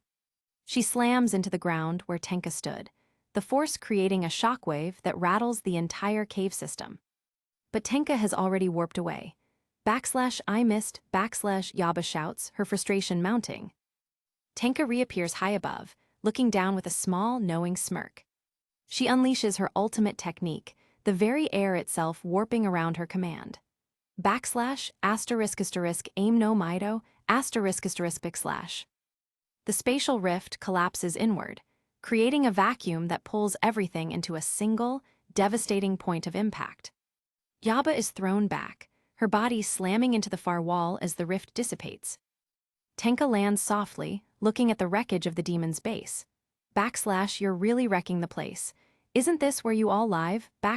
She asks with a dry wit. Yaba pushes herself up, holding a dark, glowing orb in her hand. We're abandoning this location. My allies are already relocating to our next hidden village, She looks down at the orb with a strange reverence. It's risky to consume too many peaches. They're my energy source ever since my body got like this, She shoves the dark fruit into her mouth, her eyes glowing with a terrifying power. I'll beat you all into the ground, and especially dangerous women like you who are after my little brother, She snarls as the real fight begins. Bound and gagged on the cracked earth, Yuuki can only watch as the world around him prepares to shatter. Yaba stands before him, her power radiating in dark, jagged waves that seem to swallow the very light around her. Tenka stands ready, her expression unreadable as she mentally catalogues the threat. The things to watch out for with my sister-in-law are, she begins. She runs through the list. The manipulation of her hair, the power-up from the peaches, and that devastating blast from her mouth. Tenka narrows her eyes, acknowledging the sheer gap in their raw power. Between her superhuman strength and the abilities of the peach, she's truly something else. With a sudden burst of speed, Yaba vanishes from her spot, leaving only a trail of dust in her wake. The ground erupts as a teleportation gate opens, but Yaba is already there, her instincts sharper than any spatial magic. She lunges through the air, a blur of white and shadow aimed directly at the commander. Tenka sidesteps through another portal, the sound of warping air echoing through the canyon. The wind from Yaba's passing ruffles Tenka's hair, a testament to how close that strike truly was. A massive, shadowed fist fills Tenka's vision, moving with the weight of a falling mountain. The impact creates a shockwave that carves a crater into the earth, but Tenka has already slipped through the folds of space. Yaba's eyes dart around, her predator's gaze searching for the slightest ripple in reality. Shockwaves continue to ripple outward, the sheer force of the battle vibrating through the stone. Tenka reappears meters away, her feet sliding across the debris as she maintains her distance. Yaba doesn't give her a moment to breathe, closing the gap instantly with a look of pure, savage joy. Tenka gasps. The commander's eyes widen as she realizes Yaba isn't just reacting, she's anticipating. Yaba's voice booms over the sound of the crumbling terrain. I can predict where you're moving and charge in. After eating a peach, my senses are stronger. Tenka dances through the air, portal after portal snapping shut behind her. Is it a war of attrition you're after, sister? She asks with a sharp smile. She stares directly into the face of the storm. Unfortunately for you, I'm capable of teleporting 666 times in a row, because I'm a commander. The unicorn beast roars as Tenka weaves through its massive strikes, a ghost in the machine of war. Sweat beads on her forehead, but her resolve is iron. I can hold out until Kaiwu-chin wins, but if an opportunity presents itself, I'm taking it. The battlefield becomes a kaleidoscope of warping portals and heavy impacts as the two struggle for dominance. The frantic sound of portals opening and closing fills the air like a drumbeat. Yaba screams as she pours every ounce of her monstrous strength into the chase. The clash of the two warriors goes on for 30 seconds, a lifetime at this speed. Neither gives an inch, the environment around them reduced to powder before the battle is decided. Debris falls like rain as the two forces collide once more. Yaba points toward a fresh opening. Next is over there, she bellows. The unicorn leaps, its massive frame blotting out the sun as it aims to crush Tenka under its weight. Tenka looks up, the giant's shadow swallowing her whole as she prepares her next move. She remains calm, her hand reaching out to manipulate the space around her. Yaba realizes the trap a second too late. Crap, I walked right into that, she shouts, her eyes widening in realization. Kaiwu appears on the flank, her blade drawn and her eyes burning with intensity. The space between them buckles as Tenka exerts her full authority over the domain. Kaiwu slides into position, her voice cool and steady. Thanks for breaking her stride. She gives a confident thumbs up to her commander. Leave Unicorn to me. Yaba snarls, her predatory instincts flaring. As if I'd let you zero in on me. Tenka stands in the center of her web, her fingers twitching as she calculates the final trajectory. She points a finger forward, a smug grin crossing her face. I've seen through those moves. A massive swirling vortex of spatial energy erupts. Yaba's scream cut short as she's tossed like a ragdoll. The commander watches as Yaba is sent spiraling away, the ground cracking under the pressure of the spatial displacement. Tenka keeps her fingers locked in the gesture, holding the power steady. Yaba hits the ground hard, her teeth gritted in pain and frustration. Tenka's eyes drift toward Yuuki, a moment of distraction in the heat of the storm. Images of her friends and Yuuki flash through her mind, the stakes of this fight weighing heavy on her soul. Her hand trembles slightly, the strain of maintaining such high-level spatial magic finally showing. Yaba recovers with terrifying speed, her mouth opening to reveal a gathering ball of destructive light. Tenka's eyes go wide, her breath catching as she realizes she's too close to evade. "Ah!" she cries out. The world turns white as the beam is unleashed, a pillar of energy that vaporizes everything in its path. Yuuki watches in horror as the explosion consumes the area where the commander stood. The smoke begins to clear, revealing a silhouette slumped on the ground. Tenka looks up, blood pouring from a deep gash on her forehead. The speed of her beam went up as well, she thinks bitterly. She tries to stand, but her legs give out, her body riddled with wounds from the blast. She collapses onto the cracked stone, her consciousness fading as the light leaves her eyes. Yuuki struggles against his bonds, his voice muffled but his panic clear. "Tenka-san!" Tenka lies still, the battlefield falling into a heavy, suffocating silence. A shadow looms over her broken form, the victor claiming her prize. "Tenka-san!" Yuuki continues to plead internally. Yaba stands over her, her voice devoid of its earlier warmth. "Seems like you were a little slow to dodge that beam."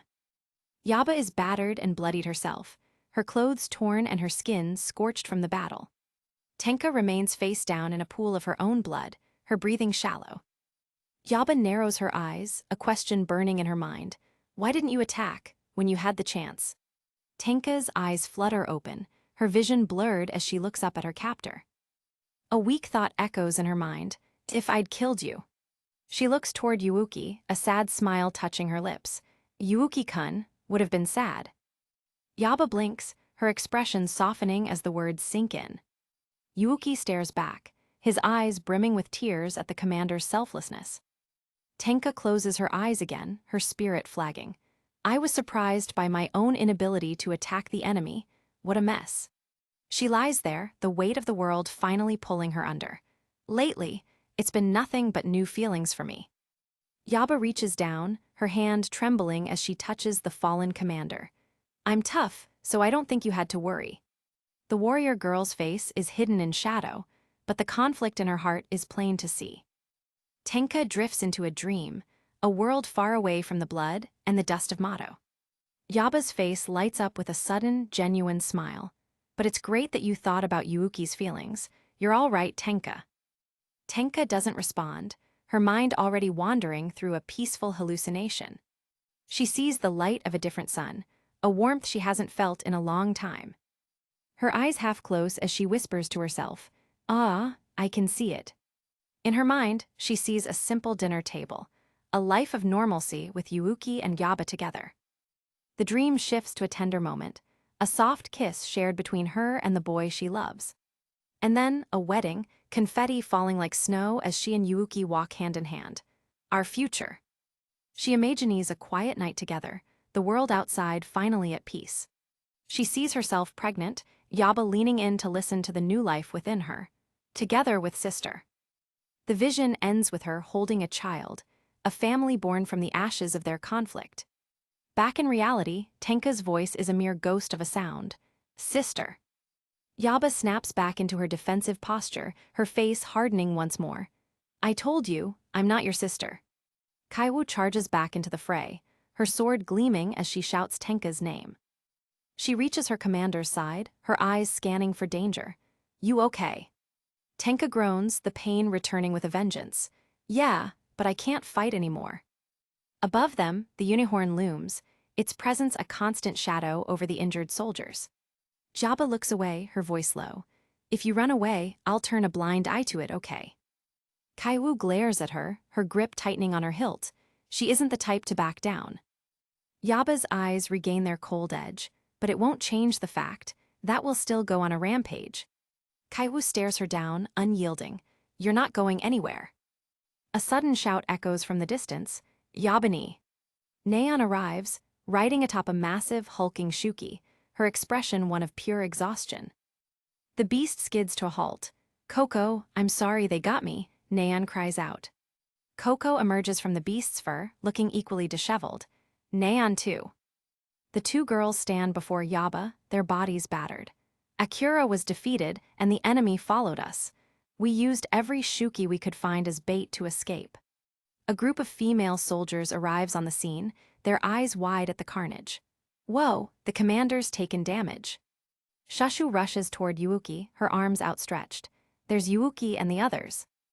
Himari follows close behind, her eyes landing on the fallen Tenka. The two sides face off once more, a tense standoff in the middle of the devastation. Kaiwu looks at Yaba, her voice cold. It seems your allies have dwindled considerably. Yaba stands silent, the weight of her defeat and the safety of her sisters warring within her. Kaiwu levels her gaze at the enemy leader. Now I'll ask you, do you surrender? Yaba scoffs, her pride still intact even if her body is failing. As if. A strange light suddenly descends from the heavens, a beam of pure energy piercing the clouds. Yuuki looks up, squinting against the brilliance of the descending light. The ground begins to rumble, a massive force making its presence known to all. The girls look on in shock as the smoke begins to dissipate, revealing two new figures. Descending gracefully from the sky, a winged woman in a dark kimono lands softly. Hey there, we've descended. The squad members stare in disbelief, their weapons lowered for a fleeting second. Kaiwu narrows her eyes, sensing and power far beyond anything they've faced today. Yaba looks up at the newcomer, her face etched with a mixture of fear and confusion. Yuuki's eyes are wide, the sheer pressure from the newcomers making it hard to breathe. The winged woman's companion, a tall, antlered figure with dark skin, stands silently behind her. They radiate a divine, terrifying presence that dwarfs everyone on the battlefield. Yaba tries to stand, her hands clenched at her sides as she faces this new threat. The winged woman focuses her gaze on the battlefield, her eyes glowing with an ancient power. A sudden burst of energy sweeps across the crater, pushing everyone back. The silhouettes of the two newcomers are all that can be seen through the blinding light. Kaiwu shields her eyes, her teeth gritted against the onslaught. Yuwa.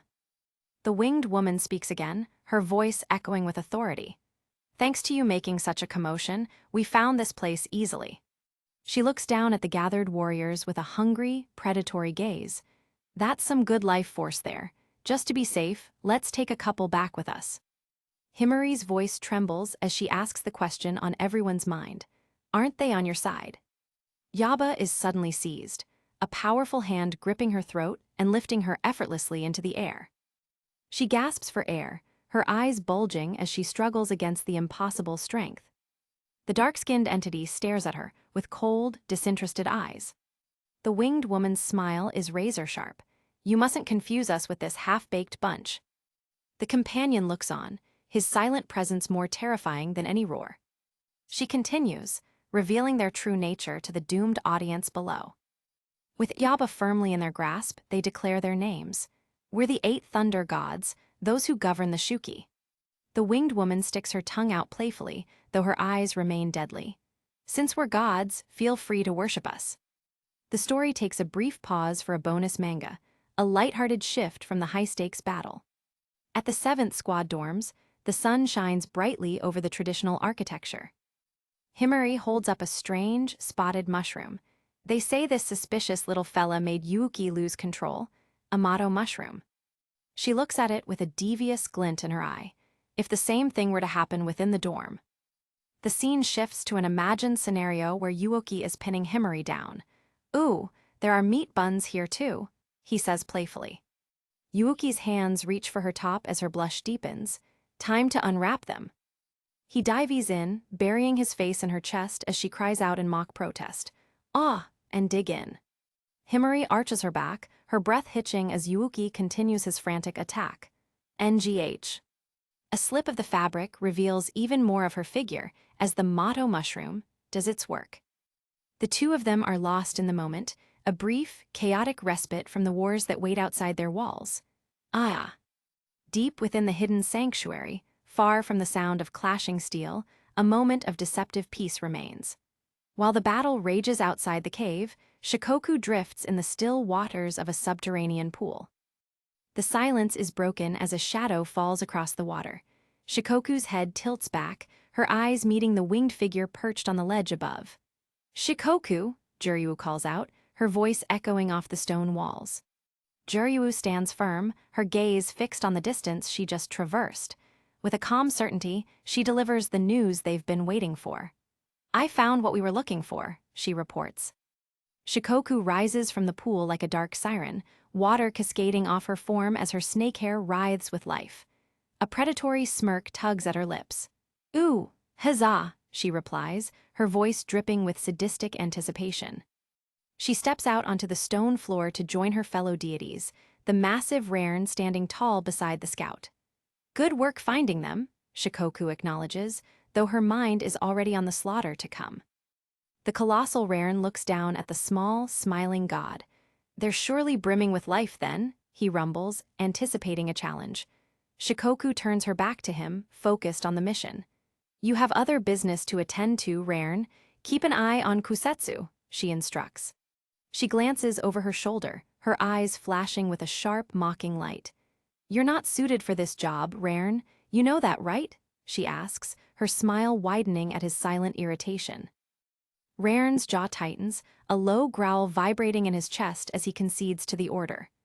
"I suppose so," he mutters, clearly unhappy with being sidelined. Shikoku begins to walk away, her presence commanding even in this ancient, hollow space. "If they're defeated by the Demon Defense Force, it'll all be for nothing," she warns before calling back. "Make it quick." Her sandals click against the stone as she approaches the cave's exit, the light of the outside world beckoning. "The Demon Defense Force, eh?" she muses, the name tasting like a challenge on her tongue.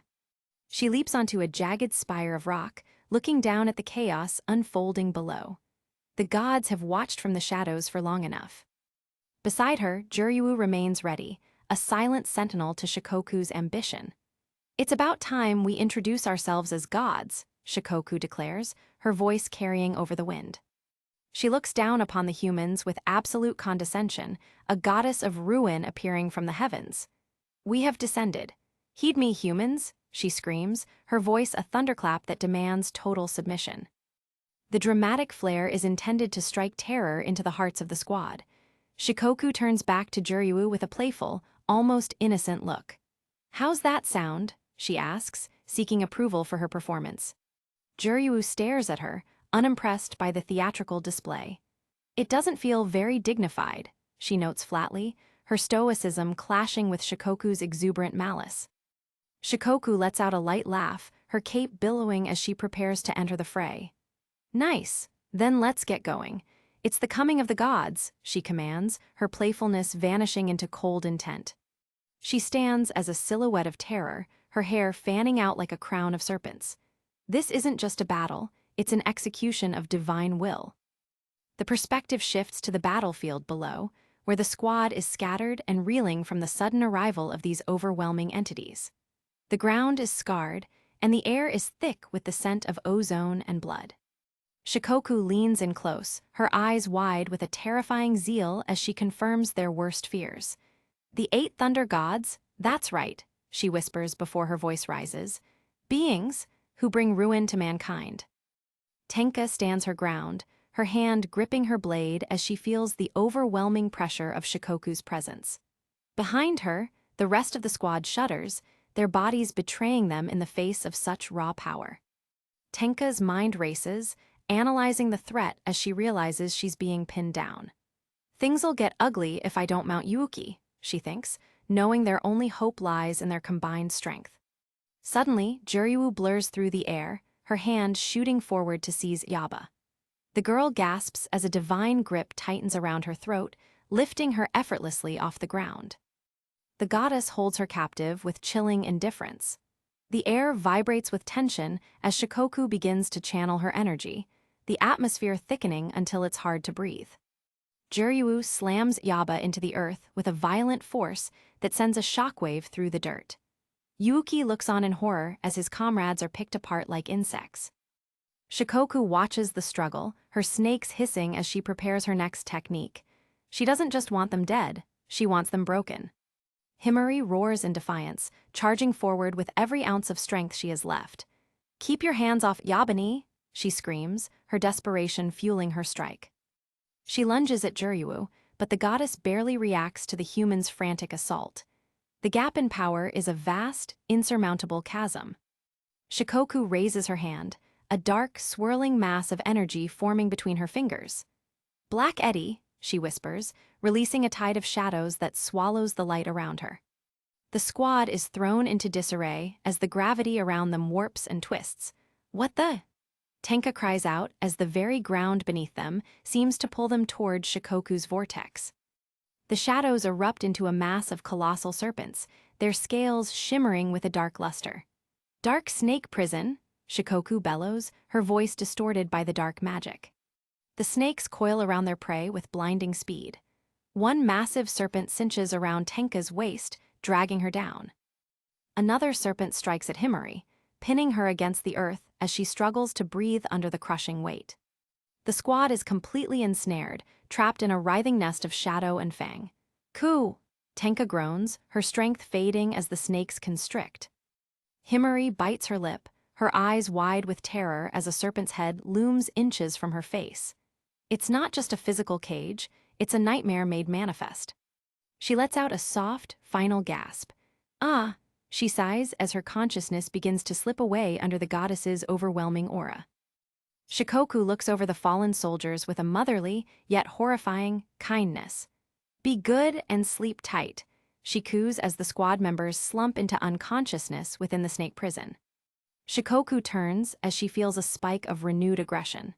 She looks back with a curious tilt of her head, sensing a fighter who hasn't yet given up. Himari surges forward again, her will refusing to break. "Who cares if you're gods?" she screams, her face contorted with rage. "I'm their big sister." The battle is joined by a new force.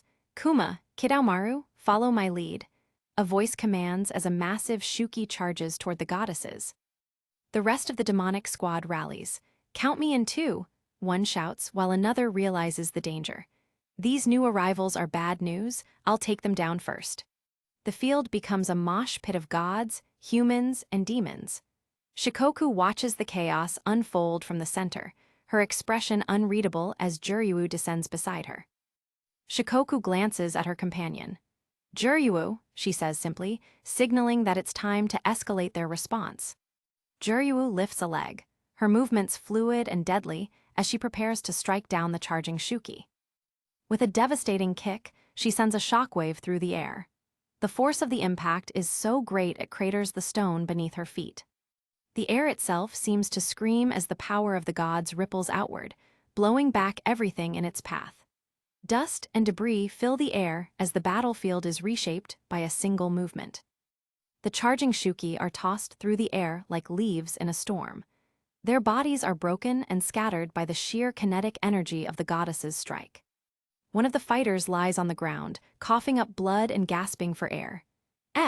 So strong," she whispers, the reality of their situation finally sinking in. The entire area is a scene of total devastation. The squad has been decimated, leaving only the sound of falling rocks and the gods' silent observation. Tenka drags herself up, her face bloodied but her eyes burning with an unquenchable fire. "How dare you?" she spits, her voice raspy with pain and fury. She reaches out to the massive Kidaomaru, seeking to rally him one last time. "We're going again, Kidaomaru," she commands, her hand glowing with energy. But Kidaomaru doesn't respond. His eyes are glazed over, a strange, feral light replacing the loyalty that was once there. Tenka freezes, her heart sinking as she looks into the eyes of her ally. Something is wrong, very wrong.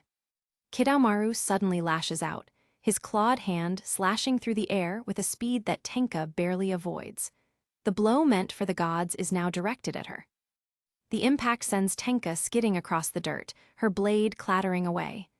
Gyua! She cries out, the betrayal stinging more than the physical blow. Shikoku steps forward, her smile returning as she watches the infighting.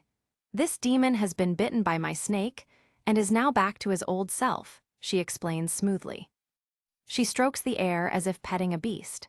He's such a strong specimen of a Shuki, it would be a waste to keep him as a pet, she muses, her cruelty knowing no bounds. Tenka glares up at her, her teeth bared. Ka! She grunts, trying to find the strength to stand even as her own ally looms over her as an enemy. The feral Kidomaru lets out a bone-chilling roar, his muscles bulging as he prepares to crush the human beneath him. The sound shakes the very foundation of the canyon. Yuuki watches from the sidelines, his heart pounding against his ribs. He sees Tenka cornered, his friends down, and his hope dwindling. Tenka reaches out, her hand trembling as she looks toward Yuuki. The connection between them is the only thread of power left. Yuuki rushes to her side, grabbing her hand. "Can you stand?" he asks, his voice cracking with desperation. Tenka looks him in the eye, her resolve hardening. "I'll manage. Don't worry about me and fight," she orders, the commander returning even in her darkest hour. She looks across the battlefield, seeing her fallen sisters scattered across the slope like discarded dolls. The weight of their failure is heavy on her shoulders. Yaba lies motionless, the blood from her wounds staining the pale earth. It's a sight that would break a lesser warrior. Tenka clenches her fist, the sound of her leather glove tightening echoing in the sudden silence. Shikoku and Juryu watch with amusement, waiting for the final act. Yuuki turns his gaze toward the gods, his face pale with a cold, righteous anger. "Those bastards!" he hisses, his fear finally being replaced by something sharper. Tenka puts a hand on his shoulder, her touch steadying him. She doesn't need words, he can feel the surge of her intent flowing into him. She steps in front of him, her posture changing as she prepares a final, desperate gambit. The air around her begins to shimmer with an intense, golden heat. She looks back at Yuuki, her eyes wide and piercing. "You and I will make them submit," she declares, her voice a vow that rings with the weight of her entire life. Yuuki nods, his own resolve meeting hers. He readies himself, the bond between slave and master becoming a conduit for a power that defies the gods themselves. Shikoku just waves them on with a mocking cheer. "Keep that up and go as wild as you like," she shouts, her eyes dancing with the promise of more bloodshed. The feral Kidomaru lunges, a mountain of meat and bone hurtling toward them. "You're dead," he seems to roar, the command of his new mistress ringing in his mind. In the heartbeat before the collision, Tenka's mind drifts back to a time before the war. She remembers her hometown, a quiet village nestled in a region of heavy, peaceful snowfall. She remembers the feeling of spring arriving after the harsh winters. She loved celebrating the rebirth of the world, her heart full as the wild cherry blossoms began to bloom. She had simple dreams back then. She thought she'd continue to live a life surrounded by nature, content with the turning of the seasons. Most of all, she wanted to stay with everyone she knew and loved. She looks into a small mirror, the face of a young, innocent girl reflecting back at her. But memories of cherry blossoms are replaced by the orange glow of embers. The peace was shattered not by winter, but by fire and shadow. The young Tenka stands amidst the ruins of her life, her eyes hollow with trauma. The bodies of those she loved lie cold on the ground, their lives snuffed out by the monsters that now plague the world. The trauma of that day forged the commander she is now. "Or so I thought," she muses, her mind returning to the present as the monster's shadow looms over her. Back in the real world, the gods are already growing bored of the spectacle. A massive wind whips through the canyon as Shikoku prepares to depart. Shikoku turns to her companion. "Our goal has been accomplished. Let's return, Shikoku," Juryu says, though she gets the names confused in her boredom. Shikoku corrects her. "You go ahead, Juryu. I'll stay and watch a little longer." She points a playful finger toward the struggling humans. "That Shuki is fairly strong, so I want to see what'll happen," she says with a mischievous giggle. Juryu looks back at her with a heavy, unreadable expression. She doesn't share Shikoku's thirst for voyeuristic cruelty. The winged goddess takes to the sky, her powerful wings creating a miniature gale. "Don't take too long," she warns before disappearing into the clouds. Shikoku remains, her eyes fixed on Tenka. "Ha, even if she's a commander, I think this will be a tough fight for her," she whispers, savoring the coming struggle. Tenka explodes into action, her blade a blur as she meets Kidomaru's charge head-on. The shockwave of their clash shatters the nearby rocks, sending shards flying through the air. She moves with a grace that contradicts her injuries, her feet barely touching the ground as she dances around the monster's massive fists. Kidomaru roars in frustration, his attacks becoming wilder and more desperate as Tenka continues to evade his grasp. "Gah!" he bellows, his sanity long gone. Tenka closes her eyes for a split second, centering her spirit. "Focus," she tells herself, her hand tightening on her sword's hilt until her knuckles turn white. She lunges forward, her entire being focused on a single point. "Mounted slave fist," she cries, her hand glowing with a blinding, concentrated energy. Her fist connects with Kidomaru's chest, the impact sounding like a mountain cracking in half. Blood and bones spray outward as the monster is sent reeling back. Kidomaru stumbles, clutching his mangled chest as he lets out a pained shriek. Tenka stands before him, her breathing heavy but her eyes steady. "Angry, Unicorn?" she asks, her voice cold and hollow. She levels her sword at him, the golden aura around her intensifying until it rivals the sun. "Sorry, but my own anger is 100 times worse. It's going totally wild," she screams, her grief finally breaking through her stoic exterior. Kidomaru looks at her with a flicker of realization, a moment of lucidity returning just in time to feel the weight of his own doom. "Gah!" he gasps. He lets out one last, guttural roar, a sound of pure, unadulterated primal terror as he realizes he cannot win this fight. Tenka strikes again, her blade moving too fast for the eye to follow. Each slash is a piece of her history, a fragment of the home she lost and the life she was forced to lead. She becomes a whirlwind of steel and golden light, carving through the monster with a precision that borders on the divine. The sound of her blade is a constant, high-pitched scream. She slices through his massive arm, the limb falling to the ground with a dull thud. Kidomaru is being systematically dismantled by the woman he once called an ally. She doesn't stop, she can't stop. The fury that has been building since the day her village burned is finally being unleashed. "He won't stop," one of the observers whispers in awe. Tenka's face is a mask of pure, righteous hatred. She is no longer just a commander. She is the manifestation of humanity's will to survive against the dark. With one final, massive effort, she drives her blade deep into the monster's core. The impact is so powerful it sends both of them sliding across the battlefield. Blood drips from her blade onto the thirsty soil. The monster is silent now, his life force extinguished by the woman who refused to submit. A small, triumphant grin flashes across Tenka's face as she feels the victory within her grasp. She's finally found the power she's been searching for. She wipes the blood from her cheek, her breathing beginning to level out. "I was able to concentrate my power," she whispers to herself, the lesson of the battle etched into her soul. She pulls her blade free, the steel singing as it exits the monster's body. "Into my mouth," she adds, a strange, feral light gleaming in her eyes as she tastes the victory. She looks up at the sky, her gaze challenging the heavens themselves. She is ready for whatever comes next. Shikoku watches the final blow with a look of genuine surprise.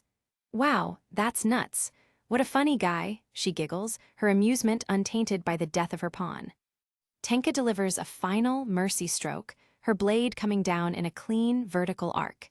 The battle is over.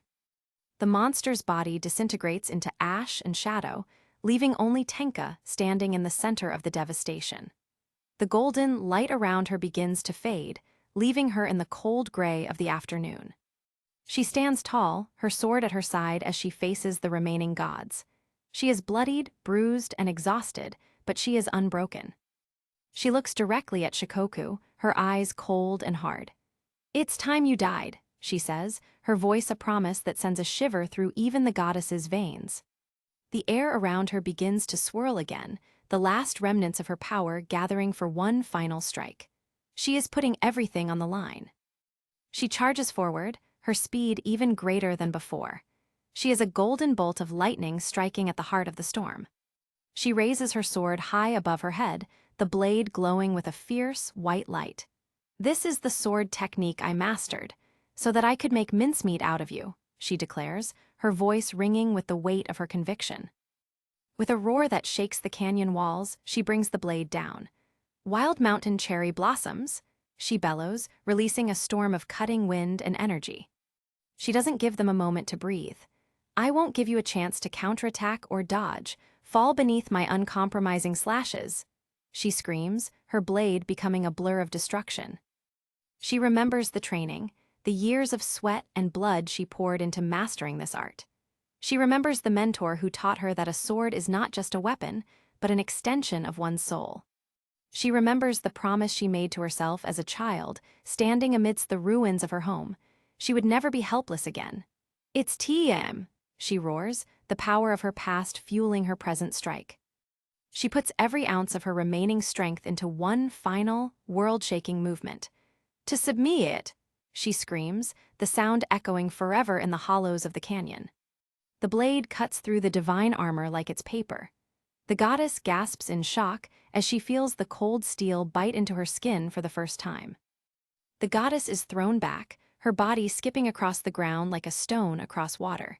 The invincible has been made to bleed. Tenka stands alone, her hand gripping the hilt of her sword so tightly her fingers are bleeding. She is at the limit of her strength, her body trembling from the exertion.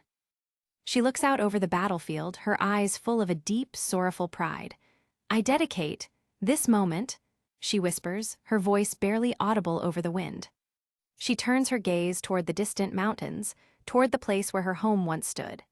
"To my hometown," she finishes, the falling petals of her energy mimicking the cherry blossoms she once loved so much. Kaioyuka stands amidst a field of shattered stone and rising dust, her sword drawn as she surveys the aftermath of their desperate struggle. Yuuki, still encased in his armored monster form, pumps a triumphant fist into the air. "You did it, Kaioyuka-san," he shouts with excitement. Kaioyuka doesn't lower her blade, her eyes narrowed as she scans the horizon. "Don't relax your guard yet. The 8 thunder gods are," she warns, her voice tight with tension. She stops mid-sentence, her head whipping around as she senses a sudden shift in the atmosphere. Yuuki turns as well, the heavy plates of his armor shifting as he searches the desolate landscape for a remaining threat. Kaioyuka's breath hitches as she realizes the truth. "They're gone," she whispers, her eyes wide with disbelief. The ground begins to vibrate, a low, ominous groan echoing through the cavern walls as the structural integrity fails.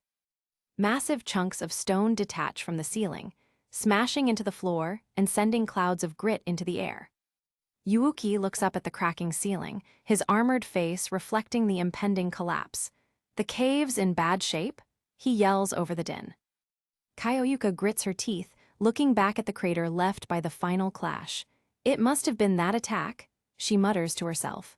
She immediately springs into action, pointing toward the fallen soldiers. "Evacuate the injured," she commands. "Right," Yuuki responds, his heavy footsteps thudding against the shaking ground. Suddenly, a brilliant star of white light ignites in the center of the destruction, cutting through the shadows. A massive pillar of energy erupts from the ground, soaring upward with a deafening roar that drowns out the crumbling rocks. High above the chaos, Shikoku floats in the void, a cold, clinical smile touching her lips as she watches the humans scramble. "How unexpected. It was a one-sided battle," she observes casually. Her eyes narrow, focusing intently on the armored boy below. "That man, there's something intriguing about him," she purrs to herself. Beneath her, the members of the Demon Defense Force lie scattered like broken dolls, exhausted and bleeding in the wake of the gods. Tenka stumbles forward, her movements pained as she reaches out to steady a fallen comrade. "Tun," she taps them gently. A circular rift of spatial energy shimmers into existence, pulsing with a rhythmic light. "Nyan," the warp hums. Kaioyuka and Yuuki freeze, their eyes fixed on the portal as they prepare for a new intruder. A silhouette emerges from the light, walking toward them with slow, deliberate steps across the cracked earth. Yuuki's heart skips a beat as the light fades, revealing the face of his sister. "Ni-chan, your injuries," he stammers, his voice full of worry. Yaba stands before them, her clothes tattered and her body covered in fresh wounds, yet she offers a small, tired smile. "Don't worry, I heal quickly," she assures him. She looks away, her eyes reflecting the heavy toll the battle has taken on her pride and her body. She gestures toward the devastation behind her. "I had no idea Kid Aomaru was such a dangerous shuiki," she admits, her voice heavy with regret. Yuuki looks around the empty battlefield. "Speaking of which, I don't see him. Did he get blown away?" he asks, confused by the disappearance of their foe. Another spatial ripple manifests, drawing their attention back to the